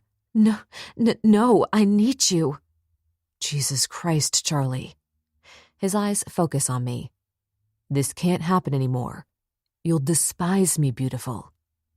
You need me? It comes out almost like a question. David, what we have will never be bad. I have always loved you. Don't you get it? I reach for him, but he steps away as if I might burn him with my touch. Stop. Look at yourself. Look at what you're becoming. I need help before I ruin everything that is us. Oh, God. I grab at my heart. He's breaking it into 1,000 little pieces. The pain is like someone has reached in and tightened my heart, yet won't rip it out to give me peace. I thought I was your light. I spit this at him. He cocks his head, and his silver eyes tell me everything he's not going to say. You are my light, but if I stay with you, I'll extinguish it. He takes my numb hand and gingerly moves me aside. I let him, to preserve what little dignity I have left. He's leaving, and I can't seem to stop him. He's leaving me, and the pain hurts so badly I think it might kill me. Pain, betrayal, all of these thoughts float in my head as I watch him. This is the worst thing that can ever happen, David. You're breaking my heart. This stops him. He hesitates, then turns, dropping the bag. In one step, he holds my face with both hands. If this is the worst that ever happens to you, Charlie, then I'd say you've lived a charmed life. Because, trust me, there are way worse things that can happen. Fuck you, David, you coward. You fucking coward. I'm not moving. I'm not even yelling. I think I'm frozen. His back straightens, and he hesitates but doesn't turn. He opens the door and walks out. I guess I follow for a few steps. I'm staring outside. There's nothing but emptiness there. It's void of him. At long last, I have enough sense to walk back inside and lock the door. Sliding down to the cool hardwood floor, I'm numb and can't breathe. He's gone with all my oxygen. I look down at my hands. They're shaking, same as his were not 3 days ago. I'm as sick as he is, just as addicted, but not to drugs. I'm addicted to him. David was everything, my fantasy of a perfect man and all I ever wanted. I truly believed that I was enough. The tears drip down my face, wet drops landing on my knees and hands. I roll into a ball as I face the truth. I'm a liar. I lied to myself even when he told me the truth. It doesn't matter, though. How could I give him up? I try to gasp in some air, but I'll never breathe the same way again. 32. Charlie. I turn off the engine of my new Ford Explorer and pull down the visor to examine myself in the mirror. Christ. I roll my eyes as I reach for my purse, needing my makeup bag.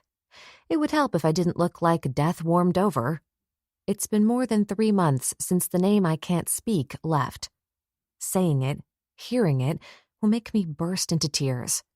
It's fucking pathetic, and quite frankly, I'm over it. I grab the concealer and try to cover my black circles. It's a daunting task, and considering I'm only meeting Cindy, Dolly, and Doug, who cares? Not even bothering to check the color, I slather on some lip gloss. After a glance around the new dark leather seat for my phone, I pop the visor and exit, clicking the remote. I had to break down and get a new vehicle because, apparently, when it rains, it pours. Since asshole left me, my beloved Prius died on me during rush hour in the middle lane of the 405 freeway. Symbolic? I think so. My upstairs neighbor's toaster oven burned up, causing a fire, so I moved in with my mom while they fixed and repaired all the damage. The ancient sprinklers sprayed brown-tinged water down the hallway, leaking into my apartment and dribbling down into my closet. Half my wardrobe was wrecked thanks to the rusty water stains. I toss my hair, thankful I'm back, even though a slight musty smell lingers in certain parts of the building. Poor Sheila and her cats had to move into an assisted living facility while all this mess was going on. I still haven't heard if she's coming back, which is depressing. I spent a lot of nights crying in her lap about the name I never utter. Swinging open the door to Casa Vega, I have to blink to let my eyes adjust to the darkness inside. Charlize! I remove my large sunglasses to see Cindy and her big boobs in a red booth in the corner. Dimly lit in neon light, the bar has countless glasses hanging from an overhead rack. I wonder if I should order a round of shots for us to start with or wait for the waitress. Shh, she's coming, Cindy yells at Doug, who stares at me. If the wide-eyed look on his face is any indication, maybe I should have put on some more makeup. What? I frown at him as I slide in next to Dolly and they all scoot down. Are you like some sort of homeless woman now? I thought you moved back to your apartment this week. Doug, save it. I have a headache. I almost canceled, but I knew you'd keep calling, so here I am. I smile broadly. It's fake, and my right eye starts to twitch, so I stop. Am I the only one who has the balls to tell her she needs to eat? He stands up and motions for the bartender to come over. Dolly tugs on his shirt until he sits back down. What? I'm ordering some nachos and we need more chips and guacamole. He snips. Whatever, I'm not hungry. Did you order drinks? They all look at each other. I sigh and lean back. What? If it's bad, I don't want to know. Tell them, Cindy. We have so many things going on at the diner, I can't handle anything bad. Here we go, my friends. The cute, dark-haired bartender arrives with margaritas. Someone was smart enough to order 2 per person, so we all have doubles. He happily sets them down along with 3 baskets of chips. Enjoy. I look around at all of us and almost burst out laughing. It's either that or cry, because we all are like the dark cloud party. We look like someone has killed our pet or something. To Tuesday Girls' Night. Doug holds up his margarita. You're ridiculous. I grab mine and start to guzzle it. That went down way too easy. I guess I'm Ubering. I reach for a chip. We started having girls' night pretty much after he left me. To be honest, this is my sanity, a reason to get up and get going. All of us seem to be in the same boat. Misery loves company, I guess. A couple of days after my disaster, Ryder was pretty much missing in action. Much like everything else that hurts her, Cindy smiles and says it never happened. On one of our girls' nights, I tried to corner her after I bared my soul at the table. She didn't even blink, simply downed a shot and excused herself to the restroom. If I wasn't so caught up in my own shit, I would insist she talk about it. But seeing as I'm holding on by a thin thread... So, I slap my hands on the table. I know that I have been doing a lot of, holy fuck, I love this song. Doug interrupts me and stands up to dance. I look over at Dolly, who does, in fact, look like a doll tonight. She's perfect. Her skin is glowing. Her eyes are clear. Wait, I know I was late, but are you back with Edge again? Doug motions to the bartender for another round and looks down at me. Tell them.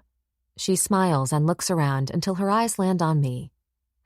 I think I might have met someone, and if I can move on, you can too. She raises her margarita glass and drinks. I'm sorry, what? I have no idea why I'm not happy, or why I feel like I'm going to burst into tears. Yes. She smiles. Cindy screams and looks to the ceiling. Thank you, Lord, you've answered my prayers. Her dramatics make Doug dance over to her and snuggle his arm around her. Yes, our little doll has finally moved on. He takes Cindy's drink and downs it. You okay? He nods at me. Am I okay? I look around as if they're all from a different planet. These 3 have become my best friends. We've shared all our secrets. Well, I've shared all my secrets. Why is this the first time hearing about it? I look her straight in her pretty brown cat eyes. I wanted to be sure. You wanted to be sure? How long has this been going on? Last week you were bitching about Edge. Look, beauty, it doesn't matter if it's a day or years. When it's right, it's right. Now if Dolly can open herself up and find love, then you can move the fuck on too. Doug snaps at me. I look down at my hands. They're shaking. This is surreal and I need alcohol. I grab the closest margarita and down it in 3 gulps, letting the tequila go to work. My face heats up as my head starts to spin. You look like you're going to cry. She reaches for my hand. I'm hurt, that's all, and I was secretly always rooting for Edge. Look, Charlie. It's bitchy sounding, and I raise a brow at her. I haven't said anything because I had to go through these emotions alone, but this guy is nice and he doesn't make me look like you, so that's a big win for me. Wow. I pull my hand away. I don't need her lecture. I've been vomiting out my pain to these 3 people, and come to think of it, all they've done is hold my hair back when I throw up and tell me he's not worth it. I need to go. I try to scoot out, but Doug blocks the exit of the booth with his skinny ass. Nope, you're going to wish Dolly well. You're going to say, congratulations, you should have said something. Am I the only one in our group who's honest about their feelings? I slap my hands on the table. Define honest. All I see is a beautiful woman who used to be happy and strong and now looks like a waif who needs new clothes. She points at me. All because she fell in love with a fucking disciple and let him ruin her. Dolly shoves a basket of chips at me. Here, eat something before the wind blows you away. I shake my head. Dolly. She glances up at the ceiling and around the bar, which is more crowded than before. I'm sorry, but when I look at you, I see me and it's killing me. We stare at each other, our eyes filled with tears. Oh, come here. She reaches for me, knocking over a margarita in the process, but neither of us cares as we hug until the wet, sticky drink makes us pull away. This is why I don't ever fall in love. Cindy wipes her eyes, her hands animated. Look at you two, Dolly lying to herself and Charlize downright pathetic. She jumps up. Excuse me. She runs toward the restroom, her blonde hair and boobs causing the men at the bar to stop and stare. Doug clears his throat. Here. He dumps a couple of red cloth napkins on the sticky mess of sweet and sour and leans back to look at us. Now listen up, you two. I look at him as I try to move my elbow. It's stuck to the table. Beauty. He snaps his fingers. Yes, I'm listening. I love you both so much. He rolls his eyes. Okay, slow down on the tequila. He points at me. Both of you need to move on. Dolly has taken steps. Dylan is smart, has his own business, and does not kill people. This is a definite plus for you, Dolly. Dolly looks over at the door, and her eyes widen. Oh my God, she shouts as Edge walks in and looks around. It's impossible to ignore his rock-hard, tattooed body. Edge has always been my favorite, and not because he's a fucking hot ginger, but because he loves Dolly and she loves him, and if they can't seem to make it, we're all doomed. How did he know we're here? I say way too loudly. The whole bar heard me. Edge turns and a hiss escapes Dolly's mouth. Jesus fucking Christ. Doug grabs a drink and shakes his head in disgust at Dolly. You texted him, didn't you? Dolly doesn't even respond and remains fixated on Edge, who reminds me so much of David my heart flutters. They look nothing alike, but the way he holds himself, moves. Danger, I whisper as Edge moves toward the booth. Yes. Dolly bites her red bottom lip. I didn't even realize I said it out loud, but that's what these men are. They are fucking hot, dangerous bad boys who steal your very breath. Don't worry, I'm here for you. I grab her warm hand. Doug snorts in disgust. She brought him here. You're on your own tonight. He looks bored as Cindy comes walking back. Her eyes are puffy, but it looks like she put on a bunch of lip gloss. What now? She puts her hands on her hips. Get up, Edge snarls, not even glancing at us. He stands behind Cindy and she screams. He ignores her, but the manager over at the front frowns. They need to turn up the music. Everyone is staring at us. Cindy turns and looks behind him. Where's Ryder? Working, Edge grunts. Of course he is. She rolls her eyes. I'm out. She leans over and grabs her purse. Cindy, don't go. I try to stand, but I'm sandwiched between Doug and Dolly. See you in the morning, Charlize. Edge, tell your friend to lose my number and to go fuck himself. She slams open the big wooden door as she leaves with a dramatic flair. Nice, Edge, Doug mumbles. I said, get up. We're going. Edge holds out his tattooed hand. No. Dolly. He almost spits it out. If you don't want me to put a fucking bullet in that pussy you've been seeing, you'll get your ass up. I look at Dolly, then Edge. Edge? He looks over at me, and his eyes change from fierce to... Is that pity I see? You doing okay, Charlie? And I drop Dolly's hand and want to slide down the booth and hide. Instead, I hold my head high and say, I'm fantastic. Then cringe at how pathetic that sounded. Good. His eyes drift back to Dolly's. Choice is yours. She huffs. Why do you care? You fuck anything that moves. This isn't about me. This is about my girl's cunt being around another man's cock. If I found out you really did, Dolly. His hands clench and a small shudder goes through me. You'll what? She snarls. You can't hurt me anymore, Edge. Oh, God, I whisper. The violence in Edge's eyes is something I never saw in David's. He was more tortured. Edge looks like a lunatic. A hot lunatic, but a lunatic nonetheless. An uncomfortable silence falls over the table as I glance at Doug and kick him to do something. Oh, for fuck's sake. Doug slaps the booth as he scoots out, motioning with his hand for her to leave. Go. He's what you want. I don't want him. I hate him, Dolly says as Edge glares at her. With a snort, he reaches for her. We'll see when you're begging for my cock tonight. I stare in shock as Edge pulls her with him. For the first time in months, I forgot about my own shit. Edge and Dolly are a fucking mess. I look at Doug, who hands me someone's slushy margarita. He was kidding, right? I pick it up and motion to Edge as he pulls Dolly out. He's not going to kill what's-his-name. Doug reaches for a chip. Dylan. And who the fuck knows? Edge is a maniac where Dolly is concerned. David never acted like that. Some of the disciples are scary. I take a sip. He throws back his head and laughs. They're sickos, all of them. Don't kid yourself and think your David is a prince. He gets another chip and looks at me.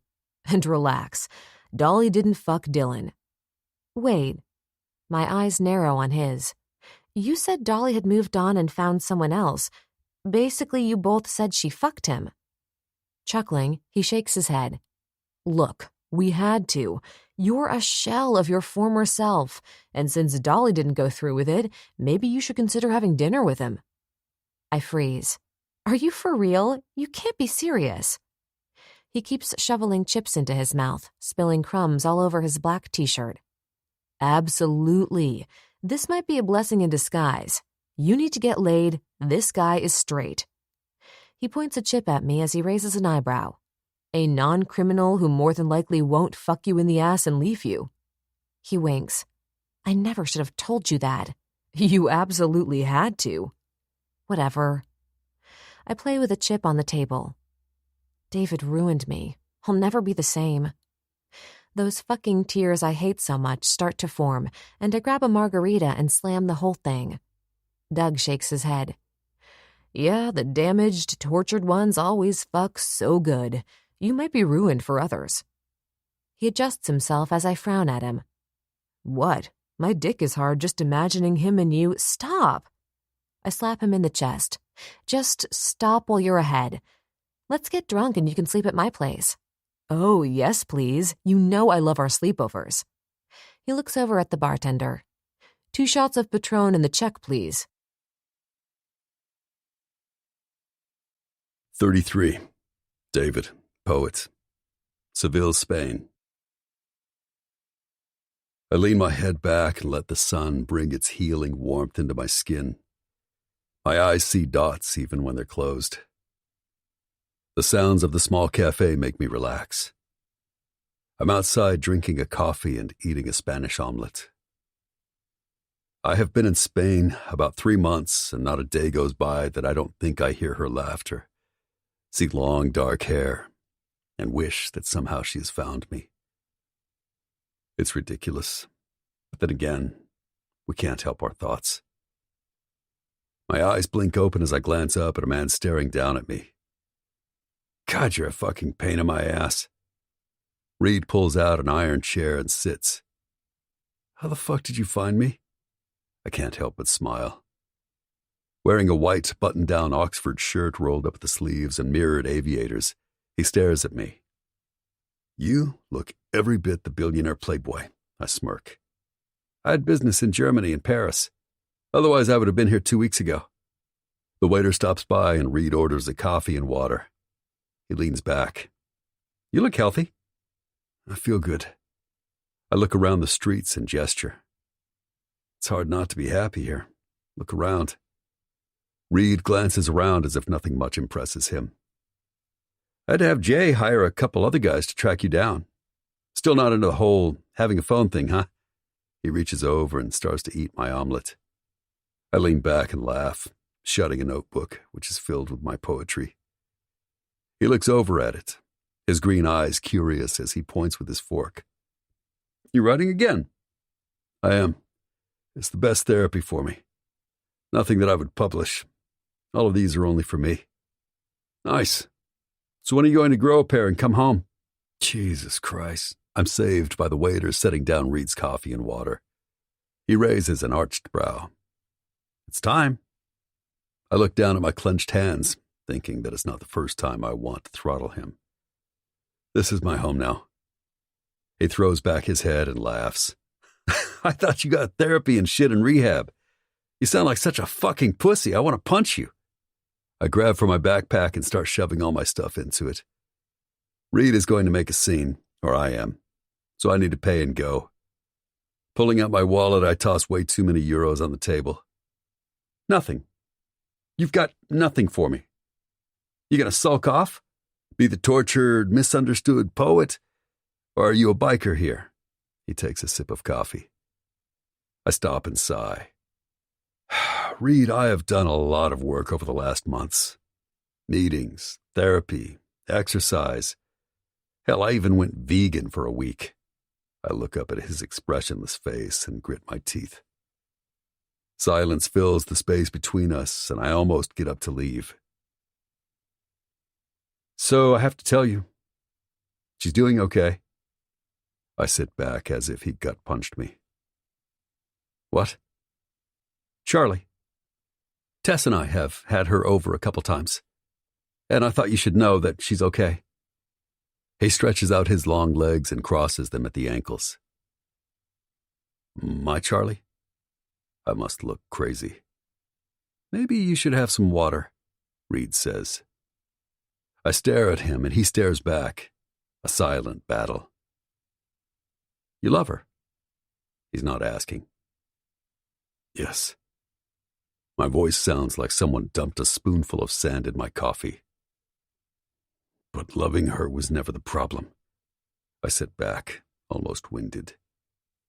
You need to make this right, brother. You've been running, escaping for so long you think that's what you are. But you're wrong, and she knows it. I stand, preparing to get the fuck away. You can't do this anymore. I won't let you. Reed's voice stops me as I turn. Don't you get it? I can't forgive myself. What I did was... I look up at the blue, cloudless sky. It was something that I handled wrong. Why? Because you left to get help? Yes. I fucking wasn't strong enough for her. I take a deep breath. Just like I failed my child, and on and on. I run my hand through my hair. Reed showing up is fucking with me, and his calmness is making it worse. He's never calm unless he has a plan. She loves you. She's way stronger than you give her credit for. And even though you fucking ripped her heart out, she truly wants you to be happy. What? I look around, wanting to leave, but my legs won't move. I crave anything about her. The desperate need to hear her name makes me almost sick to my stomach. She knows you got help. I stare blankly at him, not sure what or how I feel about this. Has she moved on? No. She's in love with a stupid fuck who thinks he deserves nothing but misery. This makes me lean my hands on the table so Reed can hear me clearly. She deserves the world. I left because of that. Do you not think that every second of every day I don't think about her? Worry about her? Want to go back to her? I'm trying to get well so that I can be the man she needs. I hiss this out into his expressionless face. Fuck it. It's why I left her in the first place. I was killing her, making her into someone she was not. He pushes his chair out and stands up. If I can do it, you can do it too. His green eyes bore into me. He's not fucking around. Go back and figure out what you want. Tell her exactly that. If it's not meant to be, at least you faced it. I know you can live with that. But hiding out? Well, one day you're going to wake up and eat a bullet. I let out a harsh breath as I listened to him, but I can't possibly believe it. You belong with her, and you deserve to be happy. Don't wait until it's too late. He starts to leave, and I turn and watch him pull out his phone. Glancing back at me, he says, "Nothing worthwhile is ever easy, brother. But you love her. You always have." A black SUV pulls up, and a driver gets out to open the door for him. "Let me know when you land in Los Angeles. I'll pick you up." Before I can respond, he shuts the door and the black vehicle is gone, as if I dreamed it. I look at his empty seat and half-full cup of coffee to make sure I'm not going insane. "Senor, can I get you anything else?" The waiter hands me the check and I blink at him. "No, thank you." He smiles and says over his shoulders, "See you tomorrow, amigo." I scan my surroundings. Seville is incredible in a way that can only be described as magical. But it's not home. Nothing is home. Charlie. She was the closest I ever came to having that feeling. So, instead of saying, "See you tomorrow," I reach down for my backpack and say nothing. Not even goodbye. Reed's right. He's always right. I need to go back. I need to face all that I did. I need to finally atone. 34. David, poet. I stand in a long and winding LAX customs line. I could take a 2-hour nap and maybe move 3 feet. I need coffee, a shower, and a bed. Behind me, there's nothing but a line of people whose faces mirror mine. I pull out my phone to text Reed. He's picking me up. Months have passed and I haven't seen her, smelled her, fucked her. I destroyed us. I know all this, and yet I'm back anyway. Reed was right. I'm going to wake up one day and end it all if I don't own my shit. Memories of what happened that day buzz in my head, joining forces with my demons. But for reasons I can't understand, I checked myself into a 30-day stay at a Malibu rehab. Since I'd already detoxed, I spent most of the time in grief counseling and at a recovery group, where I finally dealt with the pain and fear about what happened with Tabitha. My pain about Charlie was another story. I was honest about my fear of commitment and all my other issues. I'm working on them every day. Not that it seems to matter. There's a void, a blackness inside me that only her light can fill. The need, almost self-preservation, to make contact with her after Reed left was almost unbearable. Good and bad. Lately, it's been bad more often than not. I decided to come back and let my future be what it will. Charlie. I let myself have just the right amount of memories before I realize my limitations. She deserves way more than I can give her. For the first time in my life, I want to be a better man for her and for me. Have I achieved that? Looking around at the melting pot that is LA, I smile. It's good to be back. This is where I was born, and even though I have no address, Charlie is here, so it always feels like home. My phone vibrates. It's a text from Reed wondering if I've gone through customs. I look over at the numerous bodies before me and reply, no. The sun is going down and a small glare blinds me as I gaze out the glass windows and doors. My phone says 4 p.m. I left in the heat of the summer and am returning to the cool nights of daylight savings time. A wave of claustrophobia slithers up my back. Too many people jammed together always puts me on edge. Today is different, though. In my heart, I know it. Closing my eyes, I take a deep breath as I block out the smells of bodies that have been traveling too long and need a shower. The sounds are overwhelming. The cell phones ringing. People happily laughing and talking about their adventures and celebrating that they're home. I should think about my next move, where I should stay, what I need to do. After the rehab professionals gave me the green light, stating that I've successfully dealt with my pain and am not in imminent danger of using, I left rehab and got on a plane to Spain. Excuse me? You're next. A teenager points and I come back to reality. I look around and wonder how long I've been daydreaming. Sorry. Thank you. I move forward, handing over my passport. The woman takes one look at my passport and says, Welcome home. Home. A pair of golden eyes, shaped like a cat's, swim in front of me. I pick up my leather duffel bag and walk up the long incline to the baggage area. I have no other luggage, so I step out into the cool night of Los Angeles. Despite the hour, LAX is still happening, with car horns, people talking on their phones, and everyone in a hurry as they pull their luggage by. I need a cigarette. As I reach for one, I look over at a guy with arms crossed, leaning against a black Tahoe. What the fuck? You're not Reed. I state the obvious as I walk over to him. Poet? He nods. Blade. I exhale. We stare at each other. The last time I saw my cousin, well, we both had killed together.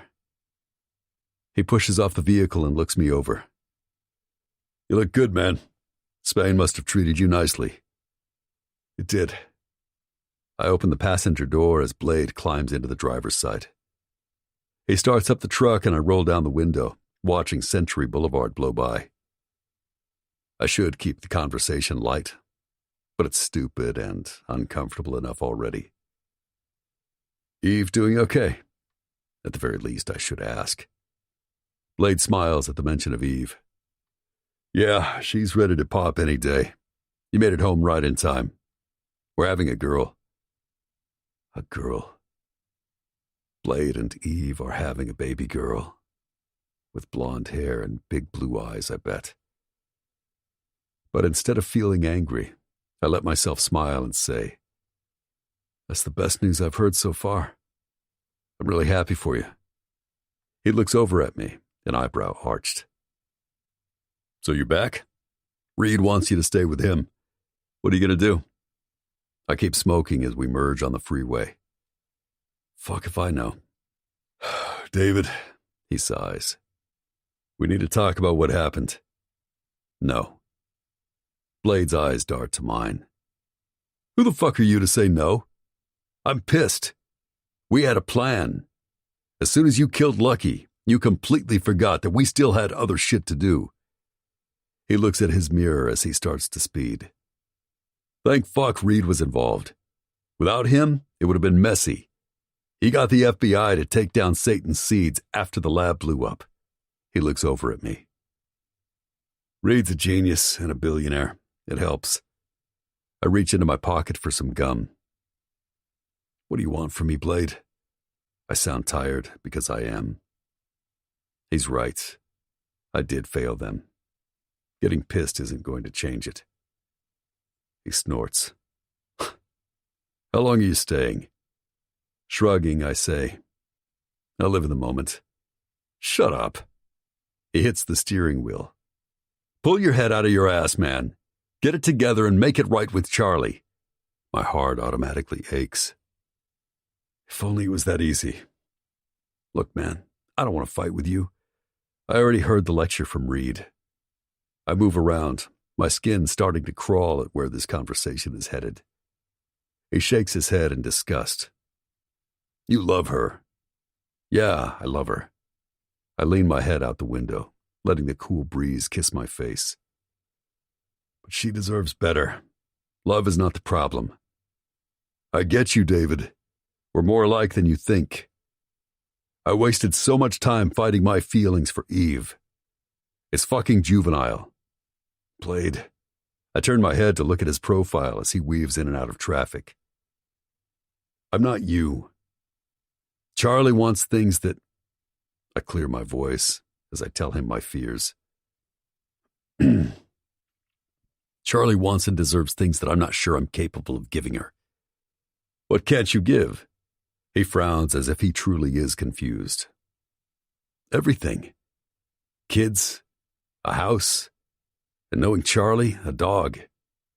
All things I'm not sure I can do. My chest tightens as I rub at it and turn to look out at the freeway. Why? Why what? I snap. Why can't you do that? You're joking, right? I'm not even trying to hide my bitterness. I'm president of the best MC on the West Coast.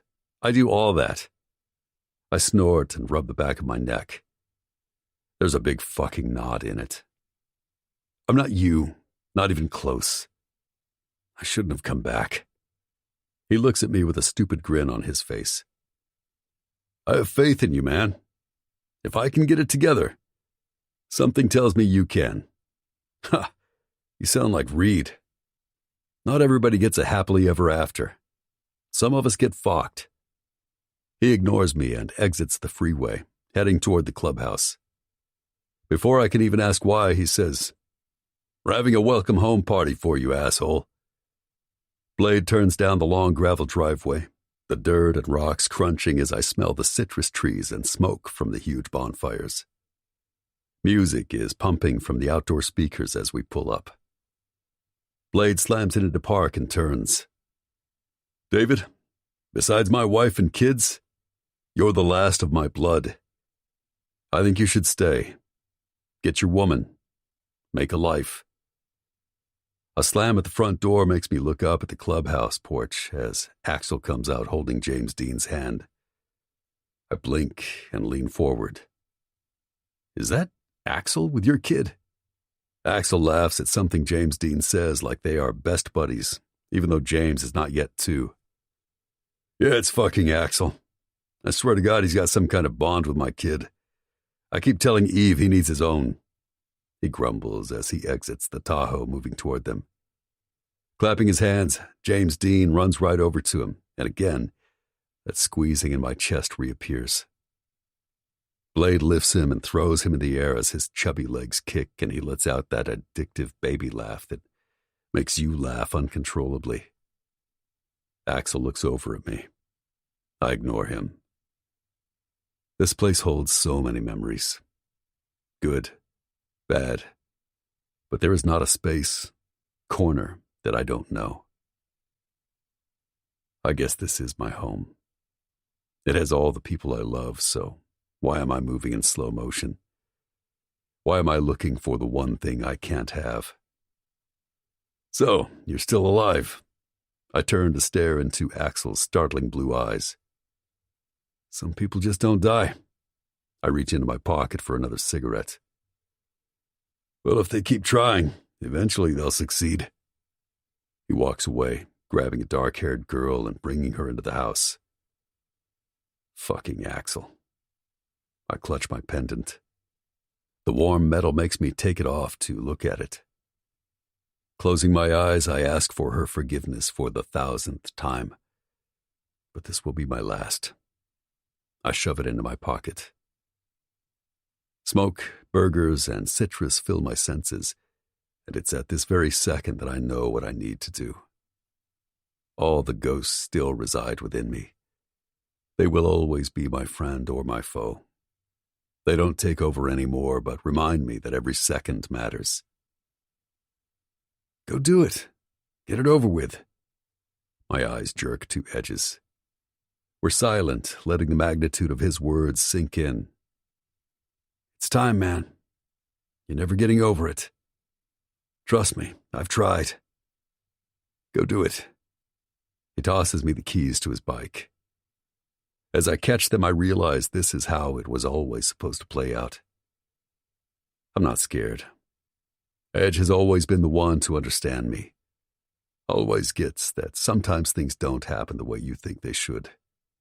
You either deal with them, or you take your brother's keys and do everybody a fucking favor. Fuck you, Edge. My eyes get misty. He nods and grabs me in a tight hug. You always were the strong one. He beats my back with his fists. I pull back and walk to his bike. A few disciples greet me. I guess beating Lucky to death has made me a hero. It doesn't matter now. Nothing matters now. I know why I came back. Everybody will feel a huge relief after it's done.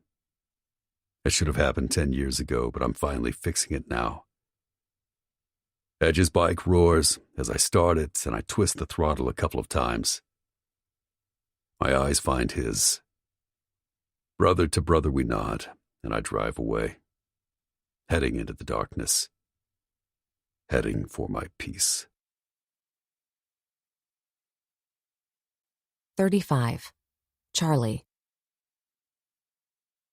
I wake, not because the alarm went off, but because Doug tossed his arm over my stomach, almost making me want to throw up.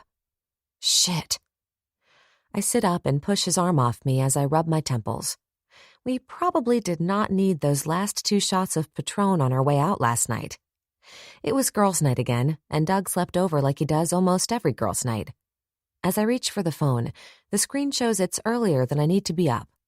Still, I'll get some coffee going and relax in a hot shower before I have to open. It's Saturday, so our mornings are crazy.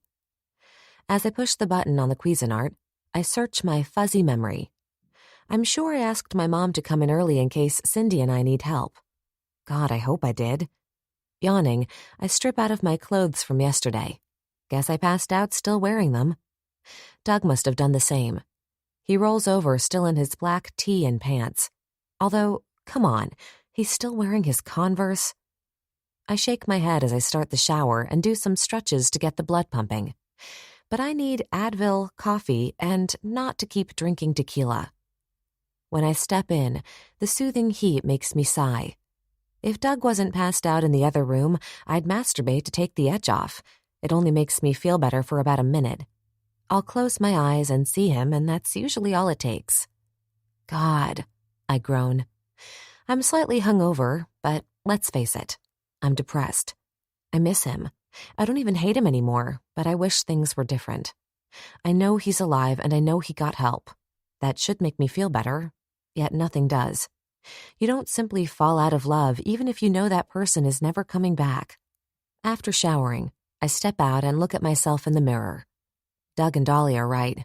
I need to get healthy. Brushing my teeth, I decide to actually put on some makeup today. My eyes are 2 dark holes, and my mom is hopefully going to be there. It upsets her if I look like shit. She still hasn't got past the "I told you so" looks. It's been months and she's still telling me so. Pulling on panties and a bra, I go to get some coffee and hear Doug groaning and cursing all tequila. "You want coffee?" I yell from the kitchen. "God, yes. I'm taking a shower. Be out in a minute." After pouring us both a steaming cup, I walk into my closet and pick out a pair of white pants and a tight black glittery tee with Jim Morrison on the front. On a whim, I pull on a new pair of pink Adidas, which I bought the other day. They looked cute, and I'm desperate for anything that makes me a little bit happy.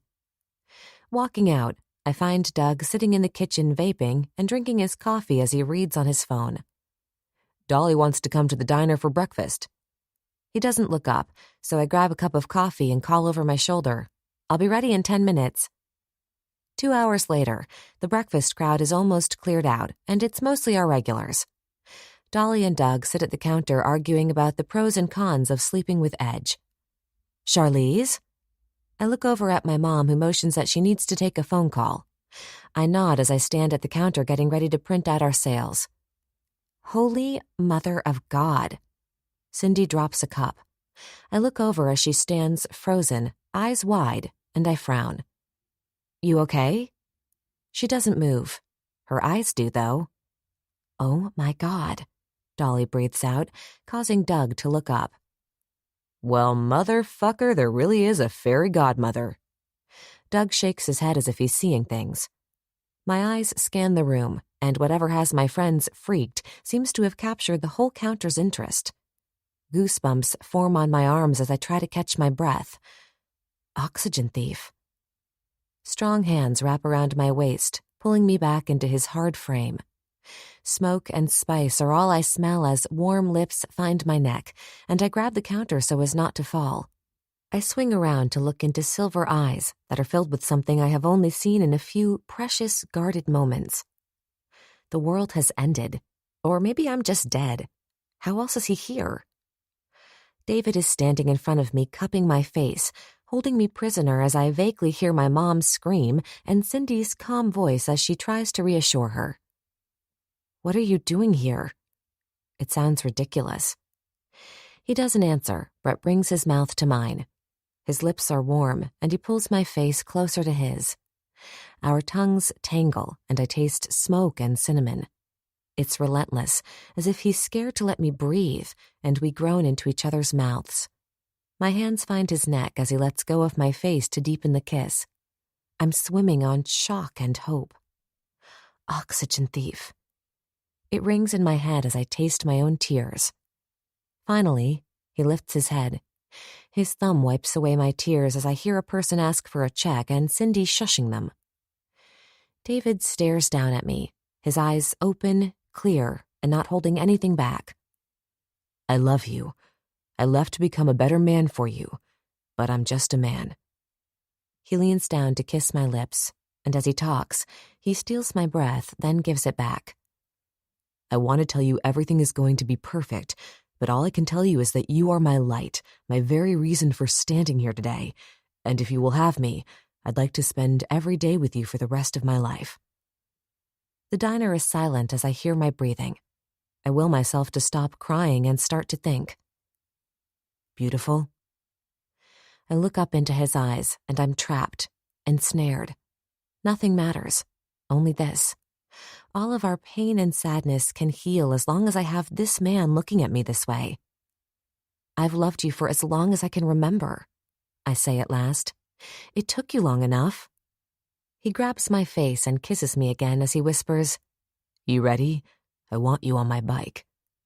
Before I can answer, he sweeps me off my feet, kisses me, and walks us to the door. Jesus Christ, tell me you're filming this. I look over at Doug and Dolly, who are hugging each other. Doug has his cell phone out, and Dolly is crying. Mom, you might have to close today, I yell as I cry and laugh at the horrified expressions of a couple walking in holding the door for us. The morning is crisp and cool as David carries me like a bride to the shiny black Harley. I slide down and look up at him.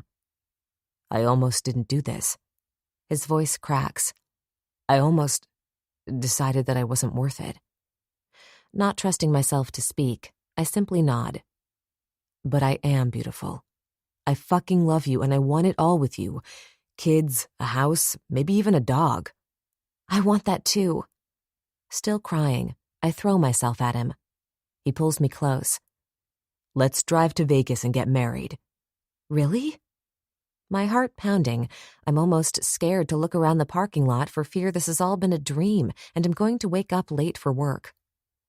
You know, once we're married, there's no turning back. He demands my attention. I know. I sigh into him. My mom hates you. He chuckles. I know. I guess I'll have to work on that. Guess so.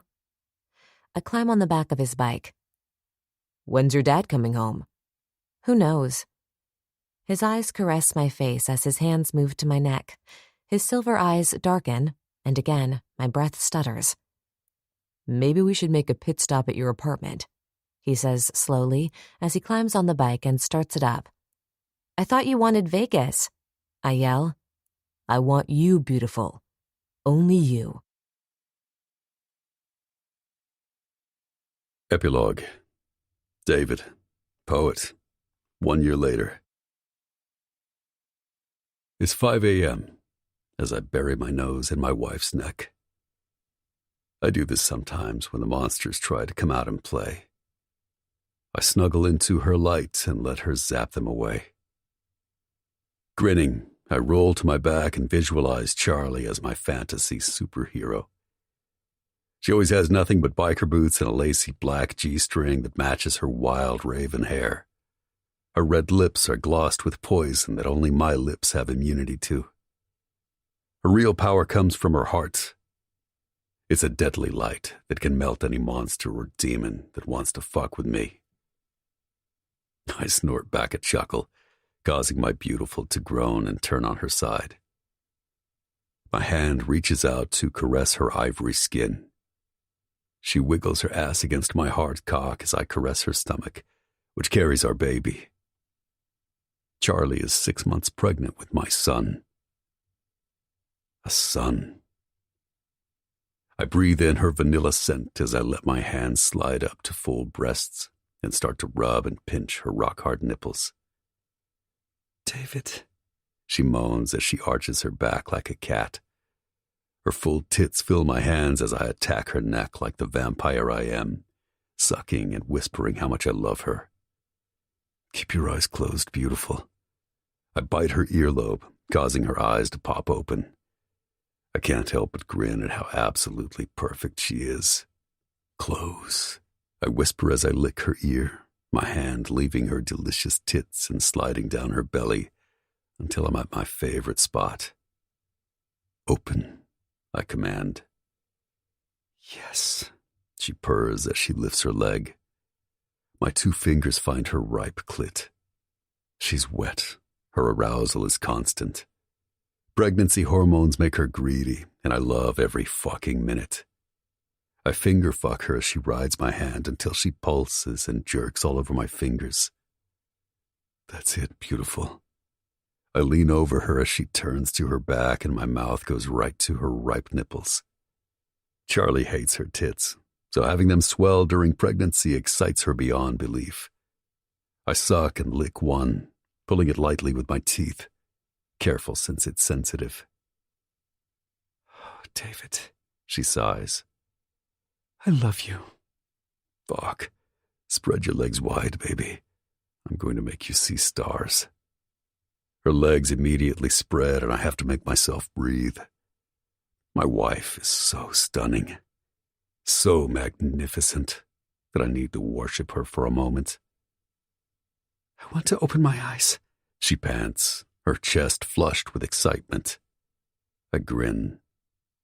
I lean down as I try to go slow, but she's like a feast. Her pink clit and fucking magical pussy make me act like a fucking barbarian preparing for his last meal. Oh my God, so fucking good. I pull her ass closer as my tongue goes inside her, replacing my fingers as I fuck her. In and out until I suck on her juicy nub. Yes. She rides my face as my cock leaks with its own need to fuck. Yes. She leans up and opens her eyes. I'm coming. Her head goes back, and long, thick raven strands tumble like a waterfall. I don't give her time to recover. Instead, I lie down and guide her swollen cunt onto my leaking cock. Fuck me. I grunt into her, my hands digging into her hips as the pleasure of her silken walls almost makes me jet my seed deep inside her. She looks down at me. She's glowing. Pregnancy agrees with my wife. Her red lips part as she smiles down at me with a wicked grin. You want me to fuck you? She rocks her wet cunt back and forth on me. I don't want. I'm demanding. I cross my arms on top of my head. You think you can handle it? I can try. She lifts herself up and slams down on me. My hands go to her hips, all playfulness gone. Charlie, fuck, don't you dare. She starts to laugh and cock her head to the side. Your cock can't hurt the baby. I keep telling you this. She continues to rub herself on me. Just make love to me. I lie back, almost scared. You lie back and let me handle everything. She leans forward, her lips next to mine, her eyes so fucking beautiful as they narrow. I'm going to make your eyes roll back in your head. She slides up slowly and gently moves as I relax, although I still hold her delicious hips to be on the safe side. David, you can let go of me. I hesitate. Trust me. Slowly she rises up and down. Her beautiful tits bounce as I lean up to suck on her hard nipple. She pushes me back, her hands on my chest as she uses it to lift up and down, and I let her set the pace. Jesus Christ, I growl as I reach down with my thumb to rub her slick clit. Oh, yes, David. I love it. She goes faster and harder. My balls are so tight, and my stomach muscles clench as I grab her hips. Fuck yeah! I let go, allowing her magical cunt to guide me. My body jerks, and I come hard and deep inside her. A sheen of sweat covers her fucking beautiful body. She's breathing hard. Now that I've come, her greediness is not over. Come, I demand, my thumb rubbing her clit hard. She does instantly. Her legs tighten as she freezes, collapsing on top of me, her stomach resting on my chest. I let her catch her breath as I drift to thoughts of our life together. Memories of her marrying me, then hating me after she realized I was here to stay. We worked through all of it. I let her rage, seeing as it's only fair, and she let me love her and heal. I bought us a house with a white picket fence, walking distance from Eve and Blade. David, I think that's your phone. Charlie lifts herself off me as our bedroom comes into focus, and yes, there it is, the annoying sound of my phone. We live so that our bedroom faces our backyard, which is nothing but green grass and flowers. The French doors allow the morning light to flood in.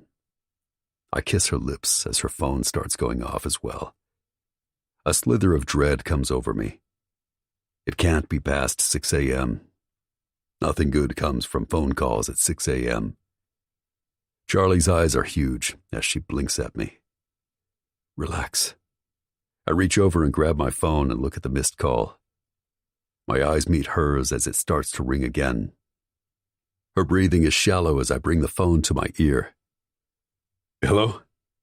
Jesus Christ! Blade snarls loudly. My hand goes to Charlie's stomach as I feel the strong kick from our baby. What's wrong? I grind out. We're at the hospital. Dolly stabbed Edge. The end. Read Repent now.